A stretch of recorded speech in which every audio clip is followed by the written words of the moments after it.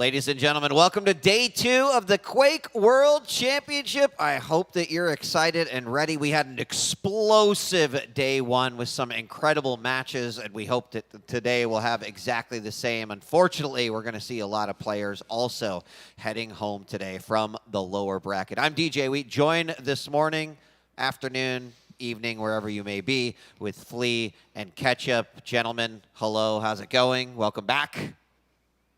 Sweet.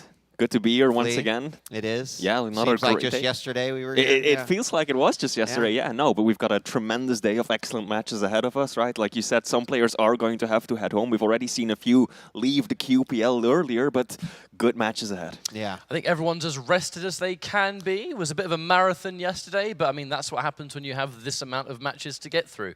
And that's going to account for both today. We've got the A stream here. We have the B stream as well, just to remind everyone, no stone is unturned, right? We're going to be able to catch every match here. So if there's someone you want to tune into, make sure you've got both those streams open. Absolutely. So we'll take a look at the brackets and we'll take a look at the schedule for today. But in case you were bad and you missed day 1, we've got a little recap for you. What happened? What was the hot action that took place? Well, check it out.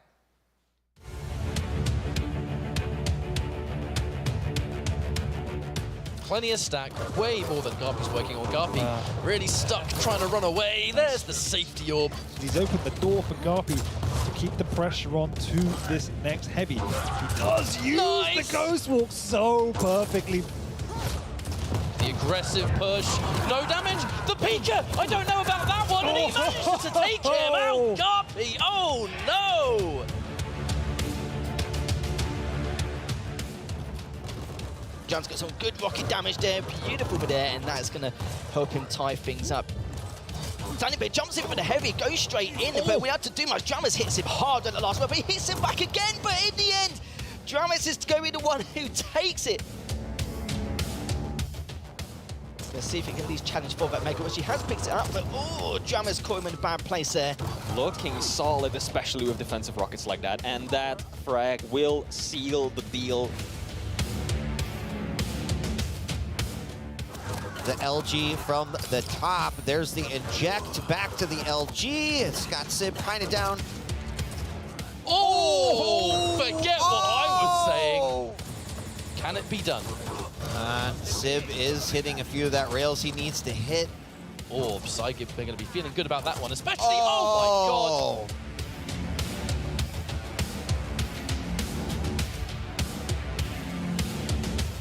Kilson bounces him up slightly with the rockets, and that's all he needs. Hits the first spawn rail as well. This is a great way to try and increase his lead and boost his confidence going into the second round, and he does. Dan needs to back away once again, and it's going to be very tough indeed. His kills are going to make this an 8th frag to his name.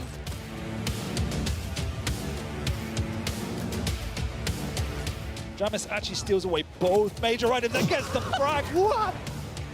Oh, no, he's caught him! No. He's caught him! CNC survives! Dramas, kind of one of those players that can think, oh, and there we go again! I'm sure Dramis is relieved.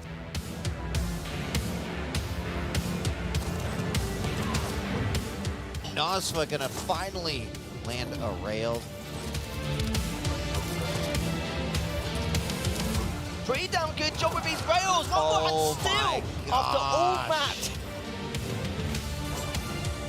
Big rail into the LG.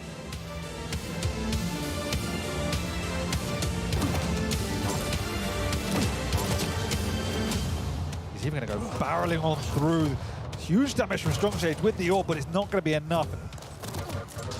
Strong Sage is following it in because now he's got the full stack. Toxic does no damage. Another miss comes out, but there he is above. Toxic. The second the damage, look at this. Look at how much LG is just melting the stack that remains. What's Chain going to be able to do here? Oh, that was kind of close, but he knows he's still weak. Goes from a different angle entirely. Chain will be taking out Proximo 7, maybe 8 to 5 here. Yeah, it will be 8 to 5. Nice chunk of beaker damage, but oh, the LG, murderous. That should allow Chain to walk away, not just with the heavy, but even with a frag.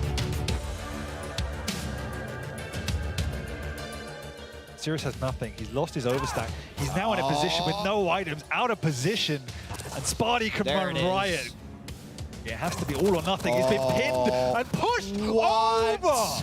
Sparty's going to come to you, and there he is. But Sam's good. Sparty's in a position where he has to take this fight.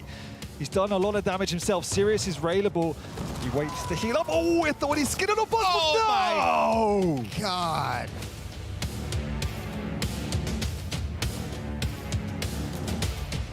Razy just done his grab, Sirius still manages to take him out. Razy is comfortably going to walk away with a map 1 win.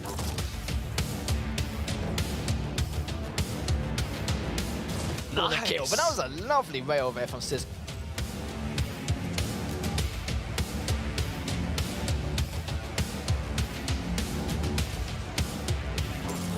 Iron strength level of control.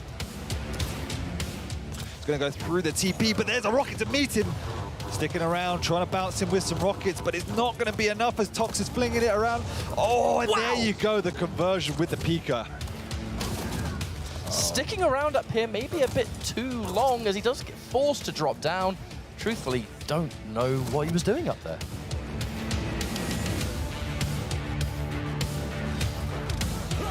That rocket into a rail. Saigib with around 20 points of health left. A rail could end it. Oh, lovely! Wow. Rockets being rained down in the corner, gets hit with 1, 2, 3, and the fall away rail. Now the stacks are pretty much identical. Saigib actually has an opportunity right here, but the Peaker, oh, once again, destruction! Forced to jump down. This is a risky play, even with the orb.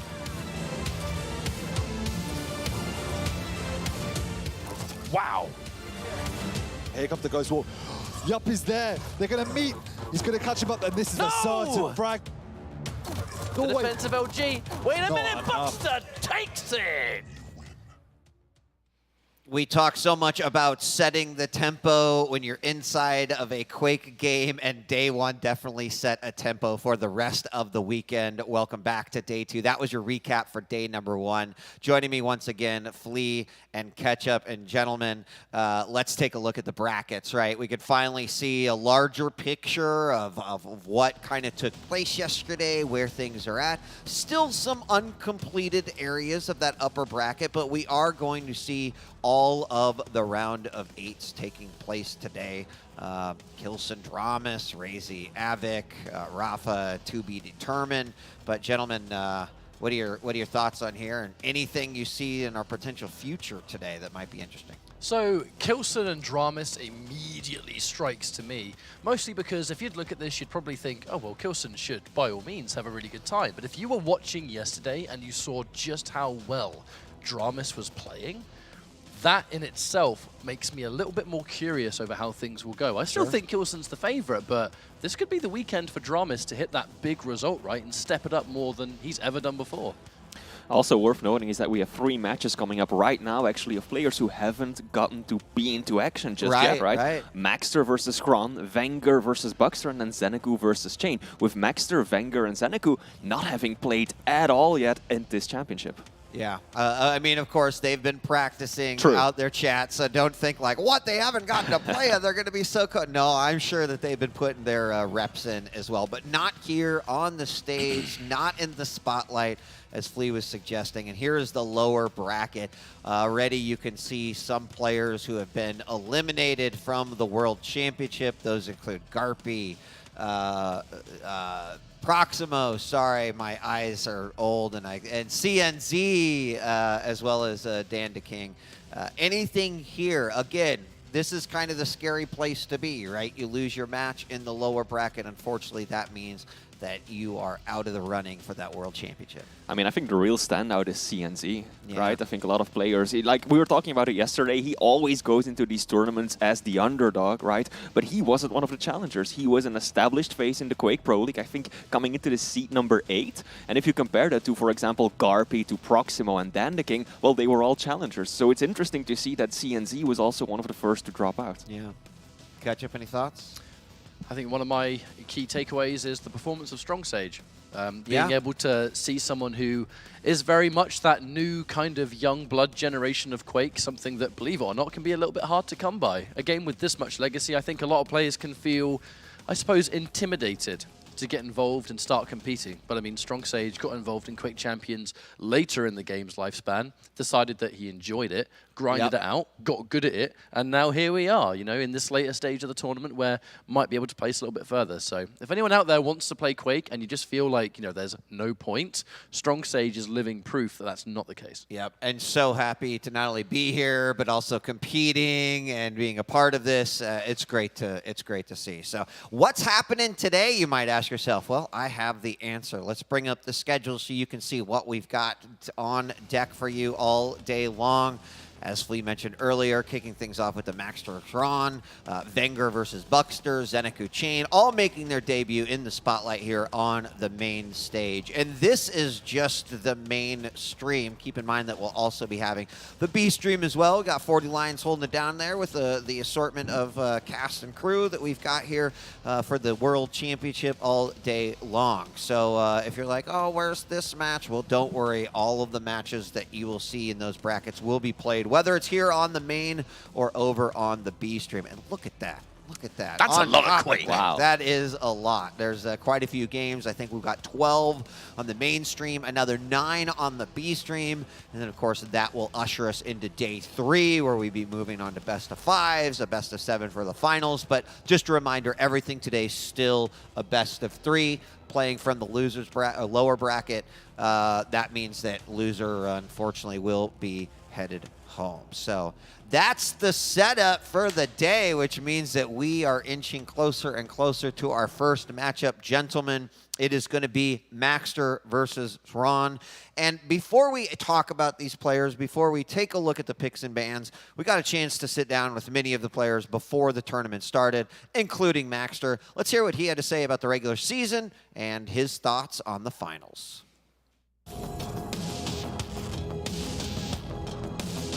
My number tag is Maxter. My IC this season was 7. I've been playing Quake. Well, that's a really long story, but I was just assuming on probably the last 10 years. Professionally, I've been playing for 2 years, actually. My favorite champion, I would say that is Anarchy because of the flexibility and how, I mean, the movement, the speed. I'm a player that tends to play really fast champion. I'm really aggressive. So I like Anarchy the most. Sometimes, well, Athena and Slash, fast and squishes probably are the ones that suit me the best. My favorite weapon, well, that might be in between LG or Reagan probably, but I really like LG because I just truly love the sound of ticking all the time, like 666 all the time. Probably I'm addicted to it, but yeah, probably might be LG, yeah. Being back on LAN, I mean, it might be amazing for the rest of the players actually, but if I have to be honest, this is my first official LAN tournament for me. So it's a really amazing experience. I know most of the players already, but it's really amazing to be back on LAN. On round 3, my play probably I will play Rafa, which I'm looking for that round actually, and I'm really confident I can defeat Rafa in round 3. I know how he plays, I know how I play, and his way to play actually fits really well the way that I like to play. I like to play fast, he likes to play fast, and it's really fun, and I'm just looking forward to play against him and beat him, of course. I think the one that can take the belt most likely is Racy, just because of his consistency. I mean, I think that just because I want him to win the tournament because of, he had a ton of finals. And I think that he reached a level that he deserved the title. So I would like to shout out to the 40 Gods, my team, to Jordi and Ivan, Sombra and Kova, to my fiance, who she really wanted to come, but this time we just can't, to the South American community and the Spaniard community as well. Gentlemen, humble, handsome, the best posture in the QPL. It is Maxter. Loved some of his answers, right? And a lot of respect given not only to Rafa and his answer, but also Razy, who we talked about quite a bit and had a great showing yesterday. But this is all about Maxter and Hran. Flea, I'm going to go to you first. Your thoughts on Maxter? I mean, Maxter has been looking good throughout the season, right? He hasn't secured the most wins, sure, but he's beaten the likes of Wenger, Dramas, Chain, Zeniku, I even believe. So he has been on quite the roll so far. And I think what he said makes sense, right? His playstyle is compatible with a lot of others, including the likes of Rafa. And I'm curious to see what he will bring today. We haven't gotten to see him in action on the main stage just yet. And now he gets to challenge Hran. I think Maxter's just one of those players that went into the QPL at an already established level.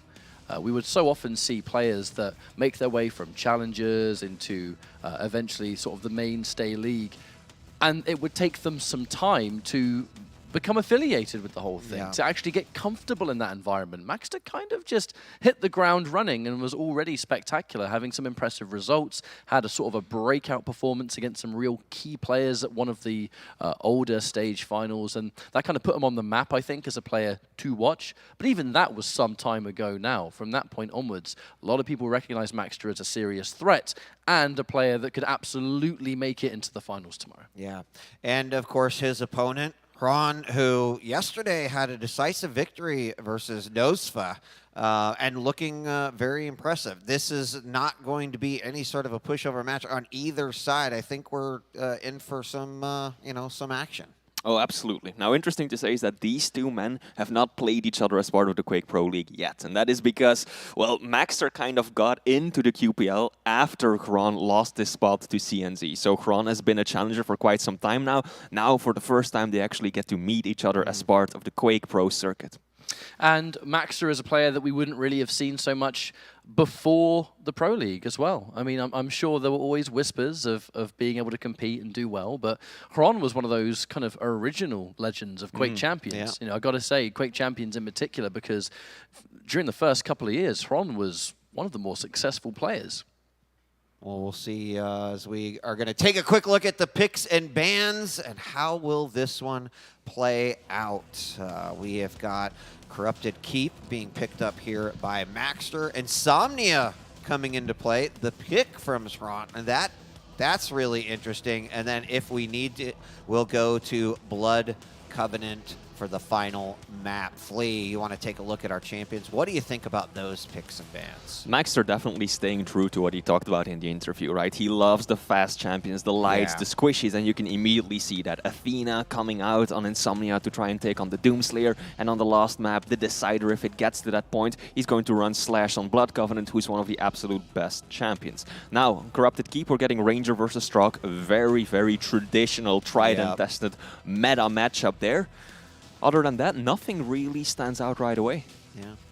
There's an element of safety from Hran here. You're going up against Maxter, who likes to play super fast and furious, and I think the aim is rather spectacular with Maxter as well. We've seen that time and time again. Going in with those three mediums on the side of Hran, I think it's quite a safe pick. You know, you're not picking a volatile champion, one that can just get completely overwhelmed if things don't go your way. And even then, the utility is going to be useful. So the crouch slide on Corrupted Keep, you know, so you've got all the way through this nice, reliable medium stack, but then you've got the speed in Corrupted Keep, the kind of easy access mobility of Insomnia, and then you've got the vision of Blood Covenant versus a champion that's going to be kind of flying around the map at the speed of light. That piercing sight is going to be really useful. Yeah, the one thing, not so much on the champion side, but on the map side, we've started to see some players that will say, I'm picking Insomnia. And, you know, this has been a map that has been lukewarm, I think, across the board. But we're starting to see players who are kind of showing some confidence in their own play by picking it. I expect this to continue to play out here throughout the tournament, even more so as we go into tomorrow, where you're probably not going to be able to avoid that map. So I'll be looking to see how Hran, what he brings to the table as far as that map's concerned.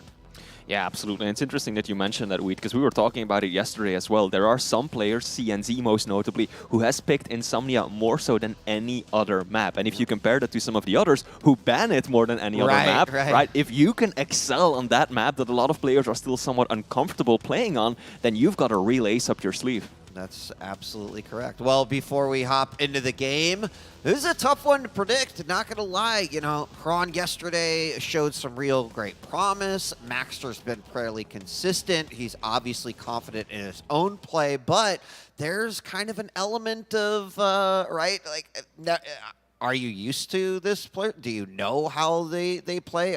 Will your play style match up? So, anyone want to throw one out there? I don't know if I'm willing to take that first leap. I can if you want me to, Flea. You're looking at me like you want me to. Catch up. I think Maxter's comfortable, and Maxter is always confident. I think a 2-1 could definitely happen, but personally, I really do favor Maxter in the situation. I think the chips are down here. This is a stressful position that Maxter has been able to rise to in the past. And, I mean, you can kind of feel the energy that emanates off him. You know, he's feeling good, and he's in this kind of position versus someone that has kind of come back to Quake Champions. Max is a little bit more prepared, I think. Yeah, Ketchup read my mind. I'm going to say 2-1 in favor of Maxter as well. He's looking in tip-top shape and talking to him quite a bit. He's confident, he's feeling it. Kron, unfortunately, isn't here with us at the LAN, but he's still been playing well, but ultimately I am going to favor Maxter in this one. I'll agree. I don't think we can get past this one without a 2-1 because I do think Kron shows some real promise here. It's going to be an uphill battle, but I would also favor Maxter a little bit, if even so, just like to make a mark here on his first LAN. So, gentlemen, I'll let you take away as we're loading into the map and about ready to get started. Enjoy yourselves. I'll be back. Thank you very much. Now, Corrupted Keep, Flea, this map has been exceptionally popular this weekend. Oh, it has been, yeah. It's hard to think of a series that we haven't seen this map come out and play. And that's interesting, right? Because so many players have been talking about just how powerful the railgun has been. And of course, this is the one map in the pool that lacks it. Well, it does kind of look like Max is going to be able to get a decent spawn anyway, because he's going to get LG immediately. But we will be looking at things now. I'm checking out Kron's point of view, kind of see what his start's going to be. You know, that basic mobility. I've kind of seen this champion do magical things on this map for many years, honestly, at this point. But it is going to be Maxter. So many keen eyes thinking, how's he going to perform here against Kron? It's kind of a... Even for the life of Quake Champions, there's kind of original versus slightly newer blood. Mostly because, you know, Maxter popped up over the last few years to really cement himself. Kron, one of the QC originals. Maxter right now applying a lot of pressure. He knows that he's able to because he has the lightning gun and the orb. And that is something, of course, that his opponent Kron is still lacking. Has been unable to make his way over to that LG side of the map as Maxter has been playing a game of denial. Wants to prevent him from getting a hold of that weapon. I think he will be giving it up right now. Kron should also be able to secure the heavy machine gun, but that makes it so that both players are likely going to swap major items as well. Oh, Kron, caught in a pretty vulnerable position, has to drop down. Out comes the orb, and immediately Maxter pounces on him for the first frag of the series. Now, I was watching that through Kron's point of view. I don't know whether he just straight up couldn't hear Maxter, but when Maxter went to go and take that heavy, he was fixated in the scope watching the teleporter exit. And that was it. So the second Maxter comes running around the corner, Kron was nowhere near prepared for it, and I guess that was going to be an easy, some would say free pickup there for Maxter, but it's a horrible, horrible time to concede a frag. Because, you know, looking at the timing here, it's a small map. There's barely a divide between these items, and there's going to be an even bigger one now as Maxter jumps in and takes this mega. Kron is automatically on the back foot. Yeah, he got some weapons, sure, but now Maxter has full map control. The hourglasses are great because we haven't really seen Pika either, so the Ranger Orb's going to be always available. It's a scary position, Flea. Maxter catching the drop down, unable to do any sort of damage. And this is quite exceptional, Catcher, because usually it's not for several minutes that one player can get full control and cycle both of those items into a single rotation. But Maxter so far has done an excellent job at slightly offsetting the item timings, and he will likely be able to secure Mega as well with around 15 seconds between both of them. That's going to help him out tremendously, but hang on, he kind of misplayed himself, put him out of position with that orb, and he pays a bloody price as Kron turns it around, but overextends himself right there and drops another frag. too tempted, right, to see someone fresh off spawn, knowing that they've only got a starting weapon and will push in. Gave it a good effort, but Maxter kind of goes back to the aim we were talking about. Maxter has an uncanny ability to just squeeze out damage you'd never believe, and in that situation, I mean, man, you just spawned with a starting machine gun and you somehow won that 1v1. Yep. You understand why Kron went in, but just like that. Oh, Maxter this time wins the fight. And then some, as the Mega is going to be the prize. Nice little preemptive tri-bolt to say, see you later. Absolutely. I'm loving the aggression that I'm seeing out of Maxter. Just absolutely no Fs given. Orb into the shoddy. It's proven to be an effective strategy for him. Yeah, he might want to go and pick up that rocket. Still lacking that weapon in his arsenal. But this is an excellent start for the player from Argentina. Now, Kron. I mean, their first goal is going to be try and get some sort of item timing, but even then on the Mega, unless Kron assumed that Maxter picked it up straight away, he might have lost Mega timing because he was nowhere near it when it got picked up. And now, focusing on the heavy, you know, playing around these items, that's one of the ways to get yourself back into the fight, right, is try and get yourself a decent stack, decent weapons, set yourself up for one of the key items, get a frag, and then maybe pick up, and then there you go, you got some momentum to work with. Maxter isn't allowing any of that right now. Maxter pushing in for the frag. Out comes the orb again. He's got to be careful with this catch-up. He does manage to kill Kron just in time, but that worries me slightly. He had him on the ropes, wanted to really finish that frag, but in doing so, he nearly gave up position on the item and almost allowed Kron to get back into that. And I feel like he's got to modulate that aggression perhaps a little more to make sure that he sticks to the basics. Maxter has been all over Kron every single spawn so far, where you barely had room. Kron gets LG spawn, sure, but I mean, here's Maxter full force, plenty of stack, and that really is all you have. Here's, I think, just lockdown of where these spawns have been right now and just capitalizing on when Kron finally appears. Really impressive stuff, you know, we're just about to hit the 5-minute point, 7-1. We do know that Corrupted Keep can sometimes result in some lopsided results, but I don't see Maxter letting up anytime soon. It has been that constant aggression that has kind of suffocated Kron so far. Maxter has lost some of that momentum of his, though. Kron able to make a stand, slow things down a bit, if he can secure a frag now. Nope, Maxter using the orb to perfection just before the Mega spawns as well. Couldn't have been a better moment to do it at. And now a race to the heavy. Maxter wisely going to rethink a blind rush onto the item, allows Kron to take it away. The crouch sliding makes him the faster champion anyway, so he couldn't have made it there in time. Kron's pathing was good there, though. Yeah. Taking the heavy and kind of instantly acknowledging that Maxter might have tried to run near Rocket to collect that light armor, so was pretty much wasting no time to be there. But Maxter acknowledging that too. Having to play nice and safe and careful. Being relegated to just those lights can be so scary on a map like this because it's a tiny map. If you're not going for heavy, but your opponent knows you still want armor, it becomes quite obvious. However, there was a steal that just took place there, so could have been much worse for Maxter. Absolutely. At the very least, he managed to deny that heavy armor to Kron. And now he's bought him sometimes some space to play a more defensive game. Still has to survive for 4 more minutes though. 6 frag lead, that's sizable. This is a very, very small map, and 1 frag can easily turn into multiple. But these rockets though, they're solid. Kron taking a lot more damage than what he bargained for. Oh, the peeker! Almost sending Kron to his own grave.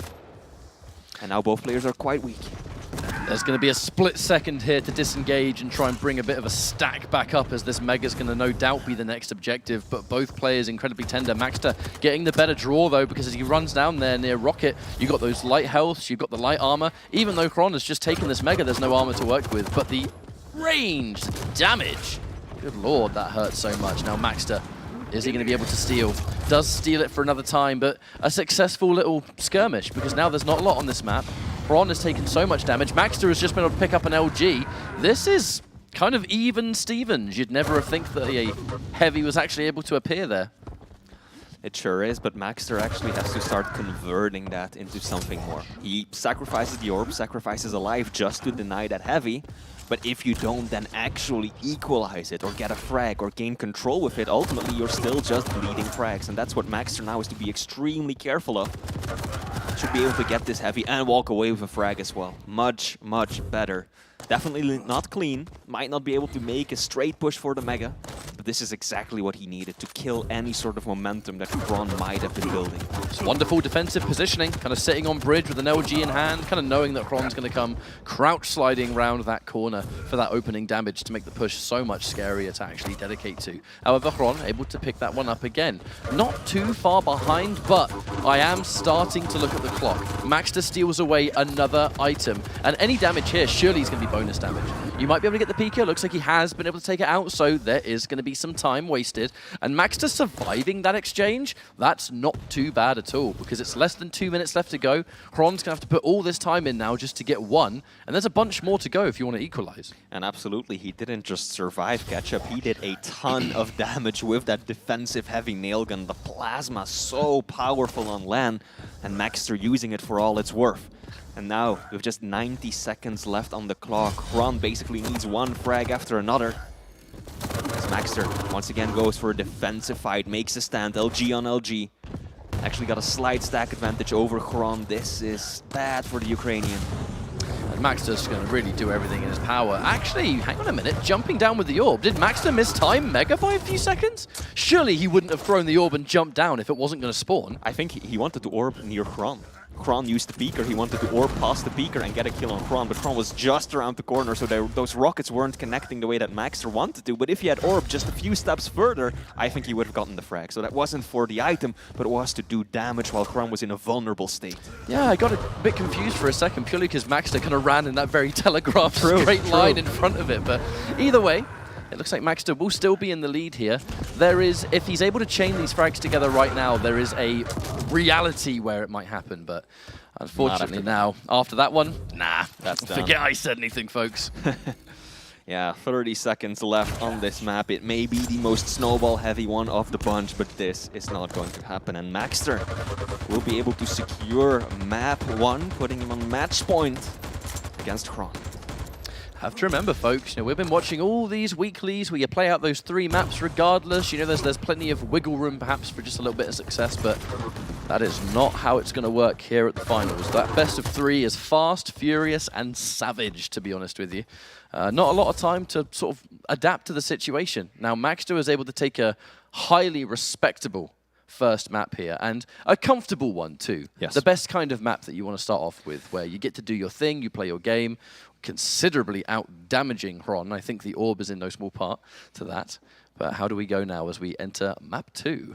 Good use of the ability by Maxter. Definitely not bad by Kron. The peeker didn't really net him that much of an advantage, didn't really get him any frags, but it wasn't to his detriment either, and that's something that you sometimes see when players use the Strog. But Maxter, his orb, that hurt. He used it positionally to get himself on items, to escape, to cut Kron off, but also just to do a lot of damage and to even get a few frags in as well. So excellent ability usage.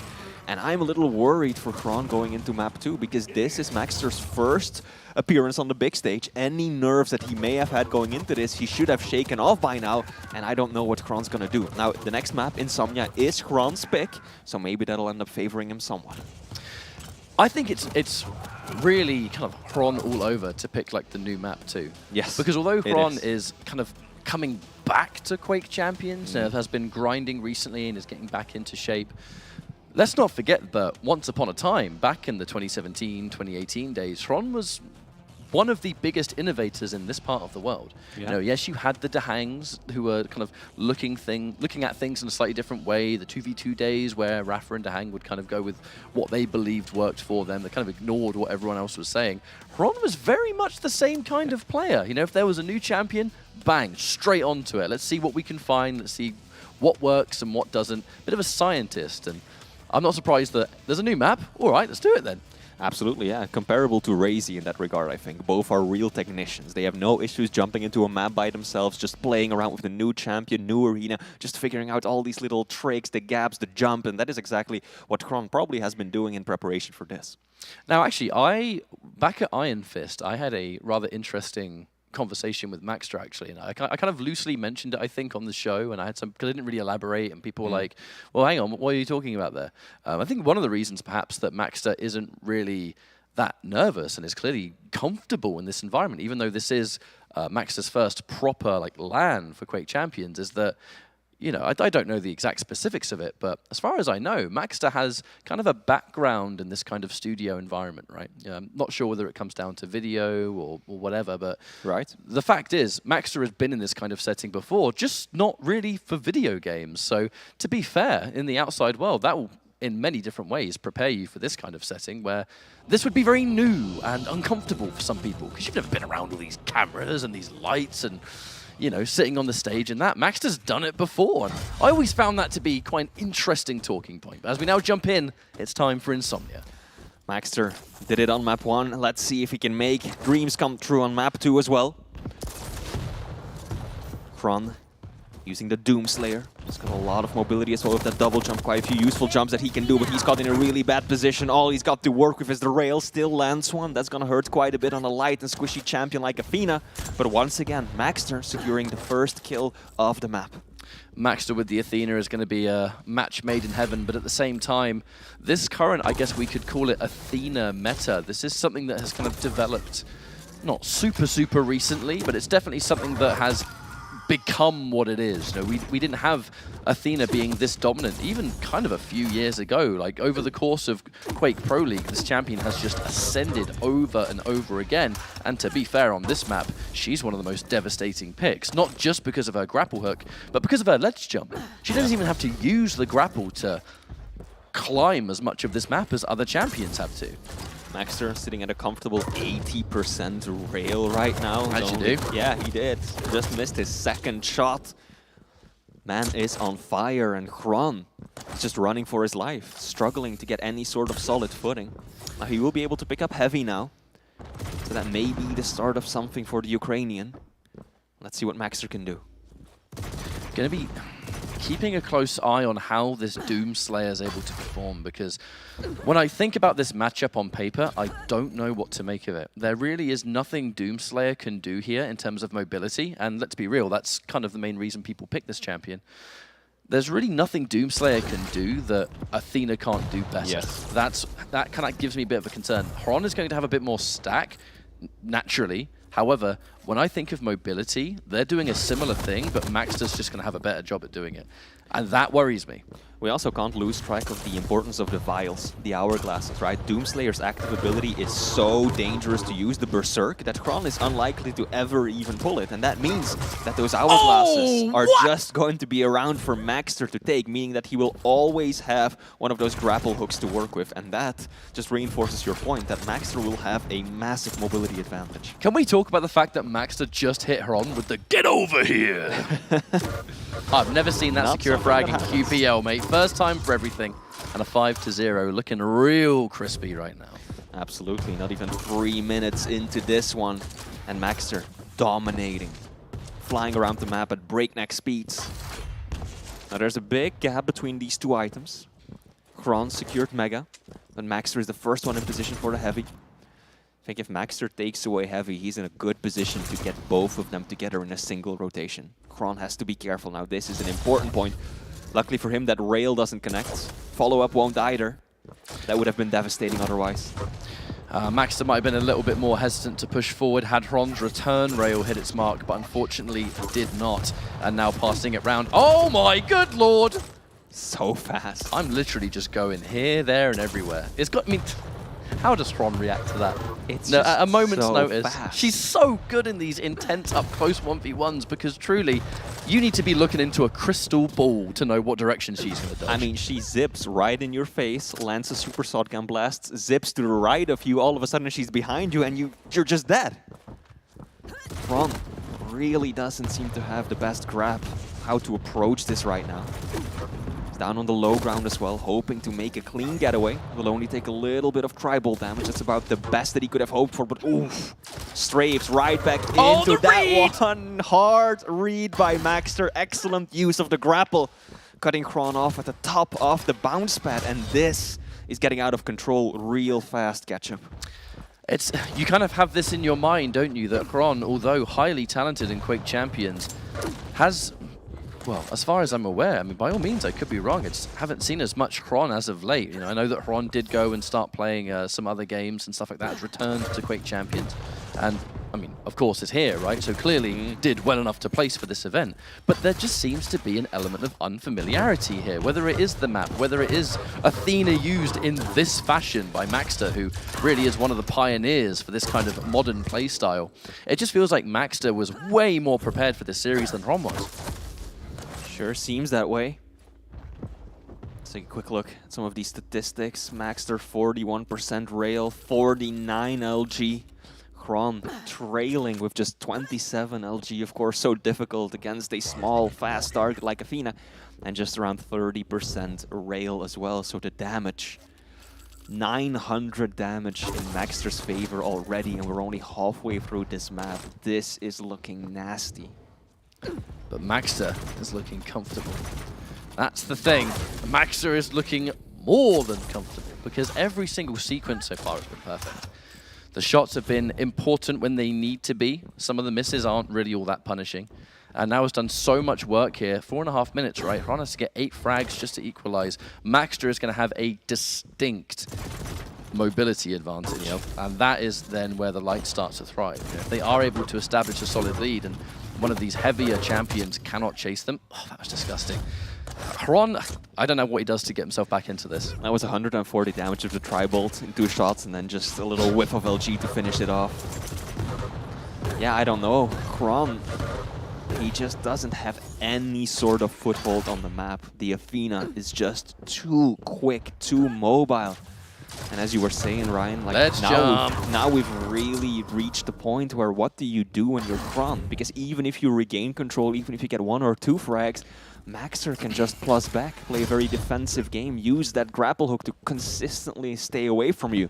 The only thing that Hron can really do right now is land pretty much every single rail. That hit-scan weapon that works at any distance, that's going to be his best, if not his only friend in the final half of this match. And that Athena ledge jump is not going to make things easier. No, that was sweet. Doomslayer's got a double jump, yeah? Sure, great. But if Max is able to be on the bottom floor of this map and then just, find the right angle to ledge jump without even having to use the grappling hook, how does Doom chase that? He can't. Little double jump, why don't you cover like man height? This movement is sweet. Like, we often talk about how good some players are when it comes to, the crouch sliding, right? Like Dramas and Slash or whatever. But then Maxter has got some moves as well. His air control. I still remember clips of him in the QPL doing backwards movement throughout the map with Sorlek or Anarchy. And clearly, he is no less comfortable on Athena. I think, Flea, what we're looking at right now is a rather definitive reason that Athena often gets banned on this map. True. She's if we have the data, she's got to be one of the most banned champions when we know Insomnia is coming up. And this is kind of why, when people were even learning this map to begin with, she was kind of everyone's first pick. You look at the verticality, you look at the ledge jump, you think, man, this champion's got some sauce. Absolutely. And loads of people went, yeah, she does. I'm banning it. I don't want to fight this. This may just be the most one-sided match we've had in the championship, in the Quake World Championships right now. At least it's the most one-sided that I've casted or gotten to watch, but Hron is just lost. 15 frags deficits. I mean, at this point, it's over and done. We know that Maxter will advance, I believe, to play Rafa next, whereas Hron is going to drop down to the lower brackets. It has just been one-sided, does not even begin to cover how this map has gone, but you kind of just look at all the pieces of the puzzle and it makes sense. No disrespect to Hron intended at all. It's just Maxter is well practiced. He's been grinding this constantly for as long as we've seen him in QPL. The meta has evolved and Maxter has evolved with it. We're starting to look at new maps like this. We're starting to look at champions that are becoming more dangerous than they've ever been. Athena definitely being one of them. A champion like Doomslayer who has kind of fallen off a little bit, because that was, as I think it was ZSX quite rightly pointed out yesterday, is that Doomslayer was a really, really good pick in the early days of the game, but now players are just becoming better with every champion in terms of mobility. Picking Doomslayer just for that double jump is becoming maybe not worth it these days. Not to say that Doomslayer is a bad champion, but I think at the highest level of play where everyone has the trick jumps, whether it was a weapon jump, whether it was harder stuff to do with other champions but still possible, they're becoming a lot more attractive than just double jump, man. Yeah. True. there still is a spot for Doomslayer, no doubt about that, on maps like, for example, Awoken and Deep Embrace. There's a few jumps where he just really shines, and that allows you to get such a grasp of center map control. Ooh! But other than that, indeed, Doomslayer doesn't have that much going in his favor. Now, Kron wants to finish in style, gets himself at least a few frags on the board, but ultimately, it's all for naught. Maxter even claps right back at him. And this will be one of the most one-sided maps we've seen in the finals so far. If we see this Maxter later today, a lot of people are going to be watching it. Oh, yeah. A lot of people are They going to be should. thinking, hang on a minute, is this going to be Maxter's weekend? GG's. GG's indeed. Now we are joined once again by the one and only DJ Wheat, who got Hello. to watch from the green room. Wheat, how is that? Well, let me tell you, usually when you see someone pick a map, and taking, Insomnia as the example that we discussed it, you don't expect to see a score like that, right? Like, I'm kind of, okay, what does Ron have under his, in his pocket that he's going to pull out on Insomnia that he's picking it? And then Max is like, yeah, cool, whatever. And, 19-4, that was impressive. And at one point was like 12-0 or something. So I was not expecting that. I think I kind of fooled myself into thinking like, okay, we're going to see something special in your map too. But honestly, Maxter was very well equipped. He looks solid. This is, what we felt like we were seeing in a lot of the online play, but let's just say I think Maxter translates to land quite well. And I'm with you, Ketchup. Like, I am very curious to see him versus some of the other opponents that I know are going to give him a tougher job, but if he can play at that caliber, that should be really exciting. So That whole map was just a masterclass on where we are currently with Quake Champions, I think. Like someone like Athena, who is one of the most devastating champions at this level of play. The new maps where people can kind of experiment with all kinds of stuff. Because, if you're good enough to make things work, you can just make magic happen. And that's exactly what Max just did. Perfect aim, perfect those movement. stats, look at that. Almost 50 LG, 50 rail. The second time during this championship that I've seen 100% shotgun come out by both players. That's kind of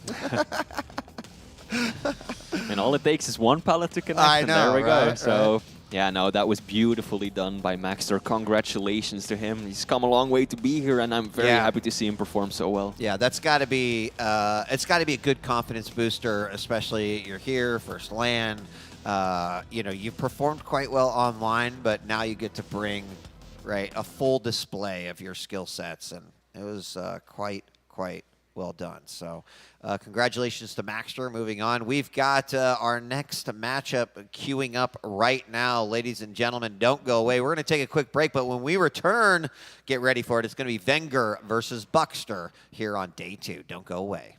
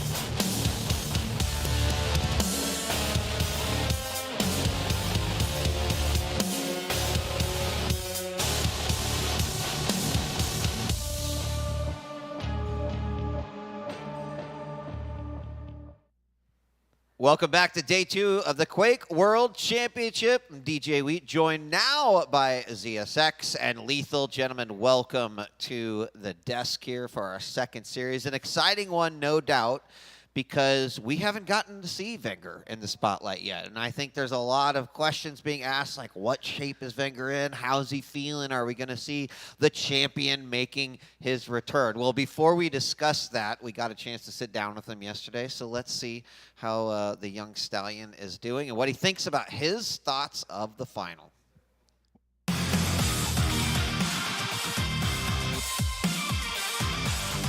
My game tag is Maestro Vengero. My seed is number 3.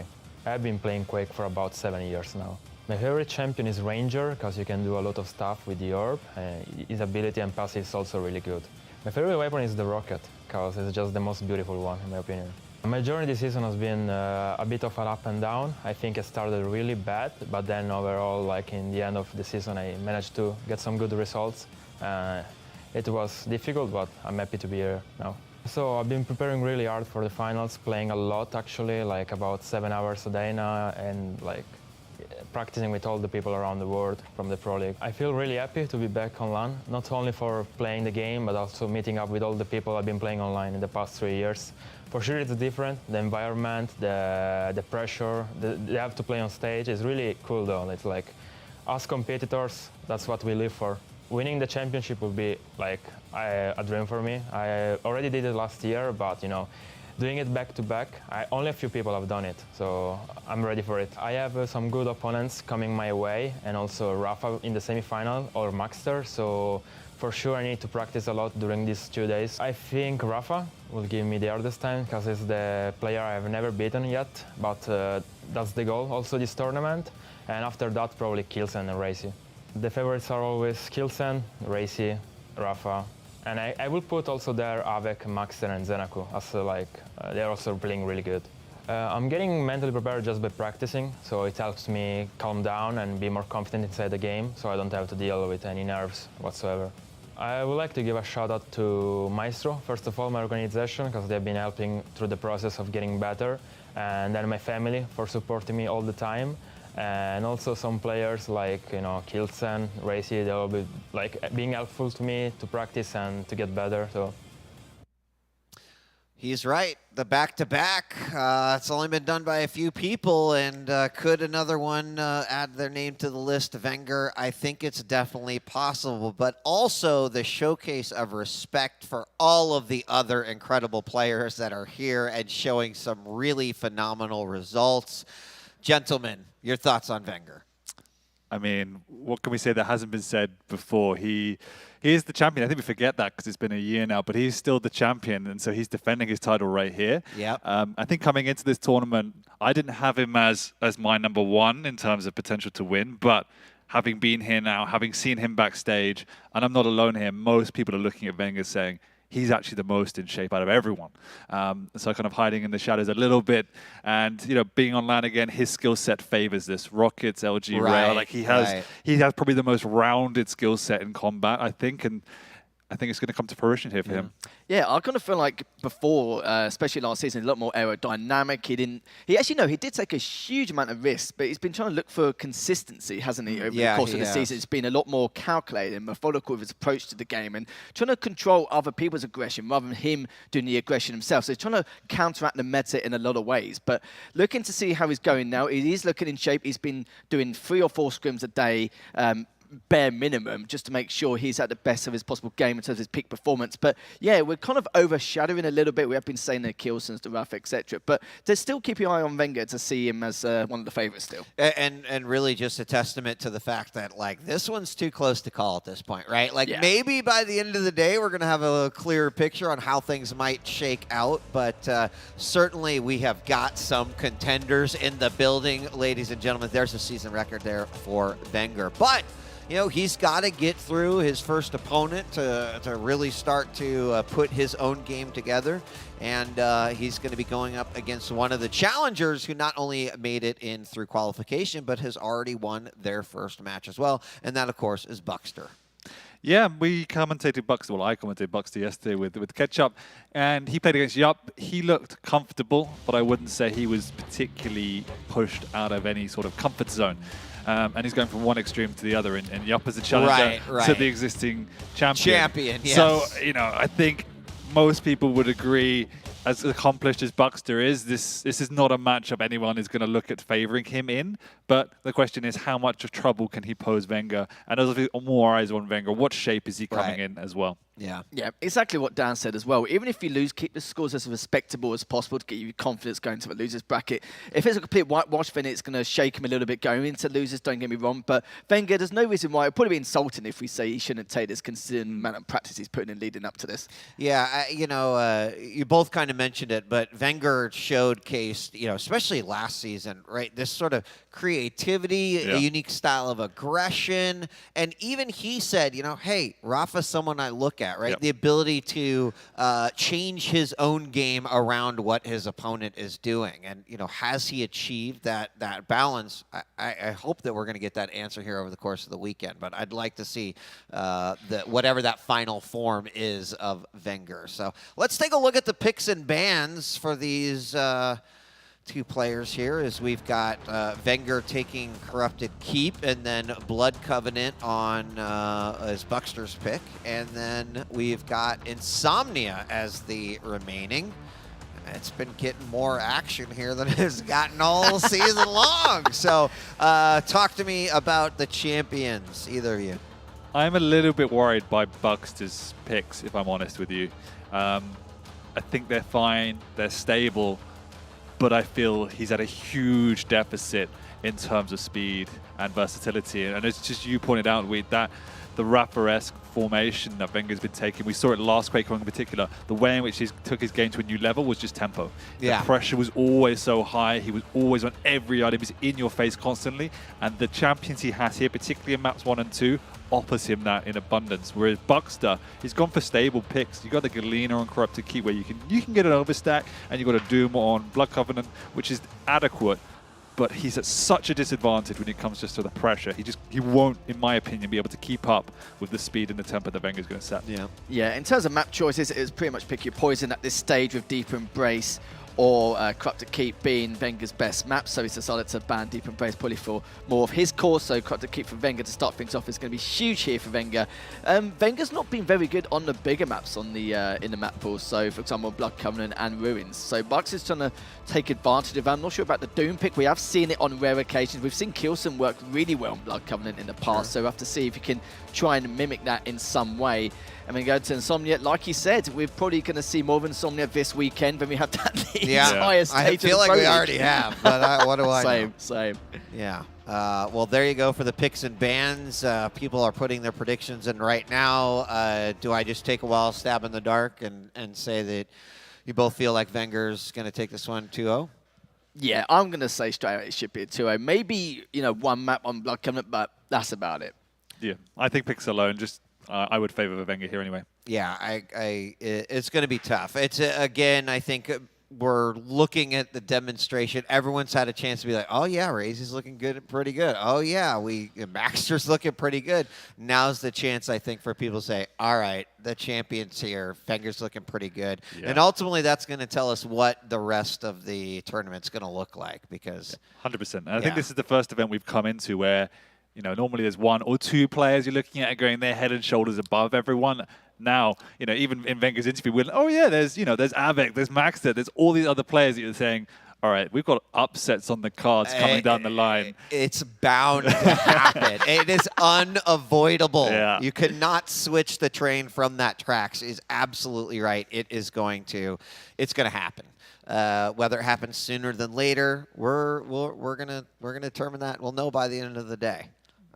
We'll be getting on, obviously, to the upper bracket quarterfinals a little bit later in a couple of matches. But for now, Wenger versus Buxter. We're loading into the map up now. Gentlemen, enjoy yourselves. Take it away.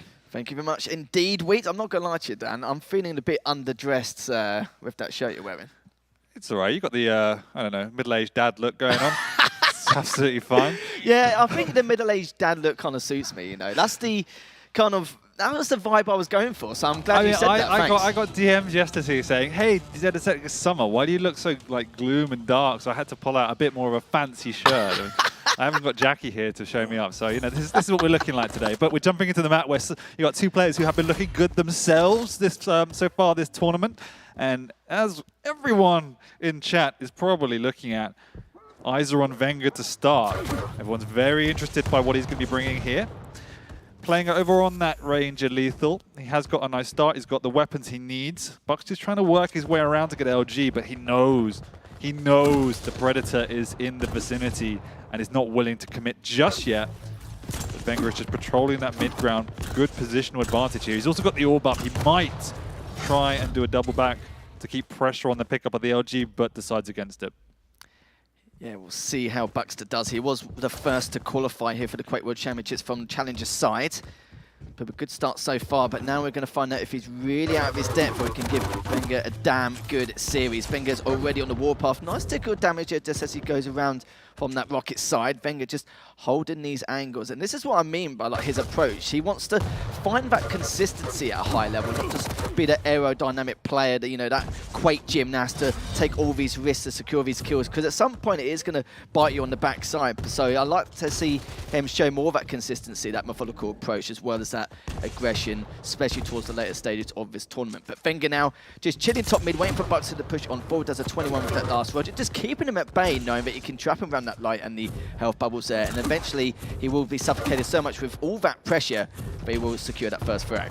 But saying that, Buxter's been going toe-to-toe in this mid-range so far. You can see from the stack of Wenger, Buxter's done a great job, but having dropped down there, he's got himself in a little bit of a bad position ahead of this Mega, and he will be missing out of it. So all that good play has gone to waste as Buxter's now very much on the ropes, doesn't even pick up the light, and gives Wenger his first frag of this main event.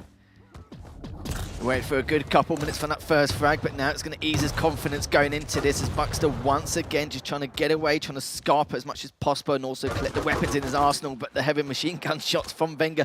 And this is what I like about this as well. A lot of these players in previous series haven't really been favouring the heavy machine gun, and it's probably one of the best weapons on Corrupted Keep, especially from a range standpoint. And Wenger's just trying to abuse that all the way. 100%, and it's one of the things I look out for in the commentary area that separates the absolute best players from the rest. It's just that efficiency, the weapon choice, maximizing the damage output. Because when you get to the elite level like Wenger is, you know, the strategy and the aim is almost on par. It's how you bring that all together and have these, you know, these micro elements to your game, fractional advantages, if you will. And that's what Wenger has in abundance. His tracking's been looking good so far for the first few minutes, keeping those items in check. And speaking of items down, let's have a little bit of a wonder here. 9 items for Wenger and only 3 for Buxter. Certainly does feel that way. 45% accuracy with the LG. As we know, we've seen Sirius in the past with 58% LG and all this other stuff. But looking at it so far, just pretty much just picking him apart here. And this is what I mean and how I like it so far. A little bit too early, but you can see already the fear I had in the pregame was just this tempo. As soon as Wenger had this control, Buxter's been on the back foot, trying to keep away, and all of that efficiency once again whittling the stack of Buxter down. And as you rightly put, he's not been in a position where he feels anywhere near confident to make a challenge for these major items. Yes, he's in the vicinity, but positioning, look, he's on the wrong side of the map. He's just trying to sneak out to get a light. And every single time he does that, he's normally taking more damage than the resource he's picking up. And the problem for Buxter, he's just taking the same route and the same patterns every time. So he's been a little bit predictable in terms of getting around Wenger. So he needs to try and change it a little bit heading into the later stages of this map. Still only 3-0. The problem is Wenger has that much larger stack, and he still has that orb to boot, so it's going to be a little bit of a tough road for Buxter. But the problem is Wenger's making little room for errors, so there's less opportunity for Buxter to physically do anything. No, it's true, and that's the really good thing from Wenger. You just see the efficiency once again with the damage, how careful he is going out to mid-ground. But to your point, all of that damage that Wenger's putting out means that Buxter, oh, what a fake rocket jump, catching him down below. That was lovely from Wenger. And this is the problem, it's cat and mouse. Because Buck doesn't have a stack, he's not contesting for these major items. And then Wenger is using these light rooms as traps. He's baiting his opponent around the map. And he's even now actually got all of the items on lockdown. I'm not talking Mega and Heavy, I'm talking both lights as well. And you can see Buxter just trying to do anything to stay in this game. He's literally been run from heavy machine gun and then going to rockets to the hourglass area, back and forth, still hasn't there. he? And you can't get out. Literally, it's going to go back all the way around. He's again, waiting same for it pattern. to spawn, but Wenger took it like 28 seconds ago, so he was waiting the full 30-second rotation. And there it is. Look, Wenger's going to take it again. Buxton was standing here waiting for an item that was never going to spawn. He is in a world of pain, and the problem is he doesn't know how to get back into this game. He's not near the overstack. He hasn't got any items to work with. What do you do? Because Wenger, as well as you said, isn't giving him an inch in terms of overextending or running into any traps. Like, it feels like it should be a 10 or 12-0 scoreline with the way he's playing, but it doesn't reflect that. It's just the way he's been playing heavily reflects that part. And now still the stack difference again. Buxton coming in. This is it. Now he wants to use the stack. Because of that stack difference, he wants to use it so he can then absorb these lights, absorb and make most use of the next round of items. And that's why we see him committing here. And this is the point. He's at that point of critical mass where items are irrelevant. They're now a resource to recoup any lost health and armor. So he has done his Wenger heavily on the hunt, just trying to catch him if he can. Beautiful rocket to over, making it 5-0, and still one of the cleanest frags in this game. Actually, to be fair, the majority of them are. That's why he's had to stack for such a long time. And now the LG's coming out to play, wants to try and rotate around. Good rocket straight afterwards, trying to go for the direct from down below. Not going to happen, but the damage has already been done. Exactly. All things said and done, Buxton now got himself a rocket, got himself 2 lights in the process, but he's not in a position at all to get away from this situation. He's just scuttled away into his second home, which is the banana area. And he's now, the other problem he has now, he just doesn't have an LG. So you have to be even more careful around the map, because if he gets caught in this mid-range, he's dead once again. The only blessing in disguise for Buxter is, all things said and done, as you pointed out, it is only a 5-0 game. And we do know these games can be radically turned on their head. It's just hard to pick out how Buxter even gets into a position where he could dream of that happening. 23 items for Wenger, 3 for Buxter. It's insane. That's basically 3 major items, yeah.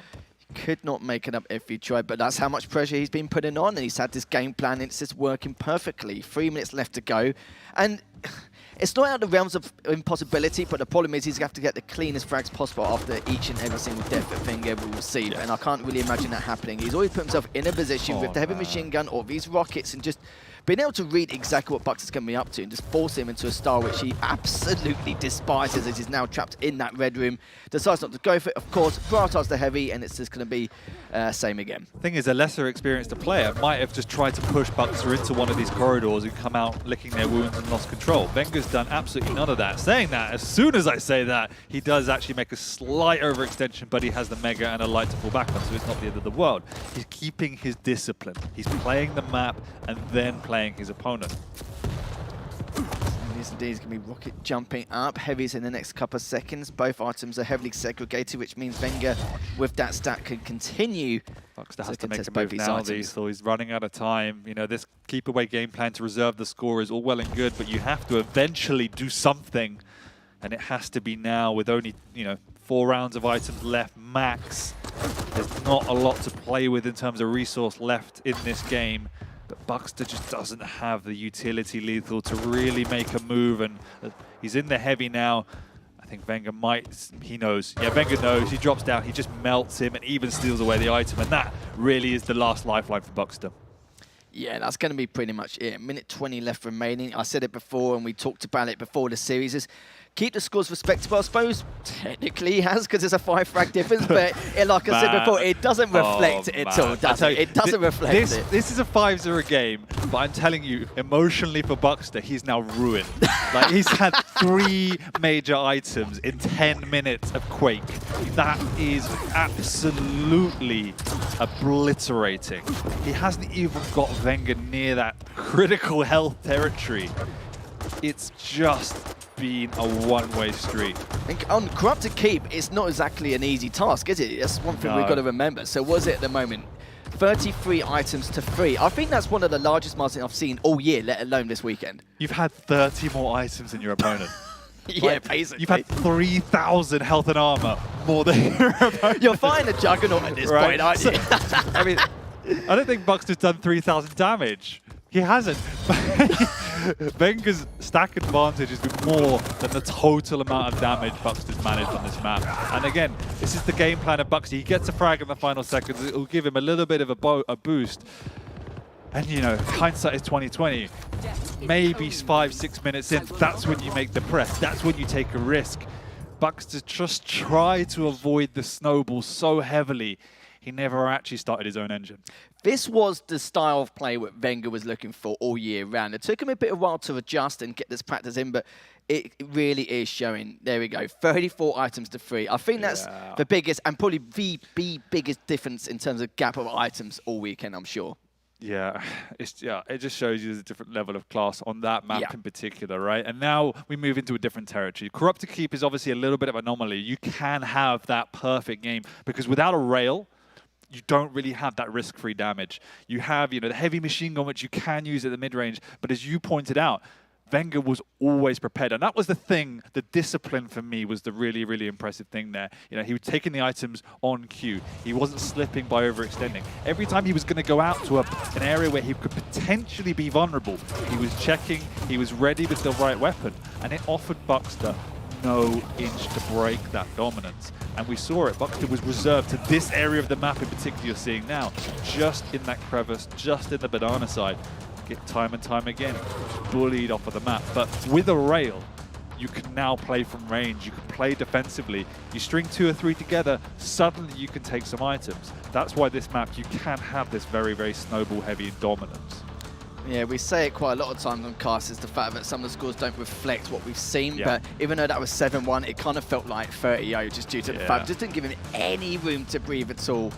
And we also say quite a lot that, not that it's out of the realms of possibility, but due to the fact of how Wenger plays, it never felt like it was out of control. That was the most control I've seen a player had in a map throughout the entire time. And this is what I'm saying. I don't think we're going to see like this much of a larger margin at a larger scale. We will obviously see later on. We've still got all of today and tomorrow to contend with. But yeah, that was just a real bashing indeed. Just some item control overall. But we'll be going into Blood Covenant, and this is one of 2 matches which Wenger probably least appreciates, especially from a statistical standpoint, as Buxter's decided to, you know what, we'll just go for it and see if we can get into one of his weak points. But I'm not sure at this stage.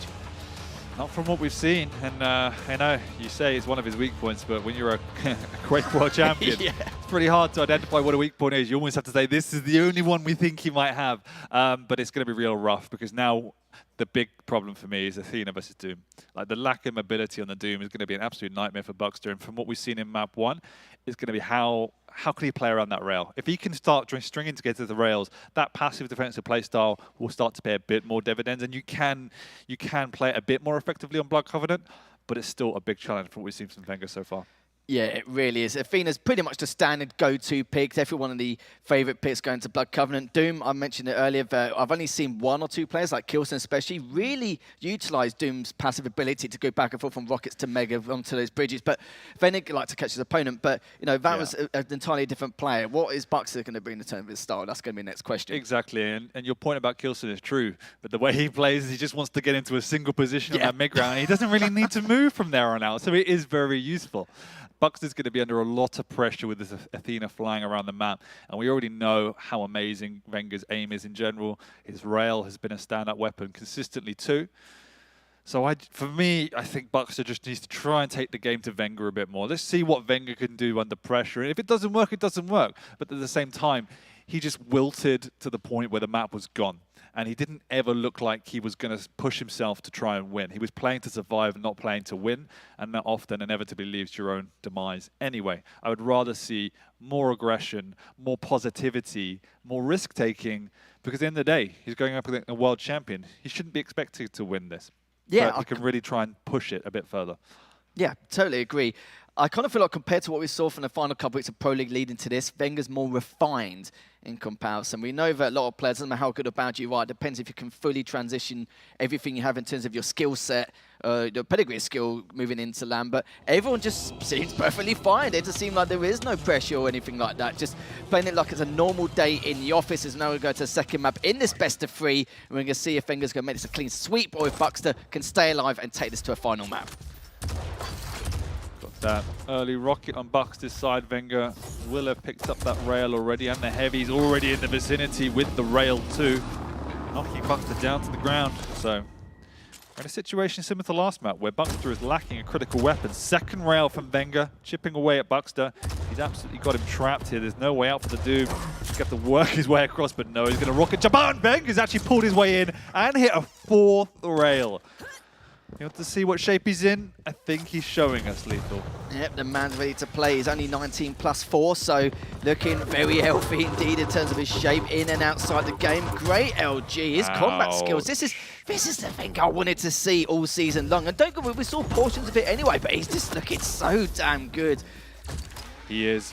Buxter's now going to survive and get his cross to this rail, not before eating 2 rails himself. But once again, the fears are coming slightly true in this opening engagement. The pace of Wenger's just very, very high, and he had the weapon advantage and really made it count. Can Buxter now begin to stabilize with two items to his name and some of the key weapons he needs to have this fight? So this is the opportunity he wanted to be in. Buxter does have plenty of opportunities for the comeback, especially if he keeps on spawn with the starting stack of the Athena. Wenger just holding the angle. Mega has already been taken. Heavy's up in the next 10, so depends if Wenger wants to continue this engagement or just go up in a different, or try and reposition himself ready for the heavy. Seems like he's going to take a different route, go for the light first, but it was a little bit tempting, but at the same time it's quite a big risk, isn't it, trying to go for the heavy over considering the stack difference after picking up that Mega. Yep, Wenger's quite content with his lead, quite content playing the range game. He knows he's an Athena with the movement advantages, so he could just play around that rail, and already stolen away the Mega. Exchanging rails right here. Got the light to pull back on as well. And there's a second lovely flick rail, nearly a third from Wenger. He's going to fly across the map. But this is the game Wenger wants to play. It's on his terms. He has the escape routes, he has the grapples. And at the moment, he's winning these exchanges as well. Fired 14 shots, hit 57%, not too shabby in this early game. My God, Danny's already looking to make a tear on his debut. But that was a really nice use of the Berserk from Buxter, to be fair. He would have taken a lot more damage had not done it. But oh my God, he's got it from behind with the air rocket to finish him off. Absolutely no idea how to counter that when an Athena's coming at you. Basically just textbook stuff, isn't it? He's making the assumption where, you know, the common places to be once you're weak with that kind of stack is like probably around the LG or light area, knowing his luck, and found him instantly straight away. This feels like I'm watching a David Attenborough documentary. It feels like Predator versus Prey, this series so far, with Buxter just running away from the vigilant Wenger. Oh dear, this is looking brutal. He's in the vicinity with a rocket, but Wenger knows that and will just run the other way. Wenger is up. Buxter's going to make a move, but again, it's just taking items for the sake of taking items. There is nothing he can do because he hasn't got the weapons and he hasn't got the positioning. And in reality, he hasn't got the champion skill set either. And Wenger is just playing around that lack of mobility from the Doom like a champion. I think David Attenborough would be horrified by the nightmare that Buxter has to witness at this stage. Let's be honest, at this point, as Wenger just rotating the items back and forth. And in terms of item control at the moment, it's a little bit better in comparison to what we saw. No. Oh dear. Okay, never mind. But I'll go back to it. 8 items for Buxter to the 6 of Wenger. So of course it's better, but it's not utilising to its full potential, as he's still going to go back around. And I like this. He is showing his, you know, that strategic aggression like he had back at last season. Also more refined from a calculated approach this season. So I like the combination he's shown here at the moment, and just making sure that he doesn't need to reposition himself heavily to a certain point, depending on the circumstances of these items. Just looking really fresh, really good at the moment. And this is the kind of debut you want to give you confidence throughout the course of the weekend. Absolutely. And the other big thing it showcases is just how important the skill set is, how important speed and maneuverability is, because this is one of the big reasons Buxter's struggling. Wenger's able to force fights, he's able to get out, he's able to create these angles and just play the game he wants to play, whereas Buxter is constantly on the back foot, constantly paranoid and looking over his shoulder that there's going to be a Wenger swinging his way into the room, and it just limits you so much on what you can do. So I mean, Buxter's done 500 damage, Wenger's done 2,000. That is crazy when you think about it. But it's not Buxter playing bad, it's just Wenger just playing it out of his mind. Simple as that. Exactly. He's playing out of his mind with a much better champion. And this is the big issues. Buxter needs to go away and work out what went wrong from the draft stage. Yeah, I heavily agree. I think the map choices are good, but the champion picks was probably debatable to a certain extent. Wenger now still with a great stack, 6-0. Buckster has only had 1 frag over these last 2 maps, and Wenger just wants to continue to punish him as though it's basically a grand final. Buckster managed to get away. Wenger picks up the Mega, heavies up in the next 10 seconds. Wenger purposely leaving these items out of sync so he go back and forth and continue that congestion. Knows that there's a strong possibility he is underneath, and he's still got 4 minutes and 20 left in play. We'll have to see if Buckster can, if anything, make some miraculous comeback.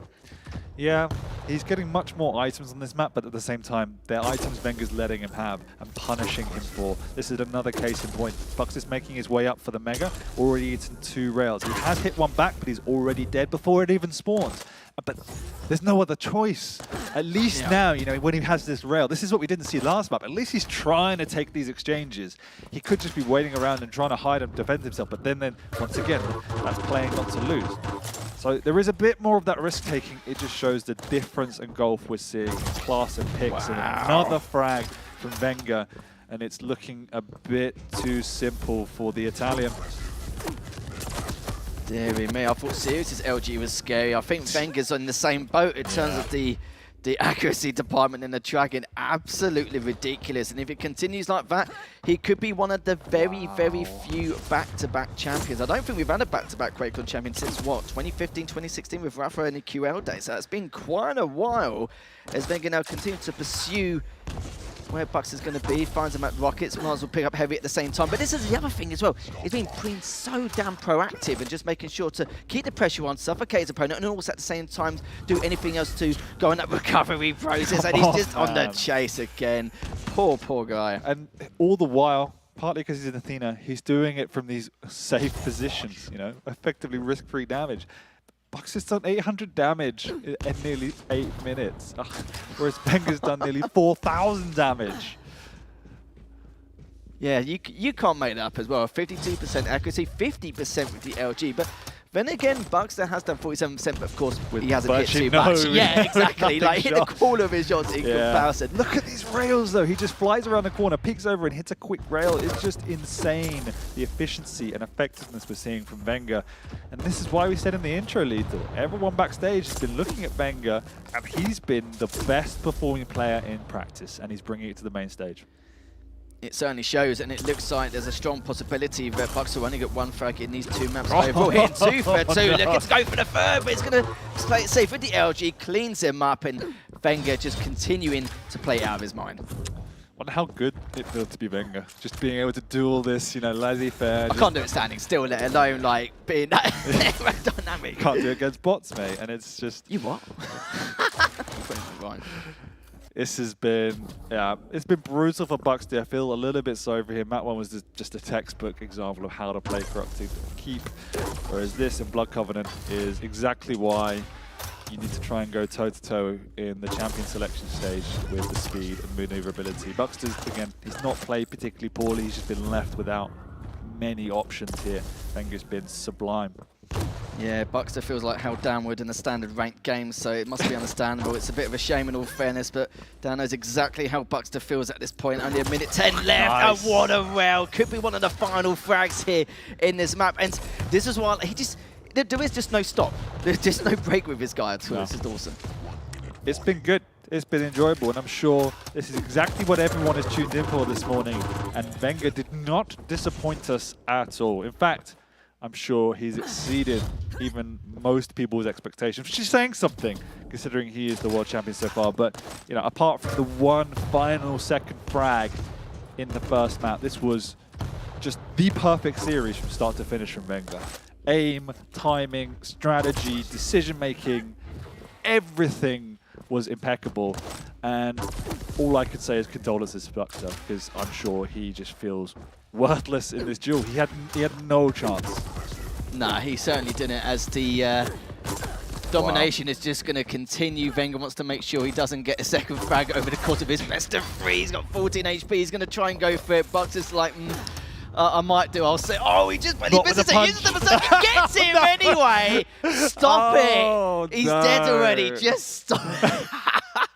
Absolutely crazy stuff. But I could tell you what, if I'm anyone, you know, in terms of the realms of top 6, top 8, I'll be worried if I've been coming against this guy. I'm worried. Commentating. Oh my god, I felt that through the screen.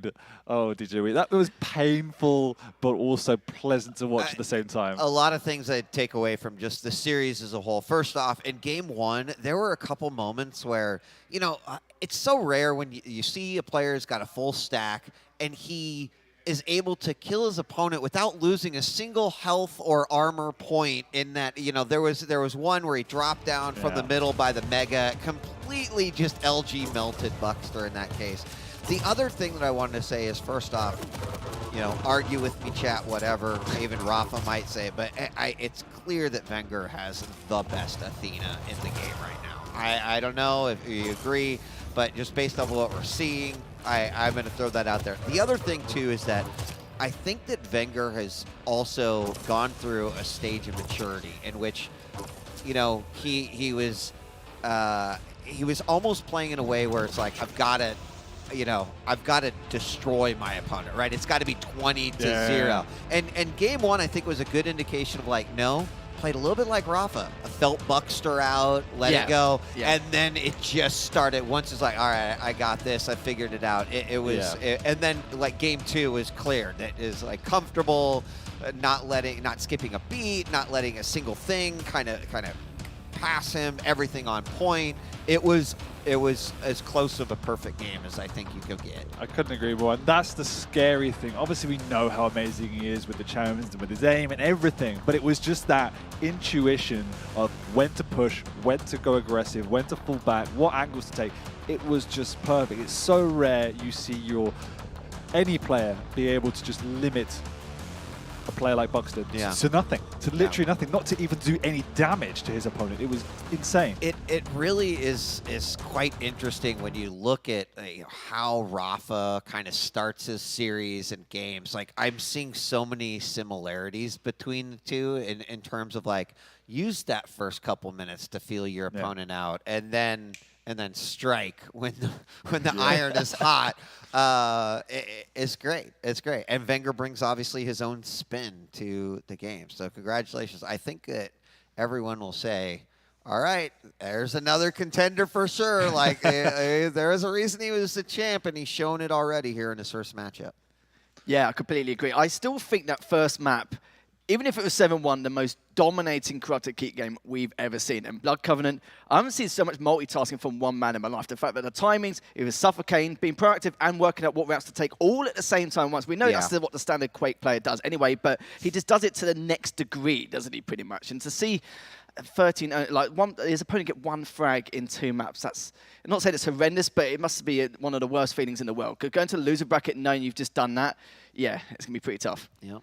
Congratulations to Wenger, and Buckster's run's not over yet. He'll be dropping down to the lowers, and we'll get another chance there. But that sets up Wenger for a quarterfinal matchup that we will be seeing a little bit later. So, ladies and gentlemen, thanks for joining us here on day 2. You're like, oh man, the games are so good. We must be close to the end. Not even. We got so much to go. In fact, coming up next, it's going to be Zanaku taking on Chain. So stick around. We're going to take a quick break. When we come back, more Quake action coming at you.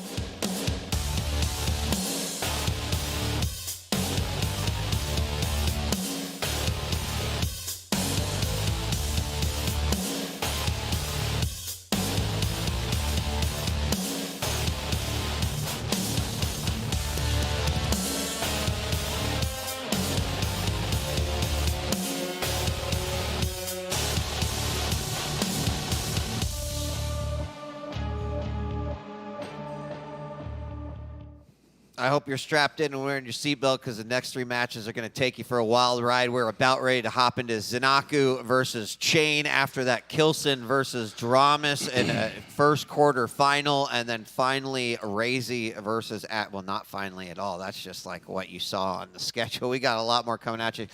Joining me now once again on the desk, we got Flea and Ketchup. Gentlemen, welcome back. We are about ready to hop into Zanaku versus Chain. Now, Zanaku's, I think, the last player that we haven't had a chance to see here on the stage in Spotlight, and you know what that means. That means we're going to check out an interview with Zanaku that he did before the event.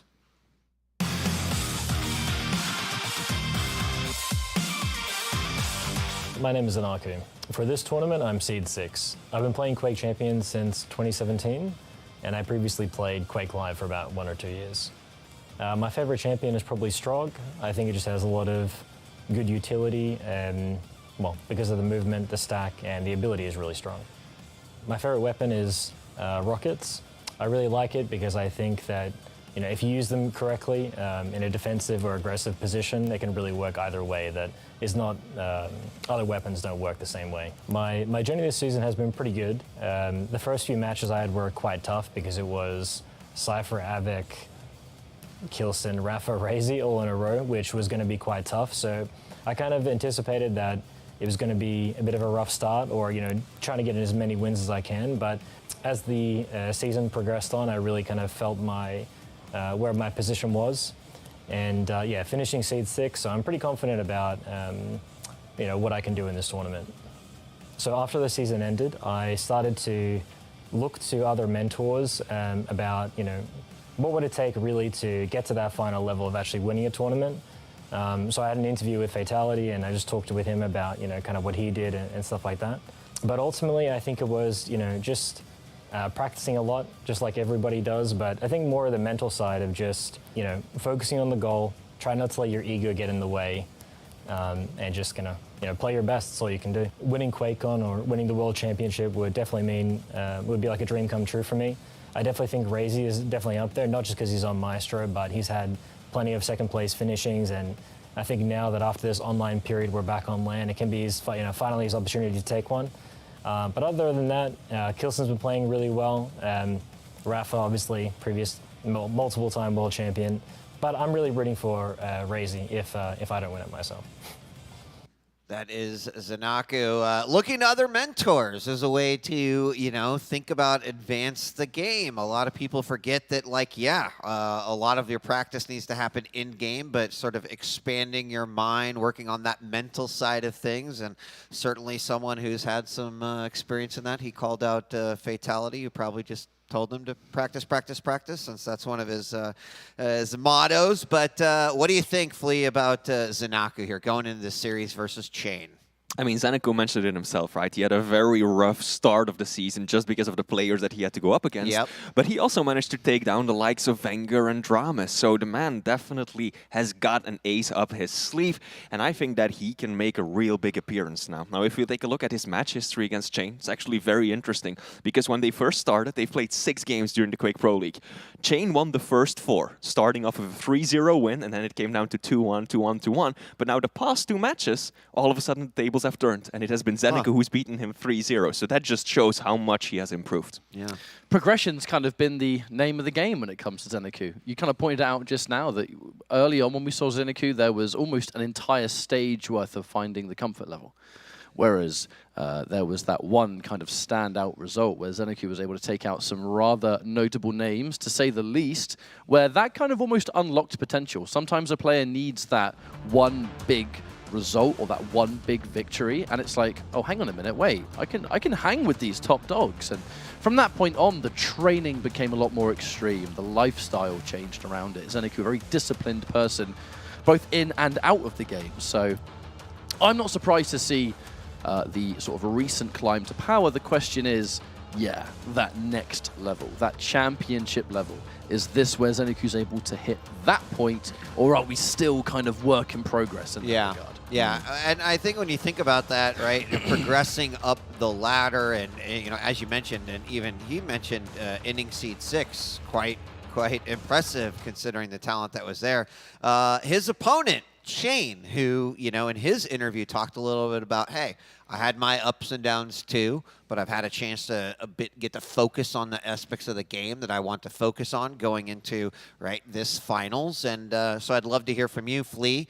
You know, this matchup specifically, Zeniku versus Chain. And what do you think about Chain here? I mean, Chain said himself that during most of the season, he hasn't performed to the best of his ability because life just got in the way sometimes. But he was very sober during his interview and mentioned that over the past few weeks or months, he's really been able to dedicate more time to Quake, finishing the season on a strong note, taking down Sparty there in the 2-1 fashion. So Chain's looking good, and he had an impressive performance, 2-0 win against Proximo just yesterday. So I think that this man can definitely push Zanaku to the limit. Let's not forget that Chain, granted it was a little bit of time ago in the QPL, but Chain at one point was like the player to watch. You know, we're talking about progression going from knowing who they are to, you know, holy crap, this guy's like insanely good.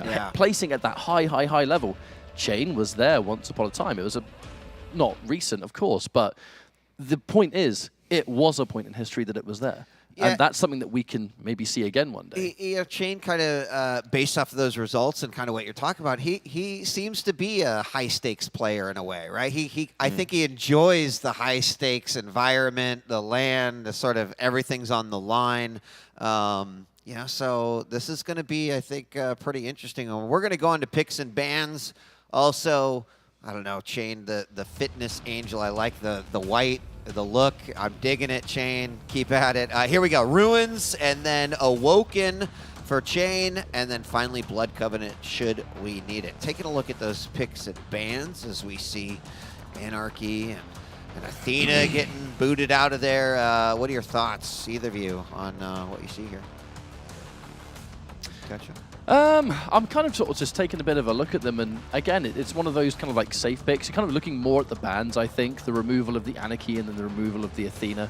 That's something that we're starting to see all the time. We're seeing the slash on Blood Covenant, but Zeniku kind of matching that with the crouch slide of his own. So if we end up being in like the Blood Covenant situation, I'm kind of curious to see how the two crouch sliders go head-to-head, because these are two players known for that level of, you know, being able to play that mobility. I think Chain, maybe not as much. I know that Slash is becoming a lot more popular now. Blood Covenant was, you know, in the pool this time round. But even then, Zeniku is the one I'm keeping an eye on for that Blood Covenant. Yeah, exactly my thoughts as well. Crouch slider versus crouch slider. How often do we see that in the Quake Pro League? Very, very rarely, right? So Slash has got the more speed of the two of them. But on the other hand, Zeniku was talking about it himself, right? Strong is his favorite champion, in part because of that peaker ability. Adds so much to the game. So that could be a very interesting one if we get to that point. Now, for the first two maps, pretty standard. Ruins, right? Zeniku is picking Visor. He's all about the information.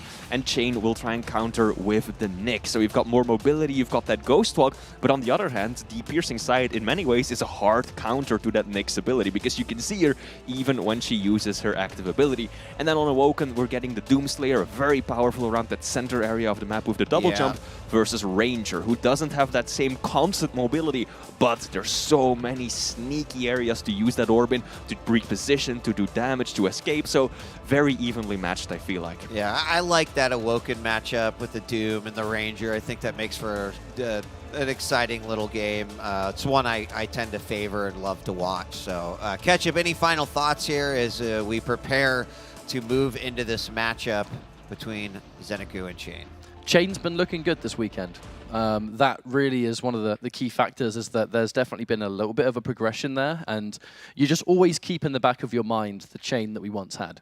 And if the motivation's there and the practice is there, that Chain can always come back. And if it does, then there could be quite a wonderful weekend. Going up against Zeniku, though, being able to take down Zeniku would give us a lot more information as to whether that is the case or not. Because personally, my prediction here is that a Zeniku win, 2-1 or 2-0, not really sure. I think Zeniku could definitely 2-0 this, but it's going back to how Chain's looking this weekend in comparison. Could be 2-1 to Zeniku, but if Chain wins, that's going to shift everything around, I think. Sure. Absolutely, yeah. Fully agreed with Ketchup right there. We saw Chain perform really well yesterday, but Proximo, that's a very different caliber from Zeniku, right? Zeniku is next level in comparison to Proximo, so if Chain can take him down, that would be one of the first, I think, real major upsets that we will have seen during these finals. Yeah, I mean, either way, depending on how this match goes, I wouldn't want to be on the receiving end of the lower bracket between either of these guys. And I do think that this is a pretty close matchup. You talked a little bit about the kind of previous history leading up to it, and now we're going to see, right, is there a new chapter before us, or will Zeniku kind of keep up with the win streaks he's got going on? I mean, if I've got my timelines right during QPL, Zeniku and Maxter kind of stole Chain's thunder. You know, Chain had that, was like the player that everyone was looking at. And it almost felt like the next stage was when Maxter had the breakout performance, Zeniku had the breakout performance. And then everyone starts talking about them instead. This is like, hey, don't you forget who I am for a minute. You know, I was right there once upon a time. And I'll get back. Mark my words, I'll get back. But our warm-up was about to come to a close, but I think we have to go for a lobby restart here. Yeah. Just a little quick restart. We'll be hopping into the game here in just a moment. Just a reminder for those, this is our third match of the day, but our next series, that's where we start to get into the quarterfinals. Now, you can expect that you're going to see a lot of the favorites that people are saying they could win, they could win, they could win. Some of those, of course, will then have to fight their way through the lower bracket, while others will continue to battle it out in the upper. But, I mean, Kilson versus Dramus. Kilson looked like he had some vulnerabilities in his armor yesterday, but then also still looking really strong. Dramus looking to be possibly the strongest that we've seen him. And one match I'm personally really excited for, that, of course, being Razy versus Avic. That'll be our fifth match of the day and quarterfinal coming up. So we've got some great matches after that. Rafa versus Maxter. That's the one I'm looking forward to. I think that's gonna definitely be interesting, and then we'll find out based off of these results then what that fourth quarterfinal will be once things get started. So, gentlemen, it's just moments away. You were on the B stream just moments ago. Ketchup, right? Indeed. Yeah. Any action to report from there? I think nothing out of the ordinary. Like Cygib is looking incredibly strong. Actually, one key thing about Cygib to take away from what I've seen so far is the rockets are looking out of this world. Normally, you know, you see one of those key 100 damage rockets, you're like, ooh, that was a good one. Yeah. But almost every single rocket Cygib was firing in those fights was hitting 100. Homemade rockets. The rail was really good. The knowledge as to when they use the LG, because again, you know, we're on land, and LG versus those heavies is, there's a reason we haven't been seeing a lot of heavies this weekend. And I think a big part of that comes down to people getting hit and going, oh my God, I'm taking how much damage? So Cygib has his head screwed on and more at this point. But if those rockets keep continuing throughout the course of lower bracket, then Cygib could actually like really upset some people. I mean, we've said it a dozen times before, right? Cygib, he's a brawler.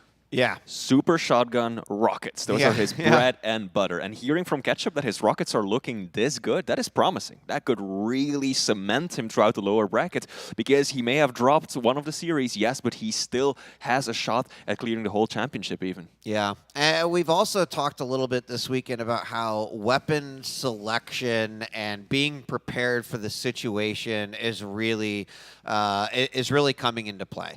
Go back to Rafa's interview yesterday, where he said, you know, something that I completely agree with is that every tournament kind of has a meta, and we're seeing that unfold a little bit. We're seeing it play out a little bit, and we're still going to see a lot more of that coming into day two. As far as I'm concerned, we have seen, you know, well, Insomnia coming into play, whether that's just from people's picks or whatever, but we've seen it more the last 2 days, and I think we saw it over the last several weeks. Also, things like the heavy machine gun. I think we're getting a lot more cleanup with that super shotgun on the land. So as players start to realize that that seems to be working out pretty well for these players, we are seeing these little tiny adjustments. There's one clear weapon on LAN that, actually, for as long as I can remember Quake Champions having those LAN events, one weapon that kind of goes under the radar that gets used a lot the later the weekend goes is the nail gun. That is something that I've been watching quite a few players, like when they pull that out versus a champion that's in like a really tight corridor or something, a situation you'd probably normally use the nail gun. On LAN, there's just something about it that players are hitting like way more successive shots, where it's, I fire X amount, like I've only done this tiny little burst and you've taken like over 80 damage. Like, what's going on here?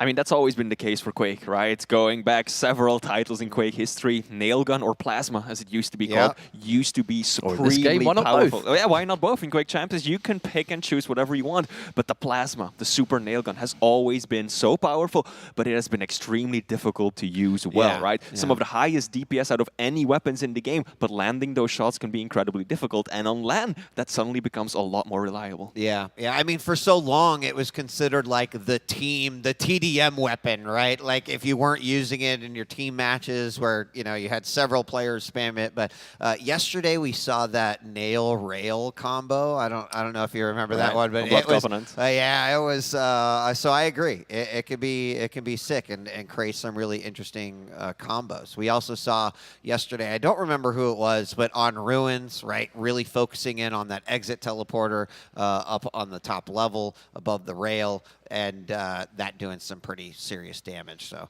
you know, what else or how else might the meta change a little bit? Well, you know, I think these next quarterfinal matches might show us just and demonstrate a little bit of that as well. So, I'm not really sure what's going on right now. I don't see any champions here in this game right now, but we're going to be restarting the lobby is what I'm being told there. So, well, we take the opportunity now. We talked about how day one was so explosive that we felt like everyone agreed, wow, we had one of the best day ones that we've seen in quite some time. We've also talked about who the contenders are. We've heard from the players. The players have thrown out kind of the top 5 names. Is there anyone that the players haven't thrown out or maybe haven't said as much that you think is still someone that people should be keeping a very close eye on for this tournament? Well, the name that seems to have been thrown around almost the most during those interviews is Razy, for good reason.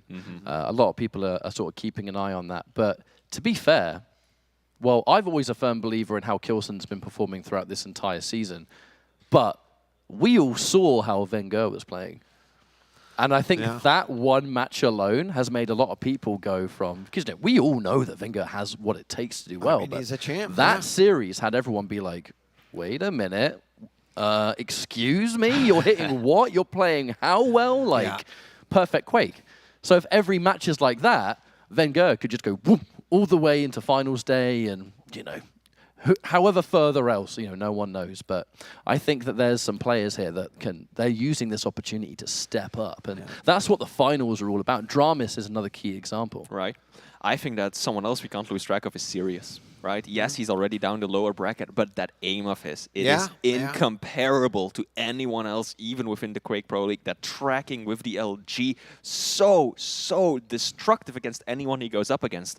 Yes, he's a little prone to making mistakes, to tilting, a bit of an emotional player, and things can really quickly get out of his hands. But if he can stay on top of that, if he can stick to the basics and just get his mind into the game, he's a threat for anyone. Yeah. The only other name I'd add to that one is I was super impressed with Maxter's play.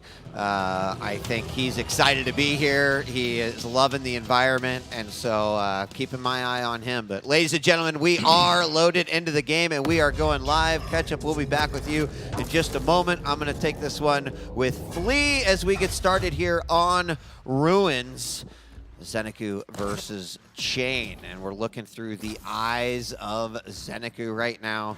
And Flea, you know, I do think that there is an interesting kind of, I wouldn't even say clash of styles. I think that there's a balance in the skill set between these two players that could really deliver us a solid game.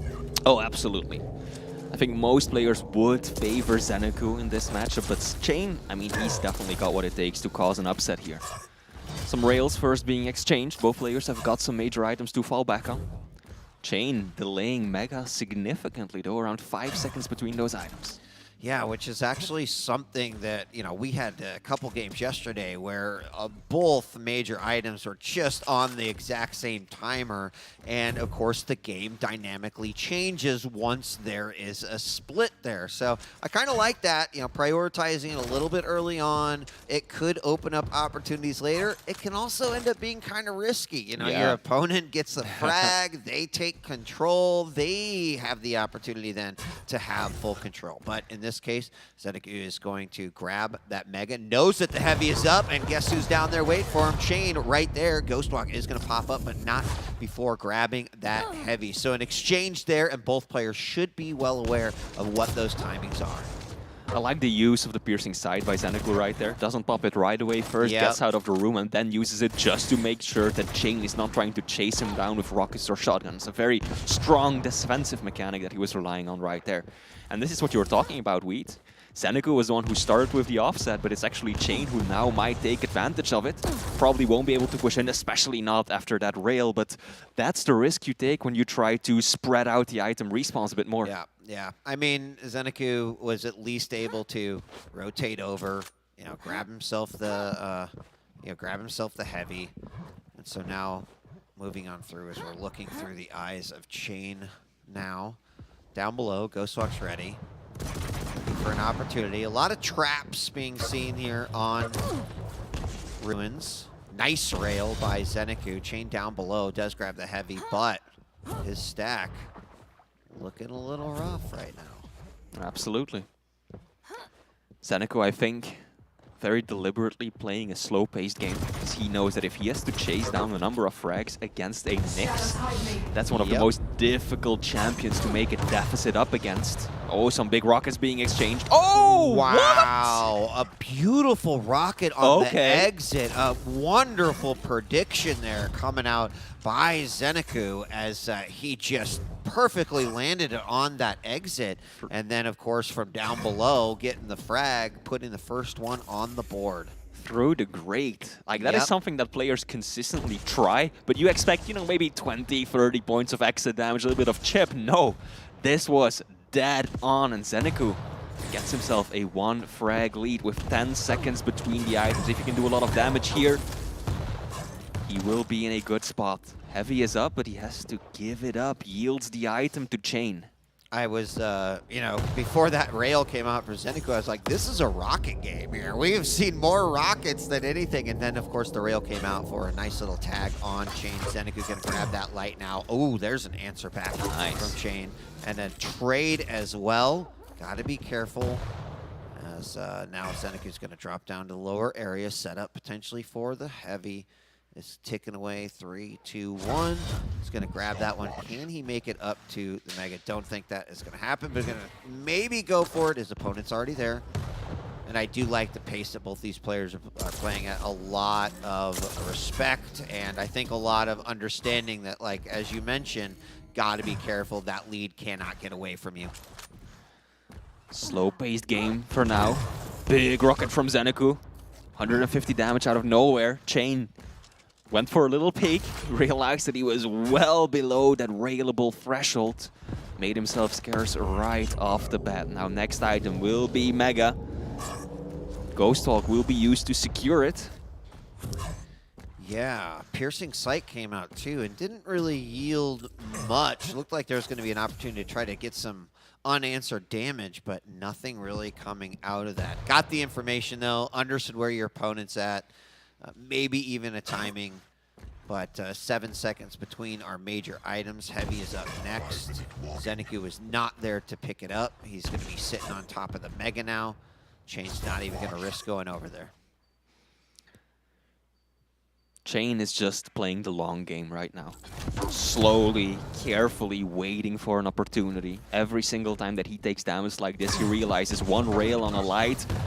I can't contest anymore. He has to go back a little bit, take a breather. But now, excellent use of the piercing sights. He's right through that Ghost Walk, able to chase down his opponent and get a frag at an important time just before the Mega as well. So Zeniku. Oh, nicely done. Picking up the pace. And you know, Fleet, it really is a lot different. A lot of times, Visor right off the spawn, they pop the piercing sight. When you know you're up against the Nyx, you've got to pocket that ability. You've got to use it not so much as just like whenever it's on cooldown, and more so when something like that happens. And both times it has come in ridiculously helpful for Zeniku. And so, right, that means Chain's going to have to keep an eye on also when he's using that. If it's been popped, if it's on cooldown, etc., it's going to become an element of his play.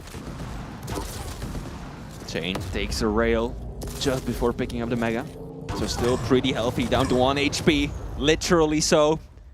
One little pellet of shotgun will be enough, and indeed, Zanaku sticks around, takes down Chain.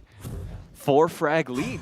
I'm not sure that he should have stuck around. I don't think Mega was near completion there. Maybe there was a moment of like, I don't know, I can get the exit kill, or but even that is so risky. The idea, I just imagine that hightailing out there probably would have been the better opportunity. But there's a killing spree for Zeniku as he racks up his 5th frag here. And Visor seems to be, one of those games where a champion pick can really give you a big advantage here in this matchup. I feel like it's what we're seeing for Zanaku here in Game 1. My guess is that Chain saw him heading towards that center area, towards the drop down, and figured, oh, maybe he's gonna drop down and then I can just stay up here. So he kind of trailed him, but then the moment that Zeniku kind of faked him out, turned back, Chain was like, oh, well, now I don't have enough time and my ability left to get out. And now 6-0 Chain committing hard for that one, hoping to survive long enough for the Mega to spawn, but that won't happen. Oh no, Chain goes through the teleporter with him, but that's some good LG. Shoddy doesn't quite deliver, and Zeniku has to get out of there. Wise decision. He knows that he shouldn't push himself too hard when he's got this much of a lead. Just go for the item, play a defensive game, run down the clock. Almost 1,000 more damage right now for Zeniku, sitting at around 2,100 to just over 1,200 there for Chain, and really showing what Zeniku's put out in this game. What a rail that one was right there, and looking over the side with a perfectly placed shotgun blast for another one, and a follow-up frag. That backstair spawn did not really play well for Chain. That's going to make it 8-0 right now, with about a minute and a half left to go. Sure does. Zeniku all set to take this one, and then Chain now needs 1 frag every 10 seconds, and I think that just isn't in the books anymore. Zeniku will be taking home map 1.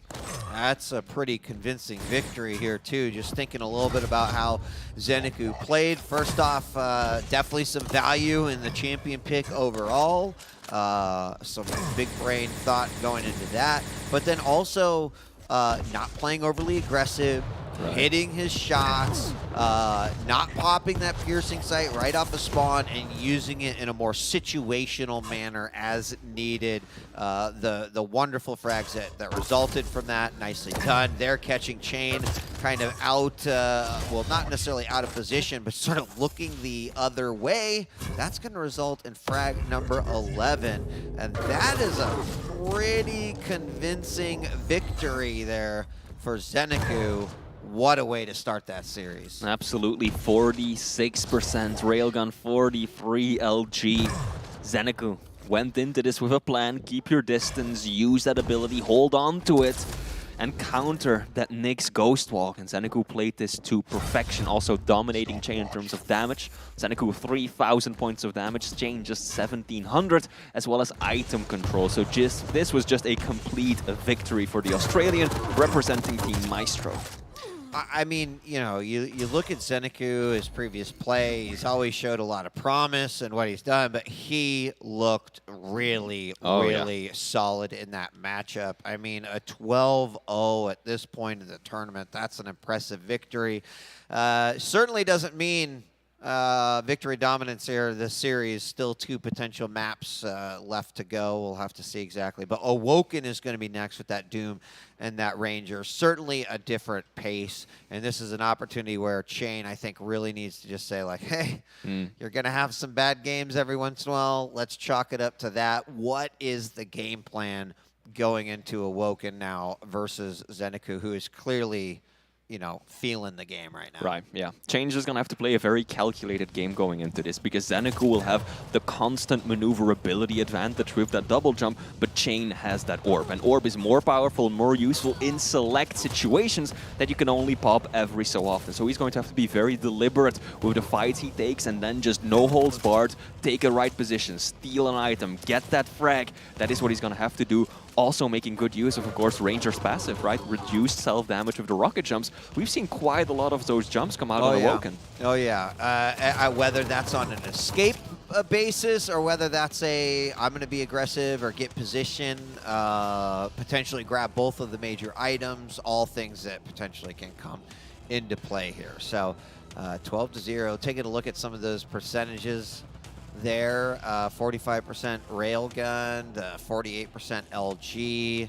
A lot of the damage coming from rockets on Zeniku's side. And certainly, especially at the very beginning, it was more of a rocket battle than it was anything else. So Awoken is next, as we are going to be loading into that shortly. Expecting Chain to also just be a little bit bolder with showing more presence on the map, because this time around he's playing one of the medium champions, right? So he's got that starting stack. He's got a lot more to work with, whereas Nyx is so squishy that if she takes one bad rail, she's just gonna have to disappear from the map and have to stick to the outskirts to slowly restack, and that's what ultimately helped Zeniku so much in map 1. Yeah, I mean, item control is going to be, always is on Awoken, incredibly important, but you know, I'm trying to think about what we saw from Zeniku going into this match. Like, if you were the, you know, if you're the in Chain's corner and it's in between rounds and you're, you know, rubbing the shoulders, like, all right, Chain, this is what you need to do. Like, spit in the bucket. What is spit in the bucket? What do you think? What's the advice that you're giving to Chain in that situation? I mean, it's a difficult one to say. Just don't get discouraged. Stick to the fundamentals. You know what you're capable of. We've seen what you can do yesterday, right? And just slow play this, right? Don't be afraid to show some presence, but wait for the right time. Yeah. Right? Use Find that the orb. openings. Yeah. Exactly. Yeah. Find the openings. Other than that, apply some mild pressure, but don't go too far on the aggressive, right? Keep in mind that Doomslayer will be so mobile around the LG, around the center part of the map, and try and play around that. Yeah. One other thing that we've seen, right, throughout the competition is, I think it was actually serious. We were joking about it during the match, but the whole, I'm going to deny you the rail, right? I'm going to deny you this weapon set. Like, that actually kind of worked out quite well for him and where he was at, but not for too long. Eventually, that kind of shut down. So it is going to be interesting to see. I would not say that, you know, oh my gosh, this player must deny the rail because this is so good. Right? Zeniku played such a well-rounded game. I don't think there's any one strategy other than what you said is kind of the way to go. But we are live here in game number 2, Awoken on the table and looking through the eyes of Zeniku, who took map number 1 in a convincing fashion. Now only having the machine gun and the rockets, now finally picking up a LG. And taking a look at kind of where we're at, Zeniku is going to grab all of his weapons before he prioritizes or even attempts any type of combat. I think that's really important here on Awoken. Yeah, both players just having the exact same idea right there. They're just going to loop around the map, make sure that they can fill out their unholy trinity, complete that arsenal of theirs before really starting to apply pressure. So no denial of the LG, no denial of the railgun, both just sticking to the basics. Not even a minute in, and both players going to take this one slowly up the jump pad. Chain goes, Zeniku. He's got an idea where his opponent is. Good map awareness so far. Peeks that rail, misses. Chain going to get a chance here. Tri-bolt damage from Zeniku does take away a little bit. And there's a nice rail from Zeniku in a fairly protected spot to make the shot. Another one coming out. Going to scoop up that light. Grab some more rail. Just set up for Meg, another nice peek. Zeniku with some good map awareness right This now. is a very good start for Zanaku because he waited to pick up the Mega, secured both of the small armors on that side of the map, while Chain picked up Heavy, but then burned it off pretty much straight away. So Zanaku definitely got the better end of that exchange. Now making his way over to the Mega, and he has secured both of them. Yeah, that's big to nab that control so early on, and it really eliminates a lot of potential options for Chain until that next cycle. Zeniku knows where he is going to be if he's going to be going for any kind of a stack here. Anticipating him in the backlight hallway, which is exactly where he is at. And this is where Zeniku wants to be. I said it before this map started, center area of the map. That's really Doom's playground. You can dominate every single thing, determine so much of the flow of the game if you can stay in control of that. And that passive ability, the double jump, helps him out so much. Yeah. As he makes his way back over to Mega again. I mean, I think what we're seeing from Chain is I'm going to slow it down because I need to break this cycle. I cannot let Zeniku just continue to stack the way he is. There's another Mega picked up.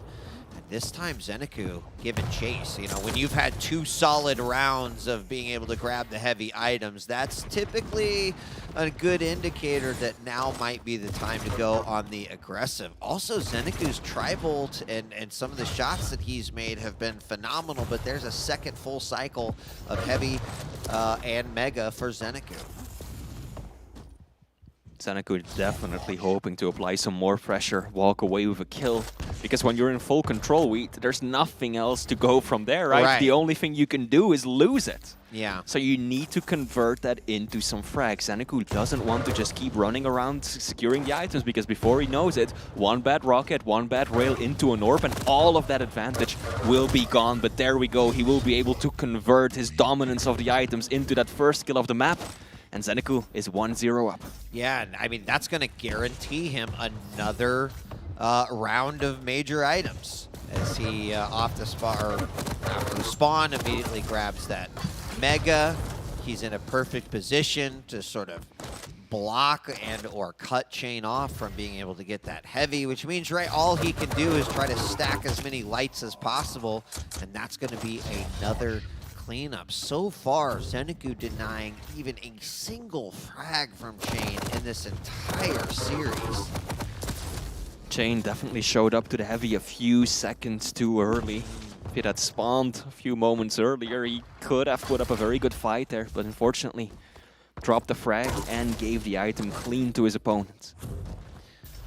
Good rail coming out by Chain, and that's exactly what he needs to do, especially those long-range, mid-range shots that he can get off. He needs to interrupt this cycle. Going up that jump pad, it's a risky one. Orb coming out, LG going to trade back, but Chain is actually going to get his hands there on that Mega, and that's the start, right? Like every climb has to start at the base of the mountain, and that's the first step there for Chain. Around 5 seconds before heavy spawns, Chain is on the right side of the map to now turn the tables, to get control himself. Meanwhile, Zeniku kind of relegated to this side of the arena, probing, looking for an opportunity to get back into control. Now, of course, all the pressure is on Chain. He's down 2 frags, so if Zeniku can continue playing like this, evading anything, he will ultimately walk away with the win. But 2 frags for 5 minutes, that is not comfortable at all. So Zeniku will definitely want to regain control and add some more kills to that. Yeah. Well, 4 to the heavy, setting up for that, wow, direct rocket through the teleporter. Knows where his opponent's at, hits the rail before the heavy as well. Now, not just an opportunity to go in and, well, there's a second rail hit. Now might be the chance. LG comes out. Zeniku still looking pretty good with that stack. He's got to be careful, though, fighting around that Mega. He's going to take the risk and jump towards it. Does manage to pick it up. Still has his opponent trapped in the next room. And does get the frag. Immediately popping down. Oh my god! But it doesn't work out for him. Chain is on the board. Nice rocket. Good reaction from Chain. That would have been messy. perhaps a bit too eager with that second punch. The first one was brilliant. Yeah, yeah. But he perhaps did not expect Chain to immediately rush over to the Rockets the way he did. So now the Canadian finally getting himself on the board, but he's still got a tall order in front of him, right? Zeniku managed to snag away the Mega. Looking solid. And now the fight's on for Heavy. Absolutely is. I mean, Chain just needs to remember like what got him here in the first place. Tries to throw out that orb. Zeniku, though, on top of that Heavy, is able to grab it. Walks away from that battle actually in pretty good spot. Understand that Chain needed to make the decision he did, but Zeniku with the triple bounce into the 5th frag, and that was a great shot. That was absolutely gorgeous. The way he adjusted to that speed boost that his rocket gave him, just flicking for the midair. Gorgeous. Well done, Zanaku. And now Chain, yeah, even with the Heavy, at around 20 points of health, the railgun will still slice right through that and secure Zanaku the kill. Yeah, you know, Rail, one of the few weapons that he had in that situation.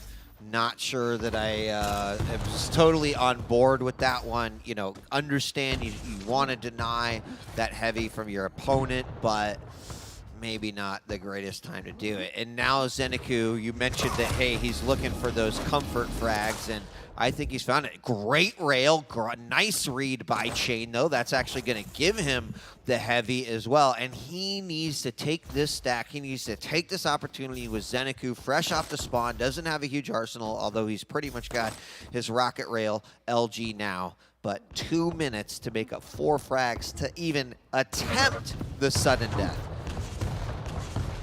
Let's also not forget, Zeniku is playing Doom. Difficult to catch, right? Yeah. I think one of the only ways that Ranger is able to catch up with him is by using the orb, but there's cooldown on that. You can only use it ever so often, so this is very difficult for Chain. Oh, there we go. All right. As predicted, 3 frags, 90 seconds, perfectly doable. Zeniku knows that he's got the stack to work with, picks up Mega, out comes the punch, and he gets it! Oh my gosh, I thought for certain that second rocket was going to result in a frag, and although I would say that was, well, he makes it back up, so we're kind of back at square one, but there was a risky move there. Oh yeah. However, it did play out. Now, Chain is a little low. In fact, he's a lot of low right now, and has got to make up 3 frags in this 1 minute window. That indeed was so risky. If that second or third punch had fallen just a little short, Chain would probably have gotten that frag, would have secured the Heavy right afterwards, and then that's 2 frags in 90 seconds. That's perfectly doable. So, but at this point, Zeniku, the momentum is all in his favor. He's gonna go for another punch. Are we gonna see 2 Berserk kills in one match? We are. Those are the first that I've seen in these finals week, and that is something. Oh, that perfect Mega as Chain fights on top of it. Unfortunately, though, the clock is telling the tale. Less than 20 seconds left to go, and Zeniku is going to end up taking this one. It looks like 11 to 5, give or take a little bit. Nice rocket there. Going to defeat a Chain. And Zeniku looking really, really solid. I think Chain had his moments there at the end. 12-6 is going to be our final score. But more than anything, I think it shows just, you know, just how mentally prepared Zeniku seemed to be for that game. His strategy and all of it, whether that was Visor at the beginning, but catch-up returning, welcome back. Your thoughts on that matchup? Just rock solid. That really is it. It's the kind of Zeniku that we're familiar with at this point, especially the final moments. Always been a big fan of watching Zeniku with Doom, because I feel like there's no Doom out there that quite likes the punch as much as he does. So that's always a little bit of a bonus treat. But I mean, you know, going into things mechanically, Zeniku just continued to play a really rock-solid game of Quake. It sounds almost hilariously vague, but it's just the point he's reached where he can be at this stage in a tournament, play extremely well. You know, this was the first time we actually saw him this weekend. And that was the moment. That moment there was like, yeah, Zeniku's, he is perfectly fine this weekend. I am seriously impressed by what I've seen from Maestro so far. Yes, we've lost Garpy, a shame, the buffest one of them all, but Razy, Wenger, Zeniku, all of them have been performing so well, and I can't wait to see how far they're going to run it through this tournament. Yeah, I completely agree. I mean, that was definitely a powerhouse ad by Maestro with Zeniku. We've seen them practicing a lot. I'm sure their social media manager right now is pretty clever out there, is also really loving the fact that you just said that, Flea, giving them something else to... But no, in all seriousness, a team that takes being a team seriously, and that's kind of like, clearly there's some benefit to that, as Zeniku's benefited. We know Wenger and Razy have as well, so... I mean, look, I'm a common lurker of Zeniku's streams, and almost like frame one, the second Zeniku was signed by Maestro, almost every day, practice with Razy, practice with Wenger, practice with Razy, loads of Razy. So like, being able to get that degree of constant scrims and constant training against the caliber of these players. Zeniku was already doing well in practice against a lot of people and getting that experience, which has ultimately led to him being as solid as he is. Now you're getting the whole pack. You know, you're starting to get regular access to the best players in the world. That's going to be so good for you. Yeah, I mean, something to be said too with Zeniku's own pursuit of, right, how do I improve out of the game? Because I can practice all day, and I think that the players and people should consider putting some weight into that, because it can make a significant difference, which clearly Zeniku's demonstrating like it's helped him. So I'll be curious to talk with him a little bit more about that if we get the opportunity to do so. Congratulations, Zeniku. Chain is going to drop down to the lower, and now that is going to set us up. We're going to take a quick break, but when we return, the quarterfinals will begin. Kicking things off with Kilson versus Dramas. It's about to heat up here at day 2 of the Quake World Championship. Don't go away. We'll be right back.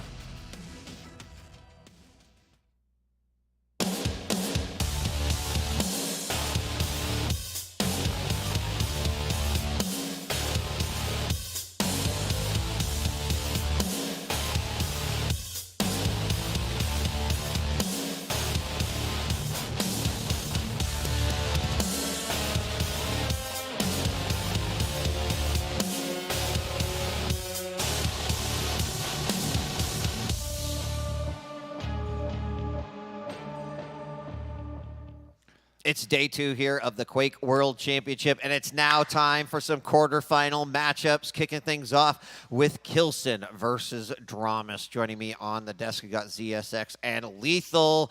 Gentlemen, what a great quarterfinal to kick off with. And, you know, this is the point in that tournament where it's like, oh, yeah, my favorite is still in it. They're in the upper bracket. Well, guess what? Some favorites are going to be dropping down and visiting the lower to hang out for a little while. And this is the first of those matches.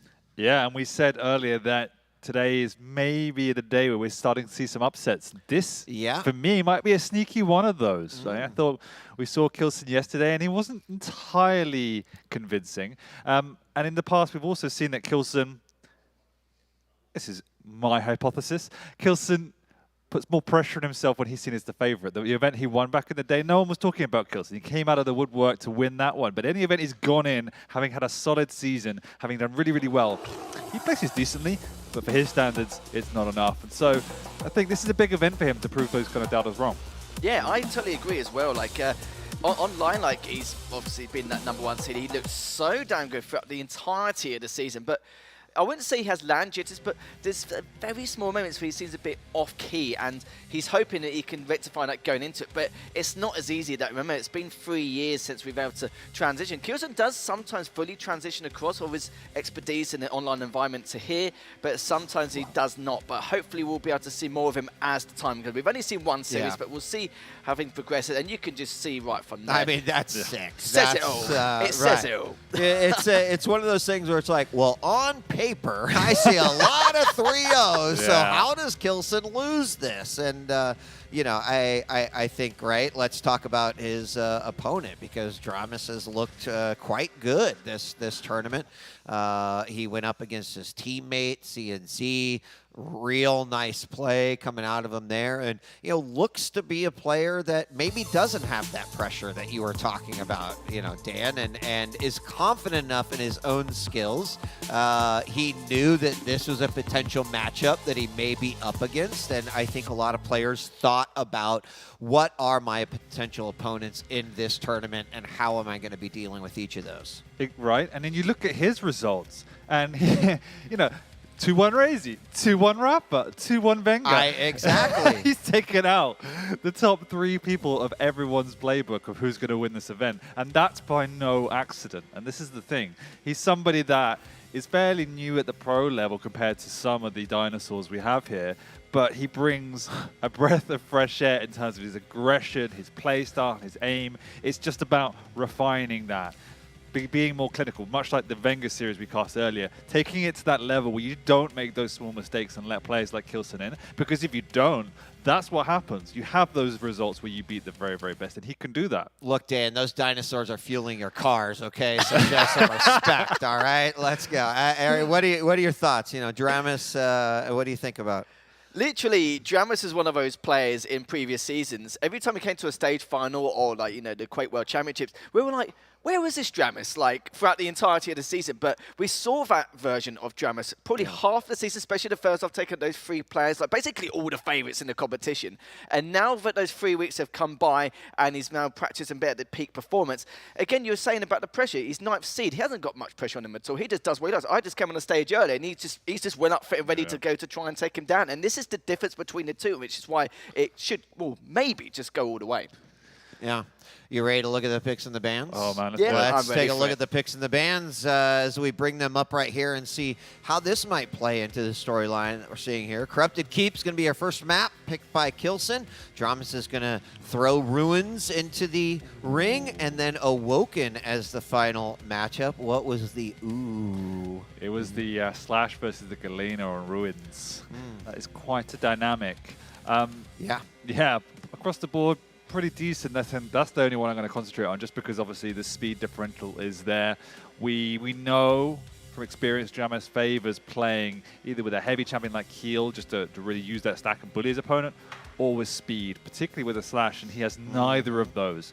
Not a champion I often associate with Dramus, and it is a very particular play style, particularly on Ruins, because you just have to set up camp down in the heavy, basically, get your Fortress of Solitude up with the totems, and then just play slow. And that's not what I see from Jamis. He's capable of it for sure, but it's not what I see. Whereas Kilson with that slash can open up the angles of the rail. And if he does string them together, it's a lot of pressure. So we need to see the more clinical side of Jamis there, not the flashy execution. And that's why it's a bit of a strange one for me.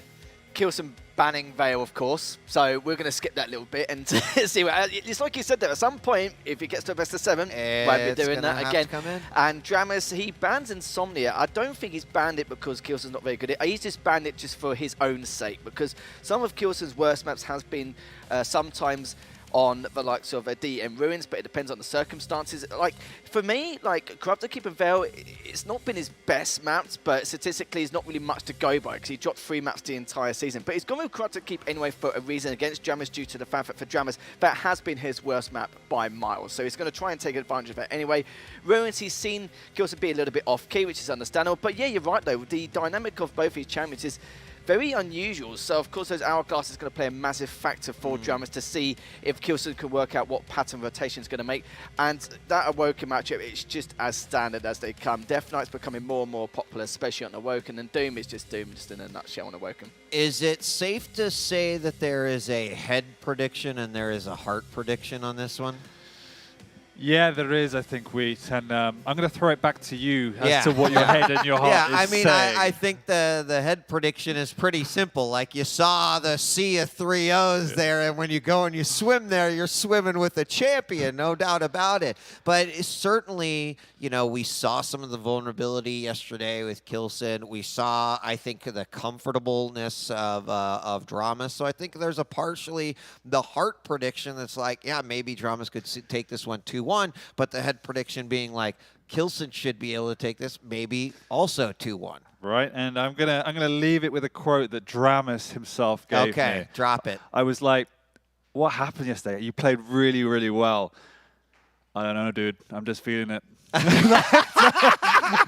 mean, that's how it goes. He's feeling it. He was hitting everything yesterday, and I think like, on his day, he can take out anyone. He can go toe-to-toe with the rail and the aim of Kilson, and that's when Kilson gets scared.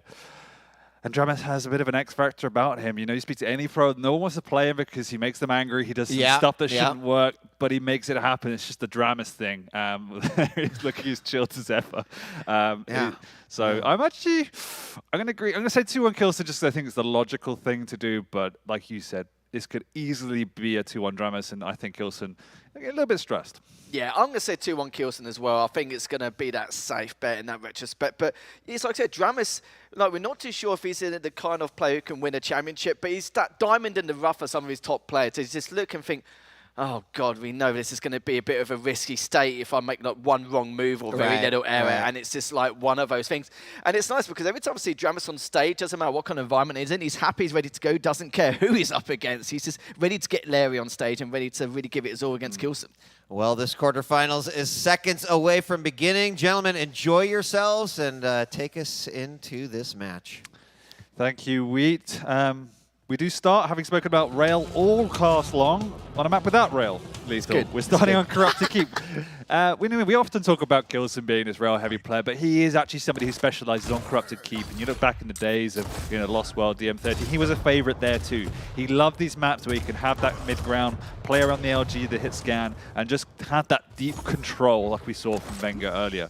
But saying that, he's going up against someone that won't be afraid to go toe-to-toe. He's gone in early with the Pika, stolen away now that Mega as well, and we're just going to reset for a pretty standard opening. Yeah, the map picks have just been very interesting alone. Like, Kilson didn't go for like one of his best choices. He just went for what Dramus is worst, and he's clearly done a lot of research in order to make sure that he can apply a lot of pressure even before the match even begins. And again, using that range with that heavy machine gun from Dramus, looking pretty good so far, and ready to pick up that Mega, as Heavy's also been taken. Not too much in terms of timing here. Kilson to throw a few rockets at him as Dramus just standing his ground, even though he doesn't have the stack advantage. But so looking good so far, just dicing around, just trying to feel each other out here, and it's not too shabby from both players. No, Dramus is definitely on the back foot, not able to gain any momentum, any items at the moment, but at the same time, he's not giving up too much damage to Kilson. And he's beginning to stabilize. The hard part about playing against Kilson is that you know what he's going to do. He's going to set up on that mid ground. He's going to play slow. He's going to use the audio cues. The question is, how do I counter that? It's so difficult, and not many people have the recipe. Dramis saying that is now beginning to build himself a nice little stack, got himself the Mega, and you can see pretty much bang on even now. In fact, Dramis is slightly ahead in terms of raw stack. He's got himself over to the heavy side of the map very, very early. Items are on the same time, Lethal, so they will just trade for now, and it's a very good and respectful opening. Saying that Kilson's being proactive here, he's got a little bit of a delay. Yeah, still just currently working out each other's rotations. We know how much of a pain in the backside Strog can be without peeking in this matchup without the rail. 2 minutes in, Kilson just biding his time at the moment just to see if he can sneak around and pick up that heavy. Remember though, Dramis does have that height advantage. He wants to rain down rockets as he sees fit, but he's on top of that red rim, but he will find them shortly if he prioritizes the heavy. And Kilson's got his LG ready, finds him, uses the Pika instantly, but the Pika also gets taken out in just the same amount of time. So Mega's up as well. He does manage to grab that. The item's still not perfectly in sync, but not enough time to contest the both, as now Dramis going back and forward to trying to mess with Kilson's head just a little bit here, but both of them just playing very safe, very reserved, but Kilson does have that, the heavy machine gun and putting it to good use. And those are the small elements that are going to make a big difference for any future engagements. Getting the earlier damage, the free damage against your opponents, it adds up so much. But we continue to just trade, and you can see the game of chess that's unfolding here is they're just both delaying, both kind of offset timings, both fighting for that control in the mid area. Kilson becoming a little bit more dominant without saying that. He's gone in aggressively, and Dramis actually somehow gets the conversion with the Pika, I believe. That was close, but also Kilson knows his prey is low. That's why he's gone flying in. There is no orb, so it's all just by foot, and he makes it count. But again, what a messy couple of frags that was. Yeah, we had such a slow start and then just a catastrophe over the course of the last 20 seconds. Right. Items are up, Mega's been picked up. Kilson hasn't gone for it yet. He's kind of and ahhing about it to see what he wants to do, but he's going for the battle of attrition, to go for the light, go for the heavy straight after. It's perfectly understandable. Or specified as possible, but it's delayed it very heavily. I like this from Kilson. Just will definitely throw Dramis off if he decides to change his priority. The big question here has to be done with the HMG. Hasn't got a lightning gun. Needs to do this old school. Orb comes out, tries to catch him mid-Pika. Doesn't actually succeed, and now he's worked himself out of position. They're both going to continue to rain down a little bit of pain from afar. Dramis respecting Kilson, though. I think that's a little bit of a mistake. Maybe not realizing how weak his opponent was and gives that up. He's in the heavy area, and you can see Kilson's respect, on the contrary, allowing Dramis to get away with that heavy. We continue this game of cat and mouse. Yeah, this is a very difficult route to take for Dramis, and this is not so much to be in 2 directs, 3 directs in a row. What's that? Yeah, that's the first questionable play by Dramis of the game, and Kilson absolutely makes that one pay. Wasn't really a need to contest for that. He's actually gone up extra aggressive here. Kilson's actually with a drop down. Oh, Dramis, you had the advantage in terms of stack, but not in terms of positioning. 3 directs in a row. I'm not going to be forgetting that in the long while. I can tell you that. It's not something you see every day. Kilson keeping the high ground, coming up for his next Mega in 7 seconds. As Kilson now just double checking the whereabouts to see where he is, also collecting his hourglasses in case it does re-engage with that orb. Mega's been picked up by Dramis, but Heavy's up in the next few seconds as well. Kilson just standing his ground with that heavy machine gun. Gets a little bit of damage done. Like Dan said, of course, every little helps in terms of getting this damage, which does add up over time. Yeah, but it's still very cagey from both players. Kilson appreciates that Dramis is going to hold his own in all of these engagements. That big rocket is met by a similar counter from Dramis. There is still that split between the items, so if anyone manages to get a clean pickup, they have the opportunity to scuttle himself across, and Kilson's done exactly that, but he's been met by the LG of Dramis dropping into it. Nevertheless, Kilson has the stack, and he takes another frag. 4.5 minutes to go, but only 3 frags in it. But from what we've seen so far, it's going to be difficult for Dramis to get himself a comeback, as Kilson is setting up nicely in the mid-game. Saying that, that's what happens. Unbelievable, but it's just that recovery process now. Dramis does manage to get all his HP, but no armor to his name as of yet. We'll be up in 5 seconds though, and this is where he needs to make a, I was going to say a tight decision in terms of like how he's going to approach this, but it's finally looks like the heavy won't be contested in its entirety from Kilson that time round, using that strong, not its full potential, but just get a little bit of info just to fully confirm what exactly going on top mid as Mega's coming out in the next 10 seconds. Decides to dive on in for the road room. That was a A very dicey rocket there from Kilson, very close for Dramus, but Dramus, lucky, does save his bacon for now. Still only 2 frags behind, still plenty of time with the mobility, the wide variety of strategy you can use of him. It's definitely a huge opportunity for him to come back. We continue to trade major items. Kilson delaying once again. Dramus obviously seeing that, so it's not a trick, but it has put more separation, and that increases the pressure on this rotation. Kilson is definitely going to be able to pressure this, but Dramus knows exactly what's up. He's got his opponent trapped in. He knows he's done quite a lot of damage. Trying to force something out. No orb available just yet, and Kilson's being whittled away. Dramus might even go in for the kill here if he can get a hit big rocket. There it comes. Will he go flying on you? Yes, he will. The orb is there, though. Kilson's got himself away. Is he going to go for this Mega? No, he's just playing a backwards game. Going on the rotation, but Dramus caught that. He's read it with... Kilson gets away for now. Mega's up, and Mega's gone. That was super unfortunate. Really great play by Dramus, but Kilson, the trickster he is, lives to fight another day. Yeah, I think Dramus wanted that heavy anyway over the Mega, so it made perfect sense. But the Mega for Kilson was huge due to how weak he was, so it didn't really matter too much.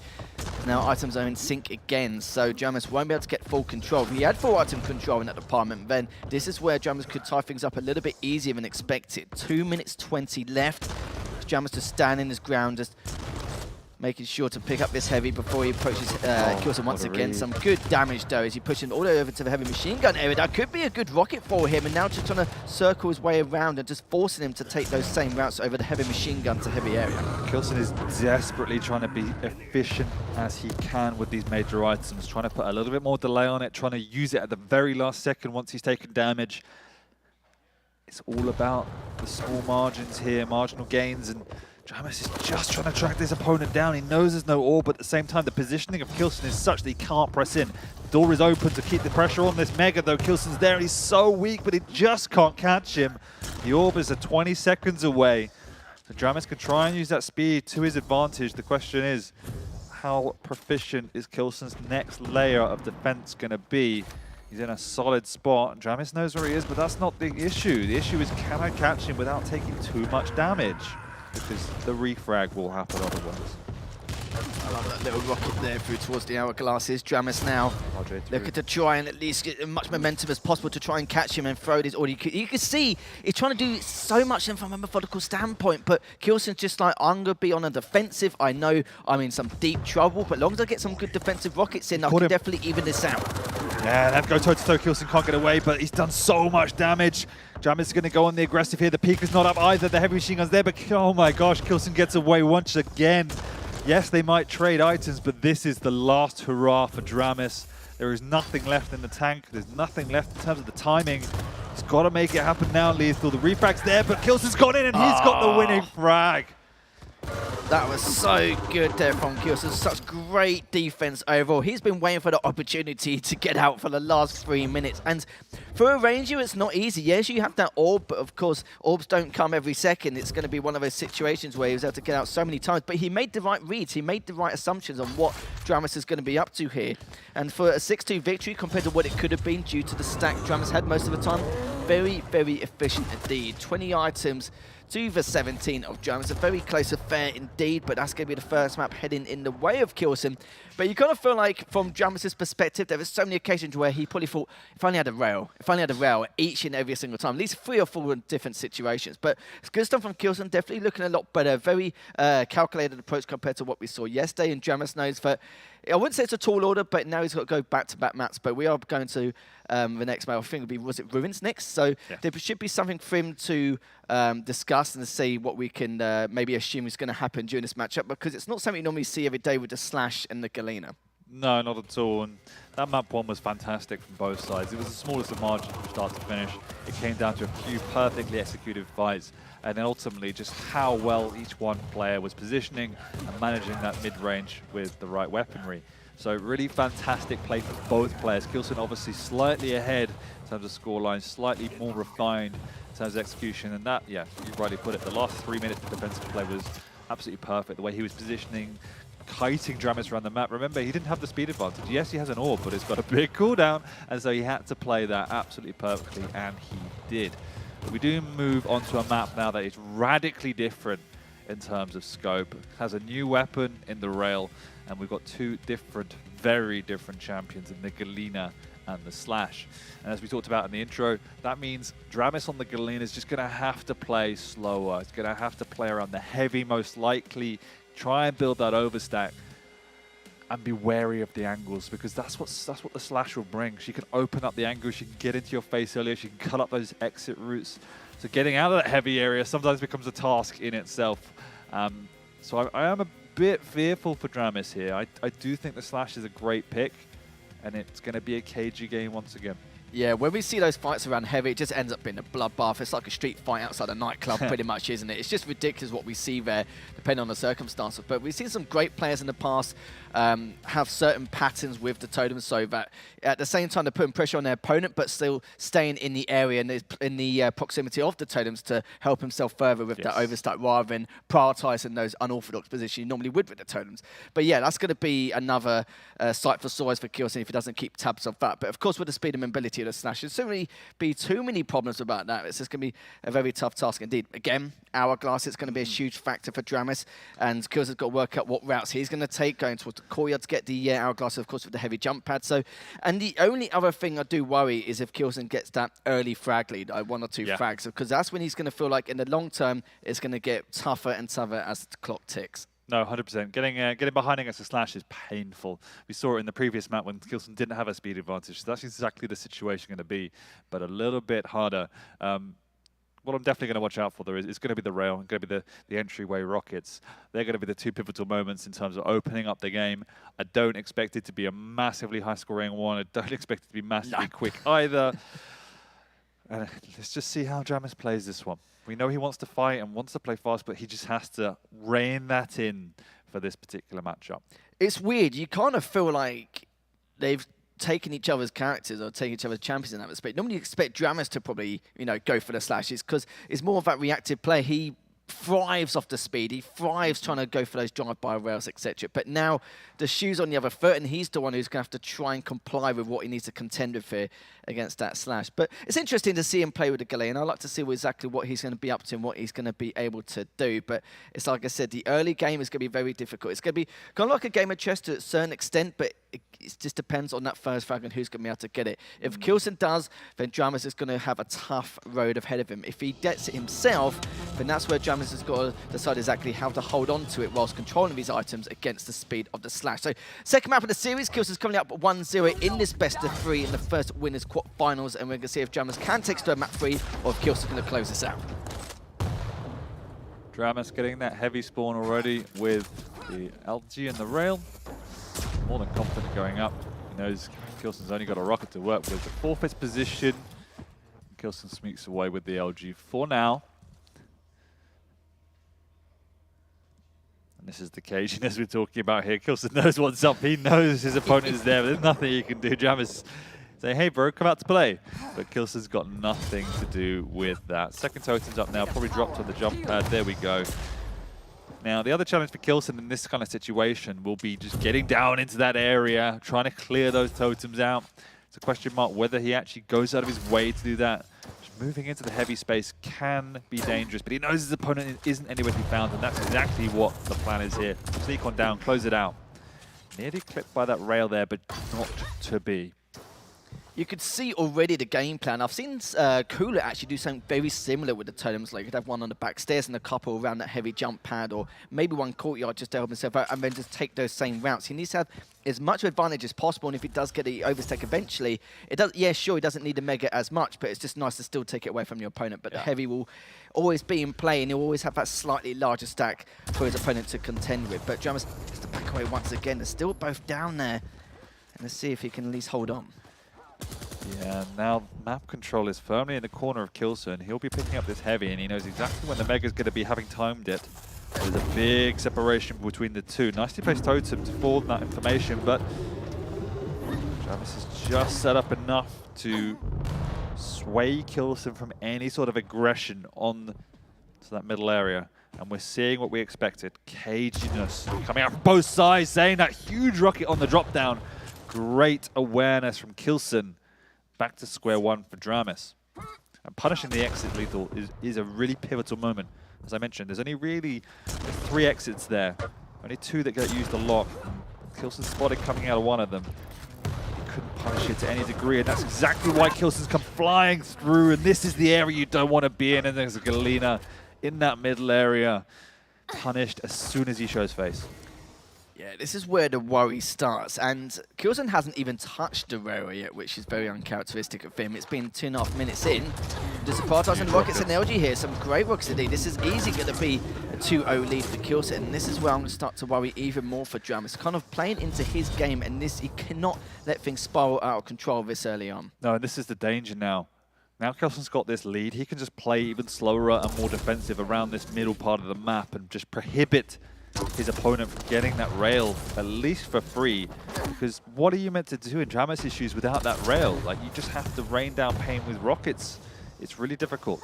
He has managed to get in, get that rail, and get down to the heavy though. So all things considered, amazing play from Dramus, plus that connection not exchanged from Kilson. So really definitely the best of a bad situation. Dramus popping out on top as well. He knows the next item up is a Mega, but he just hasn't got the speed to get across. It's so difficult on Ruins. I spoke about it before. On Blood Covenant, yeah, sure, at least you've got the verticality to kind of trap your opponent when you see fit. But on Ruins, it's just an entirely different story, especially if you're hitting rails like that as well. This is just slowly denting Dramus' stack as we go forward and just consistently finding the totems also. And Dramus just sitting there down below as Kilson had to stay in above with that Mega coming up in the next few seconds, as he does have the chance to try and contest both items, but with the heavy position to where it is, it's going to be very tough for Kilson just to drop on down and make a go of it. 4 minutes in, though, still with that 2-frag lead. Yeah, just toying with each other, bustling for position here. Kilson set up extremely early. Dramus is going to drop, but he's not going to commit. He hasn't hit any rails, so far too risky to make a maneuver down. And eating that rail in exchange means Kilson might now feel confident to push in for this Mega. He's had to delay himself and check it, so we'll take the safer route and just make sure he punishes any sort of exit. And there you go, 2 big rockets there, eating up all of the stack of Dramus. And it's so difficult to even get the lights because they're completely out of his rotational remit. And he's being punished for even daring to show face in a room of the light armor. This is so worrying. Now he's going to pick up the heavy, and it's just going to be constant pressure once again from Kilson. And there seems to be no light at the end of the tunnel for Jones, but he's done quite a lot of damage there. With the benefit of the Rockets, 30 HP. Can he get it done? Neither player wants to take the risk, but you could see Dramus was edging towards temptation just to at least get that first frag. But will he be able to? No, he does not, as Kilson comes right from behind and gets the 4th one. Yeah, and we're seeing it in action. Just the lack of maneuverability and speed from Dramus on that Galena is a big problem. He's getting picked apart from Kilson, who is cutting him off at every exit. And the lack of speed means Dramus is far too conscious of his positioning to get the light armors. He's reluctant to go out of this middle space. It's really, really hard for him to force positioning. And his rail hasn't been connecting anywhere near as much as he would have wanted. In part because Kilson's done a great job of limiting those rail fights. Yeah, certainly has done. He's fired a few now, Dan. It's all right. He's hit 14. Sorry, he's fired 14, hit 50%. For Dramus' side, he's hit 33%. 14 items to the 8 with Kilson Dramus at the moment. 4 minutes in, and this is not looking good. And I'm not going to lie, I kind of feel like even with 6 minutes left to play, but Kilson's going to try and kill him. If he does, makes it a 5th frag.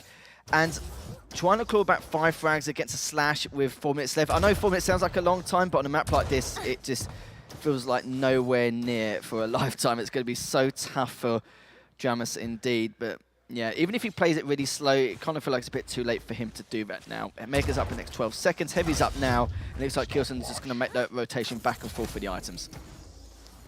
Yeah, and the game management from Kilson is spot on. He's not taking any unnecessary fights. He's not exposing himself.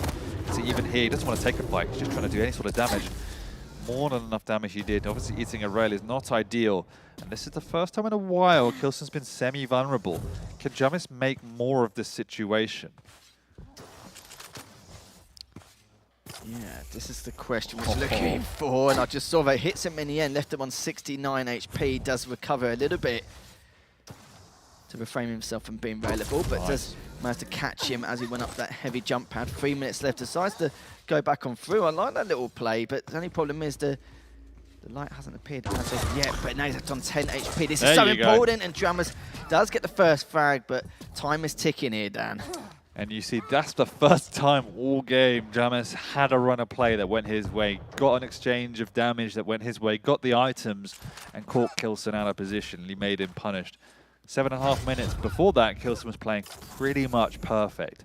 So the question is, can he find 4 more opportunities within 2.5 minutes to even tie this up? Really don't know, but he needs to take some huge risks, which he has done. He needs to dive on in. Those kind of moments where you're worried about taking damage, he knows now that he just needs to literally just run with it, because at this point, 2 minutes left, there's no messing around, there's no thought process. You have to overextend and be able to try and challenge him in any way you can, and this could be a good start here, but he doesn't kill some of the defensive rockets. Yeah, it should be more than enough here, and now just catch him on the spawn with that rail. Looking for the second if he comes up, and will he be able to catch him? 1, 2, 3, catches him again, and now just one more rail to try and seal that 7th frag, but decides to leave him. The big problem is, because of the time and because of the situation, Dramis had to overextend. He went looking for his opponent before the Mega. His opponent was waiting on the Mega. Got it. Worked the positioning for the heavy, and by that point, Dramis had no choice. He couldn't let his opponent get away with a free heavy, and that's all she wrote, unfortunately, Lethal. There is no chance now that Dramis comes back into this and forces to come back. He might get a frag, he might get 2, but he's definitely not going to get 6. And you have to look at this and say, amazing game management from Kilson. Again, we know he's renowned for amazing plays, flashy plays, but this was more of a masterclass in strategy. And the way in which he had that game management, born out of respect for Dramis, shows why he is the previous champion and one of the favorites for this one. Certainly is indeed. I'd like to see how Kilson can do more from that hyper-aggressive approach, but defensively, he was very, very good. That's probably some of the best defensive plays I've seen so far from him, especially on that corrupted keep game. But in this one, yeah, Dramis realised around that 2nd or 3rd frag mark, he was fighting a losing battle here. Just couldn't get the overstack going. Kilson just being really well aware on the whereabouts on where Dramis could be leaving him, and maybe his plan of action coming into this matchup. 25 seconds left, 8 frags behind. The only thing Dramis could do now is maybe try his best to keep the score respectable, but if anything, here we go, gets the 2nd frag. So yeah, a bit of a shame there from Dramis's part. I think we expected a little bit more, but it's like you said, it's all about the consistency from that approach to keep being a nuisance for your opponent, and he did that all series long. So GG's all round, as Dramis will be heading into the losers bracket. Kilson will be moving forward onto the winner's side with that 2-0 victory, Dan. Yeah, absolutely. Fantastic play by Kilson. And this type of performance shows, like I said, not only why he's one of the favorites, but also why he was so proficient at reeling in the 3-0s week on week. Just solid, all-round play, relatively risk-averse, straightforward Quake. But the game management is what really impressed me today. And kudos to Dramis for forcing him to play like that, because it was a different side of Kilson that we don't often see, but a side of a champion that we now are going to see more of. Hello, Wheat. Hi. You had a change of wardrobe. I may have forgot to put my jacket on. I didn't even notice until he said that. I realized as I opened up the door, I was like, oh, hey, forgot to put my jacket back on. That's okay. Given the illusion away that you didn't stand with us all cast. Yeah. We've got casual Wheat. It's fine. Casual Wheat's good. It is. That's exactly right, Lethal. You know, it was really interesting watching Kilson's face throughout the matchup. Like, the smile slowly coming back, that first frag, and then it was like and then after the first game, everyone was like, oh, Kilson's smiling now. He looks like he's having fun. Honestly, he looked great. He looked really good. Solid through and through. I think that's exactly the quarterfinal match that he wanted to play. Certainly, whoever's going to be facing off against him in the next round is going to look at that and be like, all right, you know, yeah, Kilson might have like dropped that map in day one. He's here to play. Yeah, no, 100%. It was, I think, of all the games we've seen, that performance, considering the caliber of player he was going up against, was probably the most clinical. We know we saw Wenger versus Buckster, similar set of circumstances. And that was the same play style, and as you said, the respect was there, the awareness from there, and just end-to-end game management was superb. Yep. Yeah, and going that from Kilson's side as well, when you're playing against players like Dramis, Serious, etc. It's just avoiding their cross. It's all about the decision making at the end of the day to avoid all these aim school players who literally just buy on like this and the aim track and everything else is looking so damn good. But players like Razy yesterday just avoiding that like the plague and just making sure he feels uncomfortable. Kilson in that map in particular, making sure he feels uncomfortable so that he doesn't pursue with his aim skill alone. But for Drummers, I think we knew that was a losing battle just due to the champion matchup. We said that as soon as Kilson gets that early lead, Drummers is going to be some deep, deep trouble. And we saw that from start to finish in that last map. Yeah, we did. And that means that, of course, Kilson's going to be moving on. He's got a spot in the semifinals, the first of 4 that we will see here in just a moment. We're going to take a break, but when we return, quarterfinal matches continue. This time, Razy versus Avic. 2 Titans going head-to-head. You're going to see the explosions right here on the main stage. Don't go away. Another quarterfinal match coming at you right after this.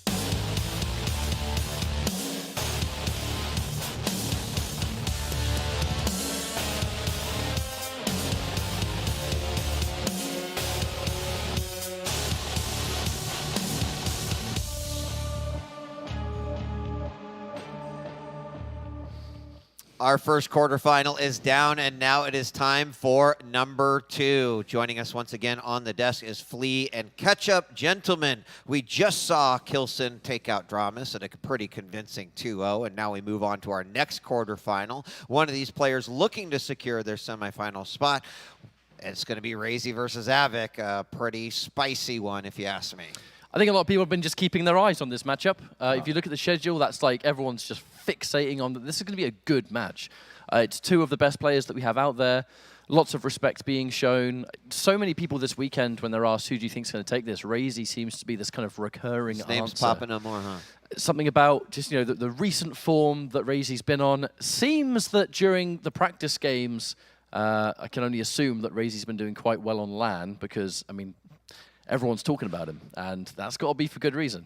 Same goes for Avic, right? Yeah. I mean, we got to see him play against Sirius yesterday, I believe, and he looked absolutely... Or no, he played Psychic yesterday. It was Razy who beat Sirius, but he was looking absolutely fierce as well. I think you and I costed that one together, and we were just talking about just the resurgence of the classic Avic aggression. So calculated, so deliberate, leaving up items to chase his opponent halfway across the map to finish them off. Beautiful stuff. Yeah, I mean, it really was kind of clearly a difference in how he was playing and approaching it versus we've seen others in the past. So I think both of these players, huge contenders. We also talked a little bit about how Avic, you know, we've seen him online. He's a beast, but he loves that LAN environment. He loves another one of those, like, I love the high stakes of what's on the line here. And it doesn't get any more high stakes in quarterfinals, right? This either secures your spot in a semifinal versus another super difficult opponent, or it means that you're going to travel that weathered road down in the lower bracket, which means that you've got a lot of work ahead of you. But yeah, I mean, I'm excited. What do you think about Avic, Ketchup? I think that Avic's just, I mean, the superstar, right? Avic's one of those players that kind of just oozes charisma in person. That comes out in the form of confidence in the game itself. Every time you watch him play, highly volatile, super fun to watch someone that just has that degree of fearlessness, but with the experience behind him is able to back up so many of those major pushes where someone does something like perfect aggression, someone goes, wow, that's what an Avic would do. Yeah, you know, the original of the playstyle, you would say. But honestly, I just cannot wait to get into the picks and bans. I want to see what we're looking at. I want to see if Razy's done anything maybe against the grain here. I want to see if LAN has somewhat influenced those decisions, because when we look at what Razy will pick, often you kind of know what you're getting into. You know, a little bit experimental, a little bit cheeky there, you know, a lot of clutch picks. But now we're on LAN, I genuinely wonder if we're going to see clutch at all. I really wonder, because that's a gamble here. Yeah. I mean, we've barely seen any heavies so far, right? Yeah. So, yeah, it's going to be up in the air whether or not Razy's going to pick him. And now, as we both... Oh, sorry, go ahead. No, I was just going to briefly talk about the match history. I had a second to look into it between these two. And I just want to say that they have played a whole lot of matches between one another, because they have been in the Pro League pretty much from the start, right? And if we look at their most recent 6 games, Avic has actually won 4 of them, which I thought was somewhat surprising, including the most recent one. So Razy absolutely doesn't have this one in the bag. It's going to be a difficult fight for either one of these players. Interesting. Well, but we came to the desk and we're like, I don't have the picks and bans. This is going to... Flea's like, I don't have the picks and bans. Let's take a look at the picks and bans so we can finally see what's coming out here from both. You know, we were in lobby and Insomnia was there, and I was like, there's no way that Insomnia... But sure enough, Avic is going to pick Insomnia, and we're going to have, of course, Razy picking up Ruins, followed by a final decider, should we need it, on Veil. Taking a look at our champions, who wants to give a shot at breaking those down? I mean, there's been a recent amount of respect being shown on Razy. I think that a few months ago, when people were talking about, you know, who the strongest Slash players were, I don't think Razy would ever really come up in those conversations, because it wasn't a champion that he used all that much. Right. And when he did, it kind of looked okay. You know, there was rough around the edges, I think I would say. But as of very recently, Razy liking to undertake new ranked mode challenges and picking Slash on every single map regardless has kind of made Razy realize, hey, look, this champion's kind of good on some of these maps, to the point where it's now one of his most dangerous picks, and one that I'm not surprised is being banned out immediately. But again, no clutch, no heavies. This is the LAN experience. We've had so much information gathered from the last 2 days that people just, they want to stay safer. It's too much of a risk at the moment. I mean, this is just such a stark contrast when you compare it to the weeklies, right? Online. Right. Every single time that someone had the opportunity to ban a champion against Razy from the get-go, what was it? Clutch, right? You just can't get around it. But so far, Avik very clearly going the opposite direction and saying, no, Slash, that is the champion that I don't want to go up against today.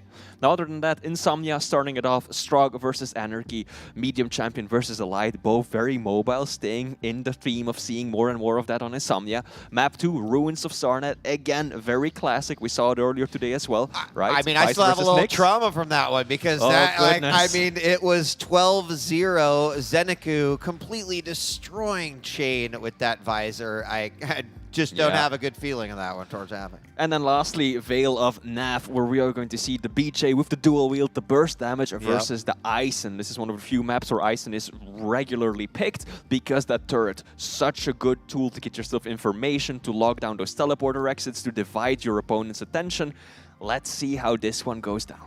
Yeah, and we got a little bit here until the match gets started, but you know, we mentioned it, the Ruins game between Chain and Zanaku. It's so much favored Zanaku in that case, and I would imagine that Razy is absolutely going to play in a similar fashion. Gonna expect to not see him popping his piercing sight, right off of the spawn. Maybe, I don't know, but really using it more to combat what Avik might have. So, I mean, I think predictions are getting tougher and tougher, gentlemen. And we're out of like the realm of 2-0s. I think we did say that it was very possible. We saw a 2-1 in the previous matchup with Kilson and Dramus. That was proven to be not right, as Kilson took that with a 2-0. But now Razy versus Avik. Razy has looked, maybe some of the best form we've seen him in a while. Avik, he likes to be here in a LAN environment. He's comfortable. He's been in the highest of pressure situations.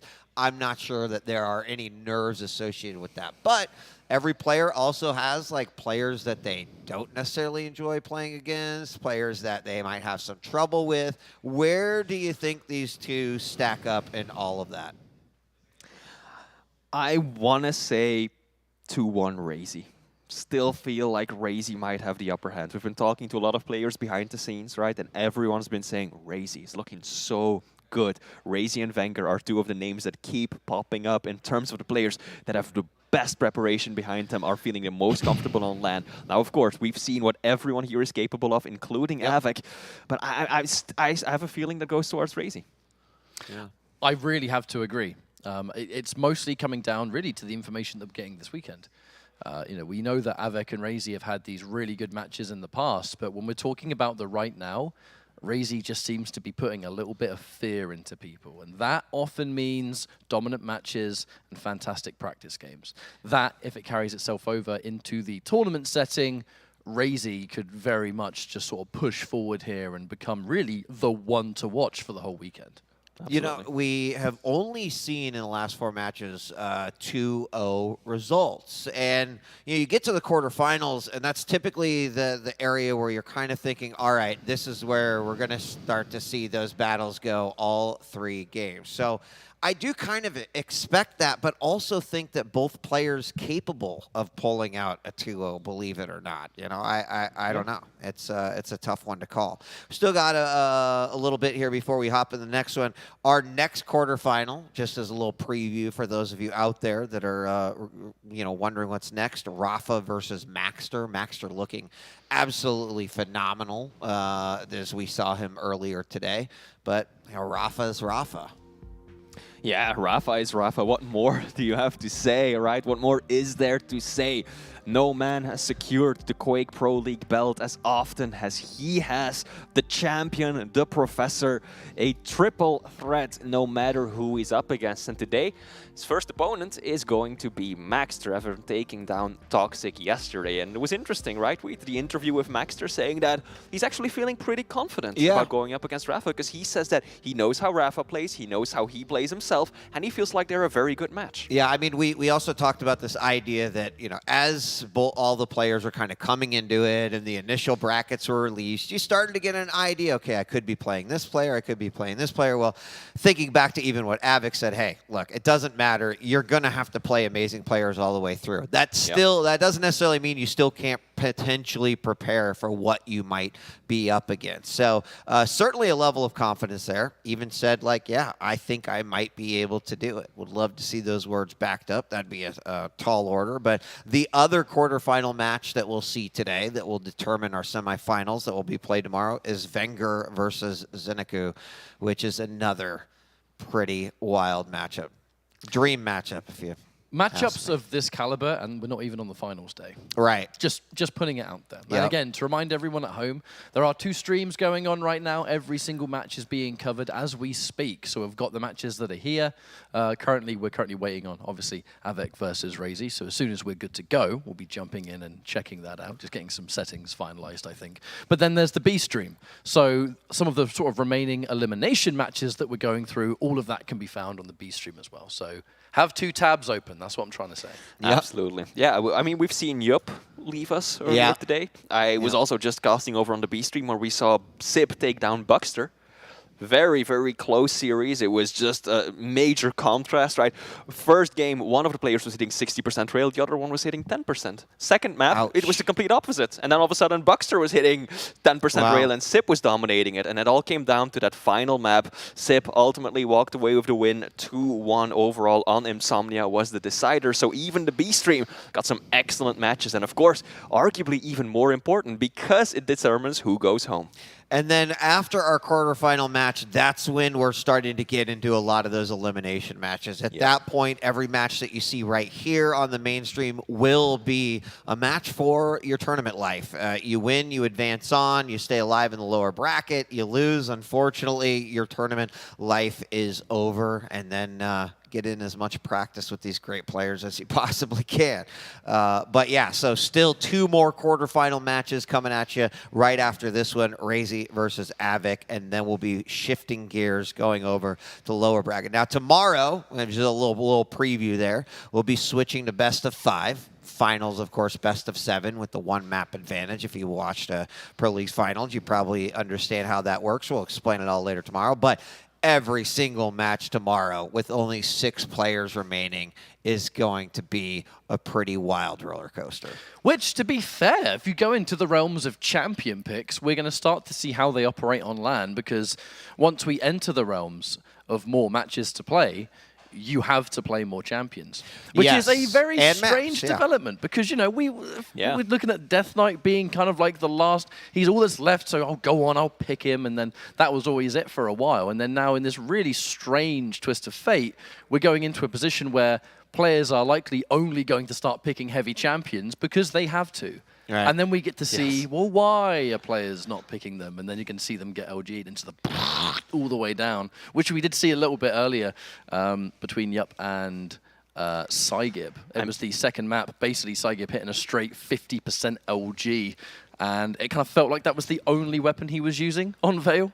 I mean, it really has been remarkable, no? Where's the Keel been at? Where's Scale at? Where's Clutch? Where's Sorlag? Doesn't exist in the game. We haven't seen any of them. I think Rafa is the only one that we've seen here on the main stage that's at least played Scale. And it was on Veil.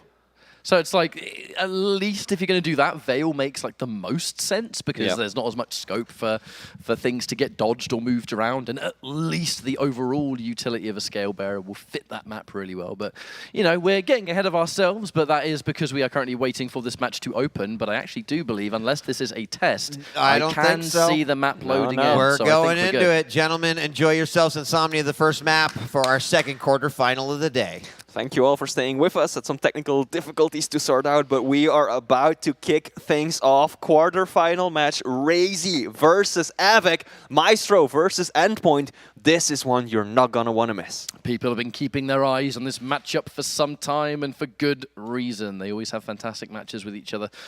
2 of some of the absolute cream of the crop is fair enough to say, Flea, and the new stuff, the Insomnia, the latest map joining the Pro League. Let's begin. Starting it off on the perspective of Avik. See what he can do with that Strog. As mentioned earlier, two very mobile champions. Strog has a stack advantage, plus he has the peeker. But Anarchy, of course, has that top-up, that health boost, the injection, plus the air control. Opening rail does not hit its mark there, but the second one does. Razy doesn't really take any damage in return, so bit of a basic exchange as we kickstart. But the difference between Heavy and Mega, I don't know if it's long enough for him to challenge, though, because Anarchy is going to have to cover a significant amount. And actually, no, playing the patient game, looking like he was going to... interesting stuff there, actually. Yeah, there's, I believe, something is wrong. I had seen Razy not move. I'd seen Razy not move up there and kind of like the peripheral vision, and I was kind of like, either he's waiting there to like ambush on Heavy, or maybe he was going a different way. But then the moment he was like stopped, I'm like, yes, I'm wrong. Yeah, it's something. Cut it. Take two. Boom. Clearly still some issues to be sorted out with the players behind us. Not quite sure what's going on, but I'm sure that we'll find out any moment now. Yeah, it looks like we're going to get another lobby restart just to make sure that everything is performing exactly as needed for such a high-stake, important matchup. It's a shame when these kind of delays happen, but at the end of the day, this is a very serious tournament. Absolutely. You know, this is there's not going to be any do-overs here. Yeah, you've got a second tournament life in lower bracket, but neither of these players want to be in lower bracket at all. So it's one of those things where you're stuck with us for a little bit longer, but rest assured, as soon as everything's good to go and ironed out, we will be jumping into Insomnia and starting things off strong. Yeah, I mean, there's not much to talk about in that opener yet, because Razy had just essentially been sitting idle several seconds into the map. Though, you know, a good like 30 seconds. I mean, hey, who knows? Maybe it's a new strategy, right? You just take your hands off the mouse and you just completely throw your opponent off. We've seen Cooler do it, the Cooler dodge. It's incredible to go up against. So who knows? But no, this definitely was a bit of a technical issue that we are now trying to resolve before we will continue and resume the very first map in this series. Hey, man, it was going to happen eventually. It had to. I mean, as far as day ones go, day one actually went quite well. There was like no substantial delays. We didn't have to cut to like we didn't have to do that thing where we're having some technical issues. We'll cut to a break. I'm not going to say anything though, because there's a possibility we might have to do that at some point. Maybe not now. We are still trying to fix it through. But you know, day one was quite good, wasn't it? We had a lot of good matches. We had a lot of good matches. It really was. Yeah, I can already imagine Twitch chat going, "Oh man, these casters! Like the players are ready to go. They want to go, but the caster, we just love to talk so much. God, we're I wish these two casters would shut up so the match could start. You know, the common misconception of productions behind the scenes going, well, hang on a minute, I'm not going to start the match. They're on a really good point. Let me just finish what they're talking about, and then we'll start the lobby. Actually, speaking of which, I see the lobby has resumed, so hopefully... I'm not promising nothing, but if it works, we're in a great position. Because remember, this is a high-stakes match of two of some of the very best. So let's see if this one works out. Thank you all very much for joining us and sticking with us during this. It's going to be take two. Cut! Both players happily jumping around in the warm-up, so that means that we are kicking it off again on Avek's point of view. Still on the Strog, nothing has changed in that regard. Oh, I like what he did right there. Immediately denying that small armor. He knows that Razy is playing a light champion, wants to make sure that he can't pick up that small armor first, then loop back around to get that overstack going through the heavy. So Avek very proactive in denying resources to begin with. Just had to check Razy's point of view just to make sure everything was okay right as we started off. But being nice and patient at the moment, Razy, kind of doing an element of what he started with, which was kind of playing that patient game up near teleporter exit. A fight will break out, but Razy kind of having the wrong weapon for that exchange, just having a rocket out. Here comes Avek around the corner, sticking to the rocket and getting a little bit of LG. That was a nice little combo though, but misses the peeker. That's going to be a little bit of bonus damage. Razy forced to retreat now, and a nice kind of element of respect from both sides. Neither player wants to push too far forward because, I mean, they're completely even split on health. I just don't think this is, this is not the opportunity to go in just yet. But with Heavy being the next objective flea, we'll see what happens here. Clearly, a lot of respect between these two greats of Quake. Heavy will be taken by Razy. Going for a rocket jump, you could see Avek heard it, immediately flipped his aim up, was expecting Razy to come through that hallway up there, but instead went all the way around to get positioning on the Mega, but it is Razy who does most of the damage with that railgun, forces Avek on the retreat. Avek's forced into a rather interesting position because here comes Razy full speed ahead, and that will be first blood of this series between Avek and Razy. Razy not only getting that frag, but putting himself in a position to take the heavy as well. And there goes the Pika at exactly the same time, swapping to that shotgun. Avec, more than likely, yeah, able to slip back there and steal the heavy away. Razy now forced to go for the other major item, but I don't think he's too devastated because you've got that light armor nearby, and he's still nice and stacked. Not so much now that rail just connected. And that is why, if you're Anarchy, you want to go for the heavy first and foremost. You've got that pocket mega on you at all times with that active ability, so you want to prioritize the armors even as a light champion. You start with none of that. Funny you should mention that, mate, because right as we say that, heavy in position, of which Razy's going to be able to take it. And we go straight back into the forever patient middle section. This is where the first fight broke out of this map, and I'm certain this won't be the last time it happens. Catches him around the corner, and there's that opening rail, just out of nowhere. But that instant movement of the Anarchy, being able to just smell blood and dedicate straight away to some kind of chase or some kind of fight. 3 seconds now until heavy, but Razy's doing that thing that top-level players do, right? They know the item's there and they're in position, so pushes forward, tries to get some bonus damage first. Didn't quite work out, however, was still able to back up, pop the inject, and at the same time, heavy is going to belong to Razy for another time. Avec, though, delaying the Mega, it seems like. And does Razy know that? I don't think so, no. Razy will not have been able to have heard the item been picked up from that distance, so Avec now has an information advantage, because he probably has a pretty exact timing on the heavy. Nice little bit of damage there as well. Unfortunately, eats a bad rail. Pushes in, should be able to secure the item. Oh, Razy's LG so strong, but the rail! Clutch! The switch! Netting Avec the frag, tying it all back up. Avic's drop down was a pretty well placed one too. I'm assuming had a fair idea over Razy's spawn, so doesn't want to grab that armor and just completely give up a rail for your troubles. No doubt Razy would have pushed in and taken that one. One frag apiece, but as we said before, there's so much respect between the two of these. Avic's clutch little rail swap, keeping him in the fight. I'm so close to being 2-0 Razy. But again, heavy. Razy, you're forced to retreat. Here comes Avec now, getting fully stacked. And with this Mega about to spawn, Razy had to disengage and get some weapons. He couldn't have gone for Mega there, he just wasn't equipped. And this is the payoff of Avec delaying the item, right? By offsetting that Mega in the previous rotation, he is now able to string both of them together. Razy, as you just said, unable to challenge for it. And Avec leaving it up even longer, knowing that he might take some damage here in this fight with Razy, but that he's got the Mega to his back. Now both items almost in sync once again. Avec delaying that Mega pickup so long that the items are once again equalized. Equalizing the items, though, one would think that might benefit Razy a little bit, because Avec was the one kind of leading the charge, the one that was in control and forcing Razy to disengage. So now having this opportunity to kind of almost completely trade item for item means that the next fight could be relatively even, especially if there's an inject, and especially if Razy prioritizes the heavy, of which, to be fair, it looks like that's exactly what he's doing. Indeed, that was a bit of an awkward fight for Avec. He didn't take enough damage to warrant picking up the Mega right away, but Razy just kind of hovered around there in a position where Avec couldn't fire at him either.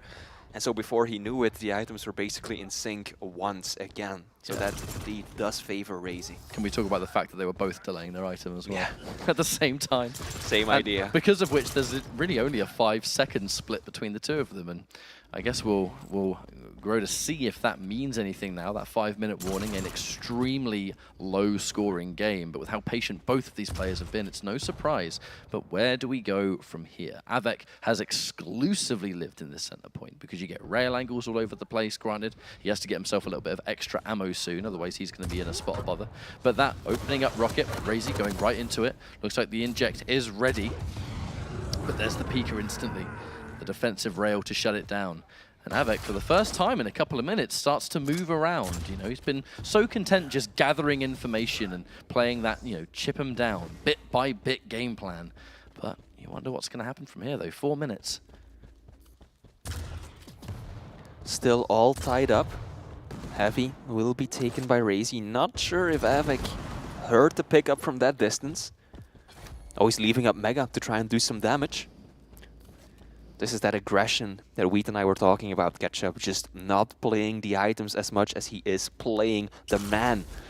But that has the capacity to backfire tremendously, and that's exactly what just happened. Razy was able to pick up Heavy and Mega scot-free, didn't pay any price for that.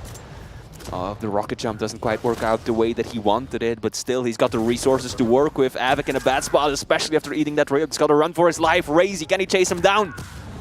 One rail will do it. Avik down to 36 points of health. Razy, can he find the angle? Not quite.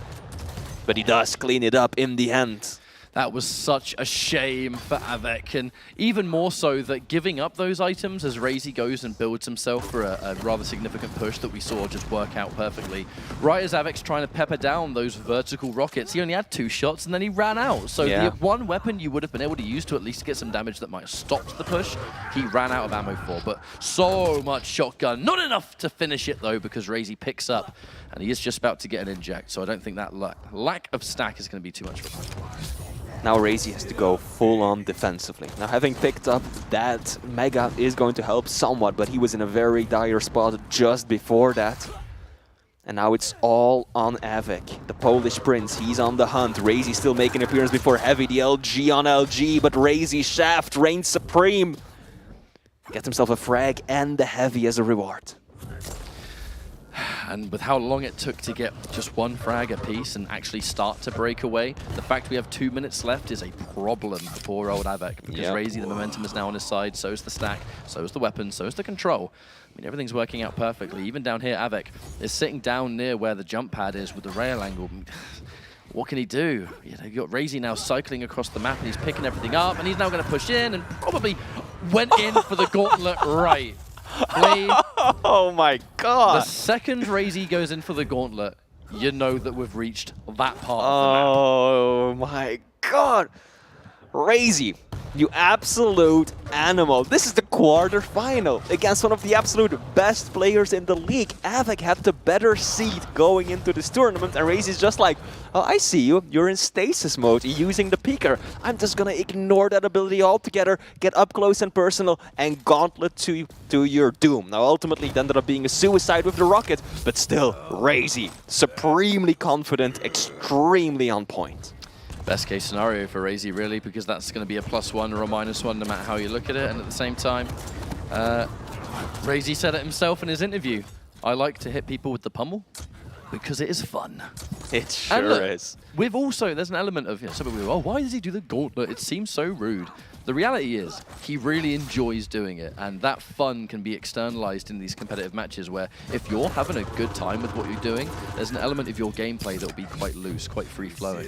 If your free-flowing gameplay is of the caliber of Razy, I mean, he's just going to be comfortable. You know what I mean? And if he's comfortable, then he's in the zone. He sure is. And that shoddy blast is going to secure it. Avik still going to secure himself at least a few frags towards the end. But ultimately, Razy, very strong performance, especially in that second half of the map catch-up.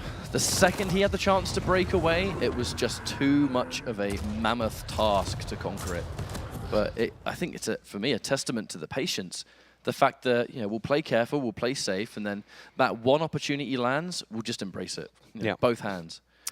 I do have to say that I don't think that Avik played a flawless game by any means. There were mistakes in terms of the tactics, in terms of the decision-making process. We know that Avik likes to chase down his opponent, leave up items, play around the enemy, rather than go for the resources. But if that goes wrong, it can backfire big time, and that is what happened on several occasions, right? Avik perfectly positioned to secure the Mega, but instead he tries to go after Razy, and before you know it, Razy uses that inject, realizes exactly what Avik is going for, races around the map, and all of a sudden he's got Mega, he's got Heavy, he's got everything, and Avik's like, wait, that was my position just 20 seconds ago, how did this happen? So that kind of aggression, it may have worked well yesterday, playing against the likes of Saigib, but today against Razy, it really isn't working out the same way. There was that particular moment about halfway through the map when Avik was just holding one of those angles, and then in doing so, pushed forward to try and get some damage, I think it was, running past where Mega was. And in doing that, Razy loops around, just picks it up, and then ambushes you from behind. I mean, I'm like, I can only assume, could Avik hear him or something? Like, did you just... It couldn't have been that he didn't know it was coming, because there's only so many ways you can push forward into that room, but... What a change of momentum that one moment was, because then a clean frag is picked up off the back of 2 items picked up unchallenged. And that really built the means for Razy to take things the way he did afterwards. Absolutely. Now, brief glance at the statistics over here. 46% railgun for Avec versus 39% LG by Razy. It's clear what these players favored. Avec tried to keep his distance, somewhat chase Razy down with the railgun. Of course, has a lot to do with his opponent being an Anarchy, whereas Razy was much more aggressive, right? Much more upfront, using the injection to close the gap, use the LG, the super shotgun to great effect at times. And ultimately, Razy ran away with the score towards the end. Different game now, though. We're jumping into Ruins of Sarnath, the Nyx versus the Visor. It'll be Razy with the extra information, as that will be the Visor for him. But then the safety, right? The element of having to catch someone twice, being able to be nice and slippery and super hard to pin down with Avec. Avec will need to have a really good game to make this work. Nyx can feel like quite a volatile pick at this level because she's so squishy and so easy to frag when she hasn't got Ghost Walk. But at this level of play, you know, they know what they're doing. It's just against Razy with this much momentum that he always seems to have. It's going to be harder than ever. Sure is. And we'd mentioned this earlier, right? We just saw this matchup earlier today. Zanaku absolutely taking down Chain on this map with these exact picks. Maybe it's a Maestro thing, you know? Pick the Visor against the Nyx. I mean, it's not an uncommon pick by any means, but maybe this is something that they've really, you know, worked on, that they've practiced on, that they've figured out works exceptionally well against certain opponents, and that is just a game plan of the team going into this. So let's see if Avec will fare better on Nyx than Chain did earlier. Who knows? Well, it looks like we're going to be loading in real soon. Thank you all so much for joining us.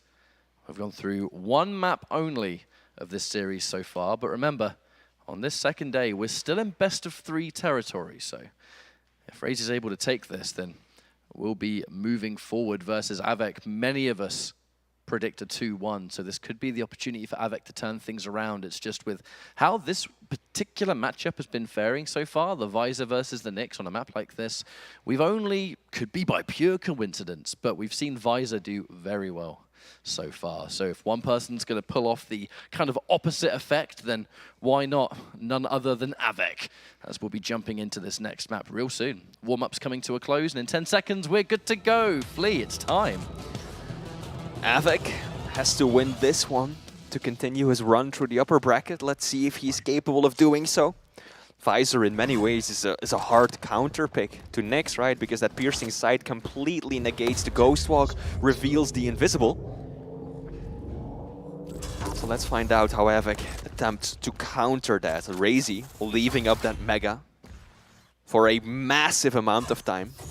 One benefit Avic's going to have is by hitting that drop-down rail from that location. Avec wasn't really standing in a particularly common area of where heavy spawns, so fair assumption that that was a piercing sight one. So yeah, at the very least, Avec knows that, hang on a minute, I have a few seconds of leeway up until Razy picks up those hourglasses anyway. But the rail 1v1, Razy hits yet another one. But now the opening rail's been hit, there's not going to be any pressure for Razy to pop that piercing sight early. If he can save it if necessary, and in this case, he'll find the spawn. And that is another devastating use of piercing sight, is getting a frag without needing to use it, and then just straight up seeing where they spawn. There is indeed quite a lot of strategy that goes into using that piercing sight, right? In some players, in some matchup, they pop it the moment that they have it available. But in other circumstances, you might want to hang on to it, especially when playing against the Nyx, to negate that ability of hers. Now Razy landing a good rail, but Avec is the one who drops down onto the heavy first, and now it's a race for Mega. Both players making an appearance. Razy takes a rail, but is able to slip on through, secure himself the Mega.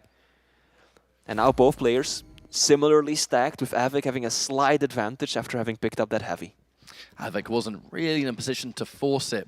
I mean, yeah, I know he'd hit a little bit of damage, but he only had a nail gun and a rail. So in most circumstances, Avic's like, yeah, I think I'll back off and take that LG and build myself up a little bit. If he's in position for this heavy, of which he definitely is, he's now quite healthy. Forcing the Ghost Walk, though. Okay, hang on a minute. The Mega does get picked up. These rails are going to be so important to nullify that. Oh, nice reaction by Avec. Perfect read. He figured that Razy was going to jump up on that broken piece of wall to get that high up angle, and he countered it perfectly. And now Razy is the one sent to the outskirts of the map, cannot contest for any of the major items just yet. Has to try and pick up some of the smaller ones, but Avik is right there, pummeling down on him. Good thing that he's had the Ghost, or rather the Piercing Sight, available to him. And that really is what kept him alive. If he didn't have the sight up in that situation catch-up, I think Razy would have been done by now. Still stuck in a scary position. Using those pillars because it is going to be the only thing keeping him afloat. They trade it. Oh, and there's Avik catching a rail. The Clutch. Ghost Walk just in case, but yeah, he cannot fight for that heavy. I mean, good that he got the rail, but there's no way on earth he's fighting that. Wow. Once again, pretty close, but that reaction from Avik just flicking down like that instantly. Buying himself some breathing room from Razy, who was positioned quite nicely to do a whole lot of damage, even by just using that standard machine gun. Now Heavy is the next major item. Both players decent in terms of stack, but Avik realizes that he's outpositioned, that he doesn't have anything to really drop down with, and so he will just prioritize the Mega instead. Hang on a minute, though. There's the Ghost Walk. This is a risky fight to take. Has to put so much faith on the Rocket and is able to do just that.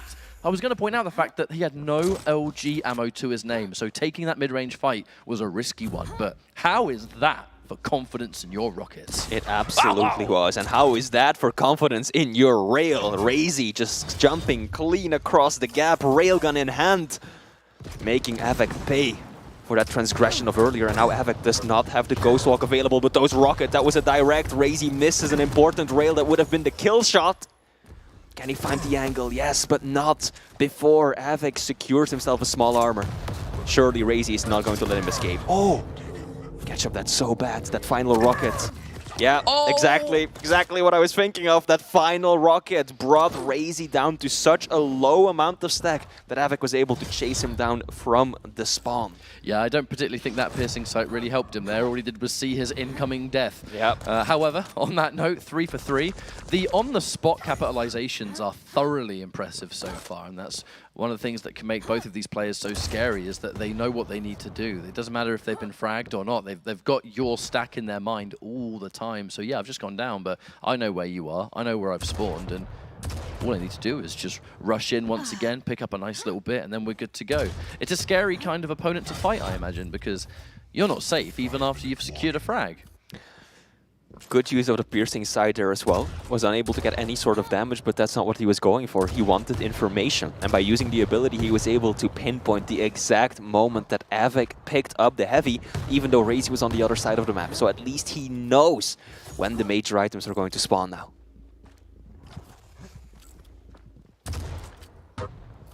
Surpassed that halfway point here in this thing. You can really feel how close things are currently faring. Neither player wants to overcommit just yet. Avik looking to cut off the potential escape points. What a lovely, lovely position to stay there. Razy thinking he can be a little bit cheeky and double back. Avik ready for every single position there. That's good stuff. And now Razy's kind of stuck unless he can escape right now, which he's definitely trying to do. Avik's not going to be able to stop this Mega. And just like that, both of us are back into a situation where, right, got to play it careful, play it smart. Wow, the aggressive push there with the LG as Razy forces Avik down south. Very good shot, Razy. He was out of control for a little while there, but that should help him out considerably, at least until this Heavy spawns. Is he gonna drop for it? He will. Right in between two Rockets. This is huge! And it's Razy who gets away with the Heavy. Avik, the most minute of mistimes right there, was hoping to be able to pick up the item and then Ghost Walk, but ultimately he had to pop it just beforehand. And this is giving Razy a perfect opportunity to push. This should be a frag, and indeed it is. Now looking at some of the accuracies here, catch up 51% rail by Razy. So hot. Kind of goes to show the high-risk nature of a champion like Nyx with Avik so far. Avik trying to make that call to run forward, take the Heavy, then pop the Ghost Walk and escape safely, but you know, sometimes it just will not work out that way, and in doing so gave up the Heavy. Put himself in a position where Razy wouldn't really be too worried about it, to be honest with you, because now 2 frags on the board. This was so careful and patient, and all it took was one mishap. Again, really going back into the description of how brutal of an esport Quake is, because one mistake and it can be so devastating. Also worth noting is the use of the rockets and the LG. Avic has barely even touched the lightning gun, hitting just 14% LG. That's next to nothing. Meanwhile, Razy has only landed 3 rockets. So both of these players are very decisive in the weapon that they want to use. Exchange rails from a distance, and then Avic wants to get up close and personal with rockets, while Razy wants to stick back a little further and take these LG fights because of his higher starting stack. And this very scary moment now, Avic, stuck with not much stack, can only just take more than 1 rail. And even if he takes a light armor so far, he's still not going to be in an amazing position. Does have the Ghost Walk, and this will be a safe pickup on the light. As you can see on your side of the screen there, Razy in position for the heavy. Avic was really kind of doing everything he can, and actually doing a good job. Knowing that Razy is likely to take heavy, I'm going to use this opportunity to just build up my regular armor stack. Because now I've got Mega, now I've got a Ghost Walk, I've got all the weapons I could ever need. I like that bit of patience there. You know, take that 30 seconds or so to get yourself ready for the next fight, because it could be the fight that decides the fate of your upper bracket. 90 seconds for 2 frags. Very possible. Oh, that's a good opening rocket. He knows exactly where Razy is. He heard him, but Razy slips out of the room, escapes that rail, and even picks up the heavy. That's bad news for Avic. He was really hoping to do some more damage in that exchange. Yes, he will be able to walk away with the Mega, cleanly so, but Razy is being slippery. Oh, he's gonna hear the bounce pads. That's a bit of a Ghost Walk wasted. Razy wasting with the LG. Okay, no! Avic is gonna call GG's. A minute left. I mean, I don't know what you can do. He'd delay the spawns. I mean, maybe just see there's way too much, but the aggressive Ghost Walk, it's so often like the tool players use when it's like, right, I need to surprise, I need to get something on deck, I'm going to go close range, boom, done. We've seen it all weekend, actually, but Razy going through the safest option, the jump pad, you hear it and you chase, Razy's like, that's what I wanted you to hear. That's the problem, right? It was just unfortunate timing by Avic. The decision to use the Ghost Walk there was perfect, right? Yeah. He had a good idea of where Razy was at, popped it well in advance to sneak up on him, but then Razy takes the bounce pad, and that forces Avic in a position where, well, if I chase him up the bounce pad, he knows exactly where I'm coming from because he gets the sound cue. But if I don't, I will have burned one of my last available abilities, and I get nothing out of it. Wheat. Welcome back. Happy to have you rejoin us. Razy looks really scary, you guys. I think he looks real scary. I mean, that was a great matchup. I mean, map 1, obviously pretty decisive in that regard, but I'll tell you what, even the strength that I feel like we saw out of Avic, I put Razy pretty high in terms of the contention to take this thing. He just looks so good right now. It was quite a common thing in both of those maps. We had a sort of key turning point that allowed Razy to just sort of push forward. The smallest little marginal thing that you wouldn't really think about that allows Razy to either get stacked, turn the tides, because it was so close. The first map, really close for most of it until like halfway through. This map, very similar. You know, again, 3-3. And there was that one key point where, boom, you know, here comes Razy, and then... Yeah, there was that, you know, there was that one moment where I think Avic thought that maybe Razy hadn't picked up a rail, and then all of a sudden there's that rail out of nowhere, and I was like, wait a second, what's going on? I don't know, just like very small things that have Razy kind of operating on a whole nother level right now. I can't say I predicted a 2-0. I don't think anyone did, really. No. I think it's pretty surprising. But it's a testament to how Razy's currently looking, I think. I mean, the both of us were favoring him going into this match to begin with, yeah. But 2-0, yeah. Have it be like this. I mean, these were close and hard-fought matches, but still, I think, pretty clear, decisive victories for Razy. Yeah, and you know, not to like speculate going further on, but even Lethal and I were kind of talking about it as watching the matchup. Is like, you know, we've seen Razy with this level of strength going into the finals, and that maybe the second place curse has more to do with the pressure of a finals than it has to do with the journey of getting there. So, you know, I don't know if Razy were to play this through in the same fashion that he just did versus Avic. You know, absolutely, he is hands down someone who could absolutely should be touching the belt right now. It's also a bit of a stamina issue, I think, right? Almost every single time that Razy gets into the grand finals, he makes his way up there from the lower brackets. You're right. So he starts with a map deficit or has to clear, you know, a double best of 3, double best of 5. Won't be happening this time. It's just a normal best of 7 with a 1 map advantage for the person from the upper bracket. But it really is a bit of a stamina thing when you have to play that many matches in a row. And has that, we might have to go back and look, but has that typically happened from a quarterfinals perspective or semifinals, as in like getting knocked down to the lower? I mean, I think usually it's around this time. Yeah, quarters, I would actually say. Yeah. Usually it's quarters. I think very often Razy has a very difficult lower bracket run where he has to beat person after person after person. And on the other hand, you've got, say, his teammate Wenger or even Rafa just sitting pretty in the upper brackets, leaning backwards, saying, all right. So maybe that was like the breakthrough game that he kind of needed, and we'll be able to see. I don't know if we have updated brackets. We might, after we return from the break, might have to take a look at those, but be curious to see what his next step is to potentially then get into the grand finals. That game won't be played until tomorrow anyway, because we've got 2 more quarterfinals, I believe, and then we'll be going on to the lower. But remarkable matchup. Still kind of shocked that it was a 2-0. I felt early on that there's great possibility we might go to a 2-1, but Razy looking super, super strong. Might be a bit disappointing for Avic, but gosh, he's still looking good too. There were also just a couple of moments where Razy's confidence and just like some of the rail angles he was willing to take, even against someone like Avic, really impressive. So, I mean, lower bracket exists for a reason. Just because Avic falls short here, there's still a damn good chance that we'll be seeing him anyway. Yep. And now, someone like Avic's down there, a lot of other players are going to be like, uh-oh. Right, Because now, you got to get through Avic if you want to make it to finals day. So that's a The final gulag. boss in itself. Yeah. Yep, fight it out down there. All right, we're going to take a break, and when we return, we're going to come back with another quarterfinal matchup. This time, another champion, Rafa, going up against the player who's looked pretty strong so far, Maxter. That will be the match when we return. Don't go away.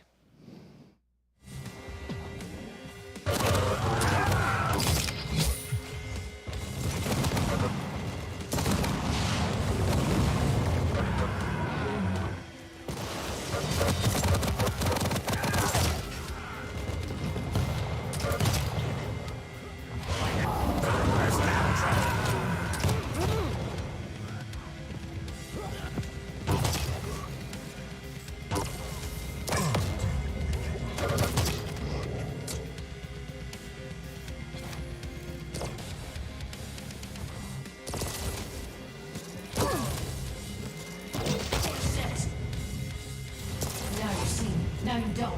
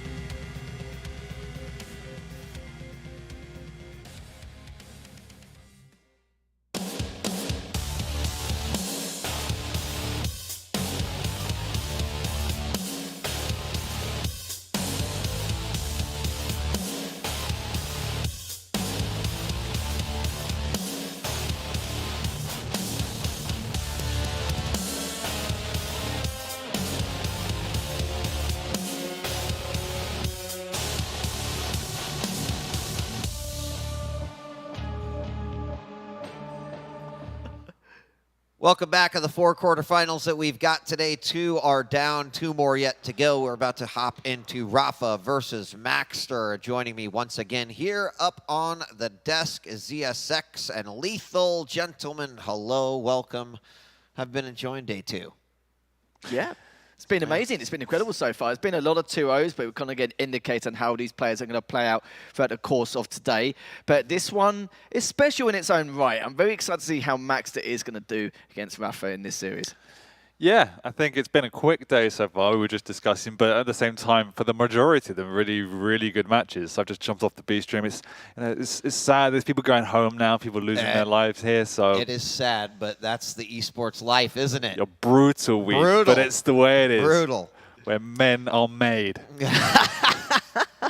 Yeah. Sorry about that. No, I mean, even the 2-0s have been, you know, there's been some surprising. I mean, we just saw, obviously, Razy versus Avic on here. It was a 2-0. Razy looking incredibly strong and powerful. Avic still looking good, but a showcase of there might be some hungrier wolves out there. I don't know. We'll have to see. And this might be the case of one right here as Rafa taking on Maxter. Rafa, I think everyone knows exactly who he is.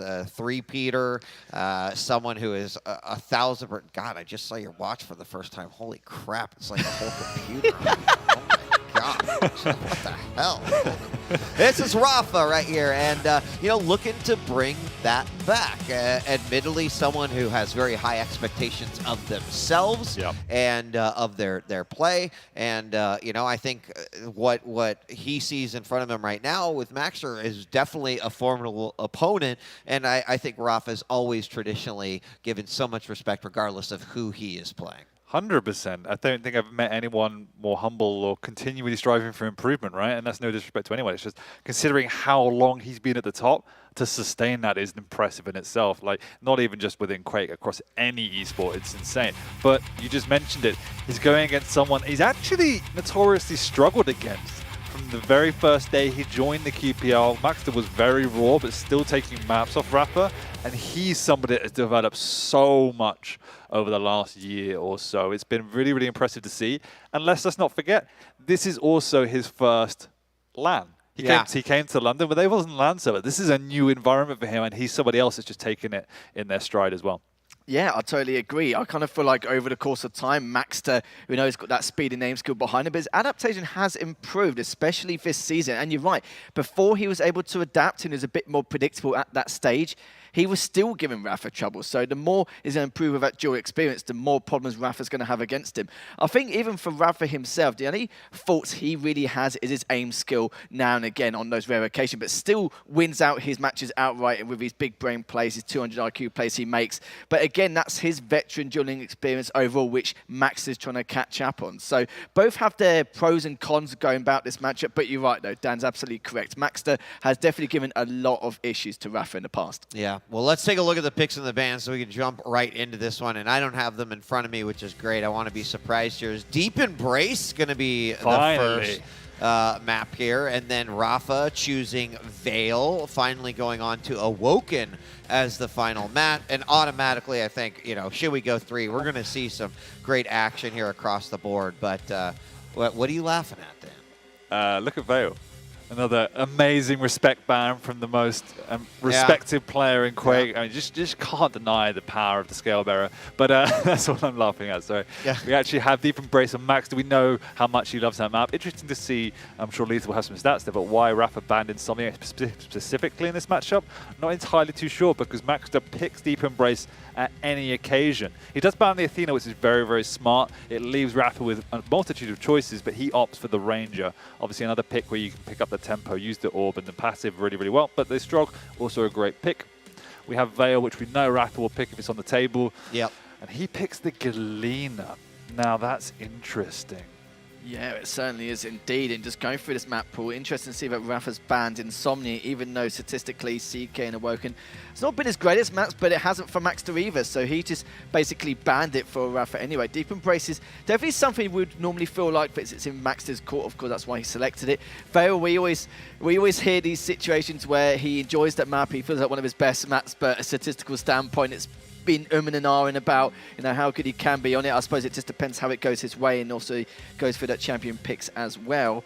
But even looking at it, though, it's going to be very tough. And we do have Awoken, so I do feel like the map choices do favour Max to some extent here. And yeah, it is also interesting that on Vale, we don't see an Aizen, we don't see a kill. But Galena is normally one of those picks where if someone does select an Aizen, etc., then Galena is a very good pick just to try and help her out if she's in a spot of bother. But nice seeing that Death Knight once again. I still think it's a good pick here. It's a good pick. Yeah. I think I can see how Rafa could approach that. I mean, a lot of different ways. But yeah, I mean, what would the alternative? Well, no, I'm just saying on LAN, we are on LAN. Sure, online, we are. On LAN, heavies seem irrelevant. People are just avoiding them. Of course, online, I would have expected a Keel or maybe a Sorlag to pick up that aggression, right? Yeah. But nobody's picking them. And it's not to say Galena's bad. Galena's amazing on this map. It's just something Rafa often goes for the stack or the speed as an advantage in the picks. And here he's just gone toe-to-toe on both levels and said, I'm going to out-strategize you, which he can definitely do. I mean, we have mentioned it a few times that,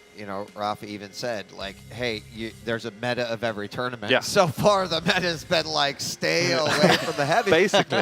But the only person who has kind of avoided that has actually been Rafa. Even in this case, he's like, and pay attention to what's going on over here. And, Scale is banned, so I don't know. Yeah, that's pretty much the only heavy we see consistently, and not just on Vale, as we talked about. So it's a really good matchup. I think, in prediction-wise, I'm going to still side with Rafa for a 2-1 again. That's pretty much been the norm between these two. But a lot of people in the back are saying don't sleep on Maxter. You've got your stable 6, everyone's looking at for top 6. Maxter's one that people are expecting could break that kind of monopoly at the top. We'll find out. Yeah, I was deciding in terms of predictions how this is going to pan out coming up. I was like, do I swerve in Maxter's way just for the hell of it, just to throw a spanner in the works? But no, I'm going to bottle it. I'm just going to say it should be Rafa. It could go all the way. It could be one of the very few series we've seen today which is going to go all the way here. And it wouldn't surprise me as Maxter in general, just how he's been doing, how he's been progressing so far this year. There's no reason why he shouldn't be able to. All right, well, as soon as the game started, players are ready. We'll be jumping into this one. We do have one more quarterfinal after this matchup. That, of course, is going to be Wenger versus Zanaku. Another great one in front of us. Then we'll be going to the lower bracket where more players' tournament's life will be over. Brutal, like you said. It is brutal, but this is esports, like you said, so you just got to deal with it, right? Yeah, there's no participation awards at all. You only one winner, everyone else, unfortunately, not. So, yeah, I mean, I think this, for a lot of people, they're looking at this to not only see, like, what is the potential power level of Maxter, but B, Rafa, is he the Rafa in championship form who is ready to potentially take yet another tournament?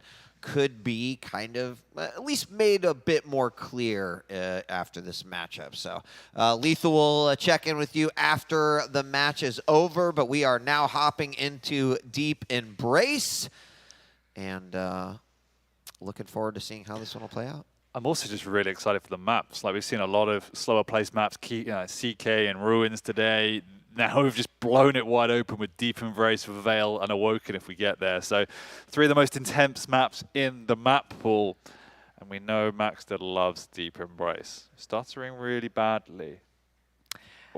Possibly. It looks like we may have to delay things just a little bit due to the technical difficulties. So I think we're just going to hold up for now and just keep on going and just see exactly what happens until this match does eventually begin. But it looks like they are going to do a restart and just go through and restart this game anyway. But going back to, though, yeah, this is why I bottled it and I wasn't really too sure who was going to come out on top, because Rafa is one of the very, very few players in this kind of environment where when people do transition from online to LAN, what you get online with Rafa is identical, exact replica of what you get on LAN. And even at the top level, some players do make these subtle little changes here and there, which I think is going to help better themselves or just don't want to take too many risks, considering they want to try and play like they do online. But it is a very tough road. And it has been quite a few years, of course, since they've been playing in a LAN environment. But because Rafa plays exactly the same, people know what to expect as well. So it could be on a shoe on the other foot. But for Max, though, he's not fussy. He's kind of very similar to Dramus, how he wants to try and progress and how he's going to defeat his opponent with that aim skill and the speed alone. But yeah, it's nice to see that as he's adapted and getting more of that dual experience, it's going to give Rafa a tougher road in this series. Yeah. I'm still blown away that you are wearing like a grandfather clock on your wrist. I don't know why I'm so distracted. I thought by you meant this mine watch, then. but it's just like, did you see this, Lethal? Look at this thing. It's like, I don't. Mine is puny compared to yours. That's awful. Yeah, It's a representation of stature. So, Oh, you know, so basically I'm awful. I didn't say that, but yes. So, you can borrow it if you want, Wheat. I know you're trying to look hip with the kids with your bomber jacket and your iWatch, but I do not have an eye. That's not an iWatch. That's a Fitbit. oh, who has a Fitbit at 22? What are you talking about? It's like keep track of my steps. I like got my. You get your squats in mid I cast, get my arms Sparty out, yeah. squats. Yes, exactly. So, all right, hey, we're loaded into the map. It looks like we're gonna play. So I'm gonna cast this one with ZSX, and Lethal will check in with you when the game is over. I think we're going in. Starts at 3, 2, 1. We are live, ladies and gentlemen, going into our third quarterfinal of the day. Looking through the eyes of Rafa. And Deep Embrace. Deep Embrace has been making some showings here and there, but not as much as I think I would like it. I really kind of am fond of this map. Yeah. And I don't know. And we've seen some more unusual picks coming out on this map in the past, particularly with someone like Razor, who's been prioritizing Slash, in fact. But these players opting against it, going for the old school in Ranger and Strog, the tried, true, and tested. And obviously, Rail is going to be a huge part of this particular engagement. And Max is winning it so far. Yeah, some good map awareness there from Rafa. Ooh, Maxter with some of his own. A nice rail. There is a trade there, but Maxter looking good with a better stack. And, you know, expect, I think, what I would call sort of a pretty traditional style of play from Rafa, where he likes to feel out his opponent. Is my opponent hitting rails? What kind of routes is my opponent running? Wow. Great job. Unfortunately, the LG out on that one, and that is going to bring first frag to Maxter. And he slams one with Pika. Nice. And the follow-up as well. Rafa really trying to assert dominance over by the Mega. It's not to be. He even burned the orb in that engagement weak, which means it's not up now for another 30 seconds or so. And Maxter continues with the tempo. The rail is picked up by Rafa as he's going to prioritize that one, but the LG of Maxter, got to be careful underneath that wood board. Maxter's certainly keeping the aggression up, not afraid, not being intimidated by the fact that he's up against a multiple-time champion. We're going to see Peeker quickly go down, and now Mega is up. Scary moment here for Maxter as he's trapped over the side, bounced up. Great LG, but Maxter holding on and keeping that bead alive. 2 minutes in, Maxter's up by 3. And as great as Rafa is, and as often as it does work, he does have a habit of basing his style around just bull rushing all of the items. I just need to take the item. I will bully you off the items. Now it's working, but it's cost him 3 frags so far, which is that hyper aggressive style. And we've seen that before, right? Like it's not even close to a situation where you get into worry mode for someone like Rafa. I think we've seen him down many frags in the past before, but Maxter certainly showing, right? But that's the point. It's indicative of why he struggles against Maxter sometimes, because Maxter is somebody that punishes that type of process. And he got aggressive here, and Rafa's actually come off second best in that encounter. He's left up the heavy in the process. There's the orb, but he just doesn't tickle it. Pika comes out again. It does connect. Rafa's living on the edge, but so is Maxter without a rail. Rafa finally finishes off his prey. I mean, not only the flick rail there on Peeker, but then the little slice of pixel that he grabs right there. Suddenly we went from a 3 frag lead for Maxter to now just a 1 frag lead. He's also so early for this heavy, and that's just going to be death for you, as Rafa knows the exact second it's going to spawn, bullies off Maxter and leaves him for dead. Down in the murder hole. Rafa can't finish him off yet, but he doesn't want to. He just wants to secure this Mega. He absolutely knew that based off of where Maxter was, he's like, that Mega's going to be mine. And if Maxter sticks around for it, it's not going to turn out well for him. And Peeker come out again. No rail used on that. Just clean it up with some machine gun. And Maxter very, very low, so has to be careful. There's only a little bit of health over on that side. He's picked up what he can. Rafa with the better stack on top of that heavy. And now in the rotation back over to the Mega. Huge Can stack. he find a rail? Needs a second round to feel a little bit more comfortable here in this engagement. But as I say that, Rafa picks up a Mega, regains all of that lost health. Critical rail that he just missed, and he's even lost one of his own from Maxter's perspective. And again, he can't get a foothold on this map whatsoever. The split on the major items is so large, and Rafa's being so efficient around the map that Maxter is left for dead.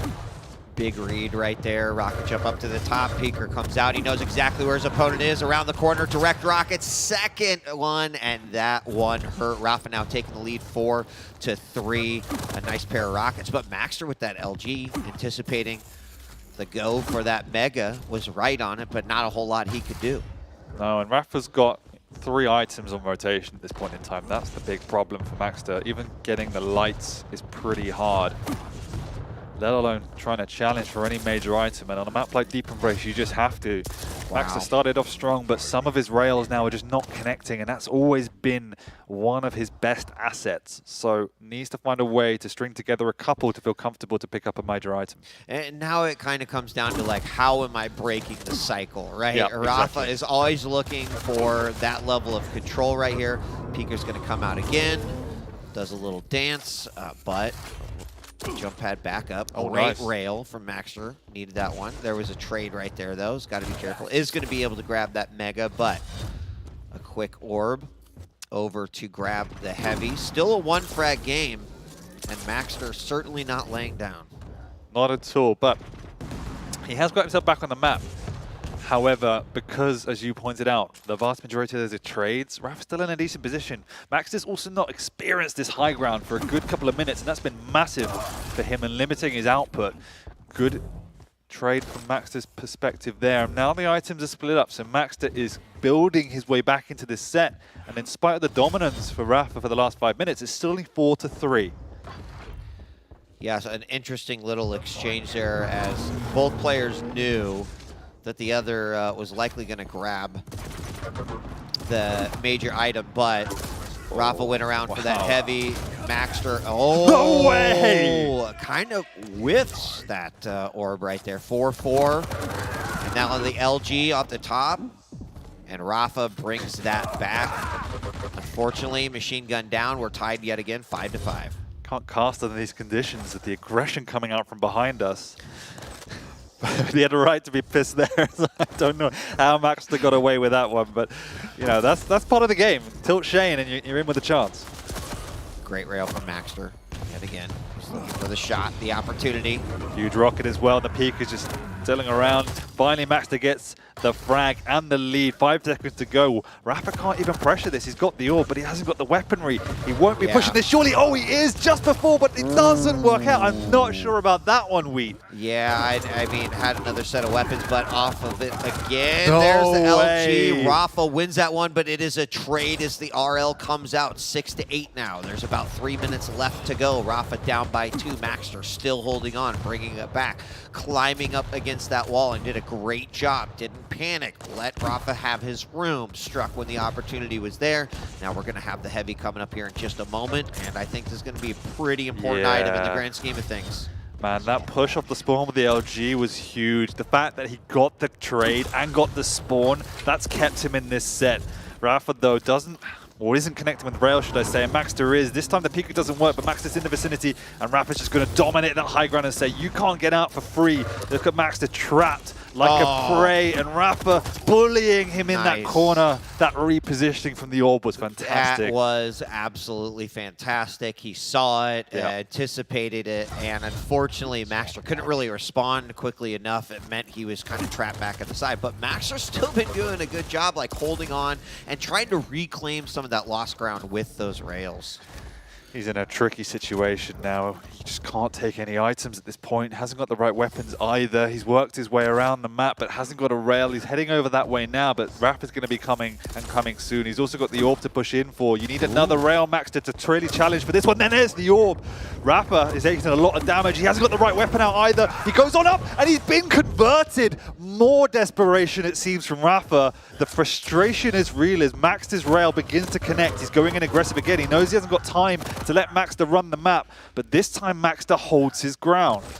He does. Very, very close on that one. LG yet again. It's been Maxter's go-to. He's got to be careful, and Maxter's going to get another LG kill. That makes it 7-10. That could be pretty close right there. Maxter now has to protect this lead a little bit. The aggression from Rafa is real. Big, big rocket coming out.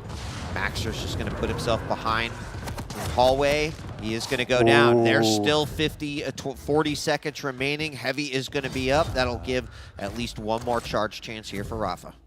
The way Rafa's playing off of the spawns here, it feels so reminiscent of old school Quake. You don't really see that in Quake Champions of just, I'm going to run at you and bully your man back into this map, but he's going to have to do it again with 20 seconds to go. If he needs it, it's going to happen now. He's found Maxter, but he's converted him as well. He's got the orb, but he decides not to take it. He's trying to force the spawn, and Maxter holds it off. He's going. He's got an LG, so he can take this fight. As long as he doesn't get knocked into oblivion, he should be okay.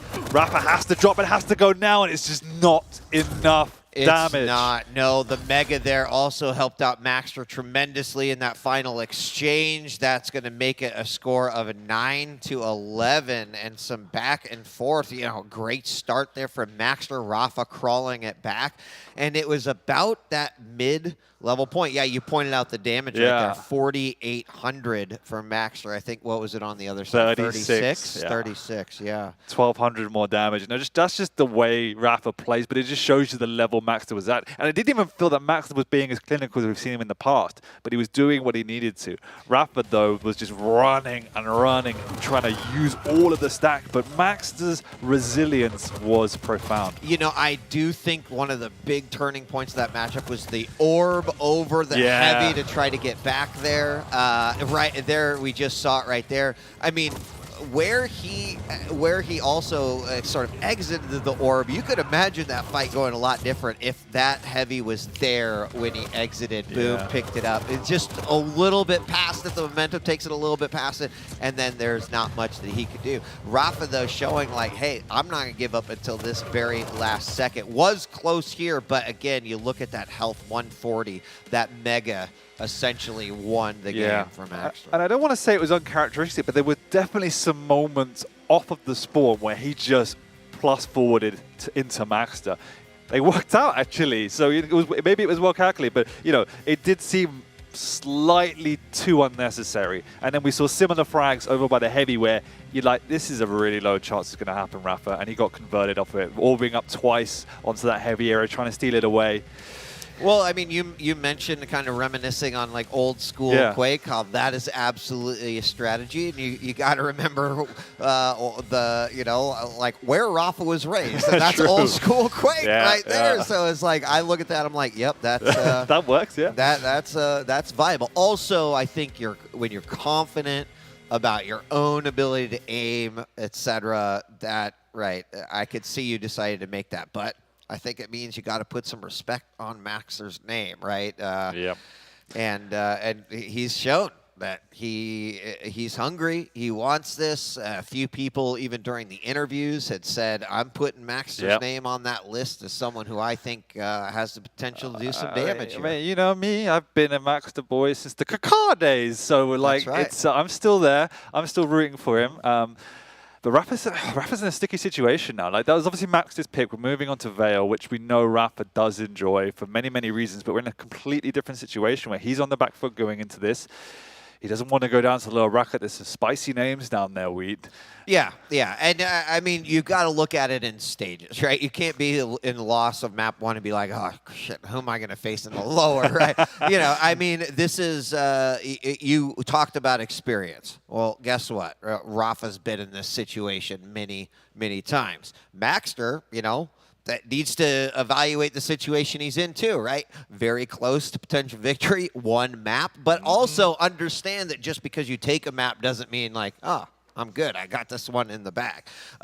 Some, you know, I think some challenges on both sides and kind of dealing with that. What I want to see from Rafa on this map, me giving Rafa advice now, is just refine it more. Again, that hyper aggression has just, every time I watch the matchup against, particularly Maxter, but when I see Rafa lose, it's because he succumbs to the aggression, particularly on Veil. I know it was when it was like Scalebearer versus Keel, and we just saw Rafa trying to bully his way in. That's why I like Deep Embrace, because that brings that out in players. I don't see that happening on Veil. It's just a different map. I think that they, you know, it's a map where you are typically not rewarded for that aggression, so you do got to be careful. But Maxter, we're looking through his eyes here as Veil begins. Now, my other big question is, right, how's the DK going to factor into this? I can see where the totems are pretty big, right? Out of the exit teleporters to be able to zone and protect certain areas, and also the overstack. So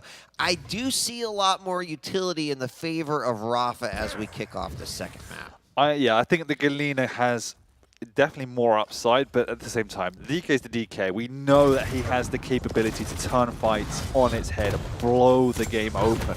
But at the same time, we've seen limited effectiveness of the Flame Strike in this tournament so far, so Maxter has to use it in the right way and at the right situation. I mean, with that being said, we just watched Maxter take away both of the major items, so that was probably the best possible start that he could have. Now, I don't know that either of them have. No, Rafa has a rail. Oh, Maxter has a rail now, too. So they're both rail. Rafa doing a little bit to try to, you know, maybe keep that out of the hands of Maxter. But yeah, lovely double back by Maxter. He's going to lose out on both major items himself, but really nice double back just to say, hey, I'm here, Rafa. Watch your step. Take away a bit of stack. But the tables are turned now. Maxter's got his fighting stack, and that's okay. He's going to wait around for this flame strike to come up before he makes any sort of commitment. But lovely try up from the low ground. Yeah, that's it's kind of funny because like Rafa's the one who I think has really started using the Tri-Bolt, especially on this map here. Maxter's dishing out a little bit of his own medicine. Oh, nearly catches the feet at the Galena. Not quite. He's going to try and stick around. If he hits a rail, then he'll commit because he's got the Flame Strike. He's just using it to zone and delay. He's ticking away. Hits nearly 2 rails. Just the one will do for now. But Rafa would go out and steal away a couple of lights. That's the problem. They're trying to catch him over on the side. There's the Tri-Bolt answered back. 2 minutes in, still 0-0.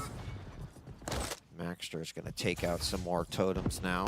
Oh, lovely. Great rocket. I think he really needed that one. Can't really defend the heavy from that position and needs to restack anyway. So Rafa certainly seems to be on the hunt. Ooh, narrowly avoiding those 3 rockets as well. 2.5 rockets. Yeah, and Veil's all about the angles. You don't even need the major items, really. And it's not the end of the world that Rafa's getting this stack, because you can play a lovely defensive range game. But the question, the problem comes like this. If Rafa's the one in control and he hits the earlier damage, that's when it becomes dicey for you. But Max is doing a good job on the defense. The question is, how can he get out of here? Because Rafa's bound him, bouncing him around, and he actually falls into the acid. Oh, I didn't see it, but there might have been a little smirk on Rafa's face when that happened. But it's only 1 frac. Both players incredibly low as the LG battle tries to bring it out. Away the Mega. Great Tri-Bolt. Almost hitting its mark. Yeah, and Maxter needed that one to come back alive. Rafa trying to use totems to zone out there, does grab that heavy. And now we've got about 10 seconds between these 2 items, which is going to open up the possibility for full control here. Absolutely, and this is what I was talking about in terms of the playstyle. Definitely more calculated, more reserved, playing the angles and doing the pre-work before advancing. So nicely played by Rafa, but Max is doing also an amazing job on the defense, which is limiting any opportunities for Rafa to make those moves he wants to. I do think that we see a more calm, calculated Rafa after that first map. Rafa now setting up for that heavy. He seems to be finding control. He knows he's got Maxter trapped here. How's Maxter going to deal with this one? Coming out of there, rocket. Ooh, risky play, but it works out for him. Yeah, thought he would go on TP into the back room, but decides to go out in front of his opponent. The items are still split enough that Rafa can quite easily take both of them. A lot of damage coming out with that Flame Strike, but it's just a drive-by. Runs into the totem as well. He's going to try and defend this heavy. It's risky players. He's got nothing to work with. Rafa forfeits it, goes down below. Maxter steals it away, but for what cost? He hits a rail. Wow. Rafa's got to be questioning that one, right? Oh my goodness, a haircut with the railgun. Jeez. That was close on both accounts. There's the rail from down below. So early though, and Rafa knows the timing. He can bide his time. He's trying to get out of dodge, and he does, but he's living on the edge weed. Yeah, is he going to go grab it? He is going to have the benefit. The rocket jump! He misses it! No! Oh no! He hasn't gone for it yet. Oh my gosh, that would have been such a different scenario had he actually gotten up there, took the damage from the rocket jump, and gave away his position, and let Rafa set up for the trap, get the frag, and the heavy. I'm sure there was a head shake on that one. Yeah, most definitely. Max is still more than in this. He's connected with a couple of rails now. You can see Rafa stack waning. The Mega's taken though just in time. But another rail from Maxter. Surely he's going to keep the pressure on for the heavy. Rafa's just trying to steal away anything he can on the run. But this time he thinks it's an item too far and lets Maxter take that one. So Maxter is very much back into this map in terms of stack. I mean, in such a way that it's like if Maxter hadn't hit all of those shots, he would be in a real bad spot.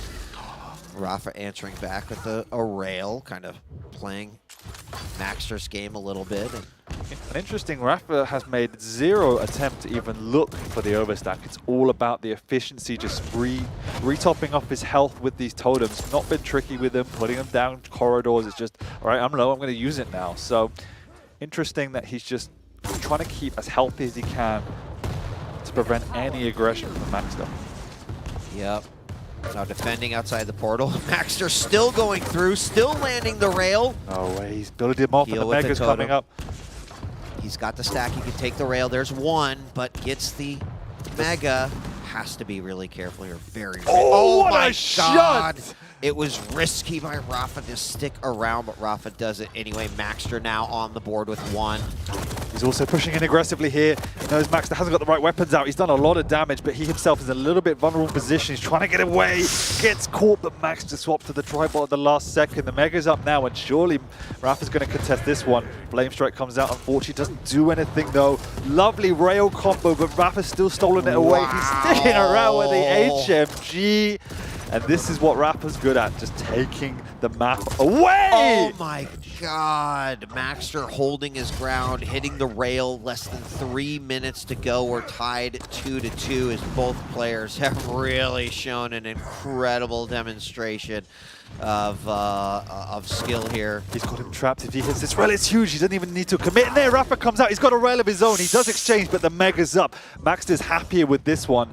The heavy's up in a few seconds as well. Maxter will be just dotting his way around, making sure there's no shenanigans from Rafa. And then he should be sitting pretty. Another amazing rail and a Flame Strike to boot. Rafa's still fighting his way through. He hits another rail, but no! Oh my God, I don't think Maxter realized that he had knocked him down right there. We saw it through the map, but Rafa then picking back up his lead, and then a double rail off of the jump pad. 3-2, Maxter incredibly low right now, down to 2 seconds, and there is the LG cleanup in the RL room. Rafa now grabbing that Mega. This game, Dan, this game. It's not over yet. It's 2 minutes to go. We've seen it turn on his head. They're both hitting incredible shots. Rafa's entered the room once again, but this time Maxter kicks him out with a vengeance. But we know what Rafa's going to do. He's been doing it all game. He's just going to bully his way onto the item. He's up top already. There's the double rail. The perfect zoning there with the Flame Strike as well coming out. Rafa had to course correct. He knows where he is. He's in the corridor. There's nothing for Rafa to work with here, but Maxter actually lets him off the hook. Oh, I thought he should have pressed his advantage there. I mean, he had something to work there. He had a rail and an RL. I think he was in a good spot there. Rafa, though, holding on to this one frag lead. Maxter clearly with the stack. He's ready for it. Catches him down below. He's going to push on through, though. He's gone through the TP, and he's onto the shotgun. Tied up, 9 minutes on the clock, 1 minute left to go. We're tied 4-4.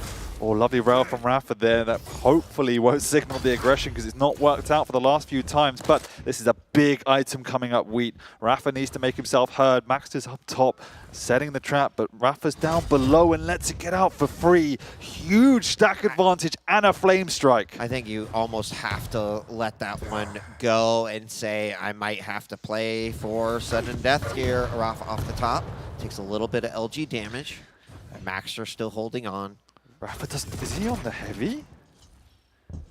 He's in the area and he's very early. This could be troublesome. Max is going to sneak in below. He knows the timing exactly. He's pushing on through. Hasn't used a flame strike. He's holding on to that. And Rafa, as you rightly said, he's playing for sudden death, as any Frank now is most certainly going to be the end of the game. He's holding strong in this corridor. He's done a lot of damage, but there's another rail from Maxter. And Rafa has to get out. He's up top, raining down pain, but Maxter is actually going to make a move here. Jeez, they're living on the edge, both these players. Both of these players. Yeah, Rafa picks up that Mega. Maxter stack now not looking too great, but in position for that heavy. Got to be careful. Rail could be huge. There it is. Nice damage coming out on both sides. Tri-bolt the rail from Rafa. Rafa now on the chase. Got to be careful. Defensive rockets. 1, 2.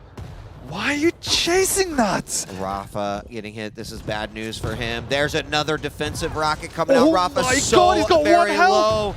health. Oh my Jesus. Rafa back in it. Max are going to grab that Mega. Most intense 50 seconds of sudden death I've ever seen in Quake.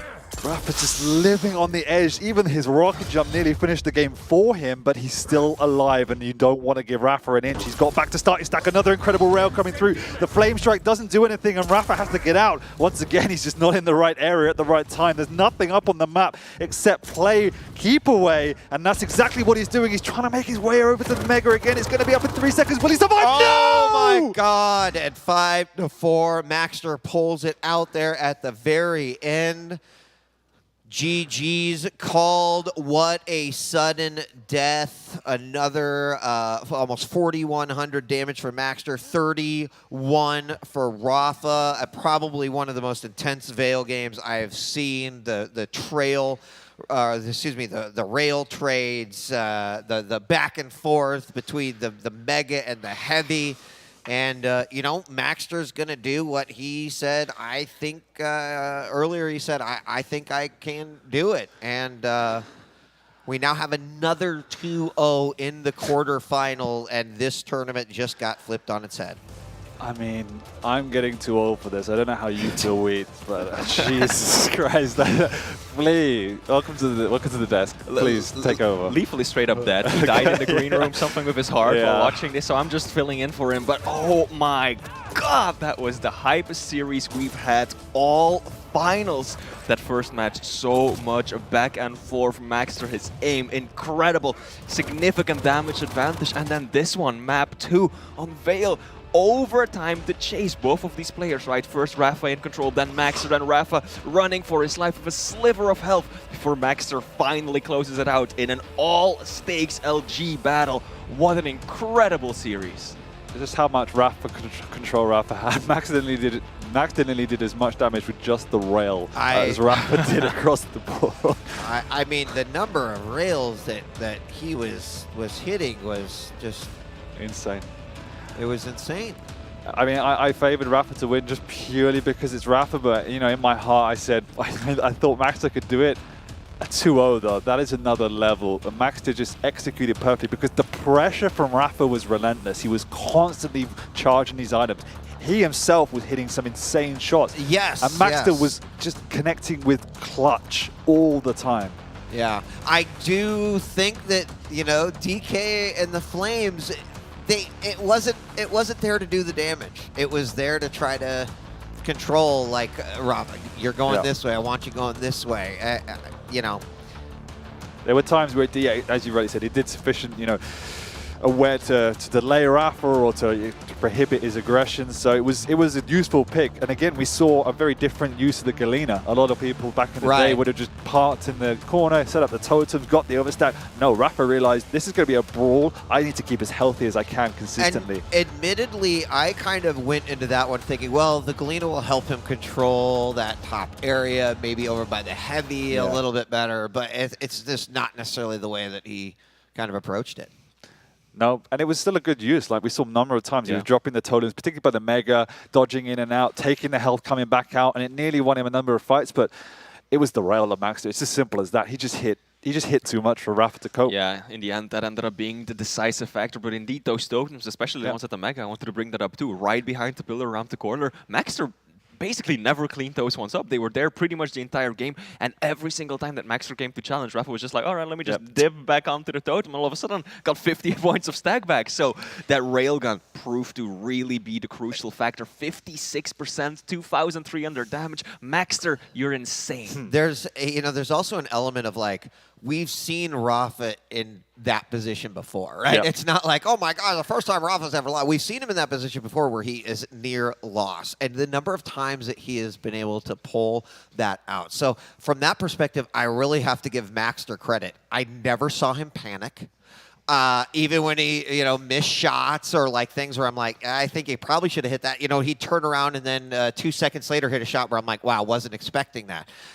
You have to give someone who this is their first LAN. They're up against a triple champion in Quake Champions and also a champion in so many other versions of Quake. And a testament to Maxter, his calmness that we're always calm. It's almost become a meme in QPL. Like, look at that guy's posture, and he's always so calm. And it's like, well, that's what it can do for you. So, on one day, I might say, man, it's really weird and kind of sucks that we're having all these 2-0s in the quarterfinals. But on the other hand, I'm like, oh my God, we literally are getting a tournament unlike one we've ever had before in Quake Champions. Yeah, and it all comes down to, you said it on day one, everyone is so much better. Yeah. And you're right. Back in 6 months ago even, Rafa would have won that series. And we would go, wow, Rafa's great, as he is. But he is, there's another day at the office for Rafa. But now everyone's just one step better. And he's not winning that anymore. And players are just catching up. And this is why there's so many of these results that are upsets. And it's been 2-0s, but the vast majority of games today have been that close throughout. Well, we got one more quarterfinal coming at you. And like, who knows what to expect at this point. I mean, hell, I think Flea might actually win the tournament. I don't know. Like the way they Wenger versus Zanaku coming up next. We're going to take a quick break, settle down a little bit, run some laps, do some push-ups, whatever. We'll be back with more of day 2 of the Quake World Championship right after this.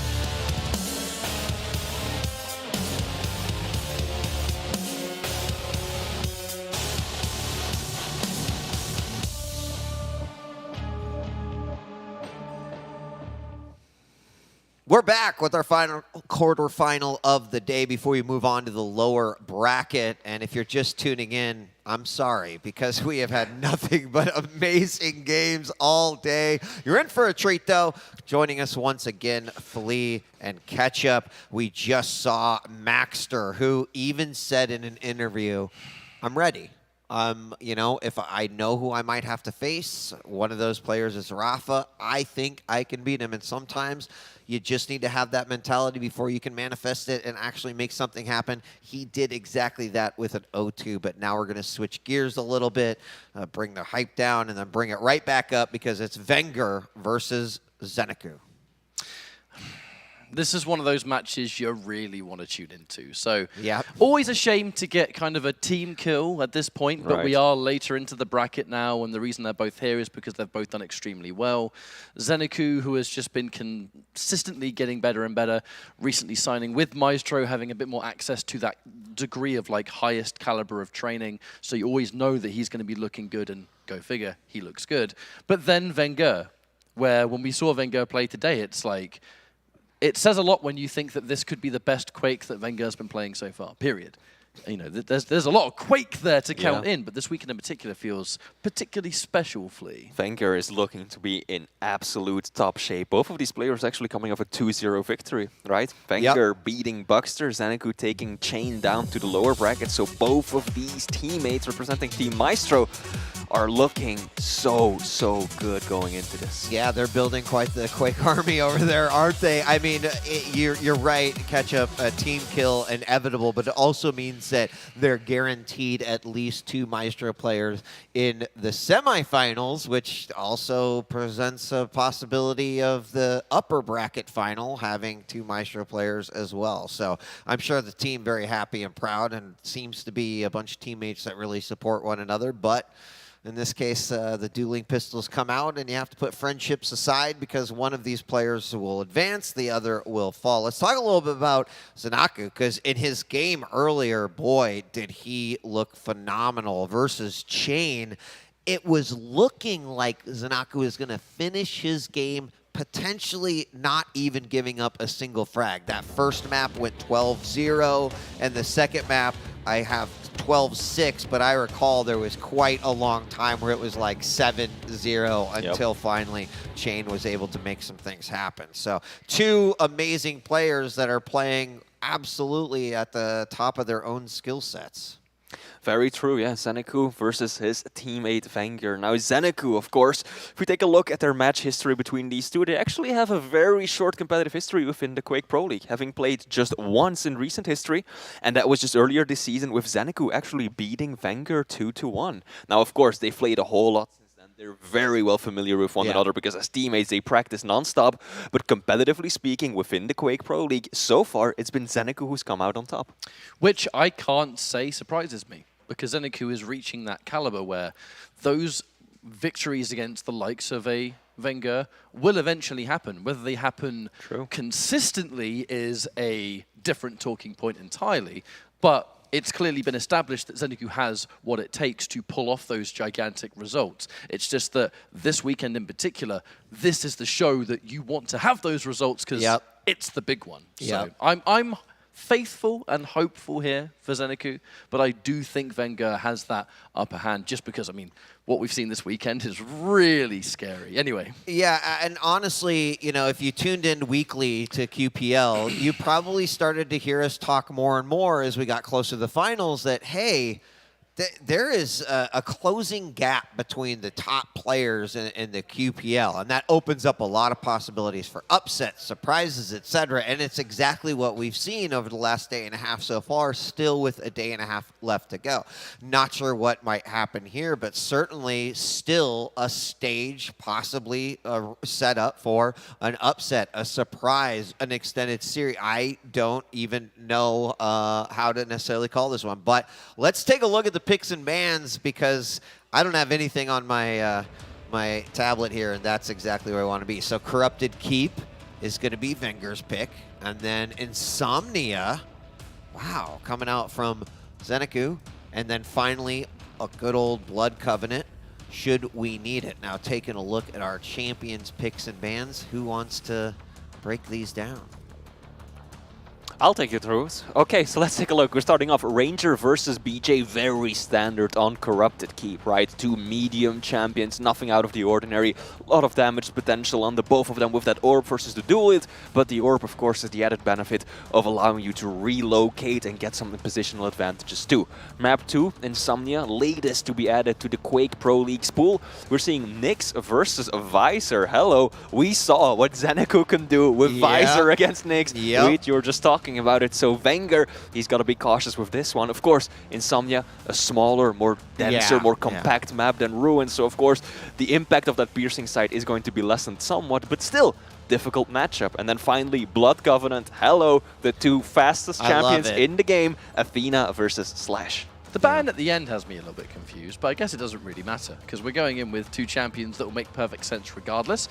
The two arguably strongest champions on Blood Covenant currently, and I kind of think that these picks go to show that there's no games here. We're going as efficient as possible, we're going as optimal as possible, and that's all you can do at this stage of the tournament. Yeah. Well, hey, before we jump into the map, let's take a quick look at those brackets, right? So you can see kind of a larger picture of where we're at right here. We do have the Kilson versus Razy matchup set up, and then we were correct in that Maxter will face the winner of this matchup. So you can start to, you know, really think about the dream that you're going to get tomorrow as we move on. That round of 4, the best of 5, won't be played until tomorrow. A lot of time for the players to think about those matches.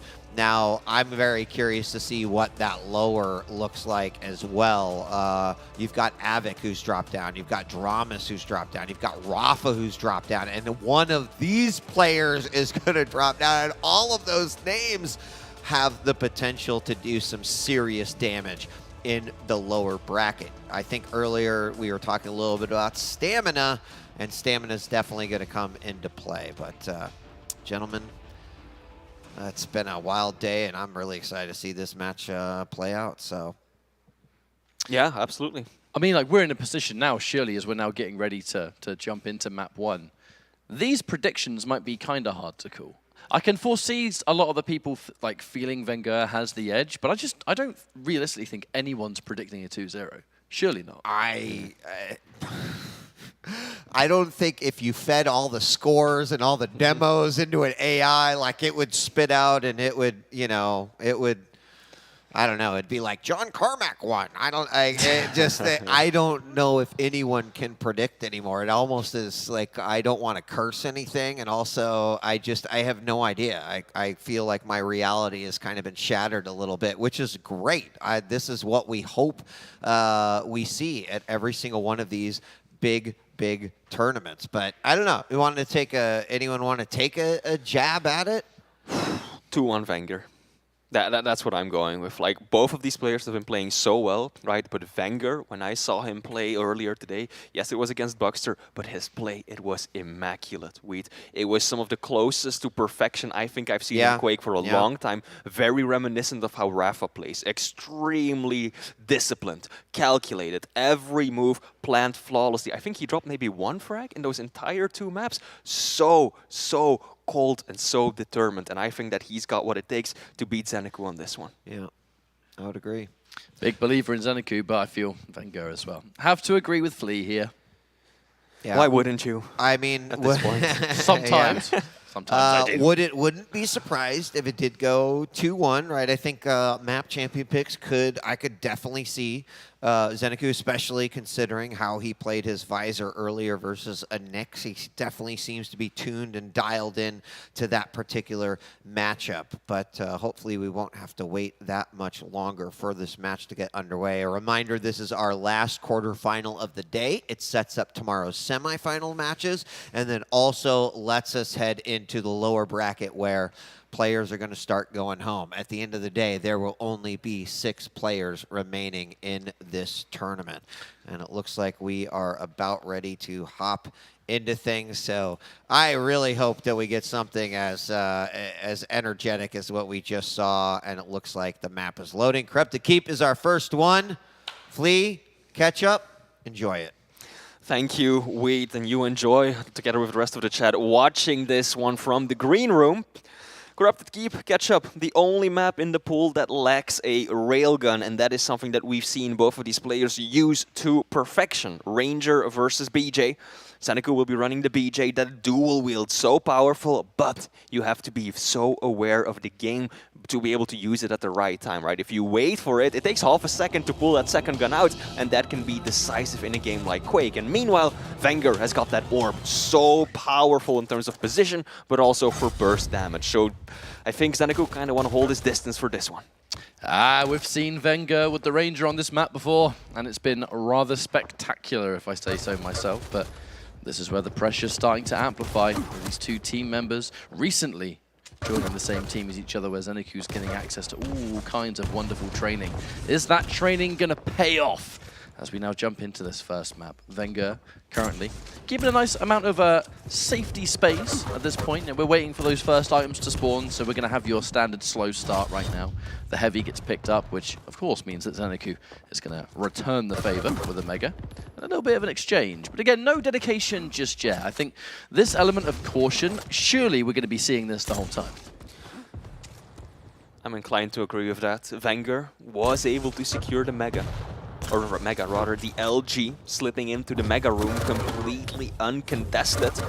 Oh, Zeniku going up the bounce pad once, twice, third time. I don't know about this one. Wenger stands his ground. I think Zeniku just kept on expecting his opponent to drop down and set up for the Mega, but no, Wenger just stood, waited, allowed his opponent to make that critical mistake and walk away with the first frag. Reaction! Yep, waiting with the super shoddy at the edge of the orb. Zeniku retaliates quickly. That first frag of the day, though, might give Zeniku a little bit of information, right? Because although the dual wield LG was there and it was being used, Wenger was still able to outdamage and force away. Force back down into the jump pad and not take too much damage there. So, I mean, Zeniku is going to know now, like, even though I'm going to have the dual wield available, I can't rely on it to be my be-all, end-all. Wenger's LG there was absolutely disgusting. And we've only just started. So we'll have to see how much respect does get put on, but gives Zeniku the props, you know, knowing the orb's going to come, just feeling it in your bones and having an SSG ready to rock to be able to equalize. Both of the items perfectly in sync right now. Heavy machine gun being used to pepper one another from a distance. Wenger looking healthy. Very respectful plays by both of these competitors. Neither looking to overextend.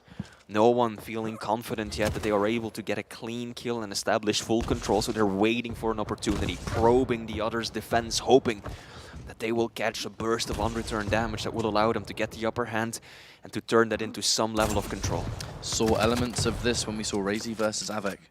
You know, lots of caution and loads of respect, and all it took was that one opportunity. And then once you embrace it, boom, the rest of the map can really fall apart for the opposing player. But again, that caution's going to continue here. Even there, Zeniku, in theory, could have denied that light, but wasn't 100% sure where Wenger was. At the time, why use self-damage? You know, A, it's going to give your position away. B, if you know someone's nearby, maybe have a little bit of a fight first, get damage, then go take it. All these little bits of micromanagement that, in the whole grand scheme of things, they matter so much. Lacking the tribal use by Wenger right there. Chip damage over time, it adds up. Zeniku doesn't even have one yet. No, indeed, Zeniku was hoping to maybe do something with the heavy machine gun, but Wenger was able to just abuse that cover that he had to get quite a bit of unreturned damage in and make a move onto the heavy. Now both players brawling it out from a distance, their stacks dwindling in kind. Both majors are up.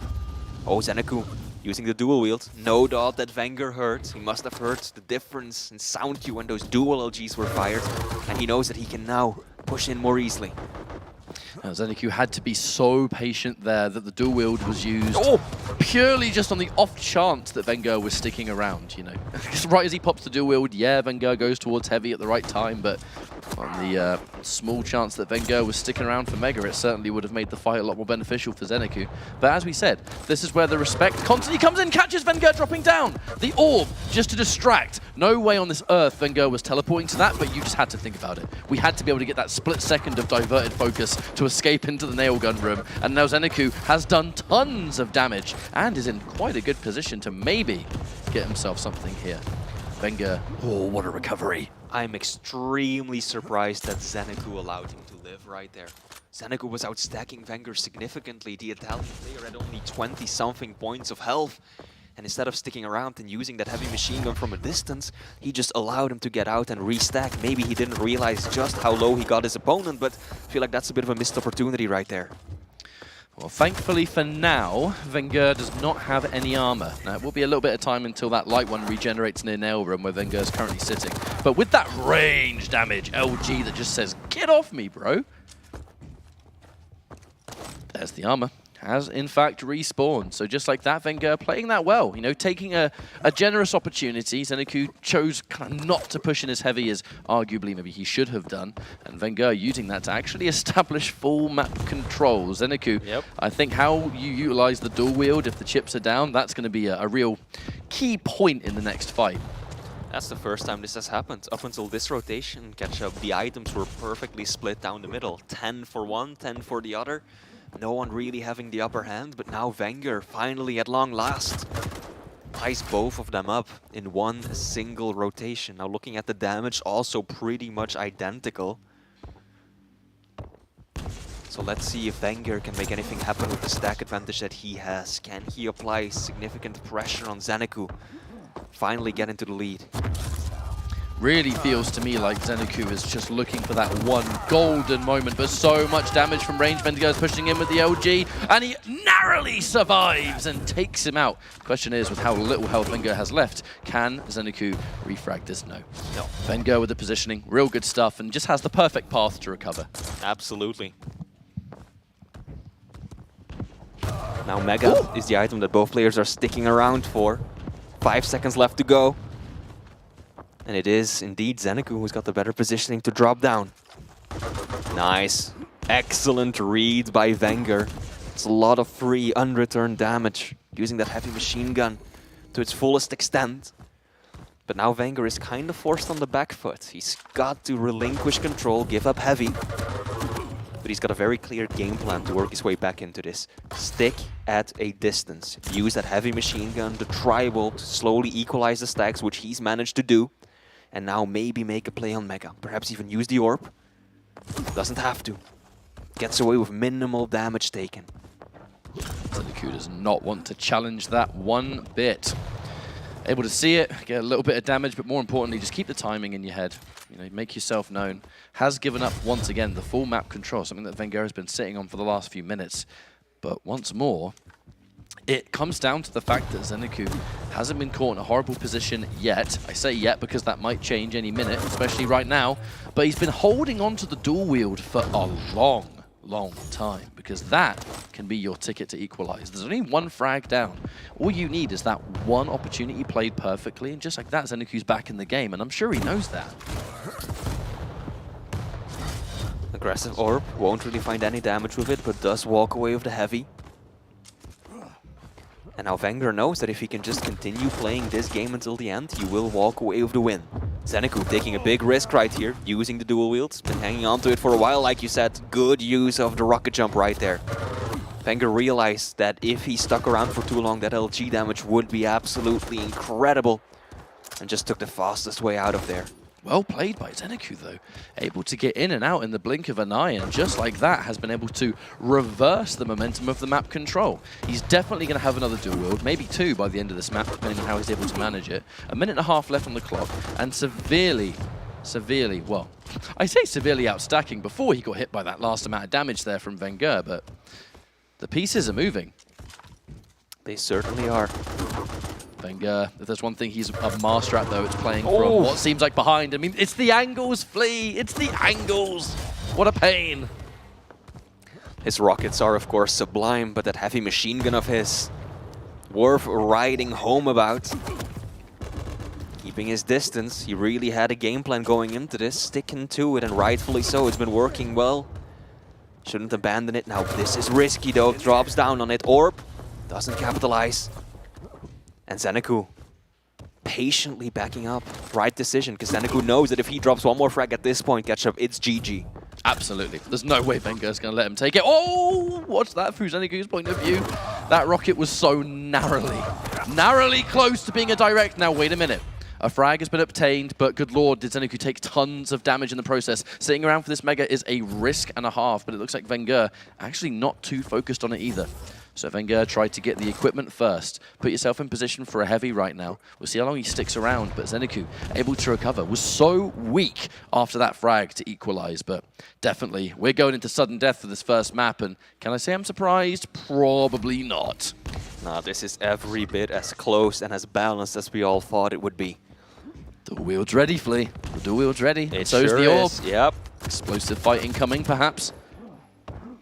Mega up in just 1 second. Wenger puts himself out of position. Is he going to rocket jump out again? Looking for an exit. Oh, I like what Zeniku did. Just hangs around long enough to make sure that he can make it over to Heavy as it spawns to get a huge stack advantage. Doesn't even pick it up right away. Wants to burn some of his stack, trade it with Wenger, knowing that he's got the better resources behind him to fall back on.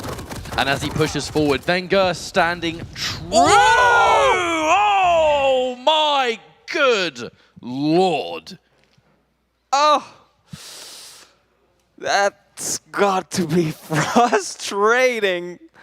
Zanaku embraces it, just jumps straight on top of that rocket. That was so clearly unintentional. I clenched the moment he went for that jump, and you see the rocket hurling towards his face. Oh my goodness, look at that relief on Wenger's face. That's one extreme or the other. You know, if you're in Wenger's position, that magical rocket from seemingly out of nowhere, which did stem from a very bold defensive position. You know that Zeniku has done more damage, is outstacking you. Zeniku was even delaying to get extra damage before even picking up the heavy, yet the positioning there from Wenger was just sit there confident with the LG, and then obviously that last minute swap to the rocket. I don't think any of us expected that to be a direct. And of course, the direct is what sealed the fate. Zeniku, no doubt, going to be a bit frustrated about that, but it was just one map. There's more to go. But that was a marathon on the first one. Absolutely went into overtime. Both of these players so evenly matched. And here we see the final rocket from Wenger's point of view. Bam! And he jumps right into it. Ouch, ouch, ouch. Zeniku. He even took a slightly unconventional route, right? Doesn't go straight across the bridge, but first jumps to the right when coming out the teleporter and then jumps on the bridge and ultimately didn't change a thing. Wenger, he's going to be relieved that he can clutch home map 1 like that. But map 2 is going to be a very, very different story. It will be Insomnia, Wenger rocking Nyx, and Zeniku playing the Visor. Now, we've actually seen this matchup quite a large amount this weekend, but from what we've been seeing from Wenger, again, it commands a different beast, because I'm looking at this matchup, right, and I'm looking at Nyx, and I'm looking at how often Nyx can be a relatively safe pick if you're really good at utilizing that Ghost Walk, right? You can, you have a little bit more wiggle room, and you don't have to necessarily play your standard game of Quake. You can kind of get the items that you want to get, but at the same time, be nice and careful and kind of pick and choose. Wenger is really good at that. Yes. Because that's the kind of thing that you do when you're playing significantly from behind, right? Where you can't prioritize every single item that's on the map. You kind of have to pick and choose the ones that you want. Like that's just kind of a perfect scenario for Wenger. So I can imagine just in my head that this champion choice on a map like this could be quite good for him. It just depends on Zeniku really keeping that focus after what was a unfortunate end to the first map. Yeah, it sure was, right? And he doesn't have a lot of time to reset either, because we're already going to be loading into the next map within a few seconds. But indeed, this is going to be a very interesting matchup. As you said yourself, Nyx can work wonders for Wenger. But on the other hand, we've seen what Zeniku is capable of in this very matchup, as he absolutely demolished Chain. It was a different map, a much larger one than this, so perhaps the piercing sight will be slightly less effective, but surely Zeniku has gone into this with some planning. He's run through this match in his head. He knows when and how he wants to use that piercing sight. Probably doesn't just want to pop it straight away, but hold on to it for the right time. This is a critical point. You know, this ain't the finals yet, but we're close. We're close to hitting that all-important final day, and everyone knows it. Wenger would like nothing more than to not only qualify for that final day, but to win the whole thing. Wenger sending hearts aflutter with that cheeky little wink of his. My man pleasing the crowd, not just with his gameplay alone. As we have loaded into the warm-up, which is now coming to a close. We are on Insomnia, the most recent map to be added to the Quake Pro League pool. And here we are jumping right into this through the eyes of Zanaku.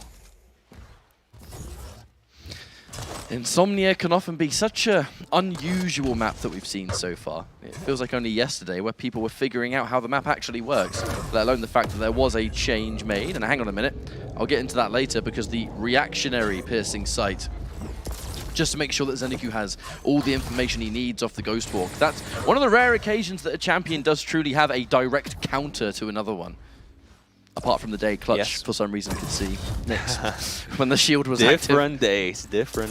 I was like that since like the very beginning. I was like, what's going on here? Anyway, not that it matters. As now it's still 0-0. That piercing sight's going to give Zeniku a nice little inkling over where Wenger is going to be. And in this case, chase it through the teleporter. Lovely defensive positioning from Wenger, though, getting a pretty much point-blank shot there, forcing the disengage and forcing us to have to restack. But here comes that heavy. And then the Mega soon to follow. Not enough time between the items for Zanaku to move from one to the other, so there will still be a split. Wenger now holding on to the Mega. Zanaku in control of the Heavy. Wenger, no doubt, would want it to be the other way around, as he is playing the light, squishy champion. But that's a good rail. Zanaku doesn't really have a whole lot of resources to fall back on, especially not in terms of armor. Good rail, but he is low, he is weak, he has to run. Wenger will chase, and the super shot, he will clean it up. The Italian getting one frag up already. Can he find the other one? No, misses the kill shot, allowing Zeniku to walk away with the Heavy. However, Wenger is immediately ready to answer back and land yet another one to put Zeniku in a rather terrible position. There's a huge time until we get the Heavy to spawn, and I'm sure Wenger knows that. This is an opportunity for Wenger now to say, right, you've just spawned. What weapons are you likely going to have? And oh, that opening rail? Yeah, give me the finish. The shotgun is all Zeniku had for that situation, so Wenger is absolutely going to pounce on that. Good use of the wall jump there as well. Able to cut quite a few corners on this map. Wenger's rail has been solid. Let's take a look. 47% railgun versus 25 by Zeniku. Over 3/4 of Wenger's damage have been with the railgun alone. Good rocket, is he gonna push it? Too risky. Yeah, no. A risk not worth taking as Heavy's just about to spawn. Wenger is able to kind of keep it nice and safe thanks to the Ghost Walk. Almost managed to hit the mark. Oh, that tri-bolt narrowly too high up in the air to deliver the damage that definitely would have sent Zeniku down another spawn. However, a current 2-0 and a lot of momentum for Wenger is what we're currently working on. There's a delay between the Heavy and the Mega now, so that does mean that, you know, a good little sequence and then the entire map can belong to Wenger if he plays his cards right. Or on the opposite end, Zeniku needing to mount some kind of comeback, plenty of time to do it, and maybe a full map cycle is going to be how you do just that. So going in for the Heavy, Wenger not really too worried about it, and there it is again, the defensive Ghost Walk. If I need to get out, I can. The defensive 100 damage rocket though, this is why Wenger is an absolute animal. How do you chase this guy? 100 damage rocket followed up by a 90 damage rail to the face, making it impossible for Zeniku to continue chasing him down. And indeed, defensively, Wenger is oh so powerful. But he has to be careful. Still doesn't have that much stack to throw around. Heavy is up, and I think he's just gonna leave it for his opponent, positioning himself onto the Mega instead. Oh, nice play from Zeniku. Just slowly walking up, not making any noise, just to hear the timing of the Mecha pickup. And now he is delaying Heavy, very deliberately so, to try and throw his opponent off, offset the item timing, and get control. That was a very, very good idea, because things were getting a little bit too pattern here, weren't they? I mean, for the most part, Zeniku, he kind of knows what's going on, but it's like, right, well, how do I break out of this? Because it's almost 5 minutes already, and Wenger looks to have a pretty convincing hold on the map so far. But hang on a minute. Wait a second. The Heavy just about to spawn, but looks like the fight is in the mine. No, Zeniku! Oh, that is such a shame, Wenger. You set up all this stuff, you do all this work, and then here comes Wenger just hitting 100 damage rocket. Doesn't matter how much you plan. Yeah. If the damage is like that, then what can you do? The initial play was very solid by Zanaku as well. Two-piece. He heard the Ghost Walk being used, and so he moved away as far as he could, going to a position where he knew that Wenger wouldn't be able to easily get to him. But then, that mid-air rocket, the tremendous, overwhelming amount of damage shut him down regardless.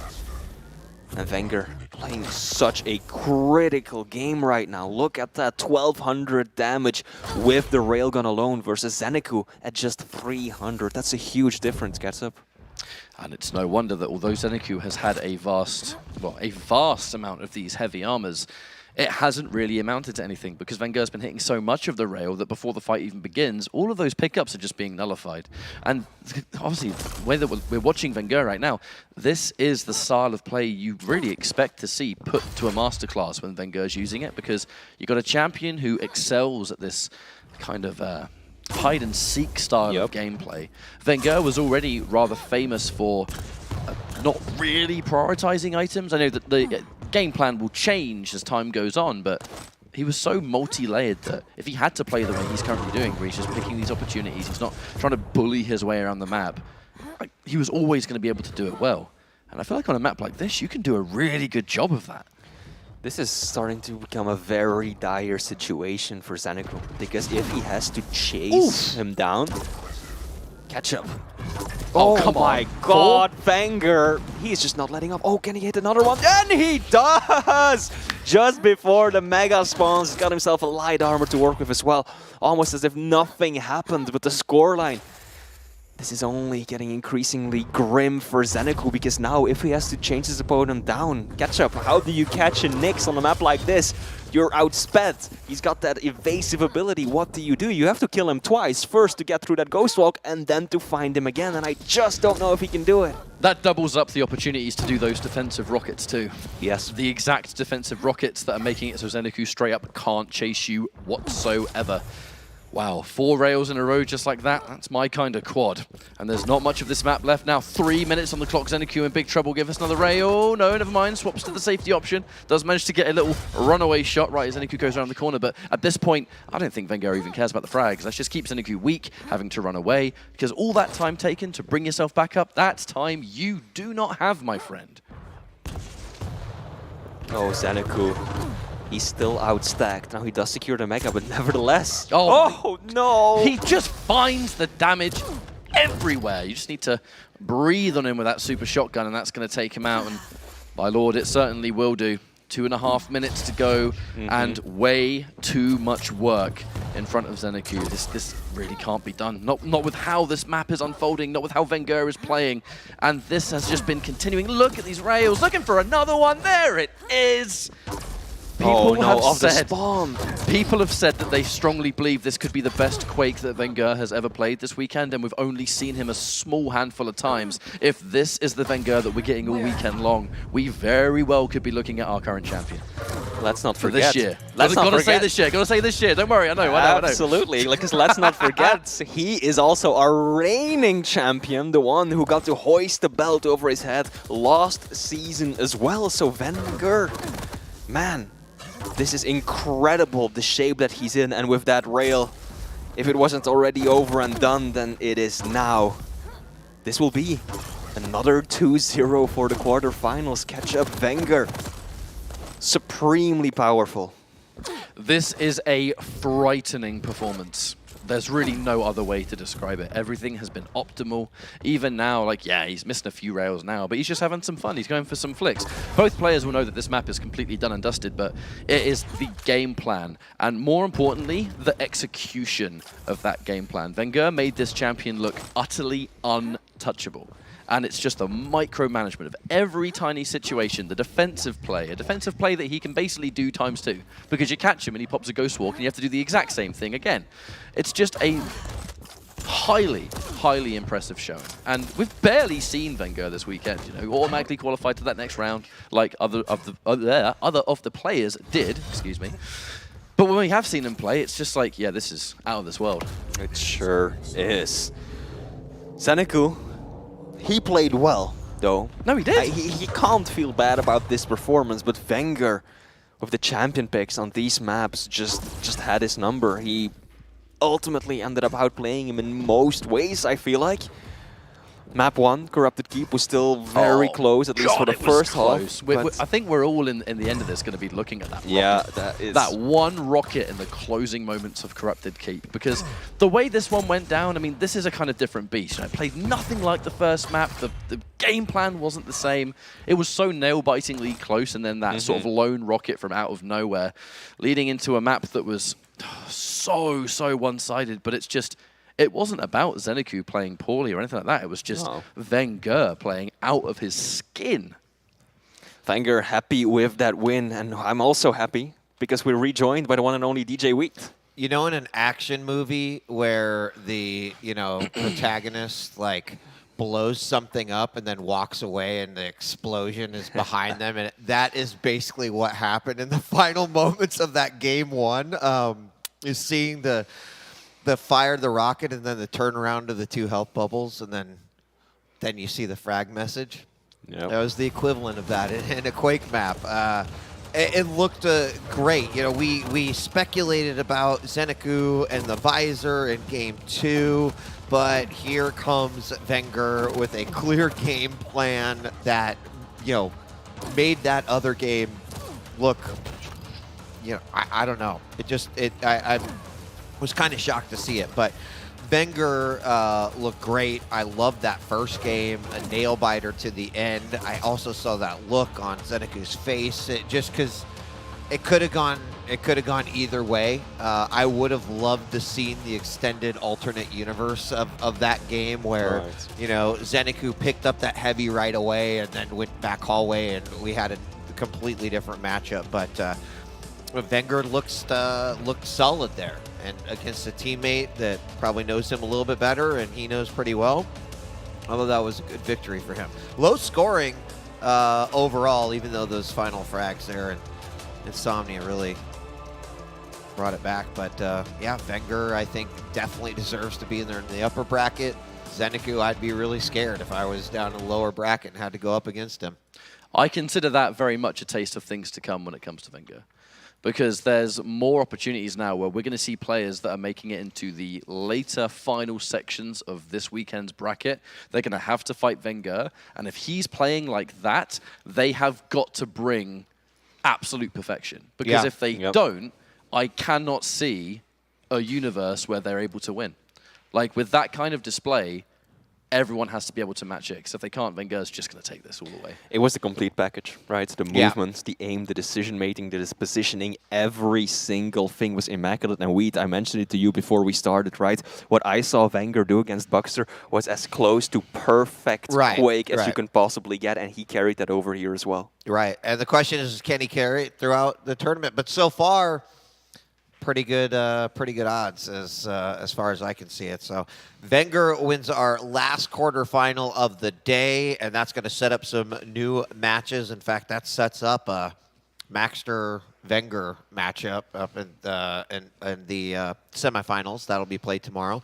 We are going to be shifting gears to the lower bracket matches, which means that from this point on, for the remainder matches, not only on the main stream, but also on the B stream, if you lose that match, your tournament life is over. So shifting gears here a little bit, some phenomenal quarterfinal games. Shouts out to all of the winners that move forward, and we'll be keeping close eyes on those that did not move forward and are now down in the lower bracket. We are going to take a break. When we return, it's going to be lower bracket games beginning. Our first one's going to be Dramas versus Ron. That's coming up next. We're going to take a break. Don't go away. We'll be right back.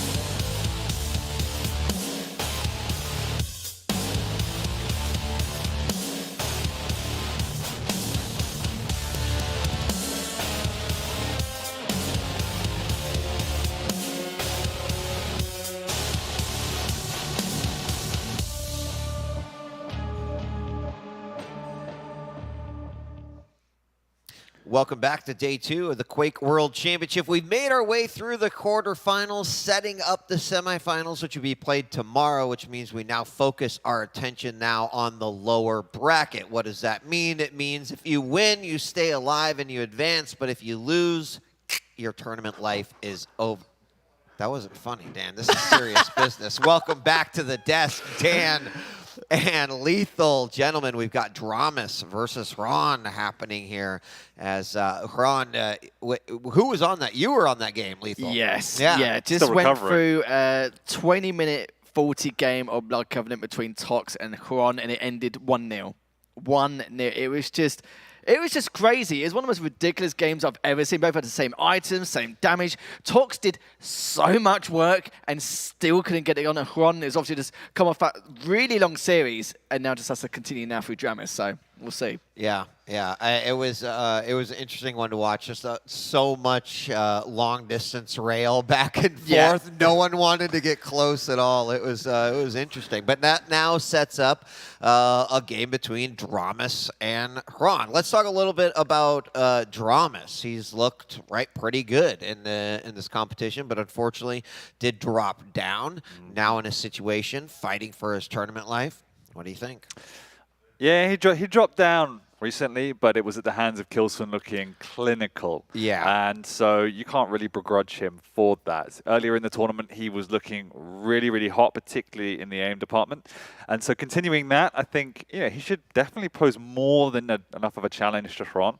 But at the same time, we know X-Ron, I mean, there's so many pronunciations, has been looking really good as well. He took out Tox, which is a family favorite. It was an intense match, but he's shown us highs and lows again. And he's somebody that hasn't been around in terms of the QPL circuit very long, but has been very established in the scene, consistently practicing, and will pose pretty much anyone on his day a problem because he's just creative in his playstyle. Sure. Yeah, he certainly isn't. Huron, I've been casting him since he started in the losers bracket, just pulverized RMV, and RMV was feeling really good about his matchup, but just didn't give him any kind of chance at all. He was flying high. His aim skill was just incredible.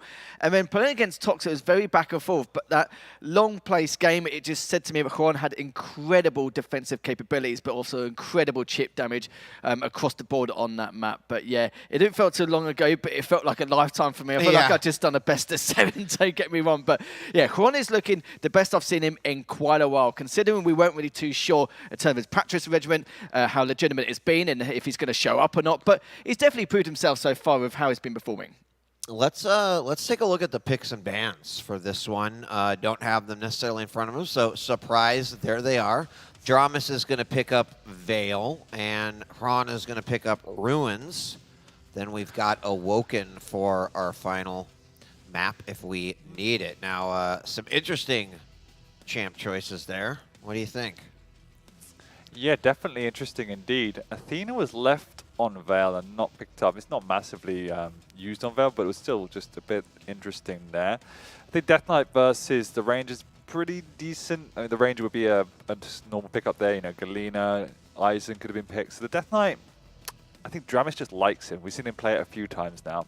So it's neither here nor there. And you can use it to pretty good effect. We saw Maxter actually win on it. So it's not just... Dude, DK's pick rate went up through the roof after that one. It's a staple now. Let me tell you. Yeah. Yeah, and then on Ruins, we're starting to see more and more on Slash as the event unfolds. But I really like the counter in terms of the Anarchy. And I'm surprised. Yeah.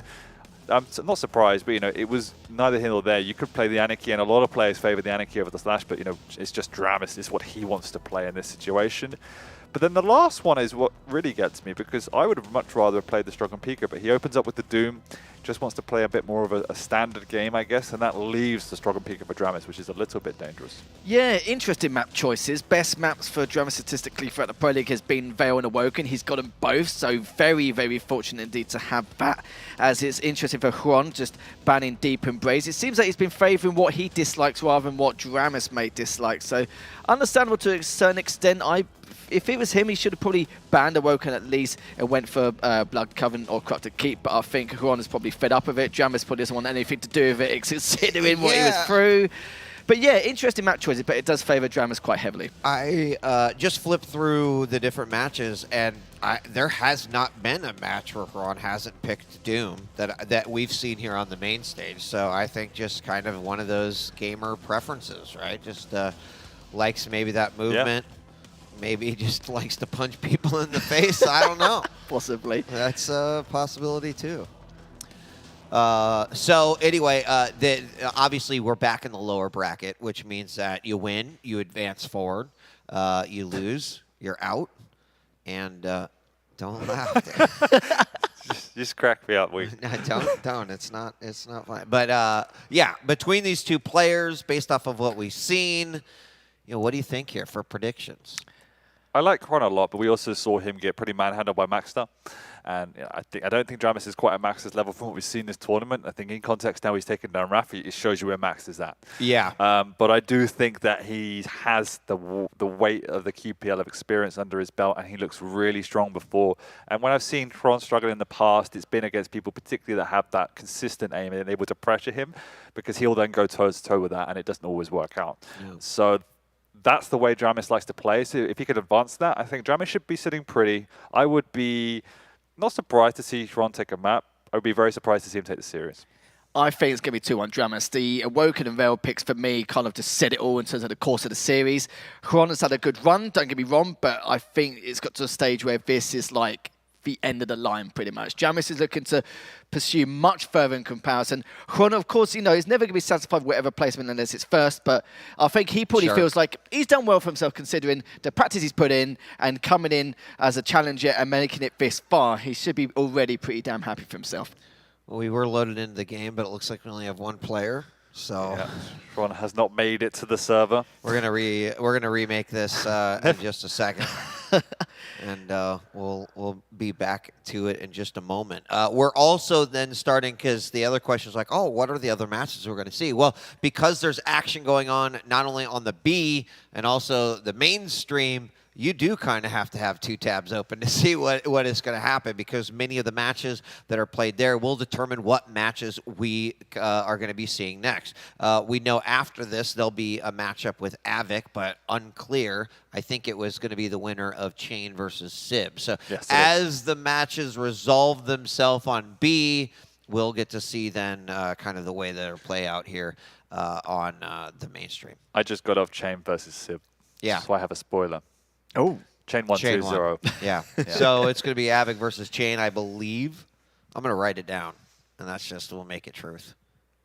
But I'm not going to lie, though. This matchup, if it was on paper, I would have just said straight up, Dramas, yeah, he's sorted. He's done. 2-0. Shouldn't really have too much of a worry. But the fact that Quran has actually played this well in such a short space of time coming into this, I think a lot of us would have wrote him off and said top 24, maybe top 16, maybe able to scrape a series by if he's lucky.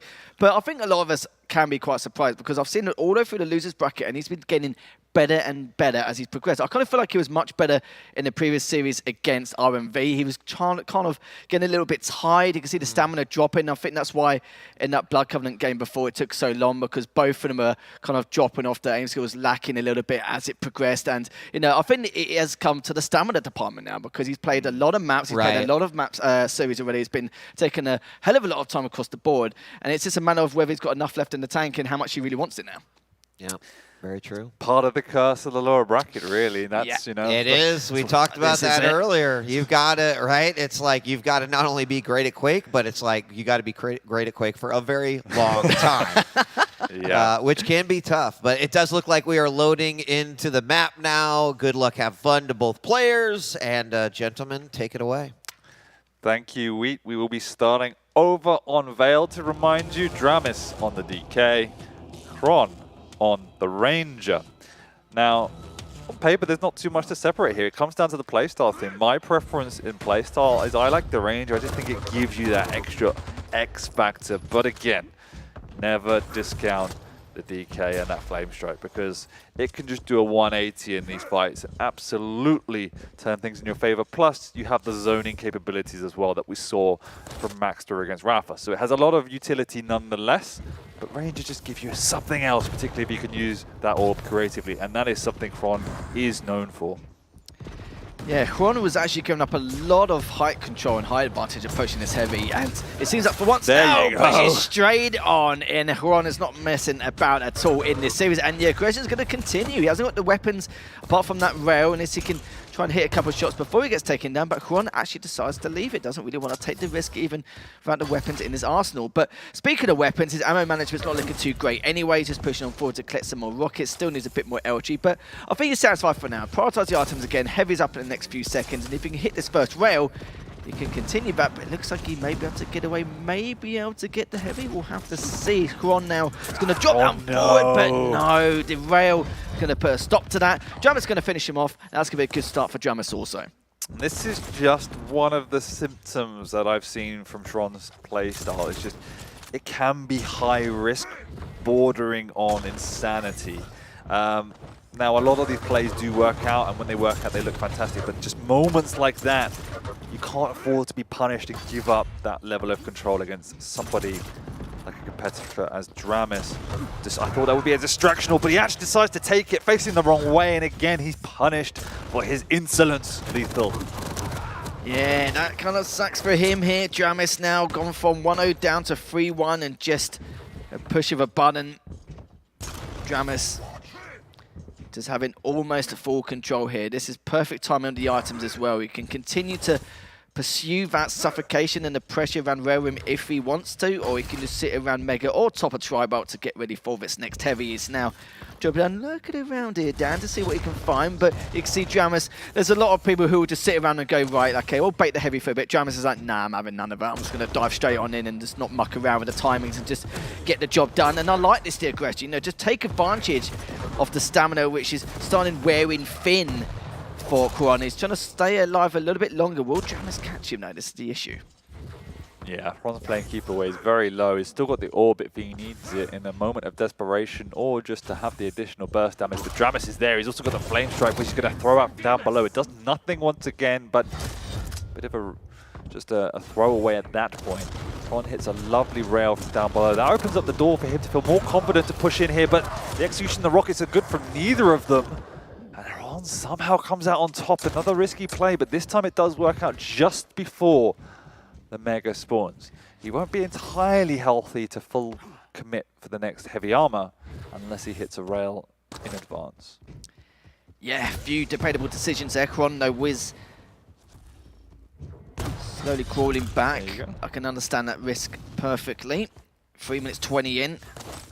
Has only a slightly better stat compared to Dramus. Going to push it on forward up to the jump pad to see if he is lurking around Mega, but he's trying to find him. We'll find him in the end, but we'll be tanking a rail in the meantime. Takes 2, and that's going to be it for Juan. He's going to be pulling all the way back to try and lurk back around across the rail side, but Dramus is just trying to see if he is around the heavy. But it's actually dropped down for the rail anyway, and we'll be able to catch him. Oh, no, he does not. Juan lucky to get away with his life there. He is indeed. Had to use the orb just to get across the room, but fortunately Dramus just switching weapons at the wrong time, doesn't connect with any damage during that process, and Hong gets away with a free heavy armor somehow, staying in this game for his life.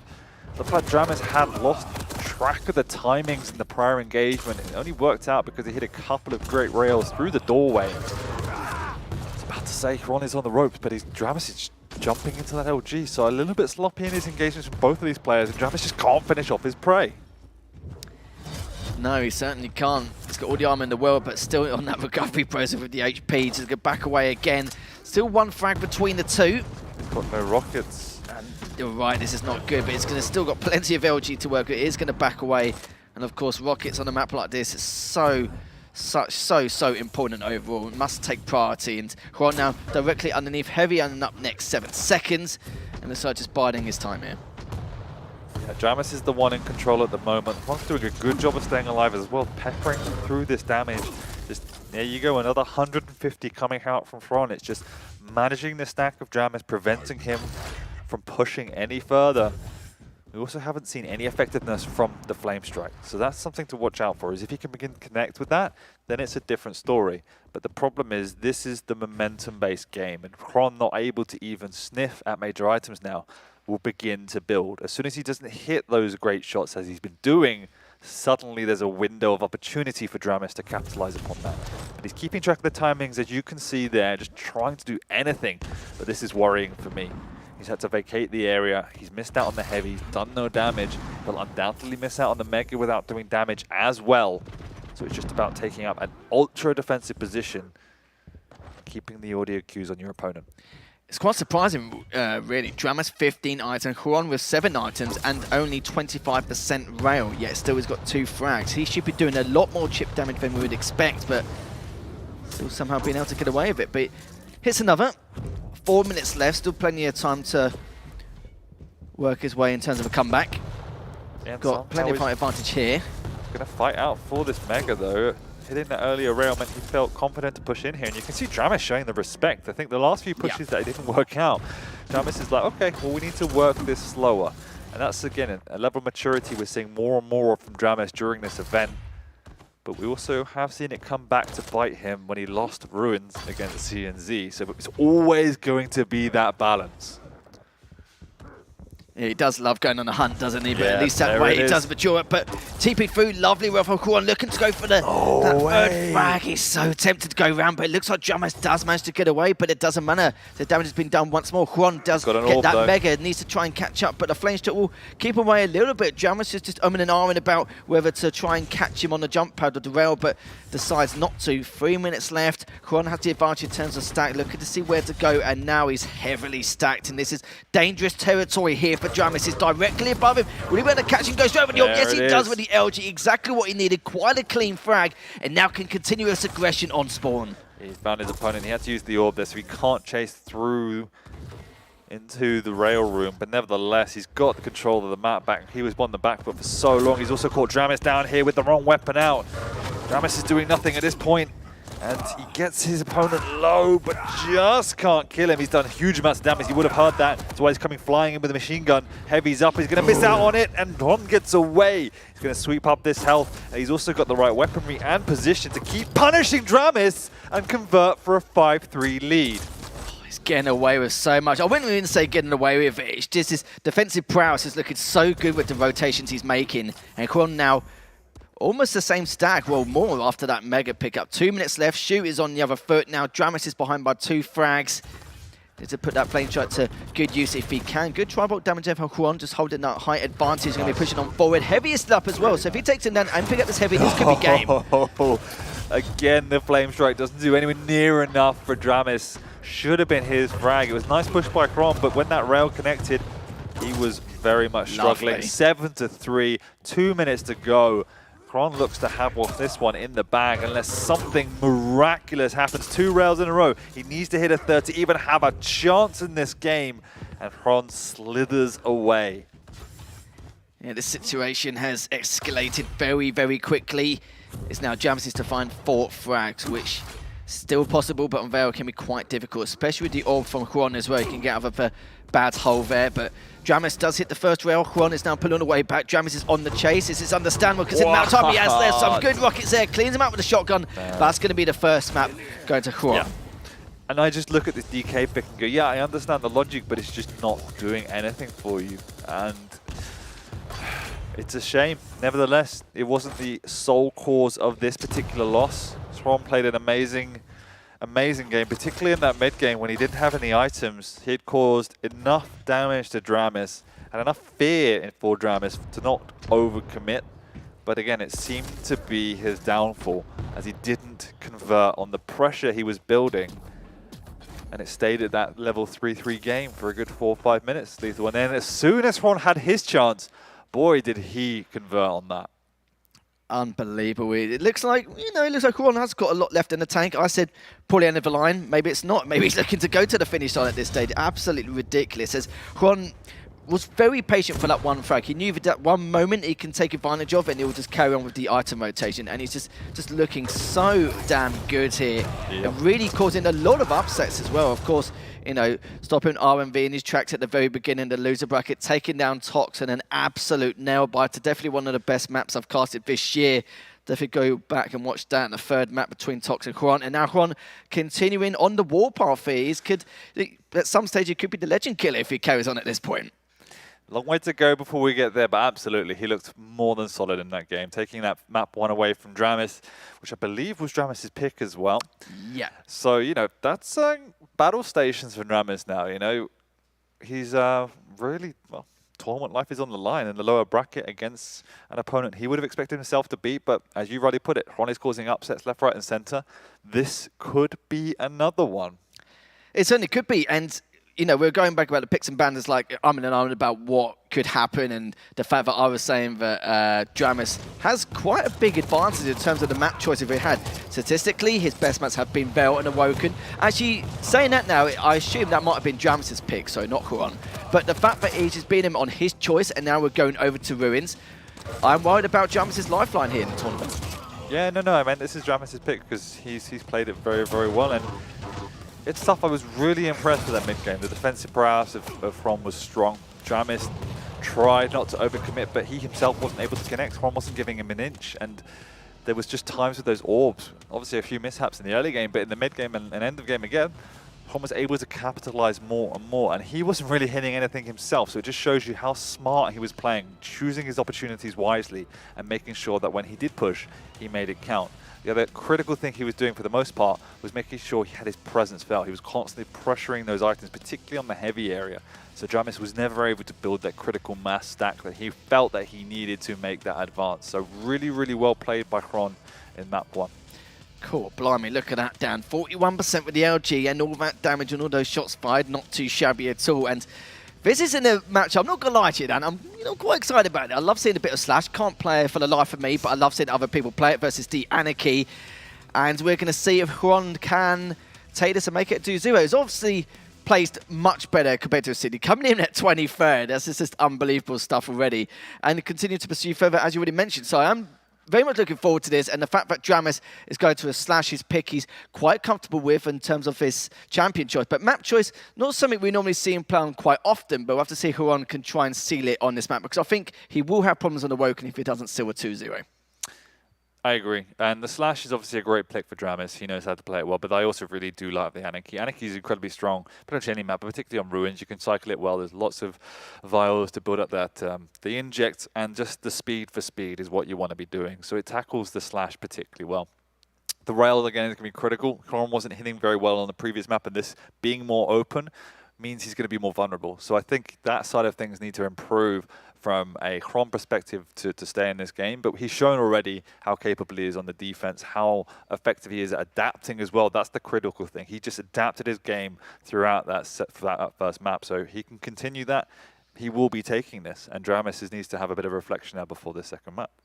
Yeah, it looks like a lot of people are actually finding out who Huron is and remembering how good he used to be, because he was a staple in the scene. You know, he was a fantastic team player, still a very good duelist as well, don't get me wrong.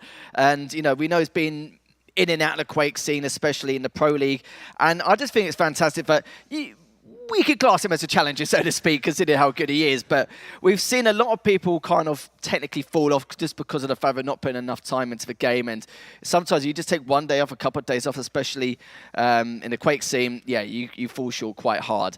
But Huron just seems to be another day in the office, clean up the cobwebs, de-rusted, and he seems to be back in tip-top shape, which has been very impressive, and now giving Dramis a hard time. So there could be Dramis here, could be going down 0-2 and having his final hurdle here in the Quake World Championships, or will Dramis be able to tie things up, take us to map number 3, going on to Awoken straight after us? We'll have to find out here, Dan.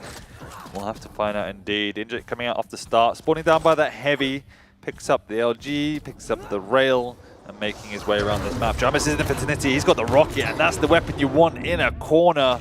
And this is the pressure I was talking about that the Slash brings. One of the problems on the previous map is there was no movement for Dramis to take advantage of. Had to do it old school, had to bust in, try and use the flame strike, but with the Slash, he has a champion and a skill set that blends nicely with what he wants to do. Certainly does indeed, but comes in for the Mega, uses GNT to top of that. Dramis is just standing guarded on that T-junction, does a little bit damage. Huron does not want to risk and close this set. He wants it to be a slightly cleaner frag than he would like. It's going to play the long game anyway. Goes into the courtyard for the light. Not going to help him too much here. Dramis was exactly available there as well. But gets away, which is better than none. Still a 1-0 lead to Dramis.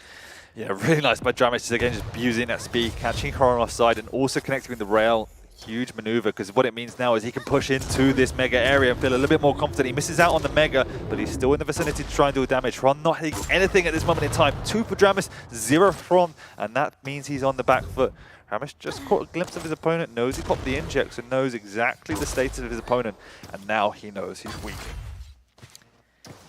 Certainly does indeed. Dramis just using that speed to try and make these rotations to keep... Oh, that was a beautiful slide there up the back stairs from Heavy, and then just cleaning that up. I don't think Juan was even expecting that at all in the slightest. He was hoping just to comfortably go up to Mega from the eye, but that is not going to happen. But he can still fang it around. Will he be able to take him? He does. One more round should do it. Is he still in position? Yes, he is. Will he? It looks like he's going to do it for extra insurance. Fair enough. Understand he's going to get the LG out, whip that out, and now Heavy's going to be up in the next couple of seconds. But Dan, he's just not letting up, is he? Just not giving room to breathe. Clearly pissed off from that last map. And this is the difference in a much wider open map when you have the speed advantage. This is the pressure Dramis can bring. This is where he plays his best. Prom was able to manage that with his own positioning and defensive play on Veil. But on this map, you are exposed. And currently, Dramis is finding ways to expose Kron. However, Kron at the moment hasn't been in control, hasn't had any semblance of stability. So let's see what he can do now that he does have a little bit of that. He's got the right weaponry at his disposal. He's in position now. He should work out exactly where Dramis is. He's seen him down below in the courtyard, working his way down the stairs. Dramis is just backing up, trying to steal away this heavy armor, and he's not able to do it. And Kron gets his first frag of the game and the first moment that he was set up to do so. Oh, look at that. He was trying to deny the weaponry, but doesn't get it in time. So close. Does have the inject if he does engage. Hits the first rail. Just holding the angle. You saw the head shake from on there, and those type of rails, even though they're not going to lead to an immediate frag, are incredibly important at setting up future engagements, and that's why it's critical you always hit those. And it's been one of the areas we picked out that Ron has been struggling with just with his rail, and it's vitally important going up against the Slash that you hit the easy ones. And at the moment, Ron is struggling a little bit, only just on 28% rail, 25 should I say. So it's painful, and it's why Dramis is running around the map pretty much carefree, and he himself has been hitting a lot, and that's why it's been tough for Ron so far. Yeah, he's stable an element of control, but it's not really been enough yet, has it, Juan? Now just going to go all the way back up. Mega up in the next 5 seconds, so it's the Heavy. Now Juan is just going to bide his time. He knows he's got a stack disadvantage. We'll have to do at least 1 or 2 rounds to chip before he can force a bout on the other side of the map. Delaying this item as well. Dramis might just catch a semblance of the audio cue from the distance there. Not too sure. But if not, that's definitely a good maneuver to offset it. Dramis is set up extremely early down by the Heavy, as is per usual. And Tron will know it. He's trying to work his way around to work out if there's a side angle he could do some pressure on, or at least some exit damage. Because he needs to do something. He's the one that now delayed the Mega, so if Dramis makes a move onto this, there's going to be a bit of a brawl. That's why he's set up nice and early, and it did seem like Dramis did hear that. That's why he's in the vicinity, just trying to spam out their entrance. When it doesn't work, he backs off, takes another angle. Ron's ready for it. Huge rocket to the face. Dramis drops down, reeling from that maneuver, and he's been caught here. This is a certain frag. The question is, how much damage can Dramis do before he dies? The answer is none. Great stuff there from Juan. But no, we've said it a few times before, like Slash is a very annoying champion just to try and tackle down and just keep a level pegging, like just try and trap in an area just without getting in the way. It's been so difficult, but in the end, Juan managed to take her out with ease. And Dramis needs to be a little bit more cautious of the decisions he makes for some of these items. Wouldn't say it was with ease, but... Well, normally, he's making it easy now. After I've said that, you know what I mean anyway. We've seen people have their troubles. But after such a sticky start to the game, 4-0, he is building his way into this map too, stride after stride. And the clear thing for me is the adaptation again to the speed that Dramis was playing. At the start of the game, he was finding angles, he was finding traps all too easy, but now you can see Kron more than aware of the playstyle, more than aware of the way in which Dramis is playing the map, trying to take these fights on. As he comes flying around the map, you can't even track him. Sensitivity is too slow. He's done a lot of damage, but not enough. My goodness. 4 minutes left. Dramis hits the first rail. Indeed it was. Going to try and extend it to the lead by 3 frags. Doesn't get the opportunity here as Quon just manages to get away, but it's going to take a while to go on that recovery process. Dram is looking to put a stop to that or halt in any way possible, looking to just pick a bit of rail ammo there, because that's what he's been focusing on the most compared to the angles and the distance and the range he's been taking some of his shots here. But Dramus looking very healthy now compared to what we saw a couple of minutes ago. Absolutely, and Dramus was trying to play a more traditional defensive game for the first couple of frags that Hon was having a comeback, but then he realized that the padding of his defense is gone and he had to make a desperate move, and that push onto Heavy was spectacular. Using the speed once again to disorientate his opponent, gets a nice frag, and now look at the position he's in. These rails that he's hitting unreturned damage are absolutely massive because it sets up free item pickups for the next rotation. And means Fron is just constantly on the back foot and forced to just string together rails to stay in the game. And so far, he's not been able to do that. However, these fights on Mega have been very, very messy, and Dramus is quite early. Yes, Fron is set up, but Dramus is pushing in and has to retreat. Lovely rail once again, but it is recouped by that Mega.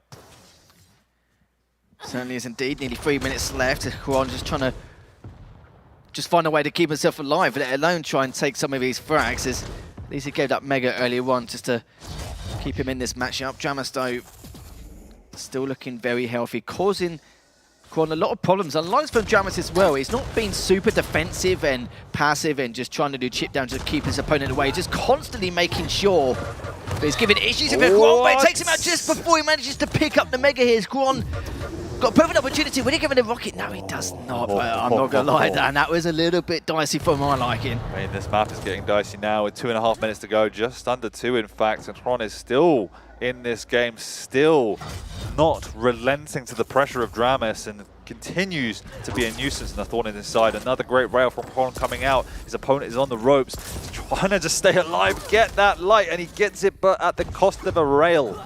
He's still in the vicinity though, and there's nothing up on the map for Dramus. Ron can continue to play this. He's still got plenty of time, and he's caught him here. Lovely tracking, and he's tied it up 5-5. As soon as I saw him in that courtyard, I thought that was it. It's going to be a tied game, and already is. Just under 2 minutes left now. Uses that inject. Now we're going to decide exactly how Dramus is going to approach this now that it's a tie game. A couple of missed rails, but he's keeping the LG with extra insurance. He's going to head all the way back. Runner's going to try and catch him if he can. Goes towards the light. Misses a very important rail. Hits the second one at least. One more will do it. I literally thought it was cursor was on him. Just missed by millimeters. But clenching play. Is he going to... Oh my gosh, it's a carbon copy. He's caught him down here in the courtyard. No. 6-5. Rinse and repeat. Fron takes the lead with 1 minute to go. Map 2, Dramus's tournament life is on the line. He's caught in here with the LG. The inject comes out. Hon is looking healthy. Oh no, he's hit himself in the face, and Dramus is trying to do anything. Lovely rail coming out. He needs a second. Oh, he's not to be! That was so damn close. 13 HP and the Mega's up, so we can get him back in this matchup. He misses that one rail. He's going to try and rotate around. And Dramus, he's been caught off guard so many times in the courtyard. One of the worst players on this map to be trapped by any means. 30 seconds left. Looks like there's a possibility of going into sudden death. But the problem is, Dramus has to fight against a quite heavy stack. But he goes straight through, misses the rocket. It's 58 HP left. He's going to have to try and recover. Still available, but does back away. But he's been extra cautious with his decision making, just trying to get away from one being available and two being trapped by any means to get that 7th frag for Huan. But the problem is this is just frantic play, trying to stay in the game. Hron has the control, Hron has the timing. I don't even know if Dramus knows when these items are. He's looking down, he's spamming down. He might have an idea that the heavy is here, but he's definitely not going to drop because that's where his opponent is. That will be his final destination. Stays up top. He needs to hit unreturned damage, needs to hit a rail. He's so early for this Mega though. Hron knows it. Hron knows it's a bit of a shutout and it's too much of a risk to go that way. He comes back the other way, pins him with an LG. 46 points of health. Dramus survives for now, but we've seen this story before. Hron is on the hunt and Dramus is in his regular courtyard here. He does get out for now. Just drops down, sees him and backs out. This is getting tense. Another overtime for Hron. I was thinking to myself, surely a third time in a row he's not going to get caught with his trousers down. For that light in the courtyard, hits the first rail. Such an important one as well, as he's going to try and backtrack back. 3 seconds till this next Mega, as Hron is still looking to try and contest it, but Dramus, he's a little bit worried. He's just going to let him have it. He has to. He's been too weak, and Hron's in opportunity again. 3 seconds before this heavy. Lovely rail from above. Is he going to try and finish it here and now? Yes, and Dramus doesn't take the heavy. Oh no, this is huge. Hron's also got an inject. He's got full stack. He can just go in and he can end it. The cojones on this man. My goodness, it's like it isn't the end of the road here for Hron as we make the assumption for earlier. Hron takes that in the end, 2-0. Again, another prediction which is completely thrown out the window for us. And it was a shame because Drummers had a great lead, a fantastic start as well. And there was parts of the game where I quite agreed with his offensive purposes, contesting the Mega on the odd occasion. But sadly, in the end, it was Hron who just took advantage of that with the LG. And so it's so difficult to take down a Sash in so many different ways, isn't it? But with the Anakin and the Inject, and the fact that he kept himself caught in the courtyards on, what, 2, almost 3 times at one stage, it helped him towards coming back in that matchup. Just the game awareness, I have to say, from Hron to always pick the right moments. We saw it on map 1. As soon as he had the lead, he just understood how and when to push to finish the fight. Whereas Dramis was spending 5, 6, 7 minutes working his way into the set, and he just wasn't able to do it. I think I just saw at the end of the scoreboard, Hron had 2,300 damage compared to Dramis' 3,400, but he had 7 frags. Every moment of aggression from Hron counted. The amount of times we saw him just know what was going to happen, push Dramis and find him in the corner was absolutely absurd and sublime at the same time. The one thing is so rough as I watch as a spectator was the getting the tie at the very end there, but then being so far away from map control. You know, I mean, Dramis did everything he could to try to get it back. You mentioned that he wasn't able to get that heavy, and it was kind of like, well, heavy or maybe my life. And I understand, and I could see he was trying to work his way back into some level of control, but it's one of those rare situations where you tie it up, great, we're going to go into a sudden death overtime, but you're just not in a great position to then get that frag you need to win. That's a rough one. It was a good game, though. I was also surprised, too, because seeing that run from Dramis at the very beginning, that, what was it, 4 frags in almost a minute and a half? It was rough, and that means that Hron will advance, and Dramis' tournament life is done here. But yeah, I thought he still did pretty well up against some formidable opponents. He had some great, brilliant moments. Unfortunately, couldn't bring it out there in the lower bracket. And it's, no disrespect to Dramis. I think he's played a great tournament. He shows new sides to his game, and he will learn from this, and Hron is showing everyone why he's got to. Yeah, exactly. And Hron is showing everyone why he's still a great player, and he's going deep into this bracket. And there's always one wild card that does, and it looks this year to be Hron. Yeah, I mean, I'm thinking about like past tournaments. CNZ did something similar. You know, Maxter at one point did something similar. So if that's kind of an indicator of what we might be able to see in the future, welcome to the QPL, right? Like, let's see some more out of that. And I don't expect that would be the last we saw of Dramis. Dramis seemed more composed and confident in this tournament. You know, even he would admit, I've always got things to improve, like every player does. But hopefully you walk away from that one. You do take some good things away. But, yeah, Hron with the 2-0 win on that one. So, well, gentlemen, we're going to take another break. Behind us, setting up our Avic and Chained. That is a lower bracket matchup that is coming up in just a moment. We'll take a quick break. When we return, another lower bracket map where one player advances and another goes home. Don't go away. We'll be right back.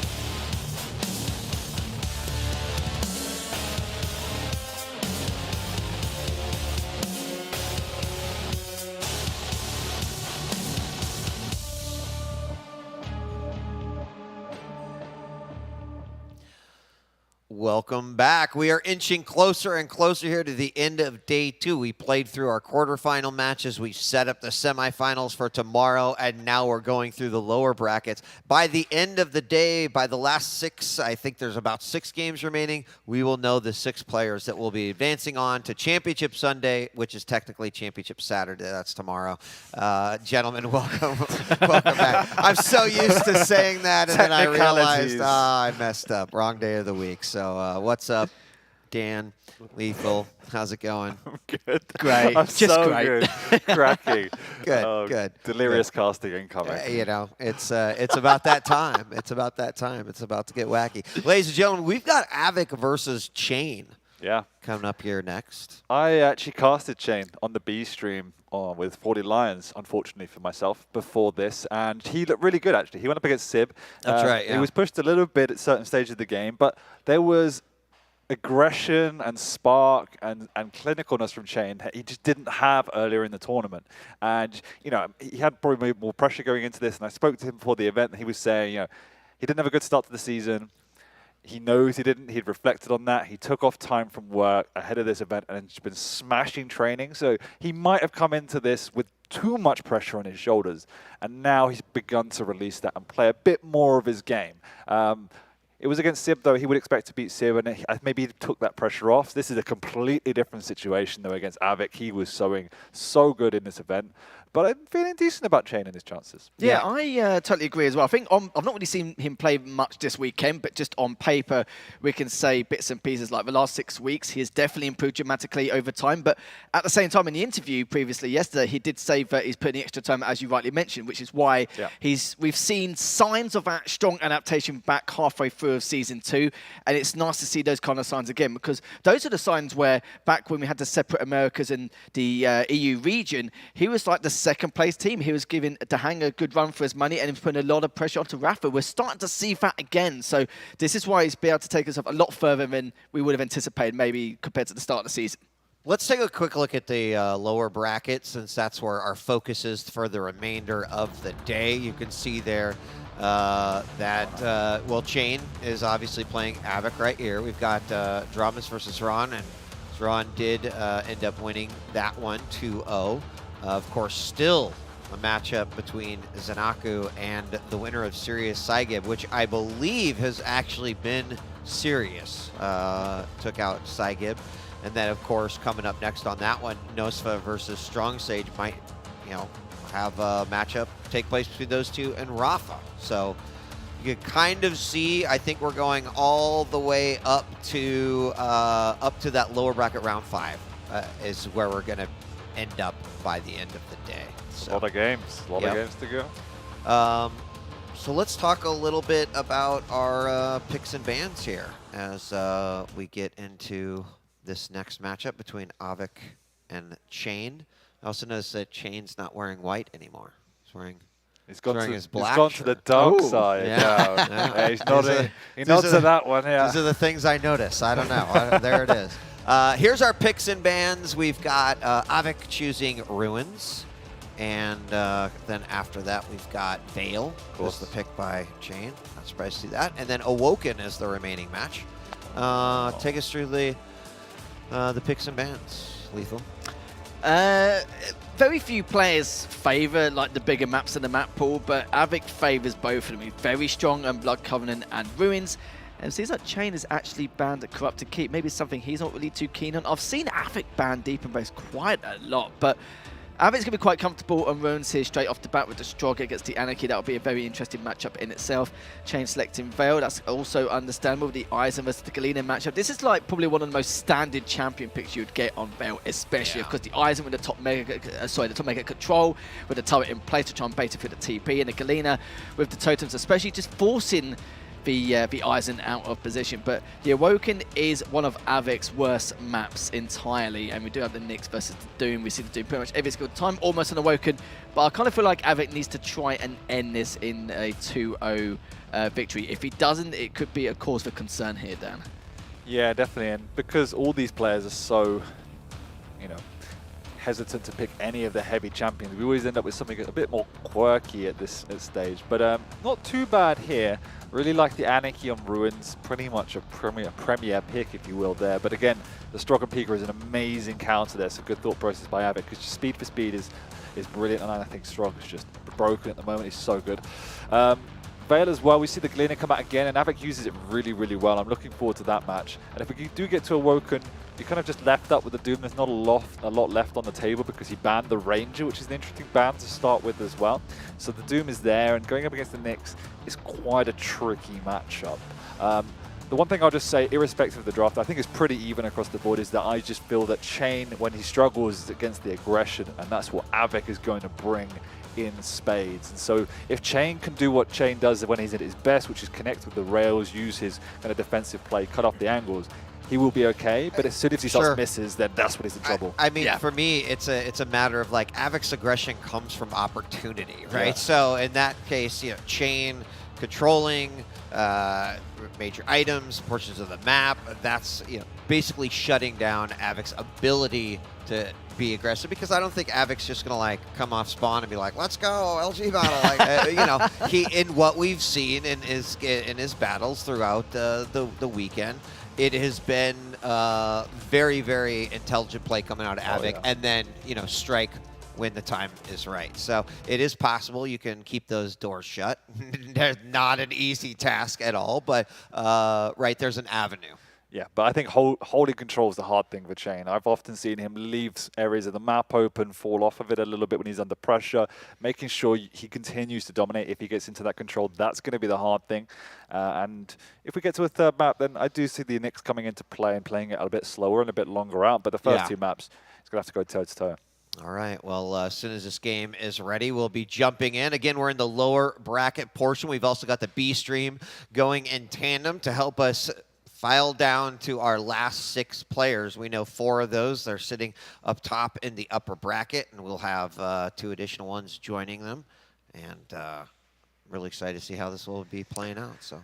Yeah, I am too, especially. Like, Avic's the kind of player where he doesn't really hesitate that much, does he? As soon as he sees an opportunity, he just dives straight on in, first in, last out, every single time without fail. And this, what I mean about him, like, we talk about his analogies he brings to the table and how he discusses Quake overall. And, you know, very intellectual person in and outside the game, but he's also a very quick thinker in terms of the arithmetic side and the decisions he makes in game constantly. Yeah, sure, fair enough. You know, losing that winners bracket series match earlier on against Razy is going to be bit of a hit for him, but I don't think it's going to matter too much. I'm not saying that Avic's a losers bracket specialist. He should be able to dive straight on through, but yeah, he does have a long road ahead of him. This is going to be still quite tough nonetheless, and as Dan rightly said, I did quite agree as well. But with Chain, you know, in terms of when there's control, sometimes it's okay, but he leaves portion of the map where, you know, he should be securing or should be debating or needs to be a little bit more proactive in terms of his multitasking across the map here. But we'll see how things go. If it was to Chain earlier on in the season, then I would say Avic straight up. But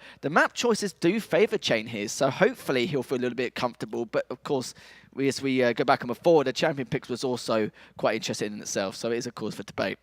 All right, well, ready up, issued on both sides. We'll see you in a little bit. ZSX, Lethal and I are going to take this one, and we are officially a go, and we're going to be looking through the eyes of Chain here to start.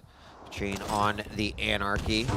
And, you know, one thing, Lethal, that we have seen from Avic this weekend, which I still think is kind of unique play, is leaving major items, weapons, certain things, even armors out on the field. Chain with that first frag, very quick one right there. Might even be able to pick up a second one as he blocks the rail. And gosh, I stopped myself, and that is Chain with a quick 2-0, but Avic would, you know, there was a couple points where, you know, he'd leave that mega open, he'd go out, he knew where his opponent was, he would kind of control the flow of the game that way.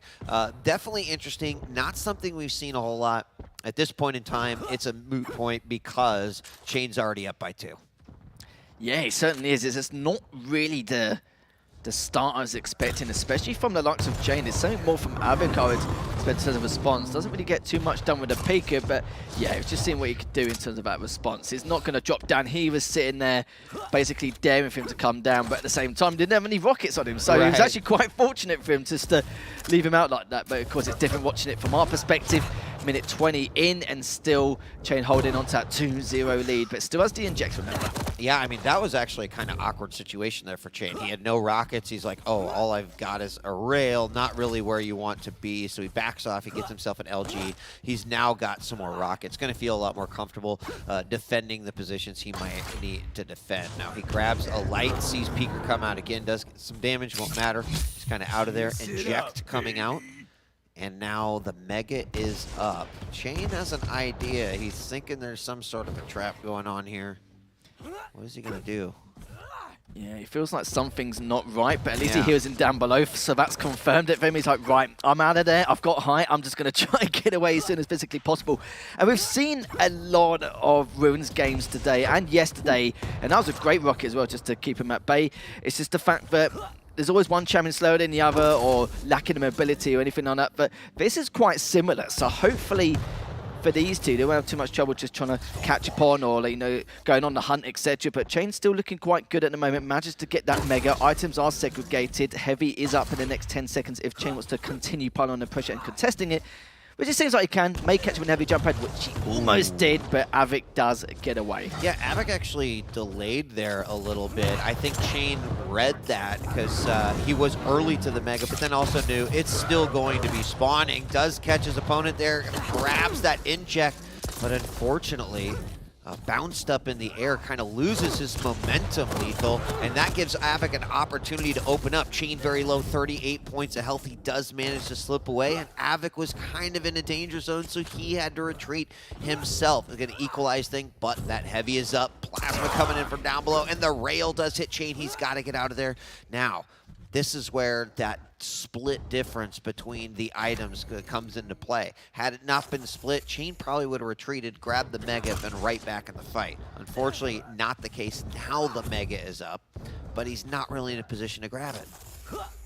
And this recovery rotation Chain's making, it's not that it's bad, he's got nowhere to go because the courtyard, he's dead. If he goes on heavy jump, and that's obviously going to be the safest place. If he goes for Mega, he's dead. Like, there's so many situations where he just could not move at all. Just too much of a risk here. And he waited for that inject just to help him a little bit to try and go for some of his lights and then pursue with that aggression once more. And it's just been very tough for Chain over the last minute. But Avik's still being very patient with this stack, especially with the Strog. And there's going to be some good use, especially for these items later on. Mega is up, but Chain isn't going to contest it. Instead, takes a rail from the backside. Good rocket, though. Only does 40, but should be enough to give him some leeway. But still a lot of stack to deal with. Chain is still alive. Uses the rail, still misses it. But even with the rockets from Avik, that's going to help him get that first frag. Yeah, that's a rough go. Avik has certainly had control right there and may have another opportunity as well. Gets caught from down below, a rocket to tie it back up. And not good, as it is likely going to give Avik an opportunity to grab both of the major items. And that is actually false because Chain off the spawn through that teleporter does steal away the Mega. So suddenly, times more equalized here on our major items. And we're tied up, but neither necessarily has a huge stack advantage. Yeah, that's right. Not at all at the moment. Heavy come up next 5 seconds. The items are not as segregated as before, which does mean Avik won't be able to contest the Mega straight afterwards. Could have took the risk going up to T-junction, the rocket jump, but of course, pretty much a waste of time at that stage, considering he will get the position, but won't get to the Mega in time to inflict any damage. Just at the halfway point. Heavy up the next 15 seconds, and Avik just continuing to make sure to put the pressure on to keep him away as far as physically possible from the item, but I like how Avik's playing at the moment. Playing this very safe and coordinated. Yeah, I think the biggest difference between those first 2 minutes and what we've seen the last 3 is that your Chain was hitting some really sick rails.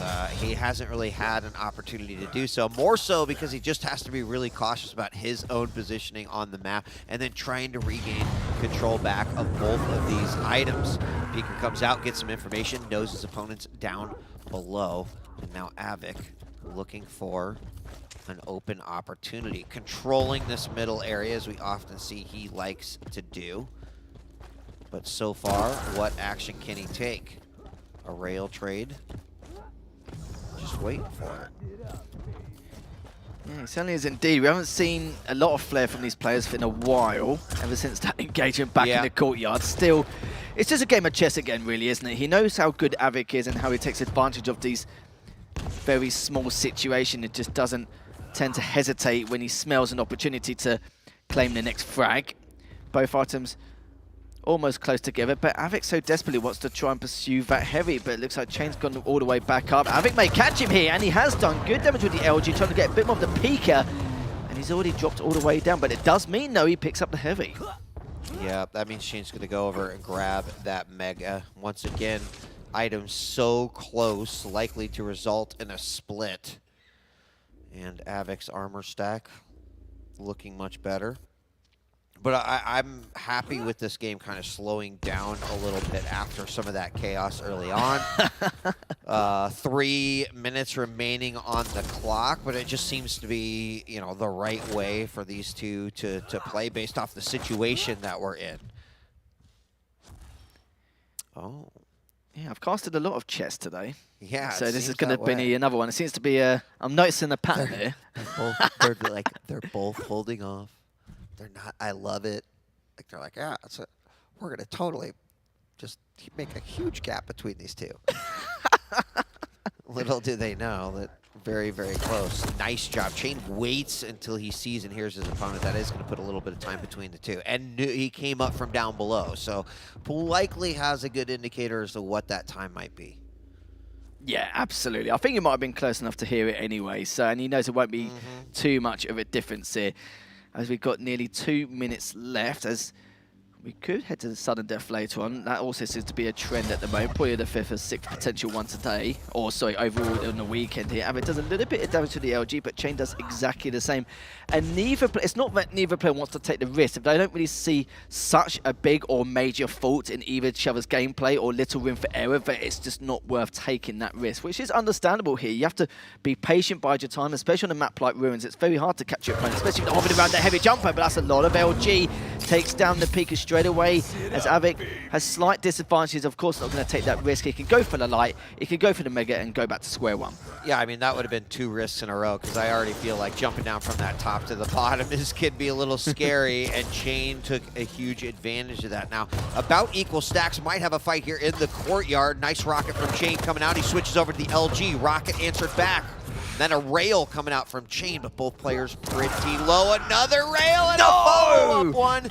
And Chain does manage to get it incredibly low. Going to grab some health in the back hallway and pick up a second 25. But that puts Chain in a great position here in the final minute of this game. Up by 1, still not over because he's looking a little low, and Avik has a stack.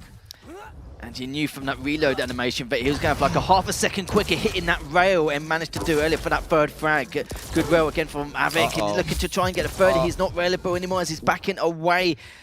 Was thinking about going towards the courtyard for the light, but that's where a lot of these good players go to die, it seems like, especially from that last series, and now Chain has to back away again. 30 seconds left. Will he be able to hold on? Well, is going to give some room. That's going to allow Avik to pick up at least that heavy. Might also get the Mega, and then that is a big window of opportunity. There's only one. It's like a 1 chance to kind of make something happen here. So Chain has gone into what I would say is a bit of eternal mode. 10 seconds remaining. Going to try to use the speed of Anarchy to just kind of move on through. Put himself in the back. There's the inject. Well done. Avik says GG, and that 1-point game. You had all that action at the beginning, Lethal, and then just a standoff, you know, a back and forth, respect, if you will, and then of course the fight over the major items. We saw Chain then with those 2 rails after the battle in the courtyard. That was enough to finish it up and put it first game in his favor. Yeah, not really too much Avik could have done there. You saw that Chain was just forcing his style. Every time I see Avik and Kilson play Rooms, it's like a 25 frag game or something like that. Something absolutely ridiculous. And to see such a low frag game, it's just, we said it before, it's like chess, chess, chess here and everywhere. And it was just very small areas which no one could take advantage of. There wasn't really a big gap where it's like, yeah, I'll just dive on in it. The only split moment was near that heavy jump pad for that 3rd frag with Chain. He knew that in terms of the reload animation, he did fire first by half a second or a second, and knew that he had that one shot, one kill kind of moment. He managed to get it, and I'm surprised he was able to recover so quickly in the process. And I suppose because he was already in courtyard, Avic's going to spawn almost on the opposite side of the map and still clip the light, the health bubbles, etc. So it was a quick way to get him back in this game. But it's going to be interesting on Veil, because remember, that last map was Avic's map pick. Yeah, it was. You know, the other part of that particular matchup to kind of point out is they're at the end fighting near the light. You know, rails were exchanged, but Chain had kind of his final 2 injects were kind of a big deal, right? Yeah. To put himself into you can't rail me position there, because he was, right? One more landed rail by Avic, and that would have been a tied game yet again. And then the one near the very end, give himself a little bit of boost and save himself, even if Avic would have found him. So smart move by Chain there at the end, and that means we will go on to Veil. Chain on the Ison, Avic on the Galena. And this one should also, well, I think it might actually mirror Ruins a little bit. There's certainly, I think, some slow play respect coming out here. Yeah, there certainly is. Going to Veil next with the Ison versus Galena, a very standard matchup. We haven't seen a lot of standard matchups. It's been quite interesting in itself. It's even seen a couple of Strogs coming out from Quran and Tox, which is not something we normally see from Veil at all in the slightest tip. But going into the though, we normally see, of course, the Ison abusing that turret, repositioning it quite a few times around top Mega or anywhere just to delay these items or even try and contest the items in more ways than one. And the Galena is a good pick due to, not just due to the totems overall, but it keeps Ison out of his high advantageous positions, forces him down below to, of course, he needs to deal with that overstack, and that's going to be the issue and the cost of this game. And he's have to force to reposition himself each and every single time and keep Avic on his toes, and it is going to be a real pain in the backside for Avic. It's going to have a lot of work cut out for him, but that turret will help himself in more ways than one. Yep, might have a lot of battles there for that upper level, mid-level, near the heavy. But both of these players, if you think back to that last game on Ruins, they were playing some mind games with those major items a little bit. So might see a little bit more as that as well, as we're now loaded into the map, about ready to go in to our second game. Chain up by 1. Avic's tournament life on the line here. He's got to win Veil, and then that would take us to a third map, Awoken, but Chain has the opportunity to take this one and potentially move forward. Yeah, ridiculous stuff there. If these next 2 potential maps going forward here on Veil, these are statistically been Chain's best maps, so a little bit of a worry for me for Avic leading into this, considering how well they both played in that previous map. But let's see what happens here. Chain been performing very well all weekend long. Mega's up in the next 15 seconds, but Heavy is coming up next. His Chain is just trying to get an eye to see exactly where he's going to be approaching from. Does have the height advantage on that Tribalt side, as we spoke about in pre-show, and looking to see it do a little bit of damage, but this is looking very good here for Chain, as Avic just lurking around a little bit more, but does manage to get the Heavy in the process. Yeah, and left that Mega there. Oh my gosh, drops down to the mid-level. Avic did not retreat. He actually stayed there. We saw Chain come back, and then Avic was able to use that LG and put himself in position to pick up that first frag. That also separated the time there on the items, which could make for interesting rotation if Avic holds on to a lead here. So a good start that definitely benefited Avic. Yeah, it certainly did indeed. And again, Avic in a disadvantageous position, trying to go for his Heavy, but managed to get away with it in the end. So rotate around to try and delay him from the Mega as much as possible. Decides to rocket jump and think, do you know what, I'm just going to go for it if you're not here. And what beautiful LG. We talked about his combat skills, and in the end, just manages to bag that second frag. Going to try and catch him on spawn if he can. Looks like he won't be able to, but yeah, already the damage has been done. Minute 40 in, already Avic 2-0. Yeah, it was a good start there for Avic. There he hits another rail through the doorway. And I think that LG frag at the very start, you know, gave him a little bit of momentum here already on Veil. Now, I do also have to say, like, early on, Chain was quick to take out what totems had been put down, so Avic really hasn't had a chance to put that together. They're going to meet in the back hallway. Rockets exchanged. This time, it is Avic who is very, very low. Chain took quite a bit of damage there as well. Both players backing off, but Chain with the rail to put his first frag on the board. Lovely stuff there from Chain. Makes up in the next few seconds. Just keeping Avik at bay here. Could get a cheeky rail. They both did actually. That was a good return rail there from Avik. Huge play from him to make sure to continue piling on the pressure and not walk all over him. He's coming out with the LG. Just going to burst out anyway. And the items still aren't heavily segregated as of yet, but you know, it's still early days coming into this. It's Chain now just watching to see exactly where he's going to come from. Has a feeling that he's in the rail room, but doesn't know which route he's going to come from, either towards LG or towards the rail jump pad here. But Chain just playing it safe here, going for the height, just going for the mega, and still has that turret in play and the turret in his back pocket. You know, there's enough time there and that's going to allow Chain to not only grab that mega, but immediately quick hop over to that heavy. It only needs about 6-7 seconds here on Veil for that to happen. But LG caught as the turret's going down. It won't matter, though. Chain is still able to get the damage done, tying this game up. He did take a lot, lost a lot of his armor health stack, but is back in it, out to that teleporter now, trying to make sure his opponent's not going to follow him through. Grabs that mega, but the heavy's up now.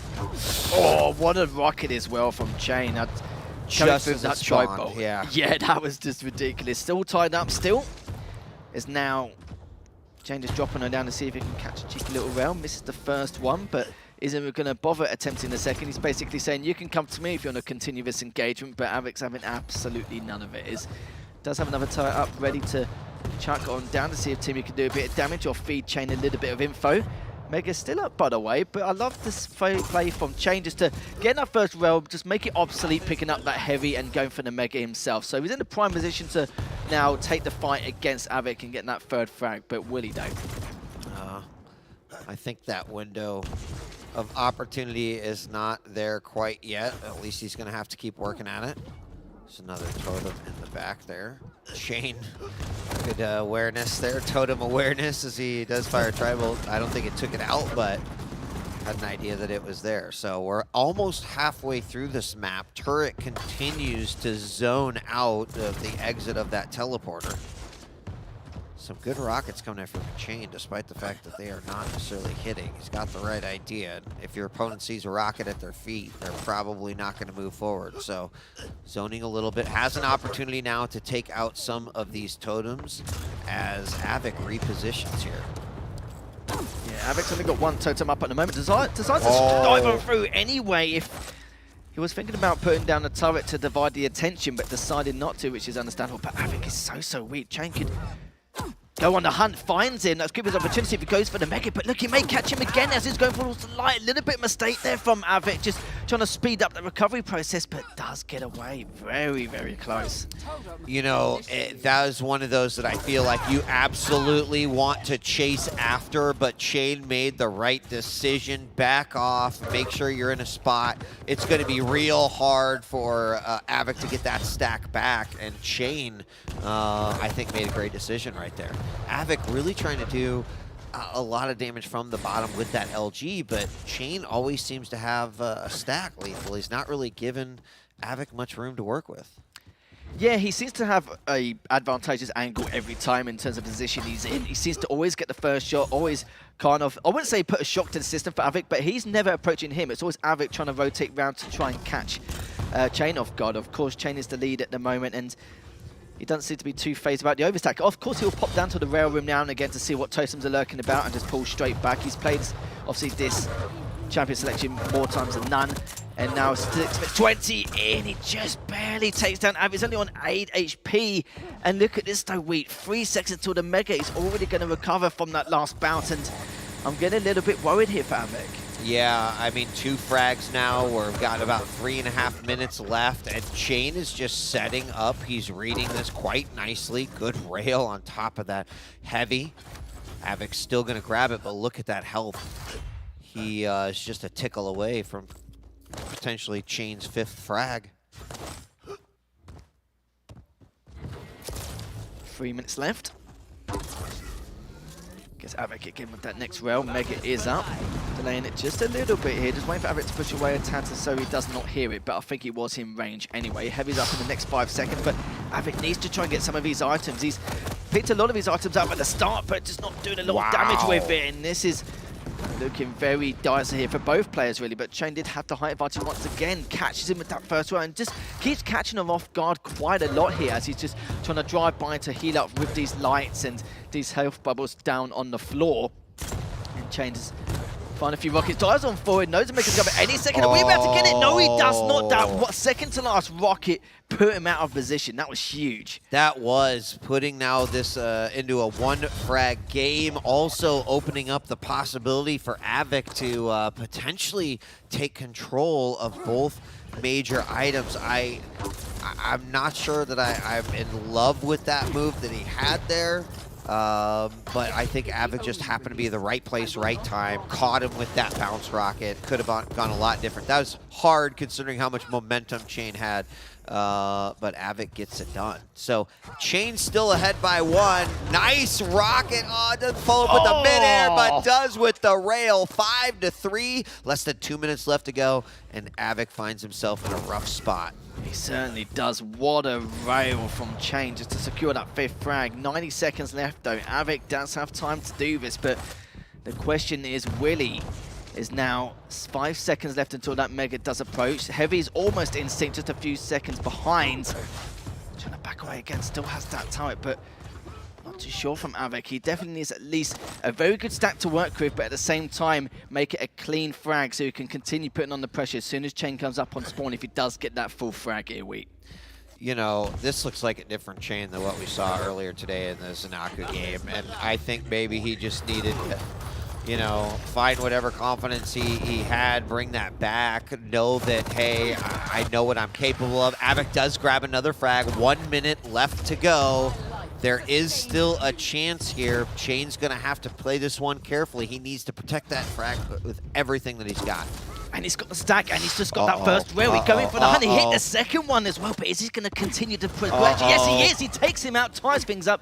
30 seconds left, and the items aren't going to be up for a while, but Avic can put him in his position early, but start to try and trap him, deny him of the rockets, switches back to rail, and Avic knows that it's time for him to get the Mega, get the light, and try and contest that Heavy straight afterwards. This might be another one of those situations where the opponent ties it up and has control, and then it becomes very, very difficult for Chain to bring that back, despite that he has held the lead for most of this game. You've got totems at the exit of the teleporter, your opponent's down below. There is a great rail coming out from Avic. They're sudden in death, though. Next frag will take this one. Chain has the possibility of eliminating Avic, and Avic's going to go ahead and go for it. 1 rocket, 2 rocket, 3 rocket, and he takes the map by 1.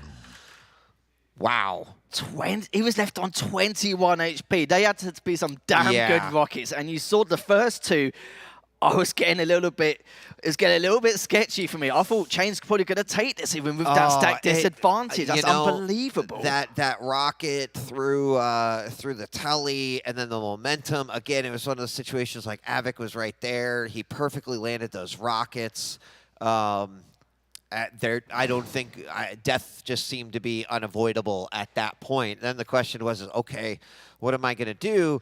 Just like the last game that we saw was Ron and Dramus, where Dramus, like, you know, tied it up but didn't have the ability, like didn't have control. In that case, Avic tied it up and then had the ability to grab control. Made it really hard that if Chain was going to win that one, that he was going to need control. It just, wow, as great as Chain played in that one, Avic, I think, shows why he is a seasoned veteran in the Quake series, and that, you know, the game's not over until it is over. Just unbelievable stuff. And you're right, though. Again, it's that veteran experience coming in from Avic.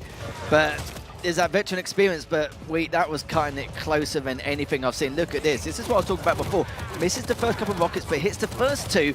And that last rocket, it's debate where do I change weapons, and then obviously with the weapon switch animation, will I have time to kill him, or should I stick with the rockets? And he just stuck to his guns and still managed to hit that. It was probably the right decision, considering that the turret was there too, right, offering its support. It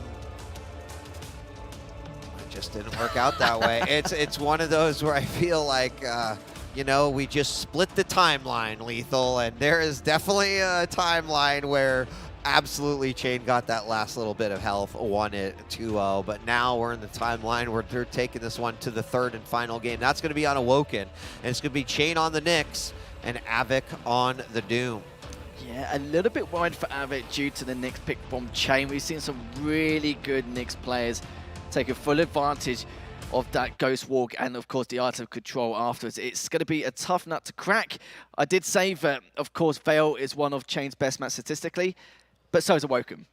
So at this stage, if Avic wins this and creates a reverse sweep, then that's going to be huge for Avic, not just in this matchup when he takes the win, but that momentum boost or the morale for him moving on into loser bracket. I mean, every one of these games has been by one.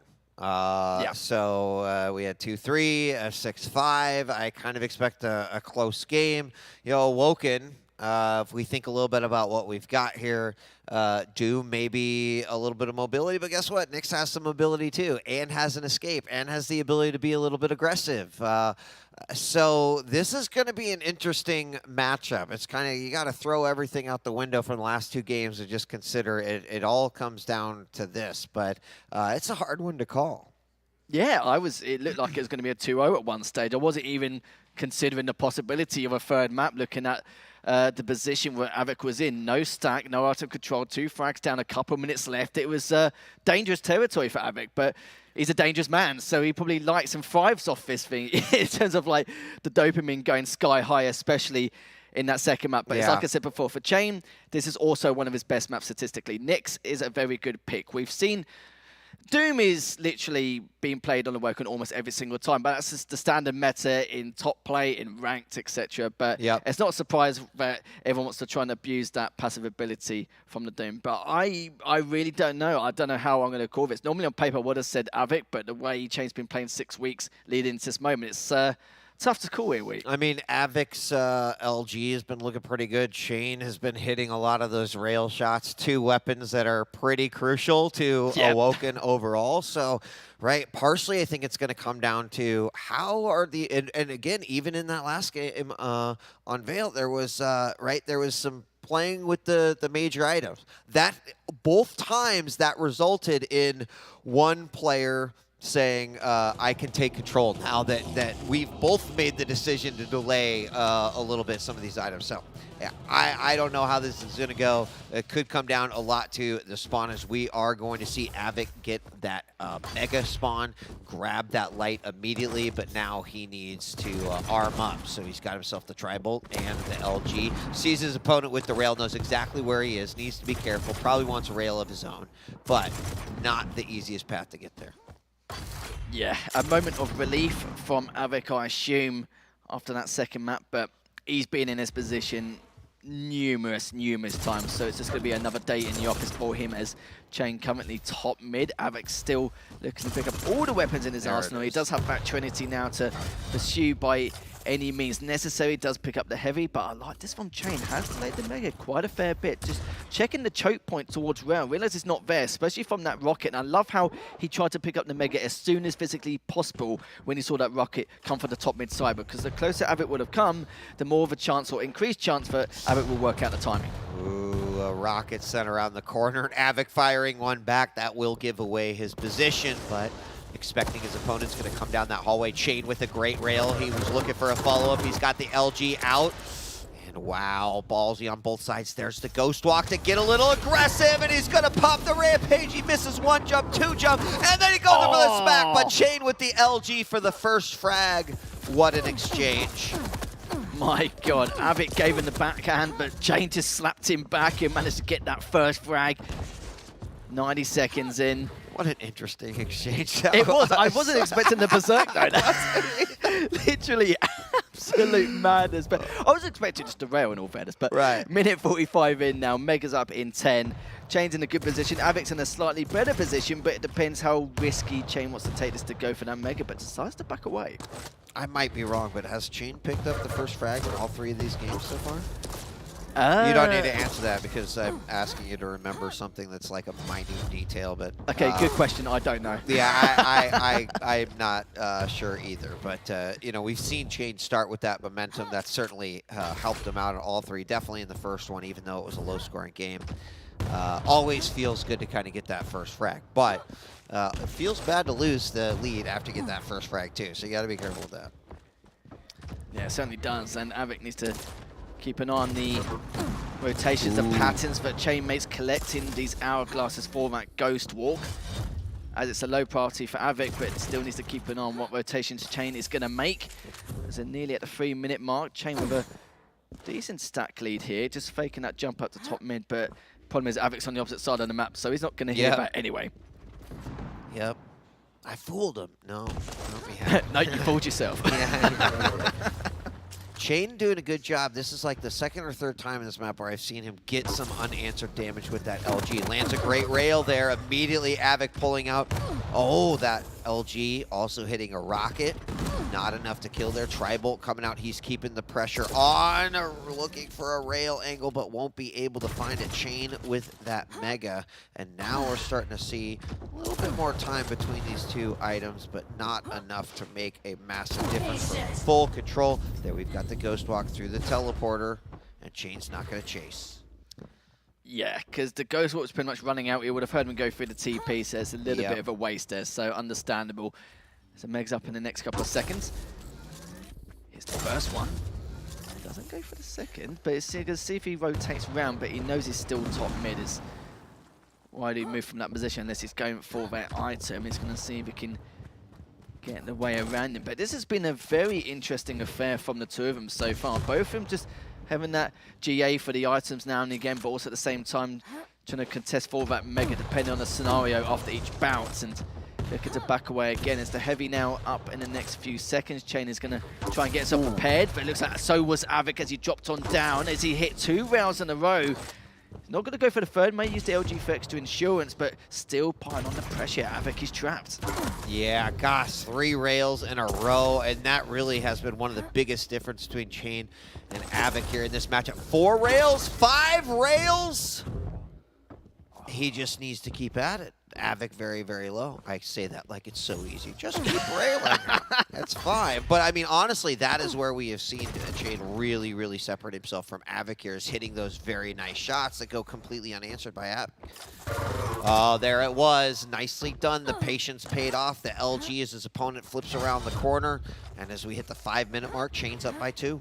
And this is where we get into dangerous territory. Items heavily segregated. Chain's got a full stack to work with. He can contest this as he sees fit. He can just push on in if he wants to try and do a little bit more damage, but you can't underestimate Avic's combat skills here. As you can see, he's trying to do a little bit more and push on forward, force him to go for that Mega, which he has done, but that was incredible. Heavy's up in 5. Will Avic even attempt to contest it? Potentially, but he's left it a little bit late. But actually, no, he has put himself in a good position up top. But Chain's just going straight after him, and the Ghost Walk and the rail. Great stuff from Chain. Yeah, I mean, that was a cover all the bases right there. Yeah. You saw the aggression. He had an opening rocket jump, landed the rail. So yeah, we saw the Ghost Walk, but that was kind of a, well, if this fails, I'm going to need insurance. Yeah, and that was the insurance policy right there. That was ended up paying off quite nicely. So I do not call that one a waste at all. Avic now in this position, also lethal, where we're halfway through this game. You know, Chain starts to put together 4 or 5, you know, in total score, and then suddenly, right, speed becomes an issue, and the Ghost Walk becomes an issue, and your inability to really chase the way that you might want to with Doom becomes an issue, and that's what Avic really needs to avoid going in these final 4 minutes. And once the Ghost Walk has been depleted, that's Avic's window of opportunity to try and take advantage of it. It's just a matter of how to force him into the Ghost Walk and when he's going to be able to, you know, it's all that 50-50 decision making on where he could be, how he's going to go about it. But Chain's already gone on a defensive. And you know what, on a map like Awoken, you can do that depending on the position you put yourself in. And it's got to be narrow or at least close quarters by any means to take advantage of those defensive rockets. And Avic knows that, and he's playing exactly how he did not want him to. 3 minutes left, looking to try it and go for those 3 frags to tie this up. Yeah, Chain's hitting a 59 rail right now and almost a 40% LG.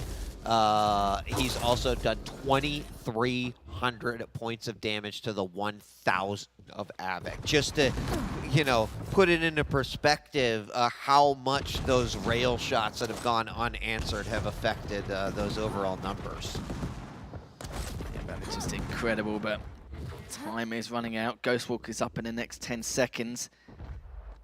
Avik trying his best just to try and catch him, but he's also just trying to play games with Chain at this point. He's trying to throw him off, he's trying to force him to take a different route to hopefully catch him, but Chain's just sitting there saying, no, like, I'm not gonna deal with this like situation where he's just gonna try and fall in, but he's done a lot of rocket damage to Avik, takes him out 4-0, still very weak, but he has the Ghost Walk again. He does, and even though so low, Chain's immediately going to go for that health and the light armor as well. As you mentioned, he has Ghost Walk, and that means those 4 frags might as well be, you know, 8 in a way, because you've got to get rid of that Ghost Walk, and then maybe you're going to be able to get that frag.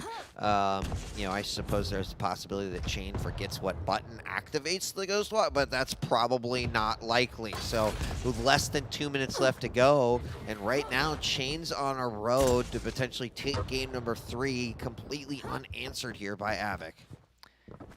Yeah, even if he used a Ghost Walk now, he'd have at least 2, maybe 3, depending on the amount of hourglasses he picks up for that Ghost Walk. So let's see how Chain is going to go about it. But the funny thing is, Chain has just been taking the same routes and just been around the same area, just going for the TP, going back to the LG, going for the TP. And Avik's like, somebody's got to go for me. He does try and get away, but will he be able to get away enough? He doesn't make the right decision to the route he's taking. And one of the worst things as the opponent is going up against the Knicks, this many frags down, a minute or 2 left, and having to deal with that Ghost Walk every time. But he needs to push on forward. He needs to get into overdrive and just go hyper aggressive. But the LG's looking good for Chain, making sure it's not going to be the cleanest of frags, and of course can go for the trade if he gets into a little bit of trouble later on. Yeah, I mean, the LG's been a real big wingman here for Chain in this game. As Rails too, he landed those 5 earlier, and he's hitting them when they count. Avik so incredibly low, he's railable no longer, but 30 seconds left, and that is going to be GG as Avik calls it. Chain will pull this one out 4-0 at the end there. And what was an exciting series, separated only by 1 frag in game 1 and 2, and then the Knicks just proving to be a little bit too powerful there for Avik in the final game. Yeah, literally Chain did 2.5 times Avik's damage. The 3100 compared to the 1333, but it's the rail percentage, sadly. 62% for Chain and 17% for Avik. Very unfortunate. Yeah. Wow.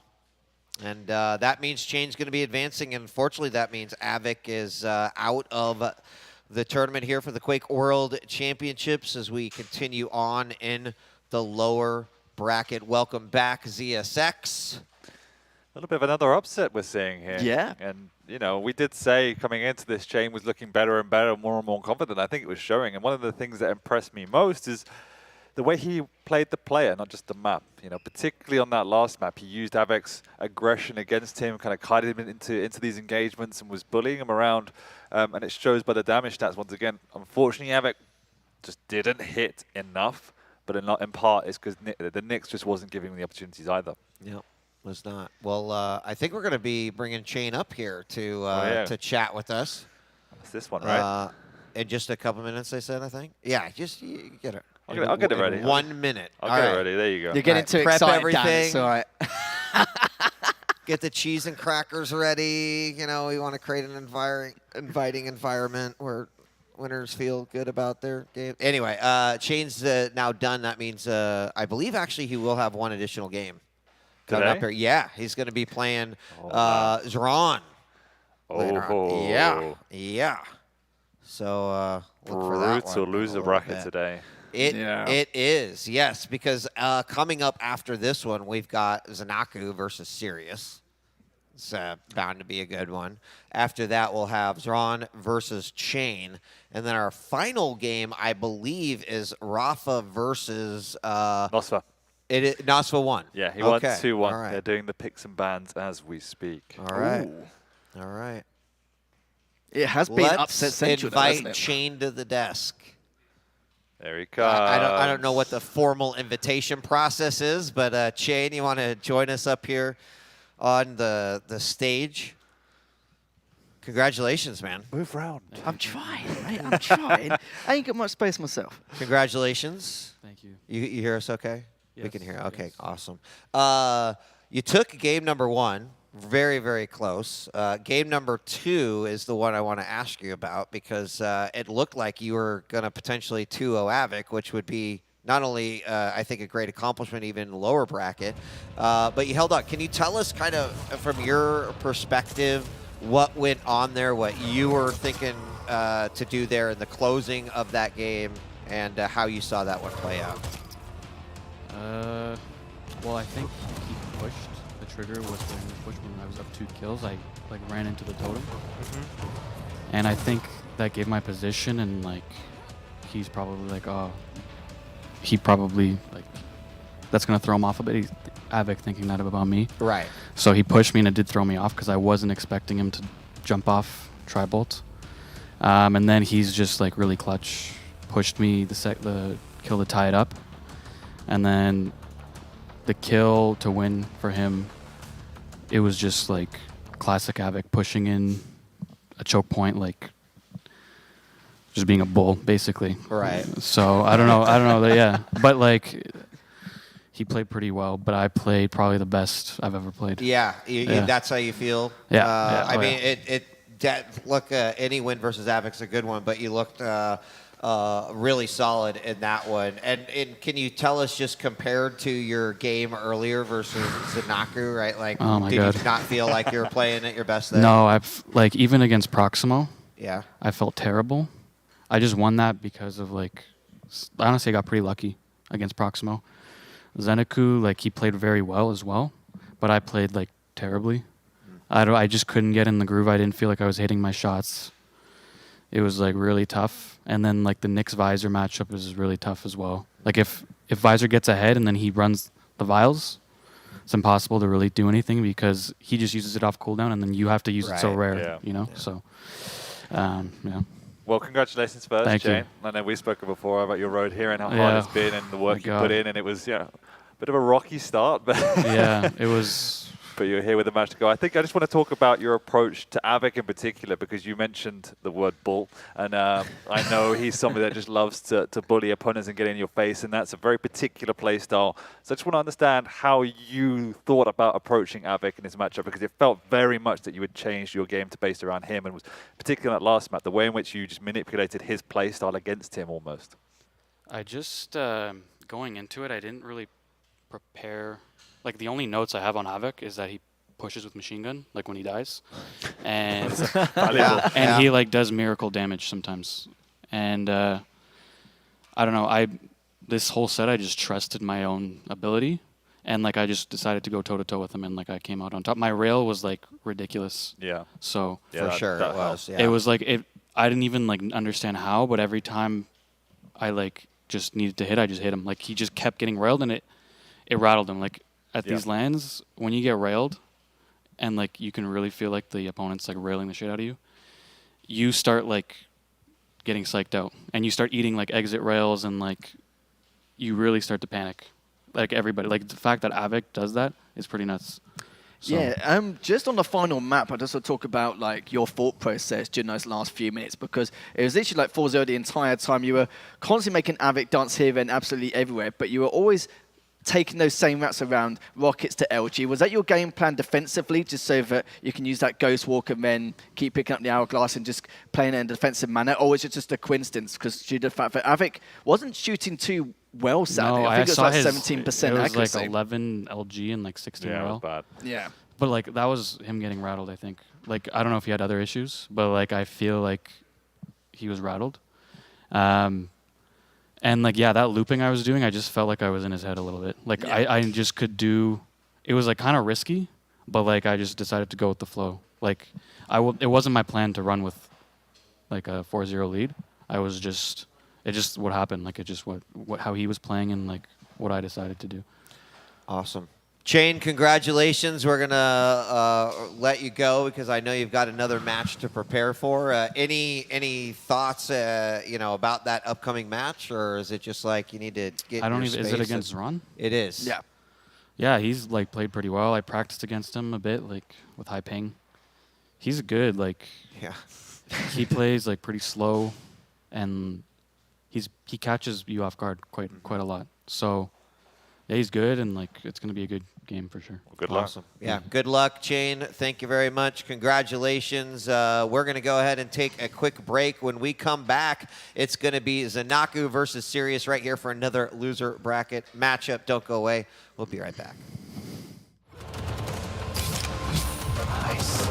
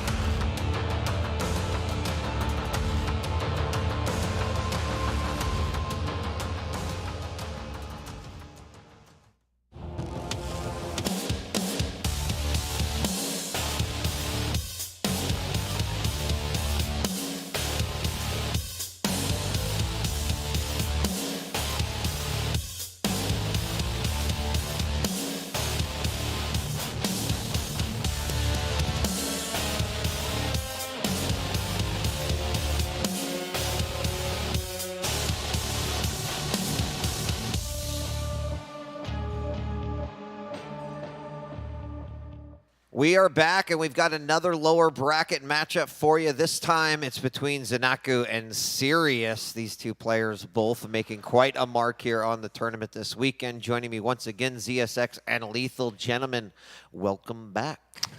Thank you very much. Thank you very much. It's a good matchup. I'm actually really looking forward to this one. I am too. I mean, I think we saw some excellent play out of Zanaku earlier. Actually, just took out Chain earlier today. Chain just won that game. But yeah, and then of course Sirius been doing well as well. But let's talk about these two players as we look over the lower bracket as well.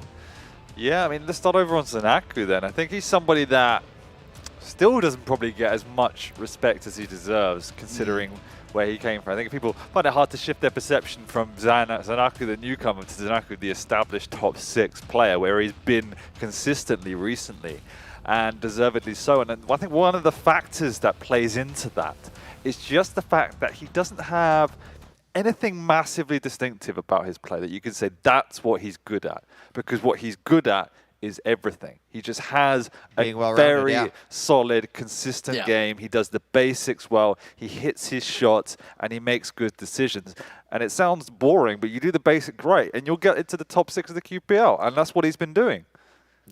Yeah, but on the other end with Sirius, he's probably got the best aim in this tournament. Even if he gets top 12, 6, first, whatever. I've never seen anyone aim like that. Like, literally, I feel like people just walking into his crosshair. He's just that good. But with Razy, when he played against Razy and then got knocked into the losers bracket, Razy tried to make him feel so uncomfortable that his aim, it's not going to be able to be relied upon that much. But I've never seen a player like Sirius in a long time. Of course, we was debating what he was going to be like online. Can you do this on LAN? Oh, you can do it on LAN. Well, he clearly has done, and it's just been absolutely phenomenal. And for Zen here, he needs to be so careful with the decisions he makes.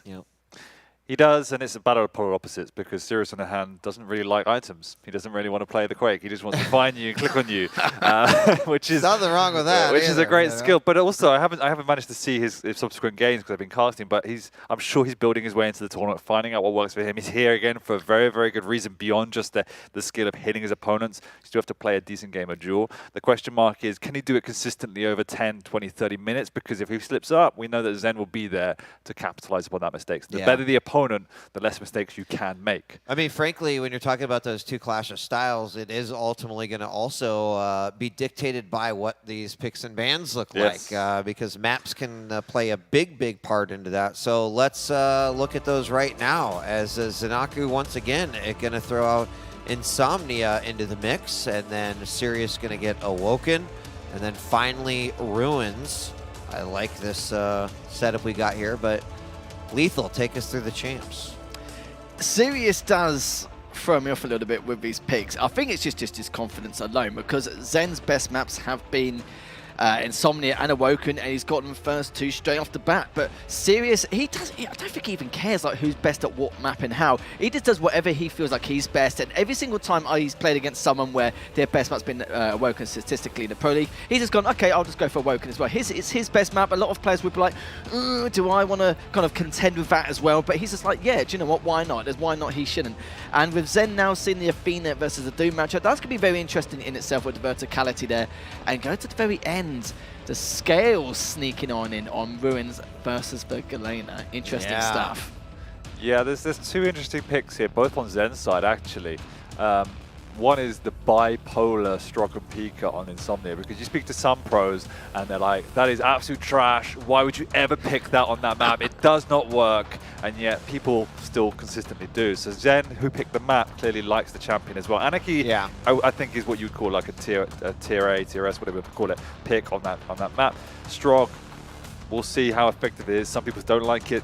Zen clearly does. The other one is the scale barrier again on Ruins. You have to play it very carefully.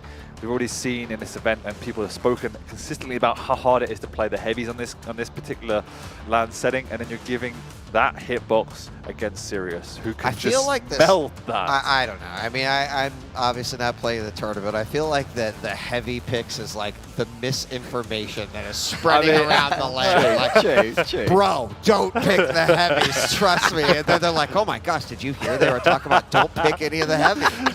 You know, and then we're going to get to the best of 5s, the best of 7s, and people are going to be like, what the hell do we do now? I don't know. I guess we'll find out if it gets there, because if the rumors are true, then that hitbox is going to make serious. He's going to hit 70% LG, and he'll oh my gosh. But they're the two that pick up. I think the middle one was Athena versus Doom. Doom, you can bully in Athena pretty well on, but if you play the Athena to her limits, you know how powerful she can be. So they're the two picks. The strong and the Scalper are a little bit dodgy, but otherwise I think it's just a pretty standard setup. Yep. All right. Well, both players in lobby, and we'll get started with this one in just a moment. We still have Zron versus Chain coming up next, and then the final matchup is going to be the winner of this matchup versus the winner of Rafa versus Nasfa, which is happening over on the B stream. So suddenly it's like, oh, I better be watching both, and that's right, you better be. So it looks like we are loading into our first game, and yeah, an interesting way to end this game, but or end this day. Tomorrow, of course, is Championship Saturday. We know our top semifinalists. We'll have 6 players left, and tomorrow's going to be a doozy for sure. Yeah. Doozy is the right word. I'm just really interested because. Do you have any advice for the Twitch Points guys out there about where this match is going to go, Wheat? Yeah, I do. I still think that Zanaku looks pretty good, and I mean, I'm full transparency here. I do have a little wager with 0-4 for 1 Divine Orb, and I put my pick on Zanaku. So that's how it's gonna be. I'm just going to say Zen. I'm literally just going to copy and paste as well. But great. It's just, yeah, that's it. That's me done. Will it into existence? No reason behind it. I think obviously the logic suggests Zanaku's there, but I just feel the aim can unrattle anyone. It is true. Like it is true. There is a tilt factor to the aim. It's like, you know, it's like a bleed sword, except it's like tilting. Chain just said it in that interview when he was rattling out of it. He did. He did. So yeah, put that statement on steroids if Sirius does what Sirius can do. All right. Well, we're in this map, but first map's going to be Insomnia. Gentlemen, I'll be back after this. Enjoy yourselves. Thank you. We are starting on Insomnia, which is Zeniku's pick. And he has that Strog that I was debating in the intro. So let's see how he plays it. I am interested to see that, and we are actually starting on his POV, so we do get that perspective. And yes, it's a crouch slide champion. It's a little bit difficult to crouch slide on this map, at least in the areas that you want to, which is the upper ground. Definitely a bit easier on the lower ground, but there's still good utility in the stack and everything else that Strog brings to the table. But Anarchy is definitely a top-tier pick on this map, and very difficult to counter. It's basically a top tier versus low tier pick at this point. But you know, if you're comfortable with the Strog, okay, you know, see what we can do here. It's been well to speak of the devil now, as Mega is still up. Using the Strog, he's going up the jump pad. I do quite like that. Just a little bit of proactiveness, just to give him a bit of leeway here, give him a bit of distance as well. As now Zen find a couple of rockets to see if he circles around from top mid, which he has not from the tri-bolt. Zen still looking for angles here, but will he be able to? It looks like he's going to back away for now and just get prepped up for this next item. He's going to see if he will make the correct read, which he has done. And for Sirius as well, don't get me, it's all aim, score, accuracy, tracking. But there's times where all of a sudden he's just walking everywhere. It's like basically a silent assassin. It's just interesting. Yeah, the way Sirius actually uses his aim isn't the traditional how we would see it, which is I'm going to rush your opponent and abuse you. It's to find the angles. And he likes to play slow and use audio cues and find his easier shots that he can line up. And that's why, on one hand, why he's always so effective. The other side of it is that he can get too caught up in that mentality and lose out on the awareness of the items and his overall strategy and positioning for the long game, not just the immediate. And so that's the balance he has to find. Delaying this Mega as well, as we can see. Zen's more than aware of it, going up the jump pad very aggressively. Sirius does eat that one as well. Nika comes out, but he's very vulnerable there. Awkward fight around the steps. Lethal, big shotgun to the face, and Sirius has to pop the inject if he's going to get out of there. He might even finish Zen just before he does as well. The starting shotgun too, Jesus. 2 minutes in, Sirius does claim first frag, but still on that recovery route. And we'll find him before he does recover. That was huge there from Zen in order to tie this up, and has managed to get that Mega and the LG to boot, but still looking for that rail just to help in terms of the range game. And this is a really vulnerable time for Sirius. I'm interested to see how he gets out of this one. No items to his name, not even light armor, no weapons beyond the rail. Now he's got an LG as well, so he's feeling a bit more comfortable and building that stack. So he's done decently to not get any damage so far. Popped the inject, hearing his opponent entering the vicinity and beginning to stabilize. So he's managed it so far, but Zen has got a good lockdown on these two major items. The difference is, does he feel confident to push into his opponent? Because playing against someone like Sirius definitely makes you second guess how much you want to extend outwards. Damn right, as Heavy's up in a few seconds, Zen has prepped this very early on just so he can get first shot. And to be fair, he's going to need it against a character like Sirius. He's going to jump on up, but he catches it with the LG, gets up with the Pika, and still Zen was able to get out of that situation just due to the Pika slightly body blocking him and also keeping the distracted in terms of the attention, and Zen does get that second frag. Great rail there to start things off early on in this map on Insomnia. Yeah, he's caught Sirius again here for the conversion frag, but it was really nicely played by Sirius to even survive and do as much damage as he did. But this is the problem if he's not doing that pre-work. It has to be all or nothing. It leaves him with a lot of work to do, and unfortunately, he just wasn't able to do enough. He also popped the inject in the second engagement, so he's without that for this next round of items.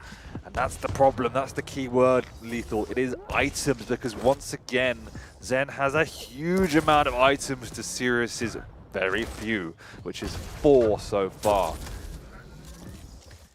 Yeah, that's not really too much of a surprise. It's something you definitely made a point of in terms of the massive cons there on Sirius's side. Look at the stack difference. This is just unreal. Is Zen now just biding his time, waiting for the opportunity to find where he is, dish the dirt onto him, and just jump in and secure that full frag. Misses that first row, hits him with the second here. This could be a chance for him to either clean up, but if he cleaned up from that position, that would have been huge going for the next spawn rail afterwards, but doesn't. But it's just trying to come in with the LG, and I like this. He's playing this very similar to Razy, just making him feel so uncomfortable that aim doesn't really need to be a major factor as much anymore. No, and it's the fact that he's got such a big stack at all times, partly leaning to why he's even picked the stroke in the first place, that he's exactly that. He could afford to push in. He could afford to take risks because he has the padding. He has that additional stack to play off, and Sirius is struggling to even get light armors at this point in the game because Zen is rotating those as well. He's going into his engagements, he's doing lots of damage, he's taking lots of damage, but he's falling back to all of the resources, where Sirius is stuck with nothing. He needs to contest for this heavy, but I don't even know if he has the exact timing, so it's a little bit of a risk to even stay in the vicinity. He sees it up now, takes it, but it's eaten 2 rails to pick that up, leaving him back at square one. Yeah, it certainly has done. It Zen's pretty much on his base stack. He's going to try and... Doesn't know when the timing is. It's risky again. It sees it, but Zen's in the vicinity. Lovely tribot, though, from Sirius. That will win in this item, but all of these items have taken a lot of work. Nevertheless, he's got Zen on the ropes. He scuttles away from now. The next item's coming up very, very soon. Don't believe Zen can really contest this. Lovely angle from Sirius, but doesn't just clip the head. So close as Zen. Catches him with a couple of rockets, gets the second. Oh my god. Sirius caught him with his trousers down, flying high with the LG. And now is the opportunity. The opportunity he needs over the next 4 minutes to try and tie this up. We'll be able to get the Mega. And he needs to... I can understand playing slow. He can be quite good at that as well to a certain degree. But that's where Zen kind of excels in that department here. He needs to be... not full-on aggressive, but just a bit of a strategic aggression here, just so he can abuse some of that aim skill and backfire that behind him here. I really also love the peekers out of Zen. I think all of them have had massive value, often using them as he's dropping down when Sirius is entering the room, and they've pretty much all connected for maximum value, so that's really impressive as well. He's beginning to stabilize as Sirius did obviously get that beautiful frag up the jump pad, but Sirius now appears to have good timing, good rotation, and Zen's just biding his time. He wants Sirius to make a silly move, run into one of these choke points, into the rockets, just as he's doing right now. And now Zen is firmly back in control. It's funny as you said that, and he literally went straight into that choke point at the bottom. And Zen's still got a huge stack, and this is where it's going to get a little bit worrying. Mega's up in the next few seconds. Sirius still hasn't got any armor to his name. Hasn't even got an inject either, so once again, some red flags here for Sirius to decide how he wants to go about this. But standing there takes out, Pika's going to clean him up. And you know what? with that frag increase and the stack Zen has, Sirius needs to do something quick, or it's going to be the first map going in favor of Zen. And just look at Zen again, having the mental awareness just to venture out, pick up that light before doubling back to take away all map resources. And this has been the big issue. It's just the resource games. Sirius has to push in here, but it's not the time or the occasion. Even Zen shaking his head at that decision from Sirius. There's a frag, so he's still in this game, but he's got a lot of work to do with just 2 minutes to go. Has to double his frag count without any items. Once again, we've said that so much. It's just a game he's playing without items. Yeah, you are absolutely not wrong at all in terms of that little stat. 20 items for Zen and only 11 for Sirius. So most of he's only backed because, not just because they were there in the moment, but 25 HP. Bullied Zen away though. He has done, yeah, and got a little bit of time, but that LG's looking good from Zen to do a little bit of damages. Sirius though, it's not stopping him. He needs to continue this aggression. He has done, but a couple of missed rockets is going to cost him. That's going to be the 7th frag for Zen, a good stack, and it's looking closer and closer to that 1-0 in the series. Absolutely, but he's had Zen on the ropes a number of times. There's been a few occasions where his execution, particularly the rockets, have let him down. But ultimately, it's always come back to the fact that some of these pushes, he just hasn't had the snack. And Zen has done an amazing job of managing the rotation, but finding the right opportunity to bully Sirius. Still in this, though, if he can get a conversion now and cleanly, he's got all of the items to his name, and he might be able to double down on that. But he has to find Zen quickly, and Zen's got a decent stack of his own, so can just play these choke points with his rockets that have been so successful so far. But he's not even going to look for it. He's just going to play that running away, keep away game, and just continue to bait Sirius even to riskier and riskier situations. You know what? Why not? It's basically doing a victory lap around Insomnia at the moment. He is. And at this stage, it's going to be out the realms of possibility here. Sirius picks up the Mega, but yeah, there's not really too much we can say here. Can get all the items in the world, all the lights, etc., but it's not going to change the fact that the scoreline is going to go in favor of Zen. In terms of that 1-0 victory. And it's going to be a good start for Zen. We did see signs of Zen trying to find a way into Sirius without having to deal with the accuracy and the tracking coming from Sirius, but Sirius has found a way now and again, but sometimes he's been patient and been a little bit too patient, but maybe Insomnia isn't maybe a map for him, I'm not really too sure. But I'm interested to see how Sirius performs on a different map with the accuracy we talked about previously, because he can be, or still can be, a very dangerous opponent. 7-5, first map in favor of Zen. Wouldn't say it was too surprising, but it was just Zen played that really, really well. Yeah, Zen had a game plan. He went out to deny the items. One of the reasons he picked Strug, he played the Strug well, and he picked and chose his opportunities as to goad Sirius into him. That frag down by the heavy armor where Sirius is pushing on through is a bit of a sign of desperation, but also the frustration coming out that he just wasn't able to find the opportunities. Zen just didn't give him the angles. You know, Sirius had 40% rail, which is adequate, but well below the levels we expected him, and well below the levels you need if you're not going to be taking as many major items as your opponent.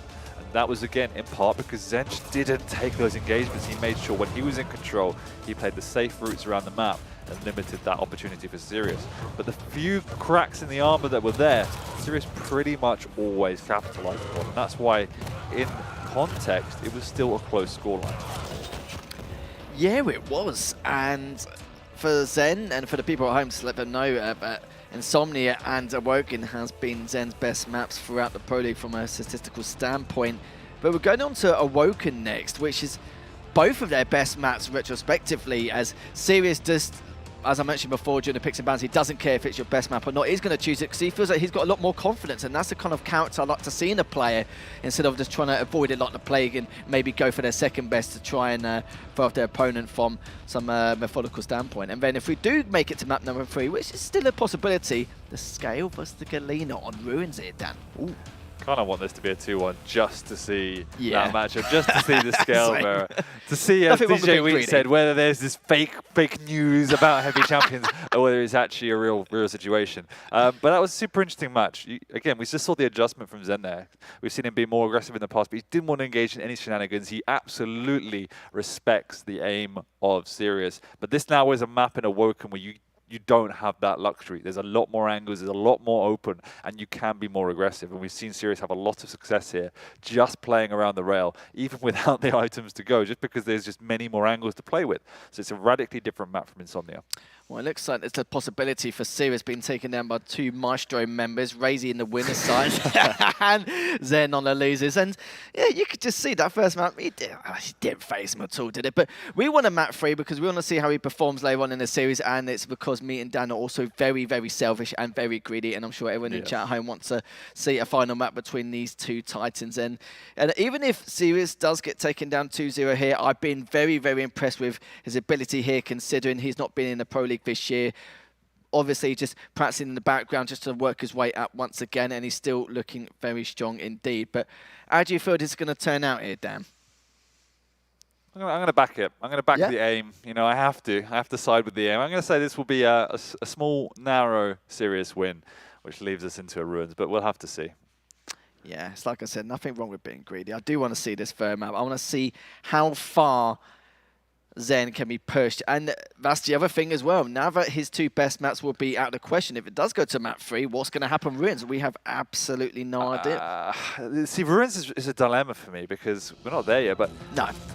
I want my boy Scalebearer to win, but I also don't want to see DJ Week get a Divine Orb. So, you know, I'm in this rock and a hard place, but we'll see. We have to get there first, and there's 10 minutes of great Quake to go before then.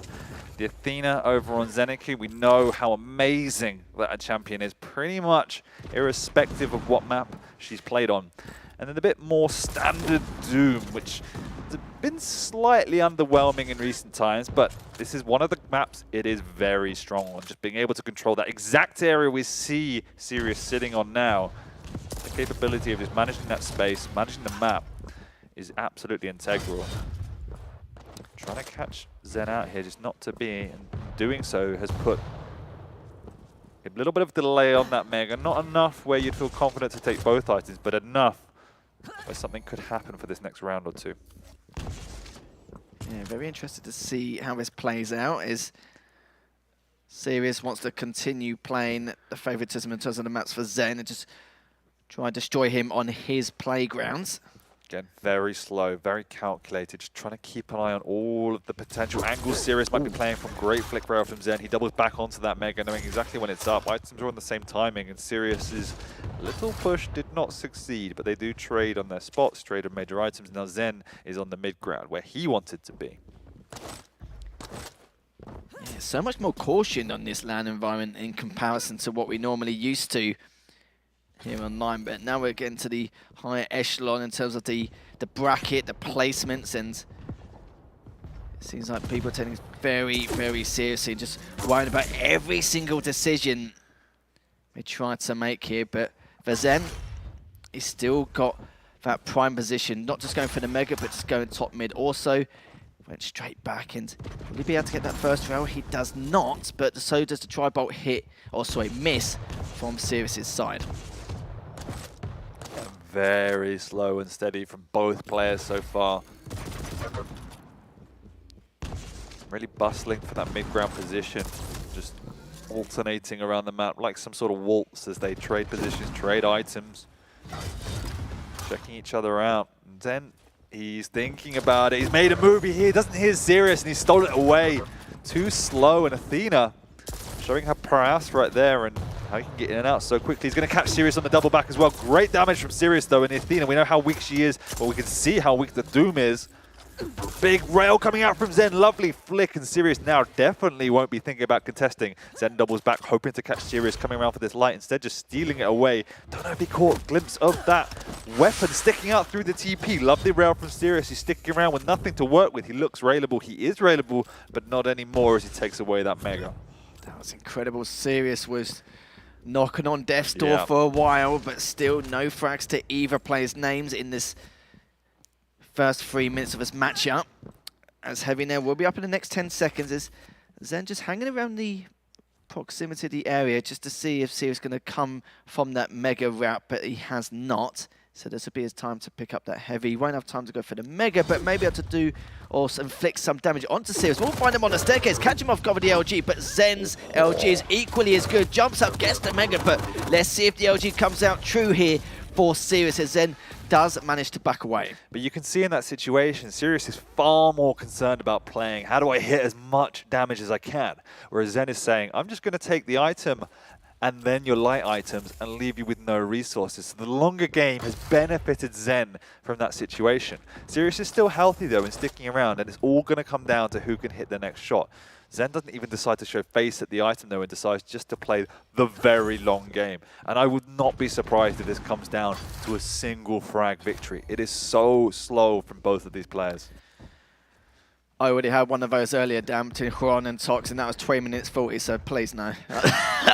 Well, actually, yeah, I wouldn't mind it, as long as it goes to map 3. But just past the 4-minute mark, as Zen just continuing to hold top mid. If he's got positional advantage, why should he push out? He still needs the info, of course. And Heavy is still up, and Sirius is still just lurking around by that first rails and pulling up, but the retaliation there. And this is also why it's been such a stalemate, because everyone keeps hitting and trading. There's been no real back-to-back rails of unreturned damage, and so nobody feels confident to make any sort of maneuver. Sirius realizes he can't really shut down an Athena because she's an Athena, whereas Zeniku hasn't had enough damage where he's like, okay, I can finish you off. So we're stuck in this eternal stalemate of trading items.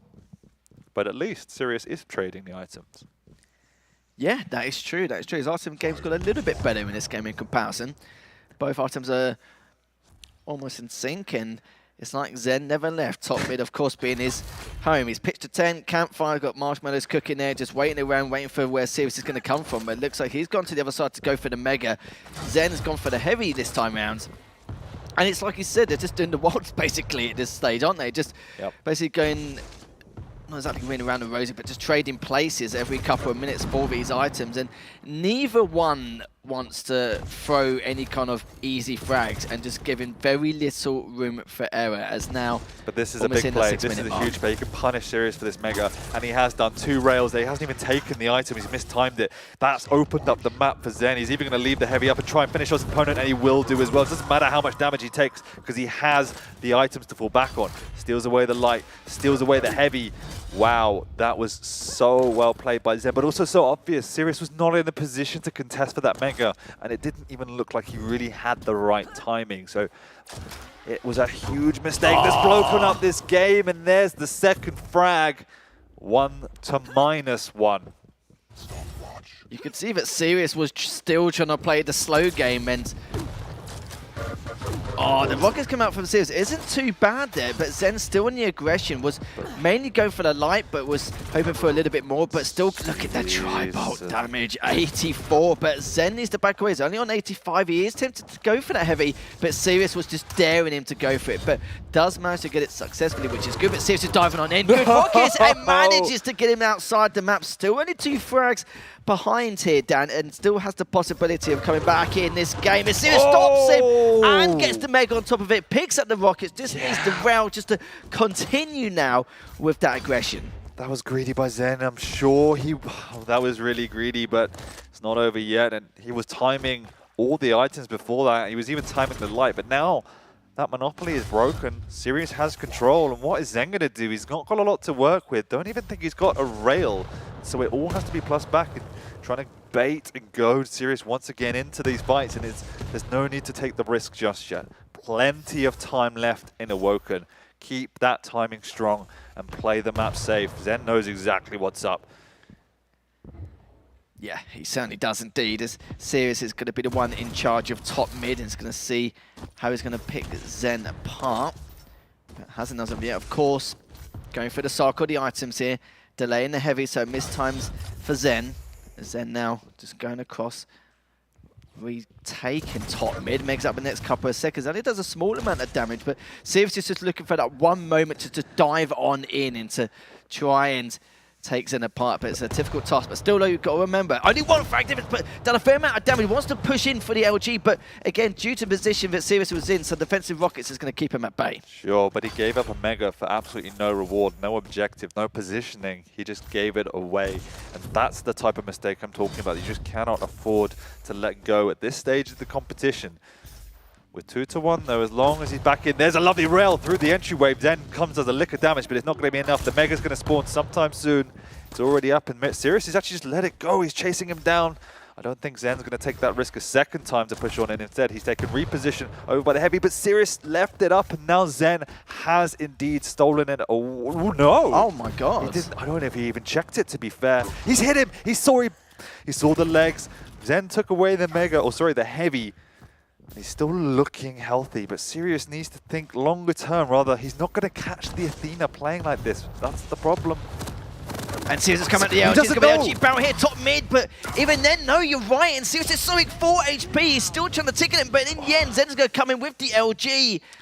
Oh my god, and that could be the game-changing frag here. Down 50 seconds left. Sirius just has to go full-on aggressive and just try and take him out if he can. That was nearly the most 5-head play, leaving the Mega up for 40 seconds. Zeniku has no idea when it is, but it didn't work. And now we're in a situation where Sirius has to take a risk.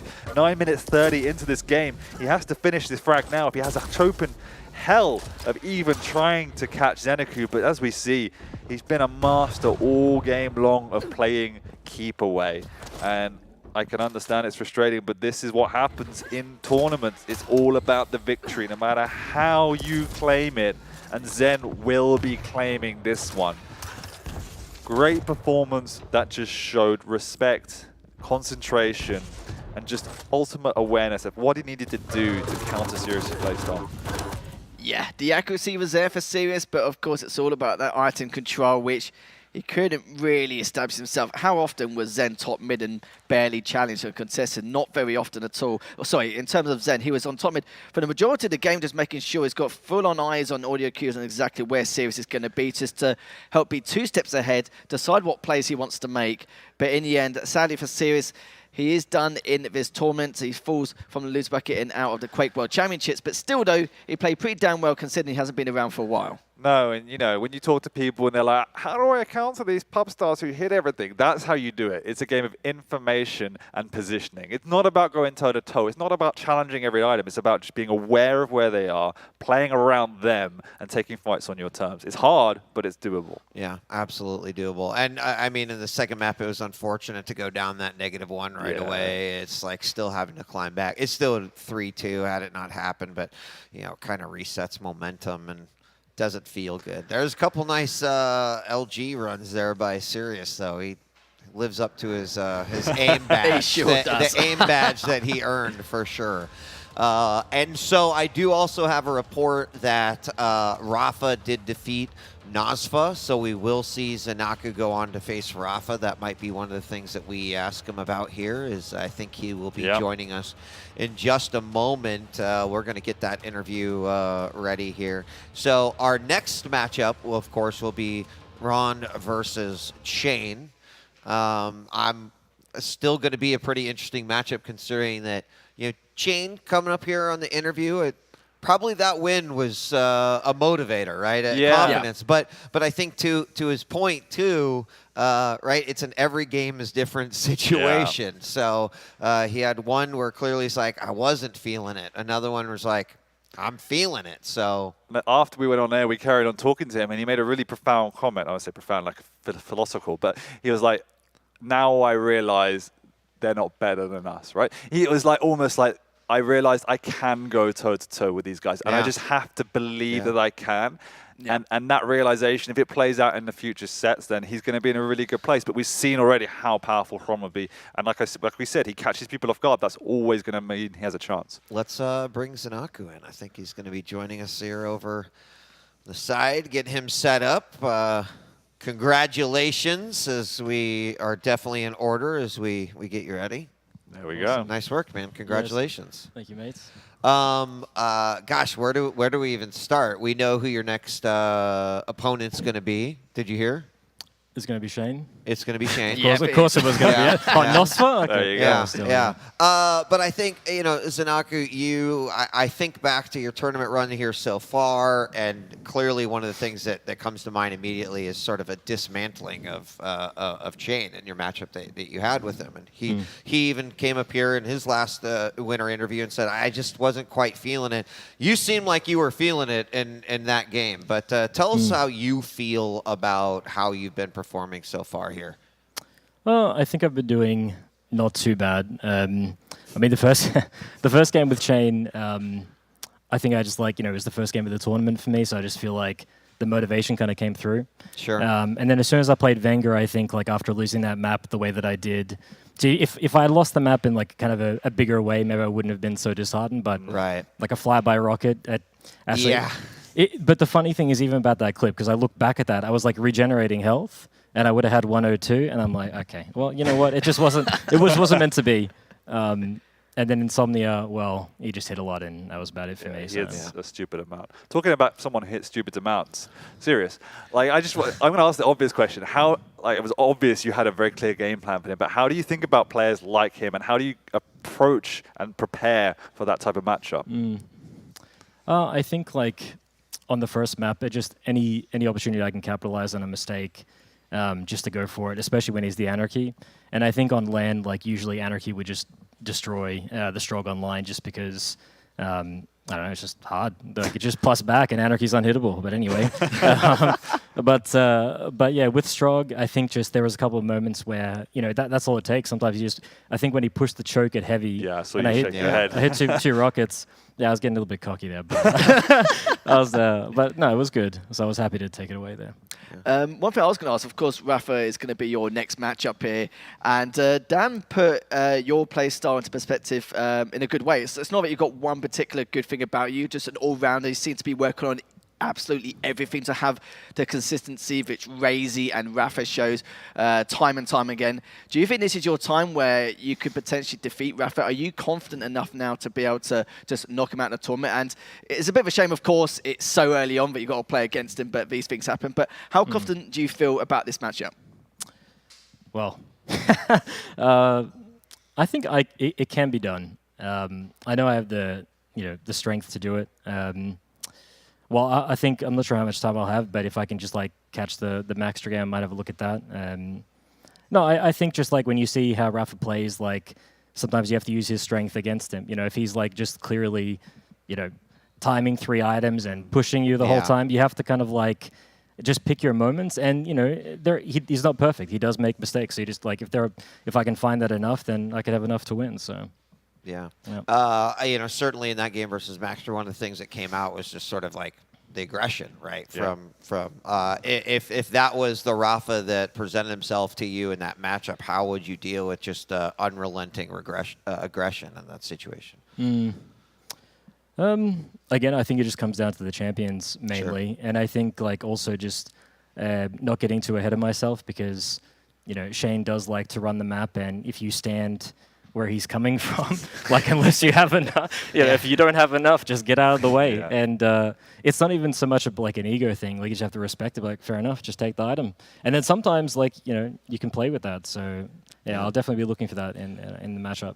One final question, then I promise we'll let you go. You recently joined Maestro. Definitely, it seems like you've joined the club and scrimming a lot with your teammates, etc. Can you give us any insight? Has that been helpful for your own game and the support, etc.? I think. Again, I guess all the way from management, we have another guy called Nigel or Apex. He definitely helps me a lot. Just basically says, stop doing dumb stuff. But sometimes we need that. Sounds like that from him. Yeah. But no, and of course, it's great having Marco and Razy, and just to be able to bounce ideas off or just play with them. And I guess it's also just it's also the label. Sometimes I feel I need to perform to that standard. And I think I'm just happy they gave me the opportunity to do that. So awesome. Yeah. Well, congratulations again. We're going to take our break now and get ready for our next matchup. Ron versus Chain coming up next. Give Zanaku an opportunity to prep for his matchup. He's going to be facing Rafa here in the match after next. So we're going to take a break. Don't go away as we round out day 2 right here. We'll be right back.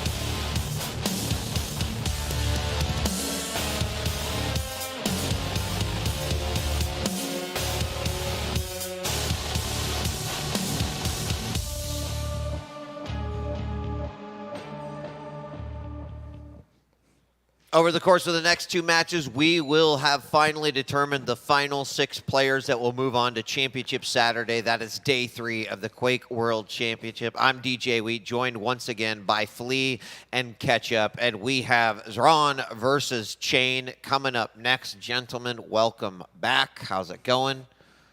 Going well. It's been another long day, but another great day of so many interesting matches, some upsets, some surprises. The challengers continue to step up to the plate, and here we are for one of our final 2 matches. Yeah, absolutely. It's the energy, the hype of LAN that's keep us all going at these long days. That's but right. Indeed, we're close to winding down the day.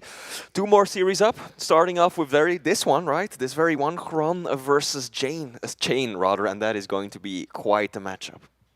I feel like there's so much to talk about with Chain in particular.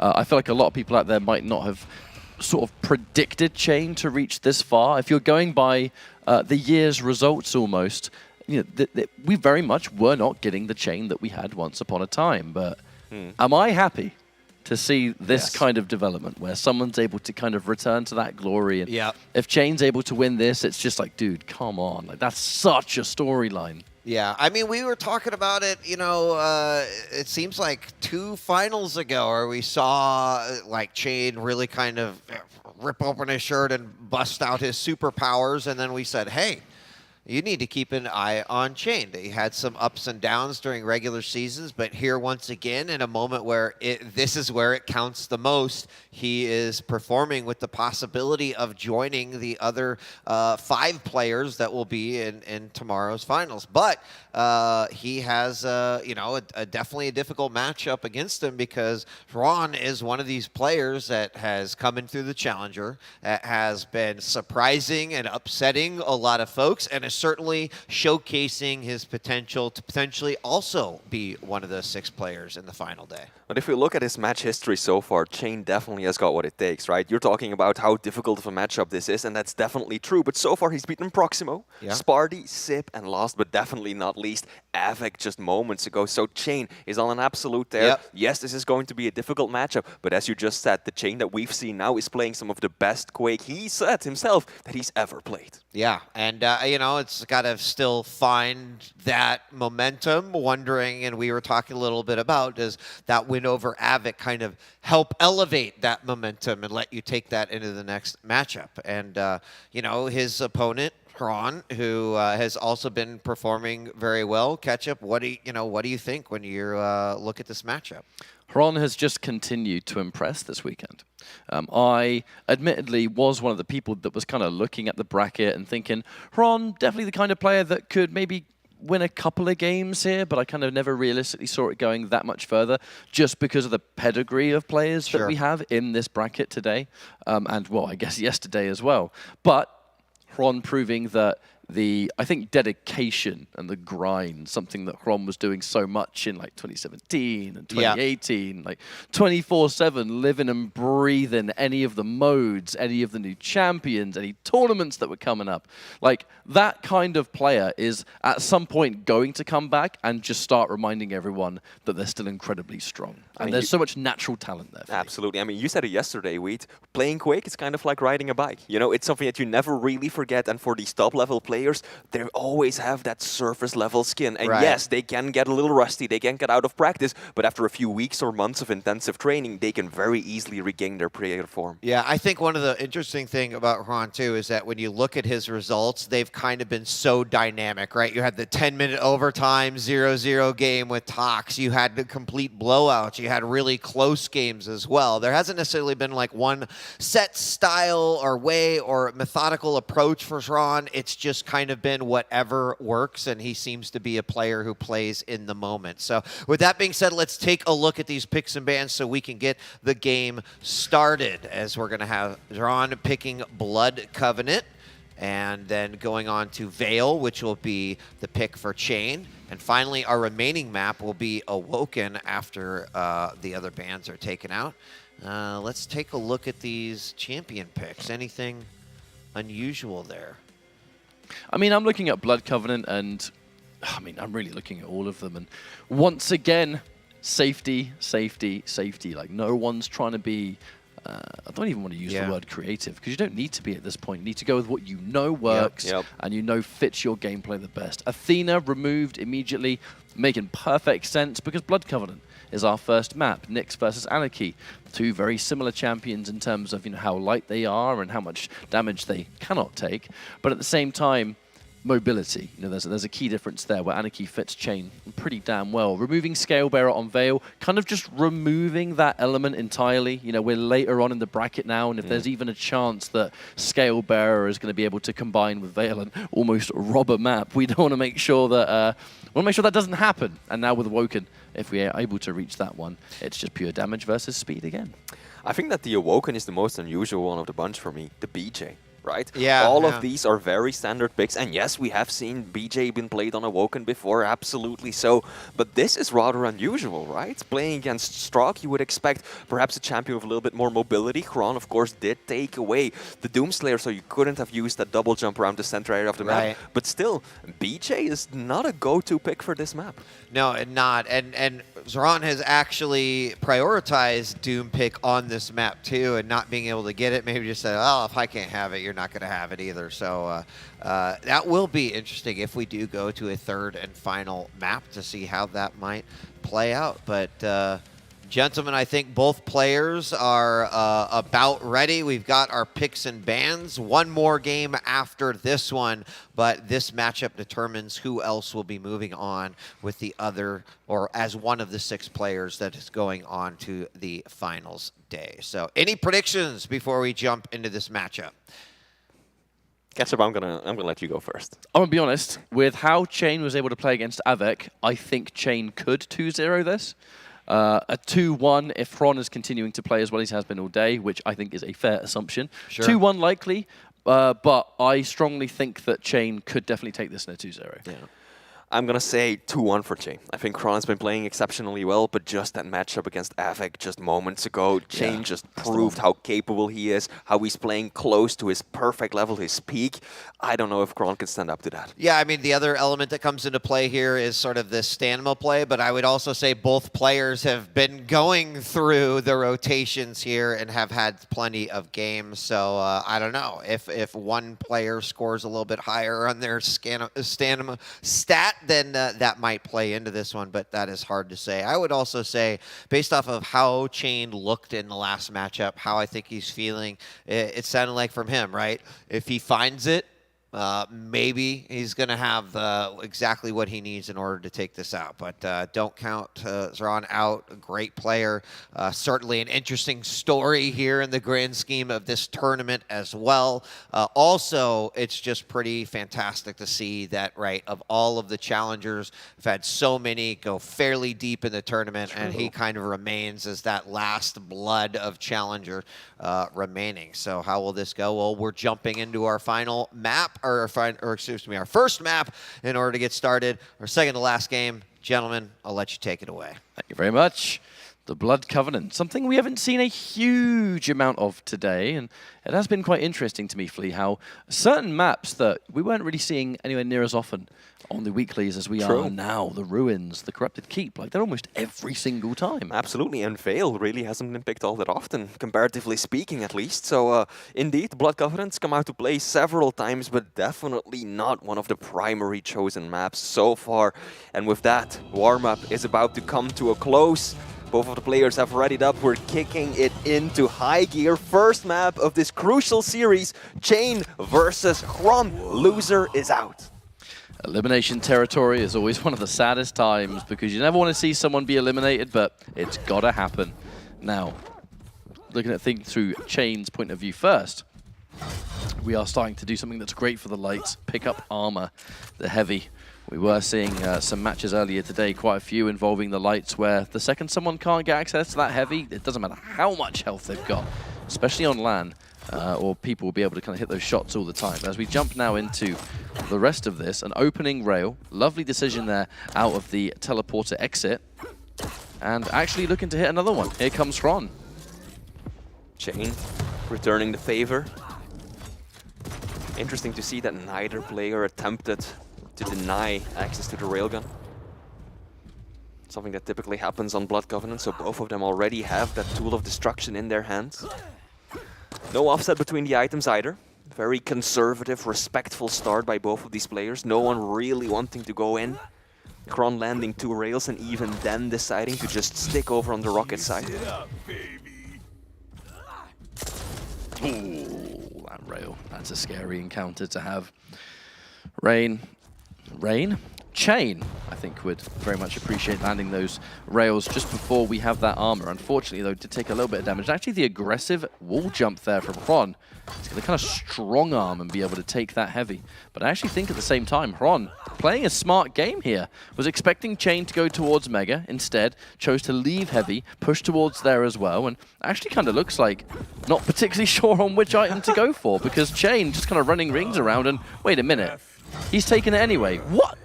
That was such a strange exchange. Hron was just holding down that entire area over from the rocket side, expecting Chain to go back to the Mega, but he just never did. And so at one point, Chain was just like, you know what, I think I heard you over a little towards the pillar, so now I'm going to use the injection, speed right on by, and claim this heavy, which is the most favorable of these items, for myself. Injection should be coming back real soon. And that tri-bolt is a fantastic start. Hron using the aggressive push there, though, in between. You want to push me? All right, well, let me just get this rail real quick. And we'll see if you're going to be able to stick to that plan. Now, we have been able to see a little bit of a stack upgrade here. Man, this has been a careful start. Hron landing a nice rail over there. Would have been a shame if he had missed it, because he just had so much hang time on Chain and he wasn't even looking in this direction. So definitely an easy shot for the Na'Vi player. Now both players kind of delayed their item pickups. They have no idea when the other actually chose theirs, but ultimately they're pretty much in perfect sync. Nice little delay. You know, we're trying to be so careful through these teleporter exits. It's only been 3 minutes, but it feels like it's been so much longer with how careful both of these players are approaching it. There's so much on the line. You know, we can't forget this is late stage of the tournament. We're just about to enter tomorrow, which will be the championship final. But you know, we're only a couple of games away from having our finalized roster for that. And 2 of these, they both like it very, very much. And even the smallest mistake that can take you out of it, you'll be thinking about that all year. Oh, close. Chain finally landing a few of those rails back to back. Now Hron definitely the one with the lower stack of the 2. Rockets won't connect. Chain gonna fall back on heavy. And this is exactly the item that he wants. He's playing as Anarchy. He's got that injection, that Mega in his own pocket. So he wants armor rather than health. And that should give him an inherent advantage over Hron if they keep sticking to these majors. Been a bit of a cycle so far. Question is, which player is going to be the one to break it? It's going to take so much, for me, really, confidence to be able to do so, because really neither player is in such a terrible situation so far. But the moment someone pushes, if that push doesn't work and you lose a frag because of it, you're going to be sitting there thinking, why didn't I wait an extra minute, maybe an extra 2? Maybe the opponent would have been able to make the one that made that choice, but an opening rail. Okay, so some of the armor's already been shut down. Hron is going to drop down into the catacombs and kind of feels a bit like Chain might have been expecting it. Looking at that side of the map and realizing I've just hit you with damage. Like, there's only one way you can get armor back from that part of the map. Yeah. I feel like over the past minute or so, the scales have tipped slightly in Chain's favor, but he has been unable to really do much with it. Now down to 21 points of health. Hron, can he finish it up? Now decides not to press his luck. Instead just falling back on the Mega. Such respect from these players. They know just how quickly any one of these fights can go wrong. Half of the map is already done. And a patient both sides. Armor's about to spawn. A little bit of an escape rail. Unfortunately, Chain cannot hit the mark. Tried, though, but either way, now understanding I'm going to be dealing with a thoroughly stacked Nyx. So what do we do from this situation here? Chain is now completely out of control, but with a rail in hand and an injection locked and loaded, there is a chance for Chain to get rid of that stack, fight a little bit, you know, escape if you need to, but the existence of that inject does mean that Chain's going to be just that little bit healthier than you might expect. However, Forced to retreat here. Does not want to have to spend the inject willy-nilly, and instead uses it to overstack. I like that, but watch out. Right behind you. Here we go. Kron takes first blood. That was a unusual encounter. At long last, Kron had started out-damaging Chain over these past few encounters, is around 500 damage ahead of his opponent, and ultimately, landing a few good rails at the right time allowed him to use that Ghost Walk aggressively. Take Chain by surprise. Excellent play. Now, it took all that time to secure one frag, and the pressure is going to start to amplify. One thing we haven't actually seen at all on this map is Kron needing to activate Ghost Walk for an escape. So there's like an entire layer of this matchup that, truthfully, we haven't seen rear its head yet, that if the pressure starts to amplify and Chain decides to go in, we're going to have to see it. But what it's famous for, so nearly able to land that, is that it's hard to chase. And when you're running out of time, that is not a situation that you want to be in. Kron got so little out of that engagement. Almost all of his shots did barely any damage, and meanwhile Chain was able to retaliate with much more severely impactful shots. Now Kron is able to defend himself against Chain's offense, get away with the Mega. Oh, that's a lot of self-damage. You don't want to do that when you're light with no armor to your name, and Chain drops! Excellent read. Beautiful shot as well, and now we're all tied up with 2.5 minutes left. Kron's certainly going to be regretting going in, I imagine. You know, it was such a slow and defensive game so far. The one time the aggressive Ghost Walk was used, and Ron paid the price for it. Now, a little bit of extra damage dealt there, healed up thanks to the inject. Mega picked up by Kron. It feels like it really shouldn't be a 1-1. It was such a sloppy moment to go for that Ghost Walk push in. Nothing worked out. Chain just picks it up. And then even by the end of it, almost looked a little bit like Kron had just sort of conceded the frag, right? Because with the railgun ready to go, I guess at least if you spawn down there, you can pick it up and do something else. But it just feels like something that shouldn't have happened. Mega up in 5 seconds. Chain in control of the high ground. Let's see what Kron's gonna do. Yeah, both reading each other's positions perfectly. But the damage favors the Na'Vi player. Heavy still not up. Chain decides not to stick around. Loops back around for that small armor, but Heavy is likely going to go in Kron's favor. However, Kron might not even know that it hasn't been taken. I think he's completely unaware of the fact that Chain has not gone for that major item. But in doing so now, after that fight, going to back up and just check at the very least. Yeah. At last is able to collect, and it might be pretty favorable as we push into these closing moments. Feels so much like we're going to be seeing a sudden death. Just over a minute left on the clock, and an even split of the scoreline. Chain, excuse me, really doesn't want to take any risks. Kron took a risk, and look where it got him. I think we're going to be playing very, very patient in the final moments. This has definitely been one of the slowest matches I think we've seen for the entirety of the championship. Especially considering that they're two light, small champions. Hang on. Oh, here we go. 40 seconds left. Chain, if he can get this frag, he's probably golden to take home map 1. Chain knows there's no way Kron's going to be able to fight for this Mega. Too weak in the escape. Rail hits its mark, 30 seconds to go. And now, Kron chasing this is going to be very hard. This is not the kind of map that you can just spawn, rush, go in. This is a large map. This is a map that is notoriously difficult to do that in. And Chain playing his cards right. This should be your moment. Oh, good rockets as well. Kron, I think, has one chance, using the Ghost Walk right now, hoping to catch his opponent off guard. He's gonna go up the bounce pad, drop back down. They're going to meet each other, but Chain so fast, takes one rail in the back, but that injection puts him well out of harm's way, and that makes it so that the Canadian gets a 1-0 map lead from the get-go. Feel like that was the slowest match that we've either had all day or one of. Will we admit, you know, with the A stream and B stream, haven't been able to catch every single map live, but yeah, that's definitely one of them.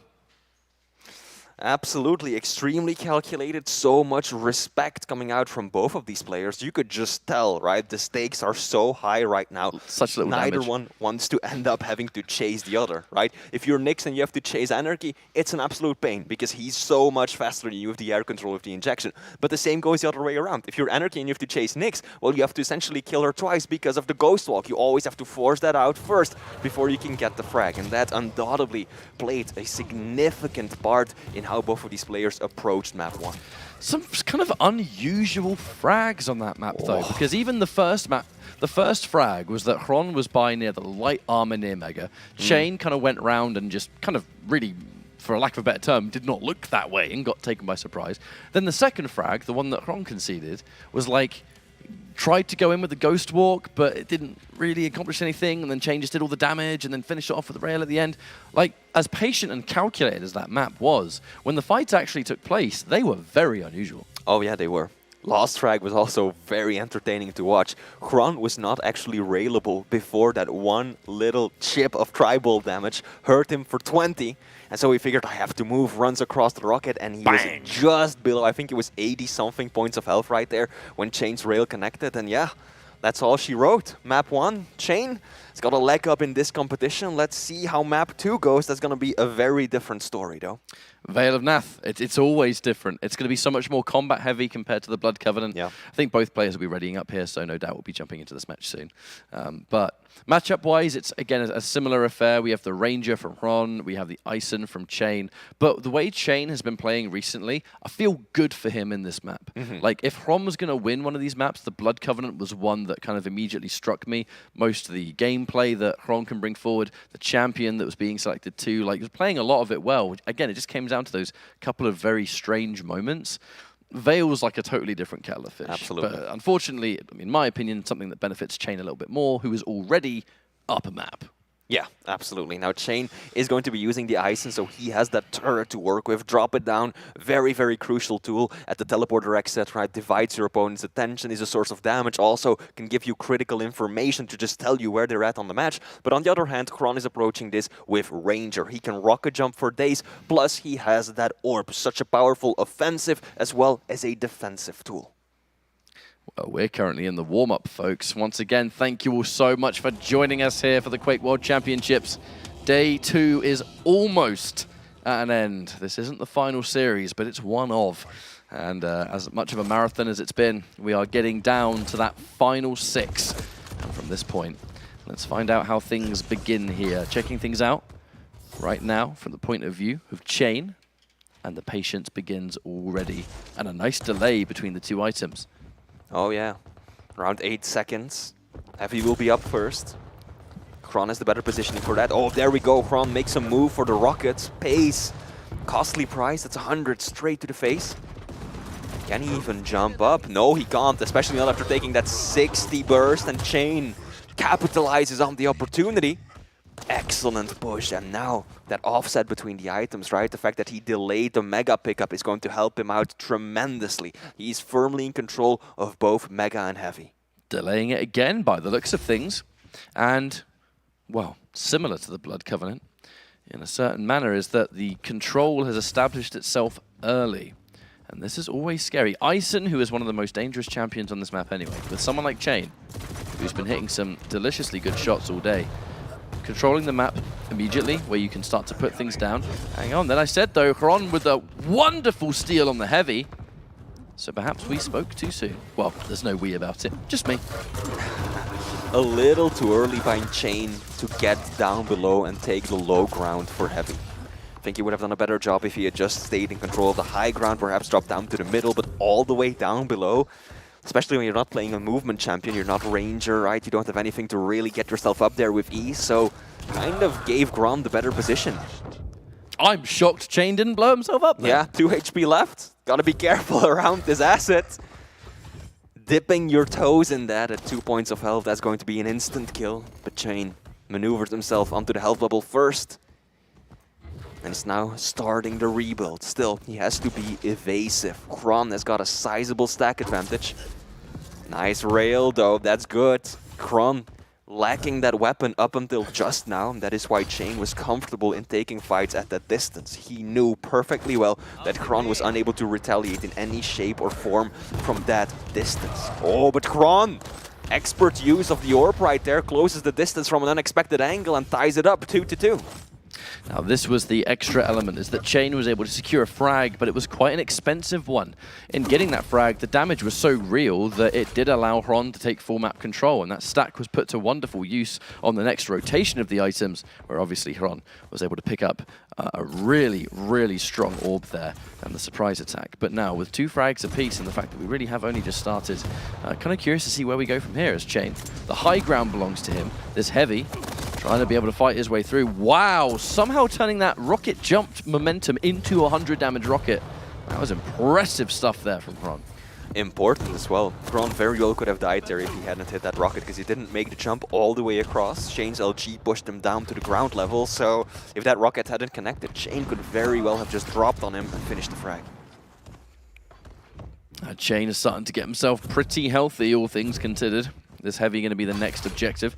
Hron has done a really good job of taking this Heavy so far, but this is kind of one of the first times he's had to give it up. So now, Chain, a bit more armor to work with than normal. What's going to be the next play? Because currently, Hron, building up towards those rail angles, hits 1 unreturned. That's a fantastic start for you. But we need a bit more, because now, Mega taken once more. Full map control for Chain. So far, the railgun has seen very little use by Chain. He's only fired 1 shot. Yes, he landed it, so he's currently sitting at 100% accuracy indeed. But compare that to Hron, who's hitting 50%, sure, but who's landed a whole lot more of those shots. Chain finally making his way over to the railgun side of the map again, finding the opportunity to do so, and hoping to create some opportunities with it. Always difficult to make some of those shots with rail when you're so fixated on trying not to give your own, hitbox away, as it were. So like sometimes, yeah, you're going to be missing those shots as you peek around a corner, but the reality is you're trying to stay safe. The damage is great if you get it, but you don't want to get hit on the way through. That's going to give them a push. In this case, actually, Chain getting hit by a rail, Hron, the Heavy, in his possession.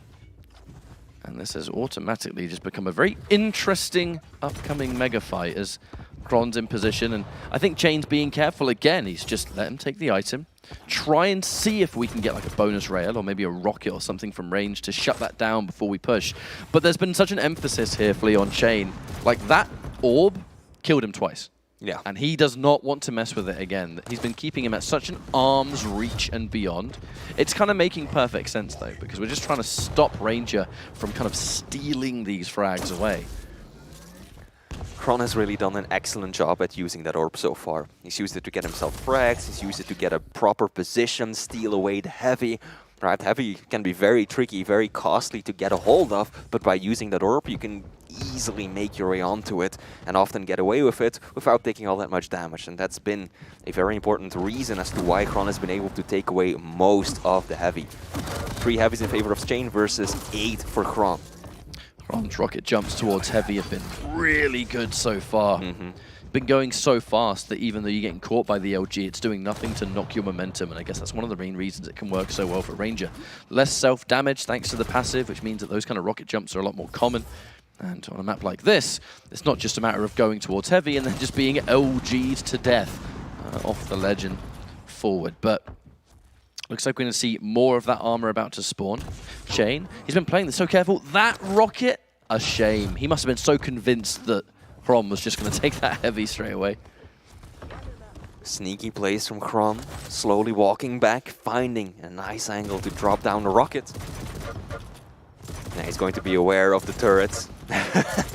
Chip by chip. Slowly whittling down its health before he feels confident going through that teleporter. Keep in mind, if Hron loses this map, he is out of the championship. He's going to fight tooth and nail to keep that life in the tournament, that's for sure. But we don't have a lot of time left. Throughout the course of the map, though, has definitely felt like Hron is the one that's dictating the pace. Had more stack, had more of the items, has consistently been more in position. But I think part of that is because Chain has been comfortable to sit and just play careful. Ron has not been too aggressive. There hasn't been any moments like we saw in Blood Covenant where everything was going so well, and then in the blink of an eye, there's a push that maybe wasn't 100% worth it, and it kind of starts the downfall, if you will. Ron is not going to take any chances on this map, and it shows with such a low-scoring game. It's really quite impressive how good of a job Chain has done at hanging on to this tight game. As you just said, Ron has been in control for these past couple of minutes, and he's playing Ranger. Chain has nothing to work with in terms of movement. If Ron manages to get close and use the orb, he's in deep trouble like he might be now, but no! Okay, there's the rail. Yeah, the orb clips the wall, almost negates Ron's offensive right there, but then the rail comes out clutch, and oh no, Chain! He is so lucky that Kron... No, what? What? The LG catch-up, that was all that mattered. Kron ran out of LG ammo just as he was getting the float. That allowed Chain to get away, survive, and then Kron felt like he just had to push in, kind of fumbled the movement, messed up the assault, and Chain just reversed that on him. You know, I could go in for some kind of analysis. Instead, I'm just going to say, dude, that sucks. Imagine being in that situation there when you have such a good little play and then kind of just the ammo falls on the floor, you're trying to pick it up, tripping over your own shoelaces. Poor old Ranger. But what does that mean? It means Chain is back in the fight, and it means that Chain is healthier than ever. One would think maybe a chance for full map control, because keeping an eye on both of these items, the Heavy and the Mega, has to make a bit of a choice, but instead of making a choice, I think Chain's going to want to listen out for Kron. There's the orb to steal it away, but if Chain's able to uncontested take this Mega, then they're both going to get an item for free, which will set up for a interesting potential final fight, because here we are, minute 15 on the clock. This could be over soon. If Kron loses this map, he's going to be kicking himself over that one. That is the decisive moment that gave way to his downfall. So let's hope for his sake that doesn't end up happening. Now we've got Chain over towards the Heavy. First one to set up. Oh, takes a rail, jumps across, takes another one. But Kron, critically low himself, cannot afford to push here. Has to fall back down below. Oh, that rail, so close! But it ultimately just doesn't connect. I think we all felt that one. That rail narrowly misses its mark, but it's actually unreturned on both sides, which is only ever going to help Chain, because Mega collected, Heavy the next objective. Actually, the orb used preemptively. The orb has been the one ticket towards stealing the Heavy, and this time he's not going to have it. No, that could have been the play that ends it all. What a shame to use it 10 seconds before Heavy appears. Get nothing from it, and you just go down, Flea. This is a disaster. Kron, 10 seconds left. He doesn't even have the orb to work with. All Chain has to do is plus back, and that's exactly how he wants to play this. Using the sound cues to stay far away from his opponent. Then Chain, he's done it. He's knocking Kron out of the tournament and will continue to advance. Welcome back, Wheat. I'm assuming you have a few things to say about that. I mean, you know, I've got quite a few things here as we potentially line up yet another interview here for Chain. You know, first and foremost, all of those comments that we made about Chain a while ago as he breathes a sigh of relief, I'm sure, you know, they're coming back. We could take a lot of those comments. We could apply them to now. Here's a player who showed a lot of promise, went through their own trials and tribulations, shows up to LAN once again, finds himself in a top 6. Pretty damn impressive. The other thing I would like to say is that, you know, the challengers, I think, represented by every single one who qualified. You think about their stories, how well they did here at this competition, and the fact that Ron himself was so close to making that top 6 says a lot. And I hope that we get to see more from the many of the challengers who fought their way here, were ultimately able to play in the LAN. You know, certainly the world's in a weird situation anyway. Ron being able to play, I think was really great. But, you know, kind of, you know, marching with that torch of the challengers as far as possibly could. Chain deserved that victory. I think I'm, you know, curious to talk with him a little bit more. But, yeah, I mean, so much kind of happened in that last matchup. I like the last game quite a bit. We do have Chain ready. We do have one more match coming up in just a moment, but we want to hear from Chain yet again. So we're going to drag him up here on stage for his second appearance. Here is your headset, brother. Don't just ignore that. I don't even know what that is. that was. There's pieces back here.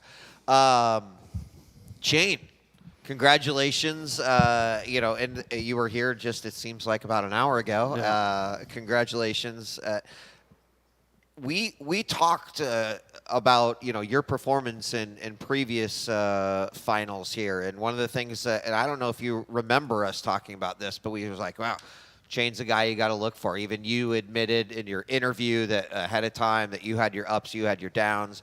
You know, not quite to the finish line yet, but certainly I have to imagine you're pretty happy about the progress you've made here at the competition and making it to finals day. Your thoughts? Yeah, I mean, that was also such a tough match. Like, I don't know how I did it. That's my 5th match today.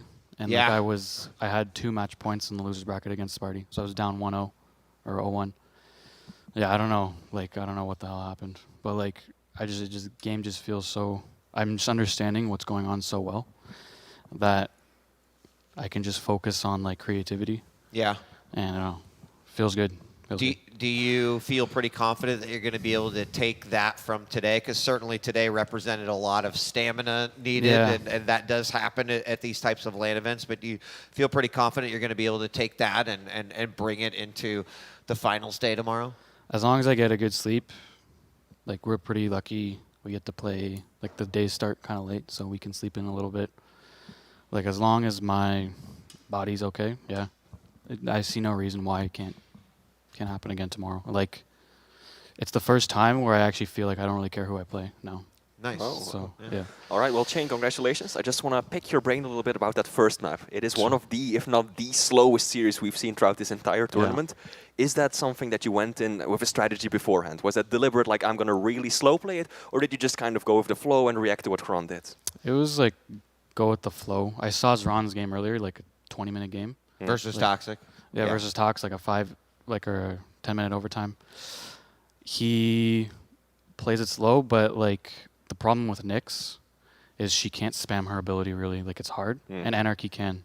So I just kept spamming my ability, and there was nothing he could really do. So I was, even if he hits a rail, like it's only net 30 maybe stack for him after a kit, and then I steal all the vials. So if he messes up once, it's like I'm in control. So I actually like that matchup a lot, and like he banned Athena, which makes sense because Athena's probably like the strongest on that map. But yeah, I don't know. I feel like I'm picking very well today. Like, I'm picking very well. I guess one sort of final question from me is, the ups and downs are real, you know, when it comes to your personal progression, and I'm sure you'll be the first person to admit it. Yeah. But with this weekend in particular, it really feels like the up is starting to come back, because I mean this has been an incredible result on its own. Who knows what's going to happen tomorrow? By all means, you could take it even further. The chain of old versus the chain now, how do you compare yourself to those time periods? Because it's starting to feel a bit like you're coming back. Yeah, like when I was playing before a lot, like probably over a year ago, my practice was worse. Like I've these past 6 weeks, like my practice has been probably top tier. But now, like, there's something flipped where I feel like I could actually win. So I don't know. It's like this game is so mental. It's like 99% mental. Yeah. Really, really is. So I don't know. Perfect time for that switch to be flipped, though. Oh, yeah. Yeah. You know, sometimes the best thing is a little time away, a little bit of time just to reflect. But I completely agree, Shane. This game can be incredibly mental. We want to say congratulations again for making it to the finals day. We're going to see you here again tomorrow. I won't keep you around for too much longer because I know you probably do want to get some sleep. So congratulations, dude. An amazing day. I know it was a marathon, but you deserved it. Very, very well done. Any final words that you'd like to say to the fans, the audience out there? Not really. I mean, I guess I'm the only Russian left in the tournament, like Russian, Canadian. So I hope the Russians are cheering for me. Good luck to Zeniku and Rafa. It's a shame that one of them has to go home because I know how bad both of them want it. But it's going to be a great last match, so good luck to both of them. All right. Shane, thank you very much. As he mentioned, we got one more match coming up. That's going to be Zeniku versus Rafa. We're going to take a quick break. When we return, our final match of day 2 to usher us into tomorrow, Championship Saturday. Don't go away. Our final match comes up right after this. Don't.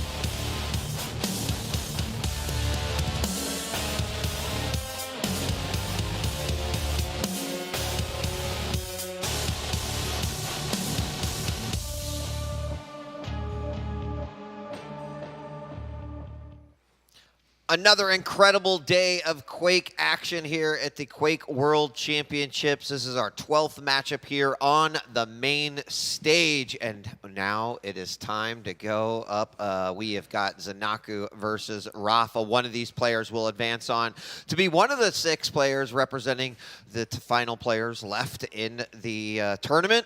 One of them, unfortunately, will be going home. Joining me again, Flea and Ketchup. Gentlemen, this final game, 2 players, certainly with some history. Both have put up great results this tournament as well, and this should be an interesting matchup. Rafa, if anyone was watching Rafa play on the B stream, there's motivation here, like an intent. Oh, yeah. This is a man on a mission where clearly not able to get through in the upper bracket is something that is not common for Rafa, but from what we've seen in these gameplay, it's no, I'm making it. I'm making it, and no one's going to stop me. That's what I'm getting from those matches that we've seen so far. I mean, the way he played against Nasva, you've been talking about it in the green room. That man has focus, motivation, sheer will going into this. Zeniku, he's in for a very tough battle. Yeah, and I mean, like Zeniku has put up some awesome results, and it doesn't matter whatever perspective Zeniku looks at it. He's still got to remember that despite any performance that Rafa's had this particular tournament, he is still a triple champion. He is a champion in Quake Live. He has so many titles under his belt. You can't necessarily brush that to the side. There's some intimidation, but at the same time, you've got to believe that you are capable of doing that, and I do think that Zanaku comes as a refreshed, renewed player. He talked about the Maestro support, how much that has been helping him, so certainly he has got some motivation here, so I can't say necessarily like the hungriest will win, because there's a lot of dynamics that go into this matchup, the picks and bans, the fact that they've been playing all day as well, but this is an incredibly important matchup for both of them. Now, you know what I want to see? Picks and bans. That's the number one thing I'm keeping a keen eye on, because I'm already looking at the screen. We can see that we have the Insomnia with the Athena versus the Anarchy. But what comes next? The Death Knight being picked early here by Rafa, and in response, the BJ from Zeniku. That's just going to be a heavy-hitting matchup on its own. And then, should it come to it, Blood Covenant between Nyx and Visor. Nyx and Visor going against each other. That has felt to me like the most common matchup that we've seen all day. It's been so regular. And it has really gone both ways, right? We've seen Zeniku have extreme success, I think against Chain it was, playing as Visor, but then he went up against his teammate Wenger and went completely opposite direction. He got outplayed by that Nyx, so it's going to be interesting to see how this one plays out. I mean, as far as like we talk about the consistencies of players, there's also some consistency in map picks as well. Like Zeniku has almost always said, bring Insomnia on. Let's go. Corrupted Keep, we know that is a map that Rafa likes. One thing that's interesting, too, as we do look at the champions is, you know, Rafa was the one who kind of started to play a little bit more with BJ on Corrupted Keep at this time with the Death Knight. What else do you see there? I mean, overall, just starting it off, 2 very fast and light champions on Insomnia, which has really become more and more of a meta, right? To the point that we, behind the scenes, were talking about when a Galena was picked, we were like, whoa, Galena on Insomnia? Hold the floor for a moment right there. That was an interesting pick. So really, those fast, light champions have been dominating this map. Ketchup, any thoughts?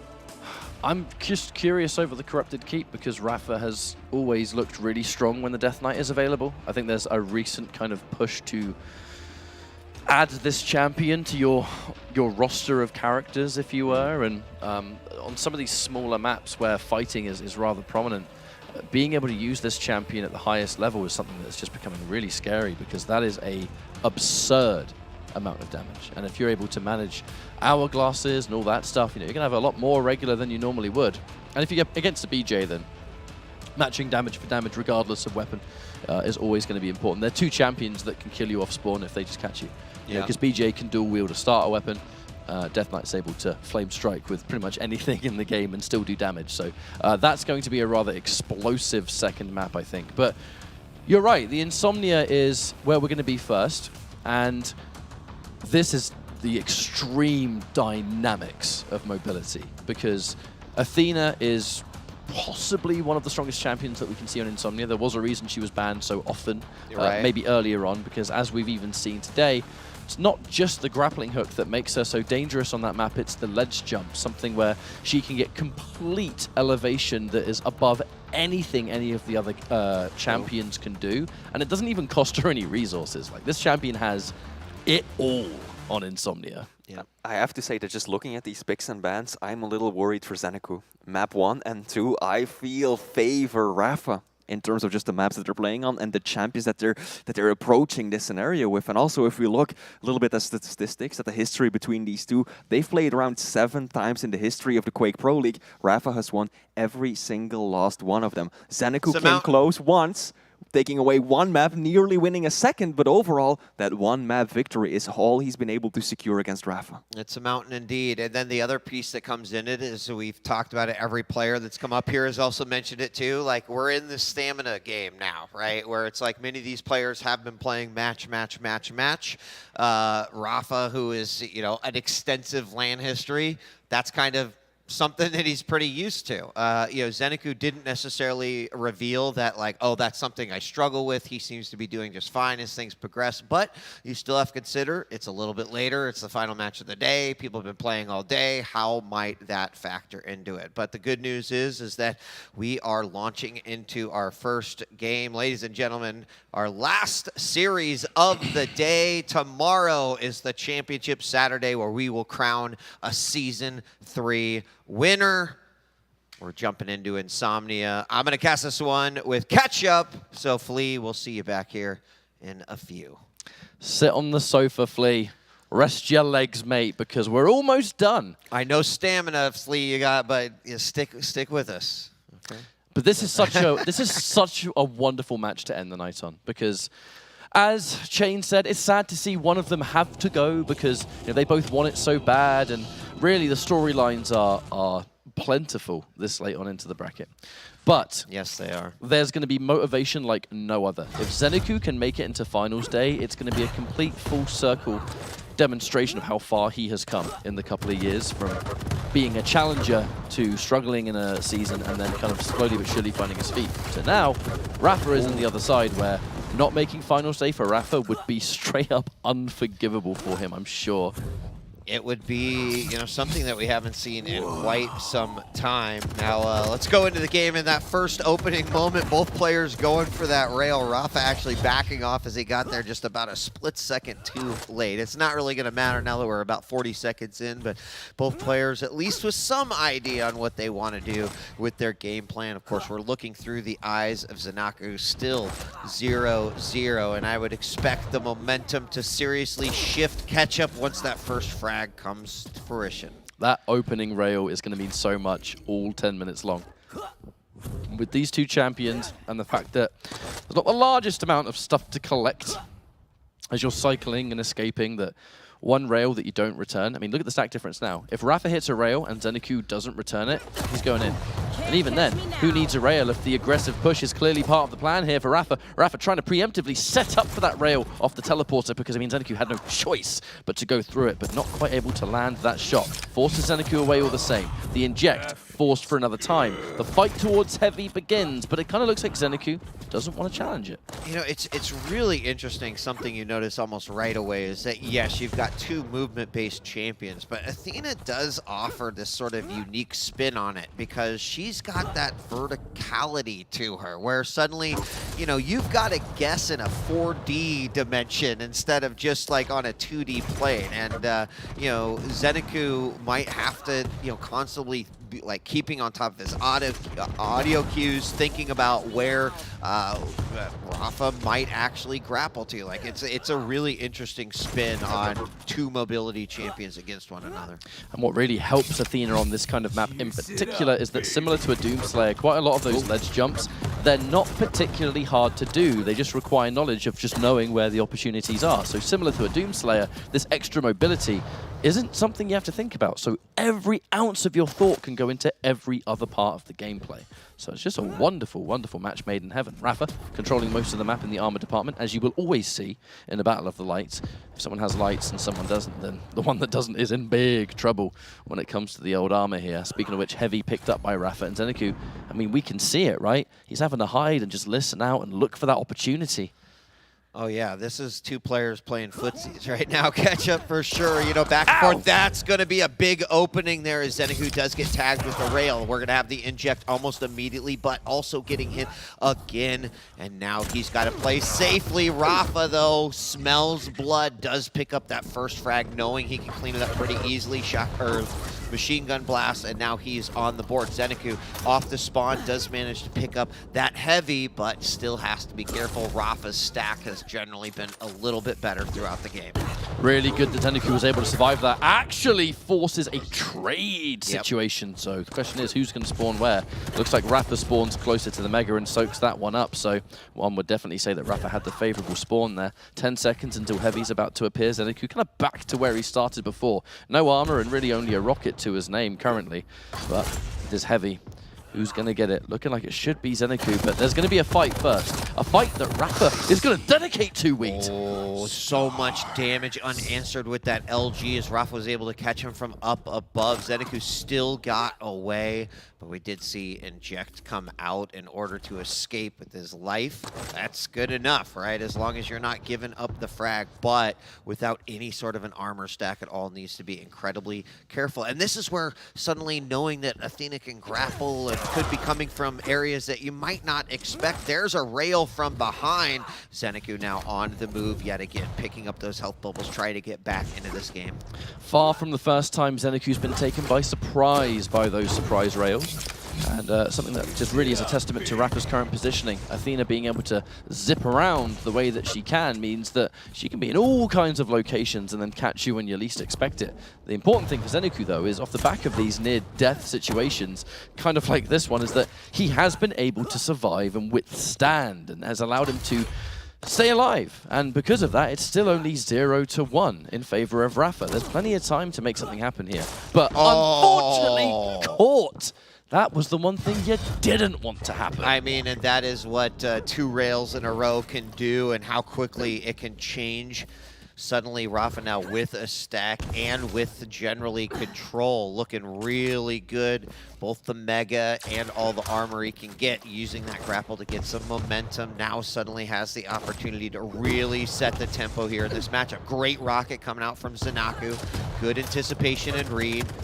Just going to try to answer back, but these drive-by rails catch up. They seem to be the thing that could make a huge difference here in this matchup. And they're just connecting at the perfect points of the map too. They connect right before an important item's about to spawn, so you force the opponent away. You've done damage and you've been able to pick something up completely uncontested. Then you can put yourself in position, because when they've gone away, they might not know where you've retreated to afterwards. So far, Rafa has just completely shut down every inch of this map, and if Zeniku goes to collect something, it's either because Rafa would want it to happen, or in a lot of cases because Rafa's happy to take the fight anyway. You know, we have seen that before, the LG being able to pepper it through, the quick swap to the rail as Zeniku tries to escape. Speaking of fights though, this is the first fight all map long that has favored Zeniku statistically. The question is, can he win it regardless? Looks more like he's trying to disengage and set up for Heavy. Getting that item control will help a comeback. Yeah, this is really going to be decided a lot by those rails and the LG. There's a big defensive rocket coming out. Rafa will also fire a volley of Tri-Bolt just to make sure his opponent's not going to chase him. But you look at the clock catch up, 6 minutes, 30 seconds. Big rail coming out on Rafa. He's now in the danger zone, picks up that light, but needs to still be careful. There's going to pick up more health, and suddenly Zeniku finds himself for the first time with a better stack than his opponent. The time is ticking away, but 2 frags is not much given the map we're on. And with how easy it is for Rafa to disengage, if that's what he wants to do. True. Acknowledging here that Zeniku is able to pick up the Heavy and already liquid. Rafa is out of there. Where do we go now? Setting up near teleporter. So much damage, but the grappling hook's going to keep Rafa alive just a little bit longer, but that's not enough to survive. Zeniku takes a frag, but where does he pile on the pressure, I wonder? I think he's going to try and at least get Heavy from this. That was a great weapon selection there by Zeniku, switching to that shotgun, given the position he's in, and he's going to use it again. A nice cleanup weapon. That suddenly ties things back up. Now, Rafa grabbing a light, and Zeniku trying to keep this pressure on. He needs to. He's opened up an opportunity. Now needs to try to capitalize on it. Oh, and Rafa with the suicide, I'm not even sure, is looking through Zeniku's point of view. I think it was a rocket. It wasn't? Yeah, Okay. judging from the spawn, probably a rocket, and that was one of those, it's either going to be a +1 or -1 situations, you know, so close. There was going to be an exchange of damage, especially off that point-blank super shotgun, but what it has done now is given Zeniku a 1-frag lead. Rafa getting caught in a really bad spot here. There's the inject. No armor on the side of Zeniku, so this is still possible for Rafa to win, but now all the armor's gone. Zeniku is going to take that risk, can afford to tank a rail, but cannot afford to tank that defensive rocket that came flying through teleport exit. I feel like there's a great rail. Almost a follow-up here. A rail returned by Rafa. Both players super low, and as he drops for that health bubble, it's again the shotgun. Rafa, though, coming right back, answering still a 1-frag game, as these two are just a flurry of blows back and forth. I have to say, though, I like what we're seeing out of the shotgun blast. Rafa now has an opportunity. Zeniku incredibly low, down to 67 points of health. He picks up some health as well, and we enter into the final minute. Rafa has to grab a flat frag to tie this back up. But this is a situation that Rafa has been in before, right? It's time to knuckle down and pull off the clutch that must be done. He's done it plenty of times, and already actually with so much LG here. Zeniku, weak as anything, has to run for his life or maybe try and build a stack back up. But this is really Rafa on the hunt. Yeah, 20 seconds until that next inject, so there will be one left here. And Zanaku doesn't quite have it up, but he'll have it for those last moments if needed. Right now, Rafa has gotten both of the major items, which means his stack's much better. He's just trying to find his opponent. One shotgun blast, finds a second one, but can he follow up? He's trying to get his own shotgun damage done, but look at the speed there of that Anarchy. Can't quite match it. 15 seconds left to go. He knows he's so close to his opponent, just hits the top of the wall. Inject There's is ready. a rail. Inject, but he's still railable. And he's clipped from behind. Rafa finds the rail that he needed. 5 seconds left. There's an opportunity to win it right here, and he does with 2 seconds left to go. Rafa pulls it out with a single frag, the back and forth. What an intense game number one. Just, you know, observations that we saw there. Zeniku with those 3 frags, I believe they were all from the shotgun, using it in great positions. There was a couple of times where Rafa had a little bit of a vertical advantage. Zeniku was able to kind of find a spot that he could get in position, use that shotgun, clean things up, but the chase at the end, like that's really where you saw the skills coming out by both players, not only from Zeniku on the run, but then Rafa to have the ability to use the grapples, keep that momentum going, and land both of those rails. Look, that final moment there is the purest example of why Rafa can be so fun to watch. It's this degree of like never give up, right? There's enough time to make it happen, then by God we'll make it happen. And then the champion element comes into play.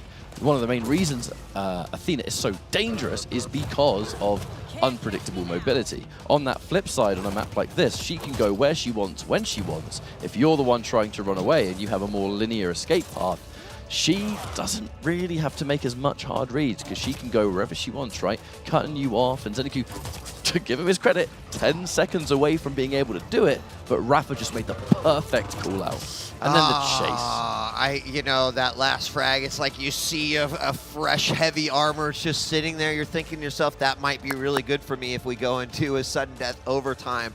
But then, you know, I don't know if the hoverboard got caught on the lip there or whatever, but the ollie didn't quite make it up, and Rafa was able to capitalize on that. That was just also a decision of like, I'm going to go left. I think I know where the spawn happened.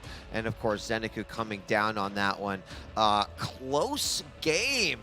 Rafa came up early with the lead, but then of course, Zeniku bringing it back.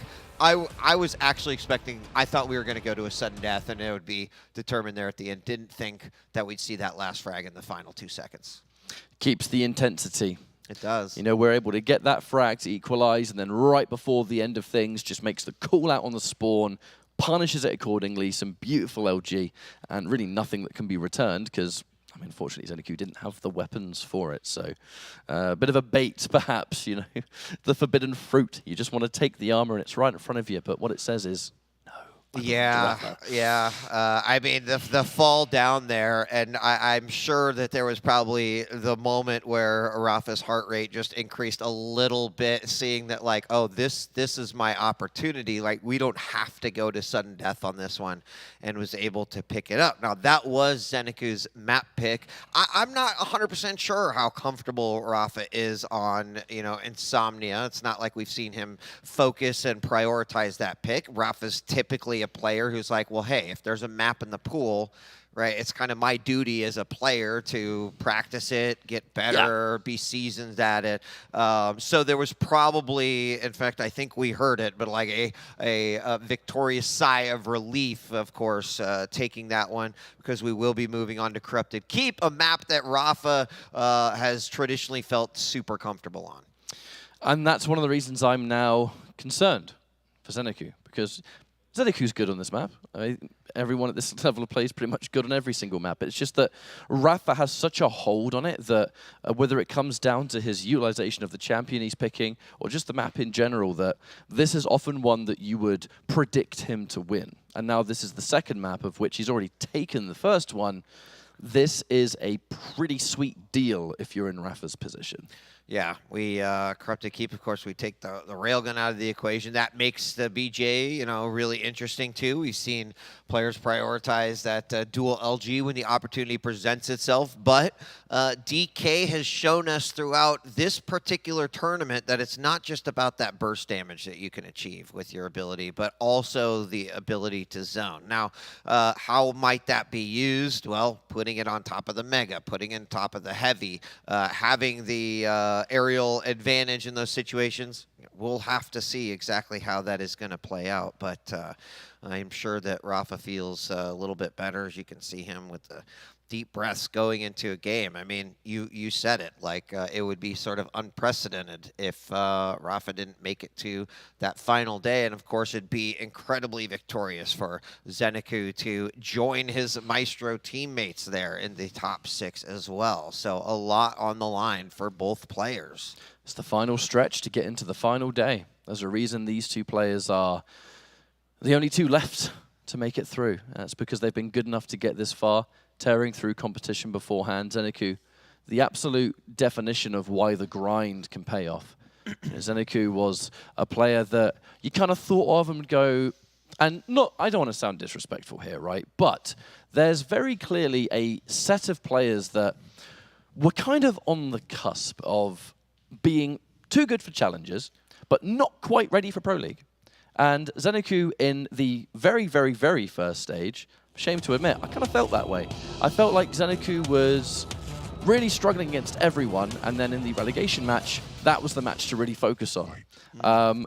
And then almost immediately, over the course of an entire stage, the practice started to amplify. Yeah. And he started to get better and better and better. And now, like, 2 years later, the Zeniku we have isn't even remotely similar to the player that we began with. And that is exactly right. It is amazing as first frag does come out for Rafa. He did hit an early burst of damage, but was able to clean up with that rocket, putting his first frag on the board. And I think you can clearly say, and I think others would agree, Zeniku definitely represents one of the most improved talents in the QPL over the course of the past season. So he's showing it here as he still remains top 8 player now, trying to fight his way into position for one of those top 6 spots. Tell you what, I'm proud of this community because we have so many examples of that kind of player. Yeah. Someone where Quake Champions has become their breakout performance, their breakout game, an important chapter in the history book that is competitive Quake. And now, over the course of these years, especially with QPL as well, so many new players that are starting to put their own little chapters in that book. But now 1 minute down already, Rafa started things off with an almost immediate direct that kind of made me feel a bit sick. And now pushing forward and shutting down denial towards Mega Location. Rafa has the option to do tons of damage, but why rush? We already have a bit of a lead here. Why why push out further if we don't need to? I mean, that's true, but it does seem like Rafa wants to keep that pressure on, and I think that does make a lot of sense. We saw that barrel from the heavy over to the mega. He knew he wasn't going to get it, but knowing that Zeniku was going to go for it, it gave him the chance to potentially negate that. Now he's got to still be careful. He's going to rotate back over and grab that heavy again. Look at that plasma. We talked about the spam and how important that was, especially here on land, and there is a great example of how it can be super effective. Zeniku has to be nervous about the lack of armor. We can't see it because we're checking things out from Rafa's point of view, but yeah, Zeniku has been spending a lot of time near Rocket just to get that little light piece of armor back. If there is going to be a fight breaking out, even if the dual wield were to get popped. Oh, shut down by a good Rocket, never mind. That talking point is outdated already. Yeah, I mean, not enough to be able to just barrel in and try to finish off the damage, but we see the Flame Strike come out, and that means that Zeniku a bit trapped, and then the LG off the top of the statue. That second frag there for Rafa, anticipating his opponent coming out of that doorway. Does manage to land a rocket, but needs to be careful. That's where that dual wield can really be effective, even if it's a couple of machine guns. Yeah, now I couldn't tell if Zeniku would have a spawn near the heavy machine gun, so it might have been one of those, but that's kind of what I mean about why this matchup can be a little bit volatile. Both of these champions, fresh off the spawn, have the means to do damage that you have to respect. So it does make pressuring the opponent a little bit scarier than most, because you rush into a Death Knight who's just got SSG spawn, oh, he can definitely kill you. We have Rafa now going to play a little bit more of a positional game, getting ready. Ooh, tagged by a nice defensive rocket coming out by Zeniku, and that's going to force Liquid Rafa to just back off a little bit. Now another nice strike with that LG. He's got his opponent trapped yet again. He's got a lot of options here on how he could potentially finish this off. Still needs to be careful, but there it is. He just continues to chip away. Ketchup finally got the frag. The second Zeniku caught fire, he was pretty much a done deal. Rafa had gone back through the room, and then you start to see those damage numbers. You've already got that crosshair lined up for when you come around the corner. And then you add the fact that that crosshair is being lined up because damage is being done. Don't really think he was going to survive that one. But either way, Rafa continuing the cycle of this map. There's enough of a gap between on this map that I think that Rafa can kind of take both of them when it comes to the items, should he wish to. And with a stack like this, it's going to be hard for Zeniku to cement himself. That Tri-Bolt certainly doesn't help matters, and neither is that Flame Strike. Yo, that Flame Strike wrap around? It did the wrap, yeah, which doesn't make it any easier. Another frag. This is the second time we've seen Zeniku kind of trapped up at the top, and you really have to be asking yourself, you know, where does Zeniku find his opening, right? If he could get at least one item, find an opportunity to get a nice dual wield pop off against Rafa, try to bring this back, and then convert off of that. We're going to have now Rafa putting his LG up against the dual wield of Zeniku, but it is not going to be enough. And even the fact that the stack of Rafa hasn't necessarily been overpowering or overbearing at all, he's still managed to be getting that damage done against Zeniku. That LG is so good, and so is the Flame Strike. Zeniku puts himself out just in the perfect moment.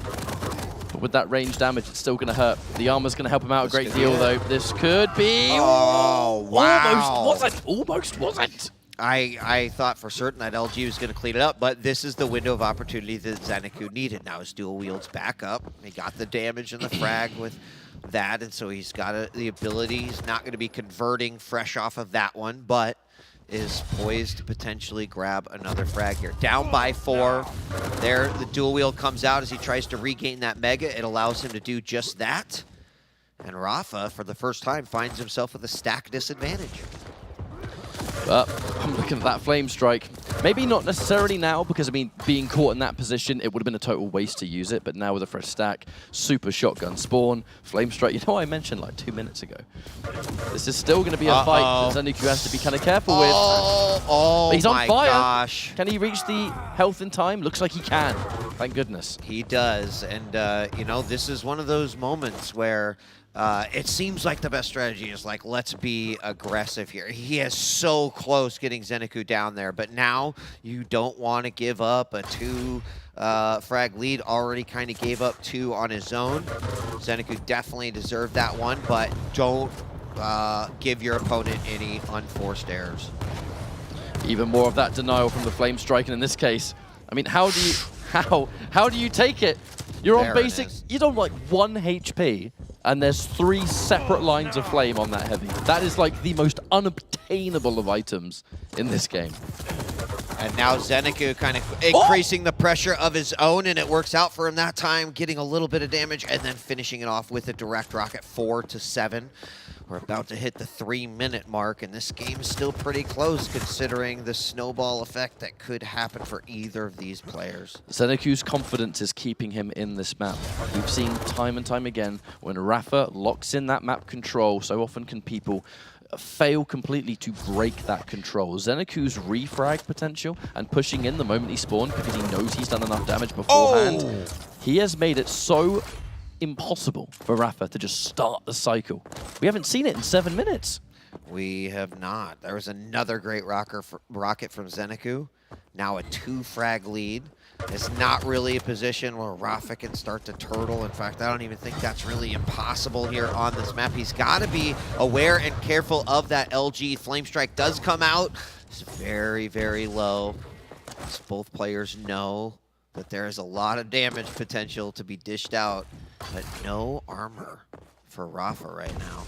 That means he's got to be careful. Gonna grab that light. LG versus LG. Zeniku takes that one. It's a 1-point game.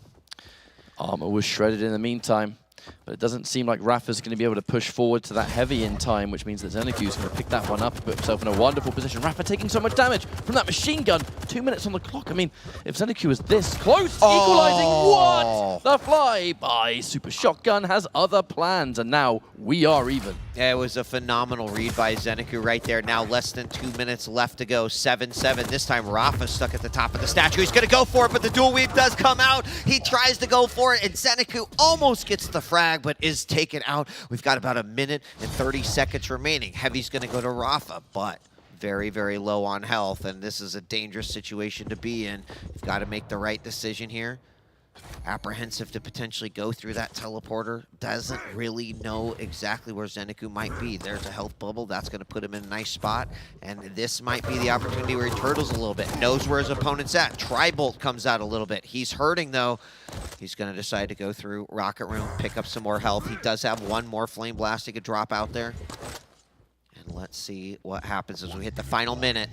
That was a scary position for Rafa. Didn't have a rocket launcher. Yeah. His only ranged sort of, well, splash potential belonged to the Tri-Bolt, and because of that, had to really dedicate to heals and rocket at the same time, of which now an aggressive push here from Zeniku. However, shut down a bit by that Flame Strike, which makes the defense a little bit easier for Rafa to pinpoint that hallway, but now with the Flame Strike gone and 35 seconds on the clock, Zeniku's got to make something happen. This next fight is guaranteed, but how's it going to go? The rockets are just not hitting their mark, Wheat. They aren't, but coming out of that teleporter was a dangerous move. Shotgun blast, the second one. Both players incredibly low. Rafa is going to rearm with some health.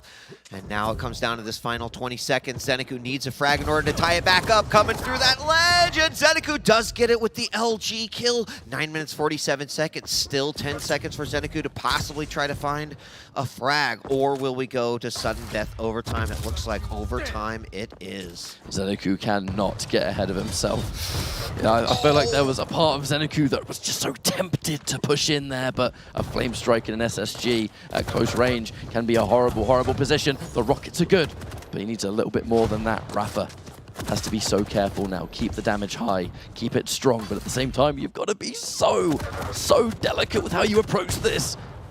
So it's some very nice rockets. 20 seconds into sudden death. Both players very, very close on stack. Rafa seems like he's keeping that flame ready to use through the teleporter. Rocket barely misses, but that heavy's going to be huge. And from the back, mid-air rocket, a second one as he lands. Zeniku suddenly with a little bit of armor, but not a whole lot of health. Not really an opportunity where Rafa can just go in and go for the kill. We're tied 8-8, sudden death, 1 minute in. Rafa's done a great job of surviving so far and has been so specific on when he's going to use that Flame Strike, and now there's no choice to be made. Just like that, here comes Zeniku flying around the corner, and that is going to now lead us into another close game here, Wheat. A very, very close game. You know, it was... there were so many situations, right? Like the flame, we saw Zeniku getting stuck at the top of the statue a couple times. Rafa was definitely able to capitalize on that. You know, there's also a couple moments where Flames almost got the frag for Rafa against Zeniku, but Zeniku was able to pick up that health pack, stop that, and then get himself back into position. We're now in a situation where Rafa's won his opponent's map pick, and now Zeniku's won Rafa's map pick, and we are going on to Blood Covenant. It's going to be that Visor versus that Nyx. And we take a look at some of the action here, and you know, 9-8. This was a brawl catch-up, back and forth. I'm not sure if there's any one particular case. You know, the one frag that actually stood out to me was when Rafa was standing just above to the left of the Mega, threw down the flames, and Zeniku just had that snap shotgun like he was skeet shooting out there. And that, I think, came as a pretty wild surprise to Rafa. That frag right there, too. That rocket could have hit a little bit different and changed everything, but Zeniku staying calm, collected, pulls out the win, and now it'll be one game, one single map to determine who moves forward and whose tournament life ends here. There's always an excitement at this point. When it's the final series of the day, two players of which both would be more than deserving to be into tomorrow's finals. Only one map left, because they've both won one. I mean, this is kind of like the perfect way for me to wrap up an evening, because we know the next 10 minutes are going to be brutal. Yeah, yeah. And I mean, you say brutal, but when I think about both of these players, and I think about this game, you know, I have to imagine that Blood Covenant, maybe we're going to see things slow down, right? It's going to turn maybe into a longer range game, and perhaps not. You know, Rafa has a fairly speedy character who can do some shenanigans. Of course, Zeniku with the ability to maybe see through some of that as well, but movement certainly kind of favoring Rafa here. I think that a slower game might be the right path forward. But I'm not in control of the mouse and keyboard, and neither are you, so we'll have to see what the players are Hey, when it comes to composure, these two are able to display that they've got it in droves. That's what I'm finding so impressive here. And if this is going to be a slower map, then so be it. But with these two champions, who knows what we're going to get? The second you've got a Nyx versus a Visor, there are so many ways the map can be played. And I guess as now this warm-up is coming to a close, folks, our final map of the night. And only one of these two will make it to tomorrow's championship finals. We're looking through the eyes of Zeniku off of the bat. Has not popped that piercing sight right away, but will get himself a railgun. Let me just swap over really quick, as I think both players with rail. Zeniku with a rocket launcher. Opponent not. Rail's coming out. First rail does go to Zeniku. Such an emphasis with the stack difference to hit those rails as often as you can. I know it can sound so simple, but when someone's got more stack than you, by design, you've got to hit those shots, because if you both hit each other and they're hitting more than you, you are going to be the one in much more of a world of hurt, because you just haven't got the means to recover. Whereas someone a bit more like Visor, you know, you can back up, get that basic stack ready to go. Wow, nice rail. Nice rail from Rafa. I mean, the big thing so far is that Zeniku has pretty good control. There we see the piercing sight come out, knows exactly where Rafa is, right above him. That's going to allow him to not make the mistake of potentially walking towards that light, picking up and getting tagged from above. We're 1 minute in, and I think based off of what I've already seen, this is going to be a rail game to determine the winner here. The aggressive Ghost Walk has already been used, but actually looked like Zeniku was prepared. He must have just seen it appear. Oh, that was a bit risky. The rocket jump into the teleporter, just kind of a little bit, and there's another rail. 10 points of health remaining, and the LG for frag number 1. So Rafa smelled blood, and he went for it. Zeniku's not going to have much to start with at the moment. That rocket jump towards rail, I think we're getting a rather distinct first objective. I need a railgun. Wow. Flipping back over to Rafa now. He's got his Ghost Walk up. Piercing sights over and done with for 36 seconds. And now Rafa looking to try to possibly squeeze away some control here.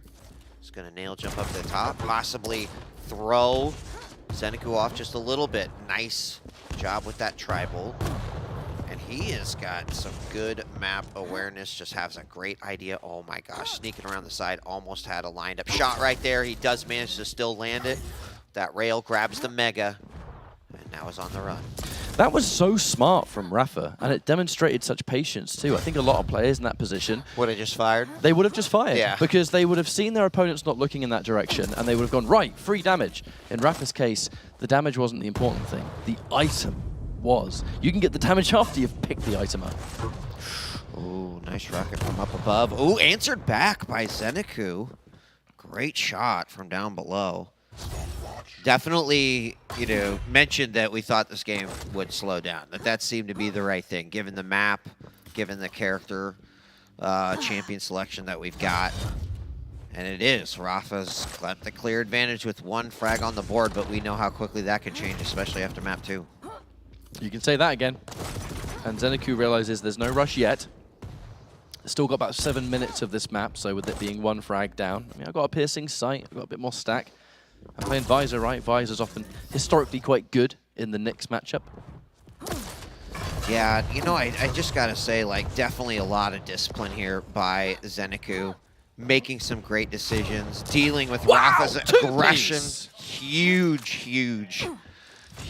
rail from the bridge. Wow.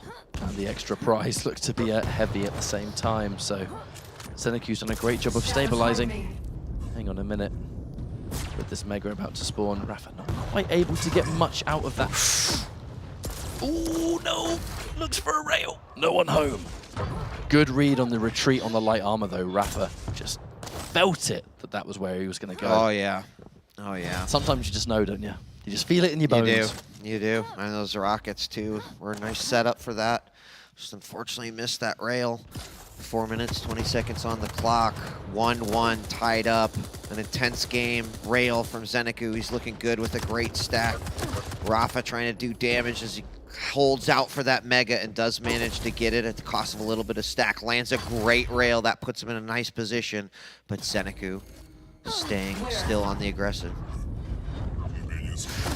Oh, the last minute it gets popped and he finds him! Oh my gosh, nicely done. Zeniku up now 2-1, one frag lead, 4 minutes, 50 seconds on the clock, halfway through. Being able to, literally right as he's about to appear there, the piercing sight. Actually, Zeniku in this position. This is a clutch rail moment. Rafa can't quite hit it. That would have been quite a nice 2-2 to be in. The armor. That's an opening here, an opportunity. Rafa, you know, we've seen him rise to the occasion years and years and years, one frag down. But here's the thing. Time is running out. It is. Rafa doing a good job. He has taken the heavy, was able to get the Mega as well. Heavy's going to be up again. Rocket jump to safety here for Zeniku. I mean, worth it. Totally worth it. Very, very low. Has to be careful, but managed to get away. What he does next is going to be huge. And there we see the machine gun damage coming out and the rail. Both players incredibly low. It's not necessarily a risk you can take now. Got to play this one smart. Was not expecting Rafa to take that much damage. I don't think any of us were. Zeniku. There we go. The vision begins. That information is going to be paramount now. 4 minutes on the clock. Zeniku has been at death's door for a fair old while, but he just keeps on trucking, keeps on bringing himself back up to a regular stack as this now heavy next objective. But who's in a better position? Surely it's got to be Zeniku, who beats him to the punch, and the duel up close begins. Like a little bit of rocket damage comes out there by Rafa. 6 minutes, 30 seconds on the clock. Rafa kind of sitting good with those timings. There's a good steal of the heavy. There's a rail coming out by Zeniku. This is just such an intense back and forth. I'm really struggling to watch this in the best possible way, I will admit. This is a clencher. I mean, there's so much on the line. We're about to hit the 3-minute point, and remember, folks, last match of the day. This is the final elimination match that we've had on today's broadcast. And this is to get into tomorrow's championship finals. With there being one frag in it currently, God, I don't even want to know how they're feeling. I wish we had a heart rate monitor, for crying out loud. It is absolutely intensity. I can just feel it in this room, Ketchup. It is I mean, you can cut it with a knife. You absolutely can. Zeniku with the rail, answered back by Rafa. What's Rafa's next move here? The time's ticking away, 2 minutes and 30 seconds remaining. Piercing sights down. Ghost walks up. Mega's picked up by Zeniku. Another cycle begins. Rafa knows that although just over 2 minutes isn't a long time, it's enough to still play for the items when you have them. Because that stack is going to be insurmountable to one of your, well, the comeback of comebacks at this point. You need that frag, but with the extra information that Zeniku's going to have access to thanks to Piercing Sight, this is going to be a hard chase to make. Yeah, it really is. 2 minutes now. There's the Piercing Sight. Missed that rail. Oh, big rocket, but answered back on the LG. Rafa still low. Zanaku sitting on a decent stack. No! Drive-by rocket.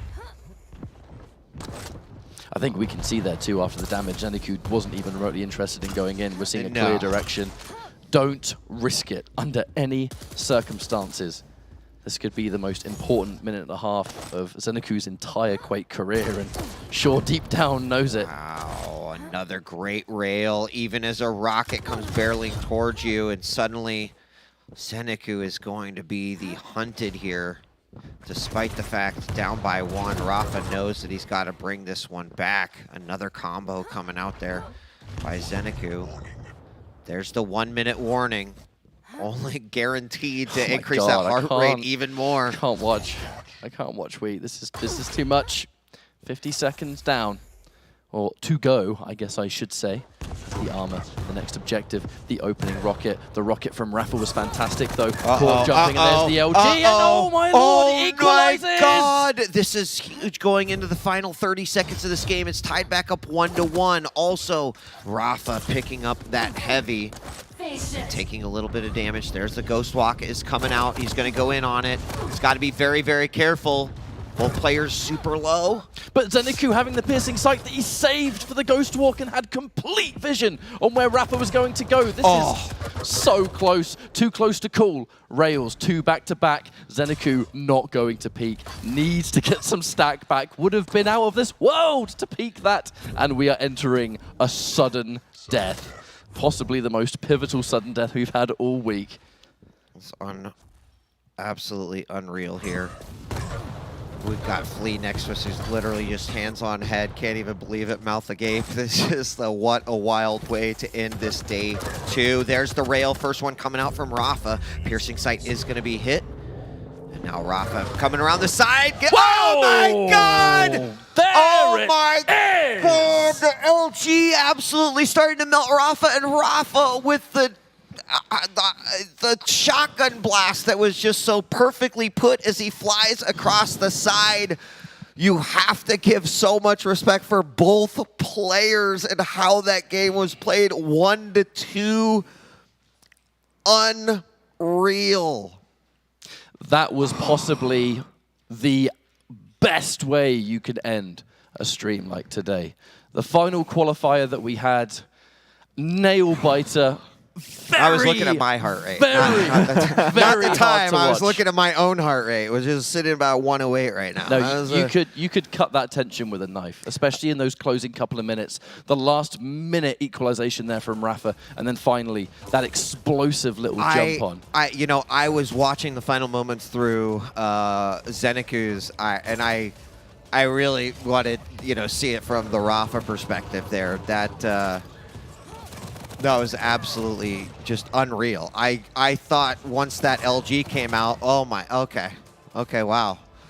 Yeah, I mean, all I could see is that LG attached to Rafa at that point, but like what a great scan and shot right there by Rafa. Oh my goodness. I feel like we absolutely have to and should give The highest amount of props to Zeniku for getting this far. Absolutely. Zeniku has had a tremendous run One throughout frag this away. championship. Yeah, One dude, frag away.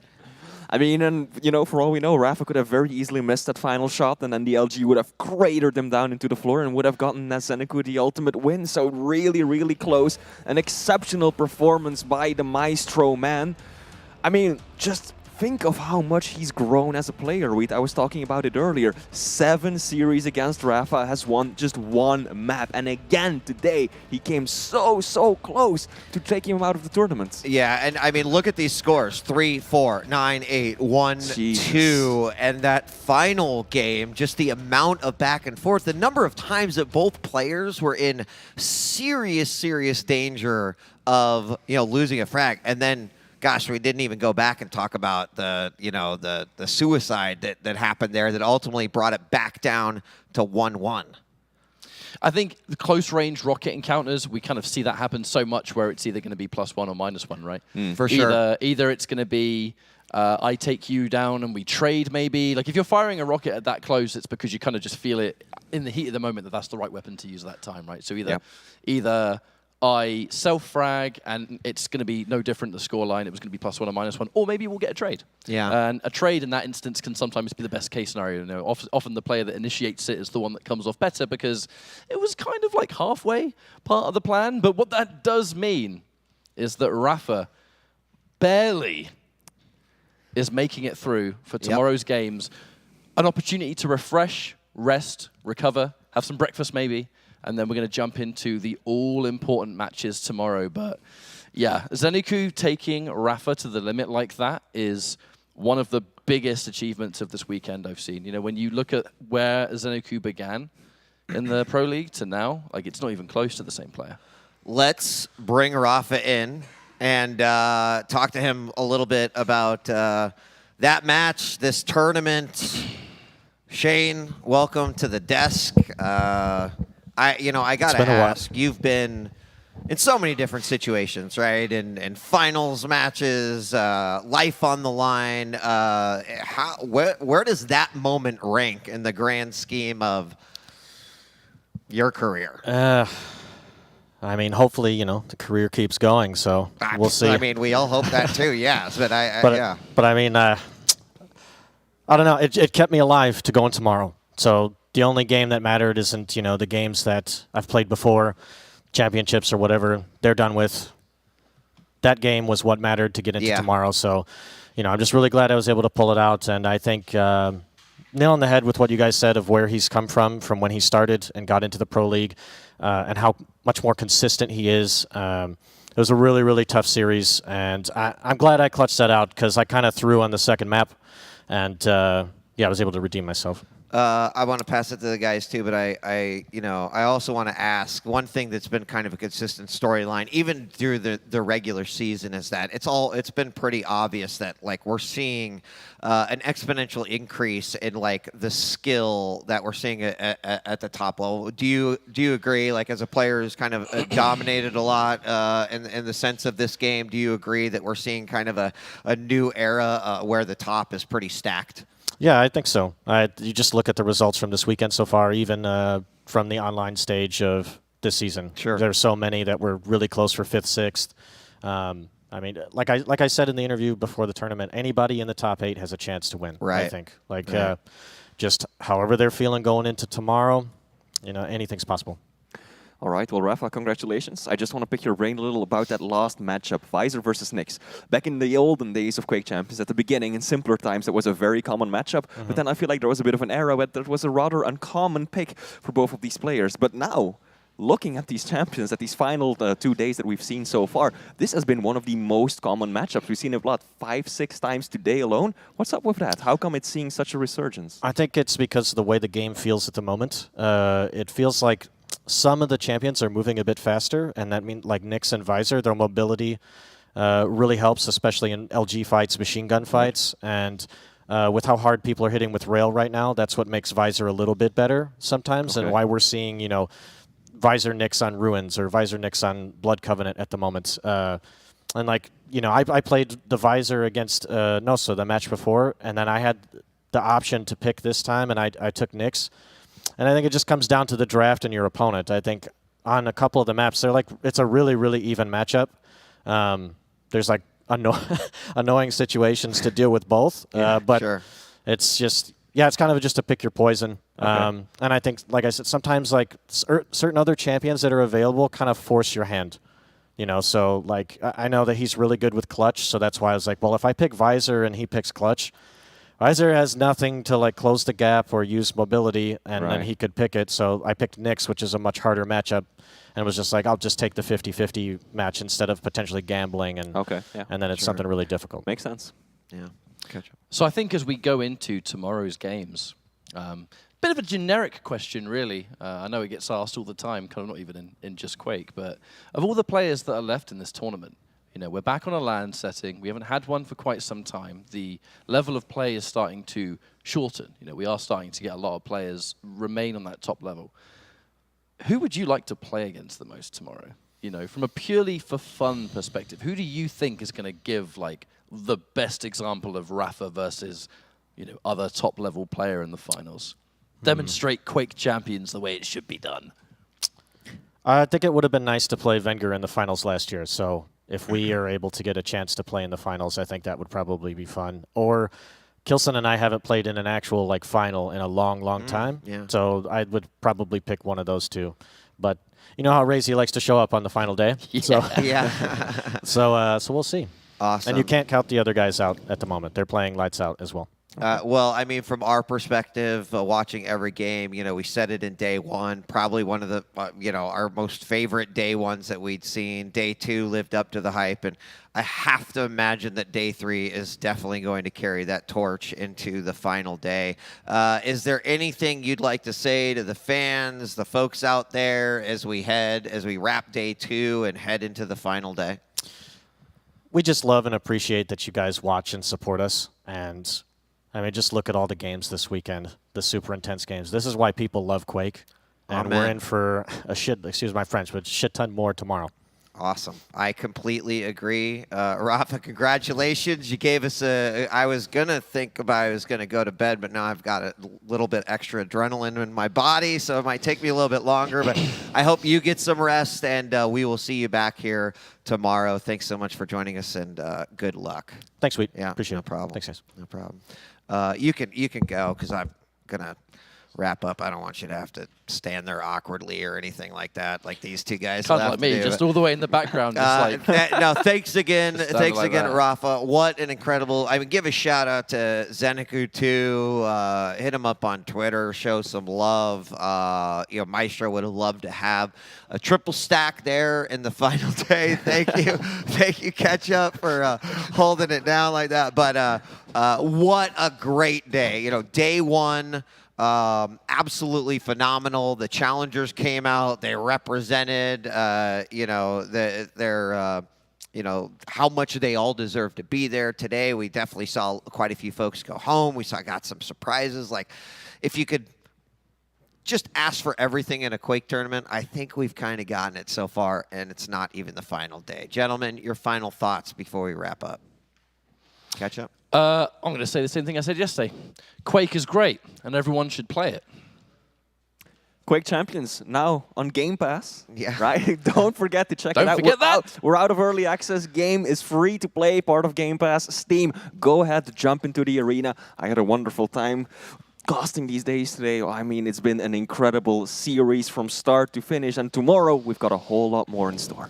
Yeah, I'm not sure if we've got a schedule, what time. Oh, yeah. Let's go. We got a schedule. Production. 12:30. Get ready for it, because we're going to kick things off with Kilson versus Razy, Maxter versus Wenger, and then we get to fill in those matches. It's going to be an unbelievable day tomorrow. Championship Saturday. Thank you so much for joining us here for day two. Shout out to all the players, the production staff here at PGL, Bethesda. It has been an absolute great time. We hope that you've enjoyed it in chat. We hope you enjoyed all the games, and we hope that you will give Quake a shot. Thank you so much for joining us. Want to remind John Hill that he owes me 1 Divine Orb. Thanks so much. It's been a great day. We'll see you tomorrow for the conclusion of the Quake World Champion and Season 3. We're out of here. Peace.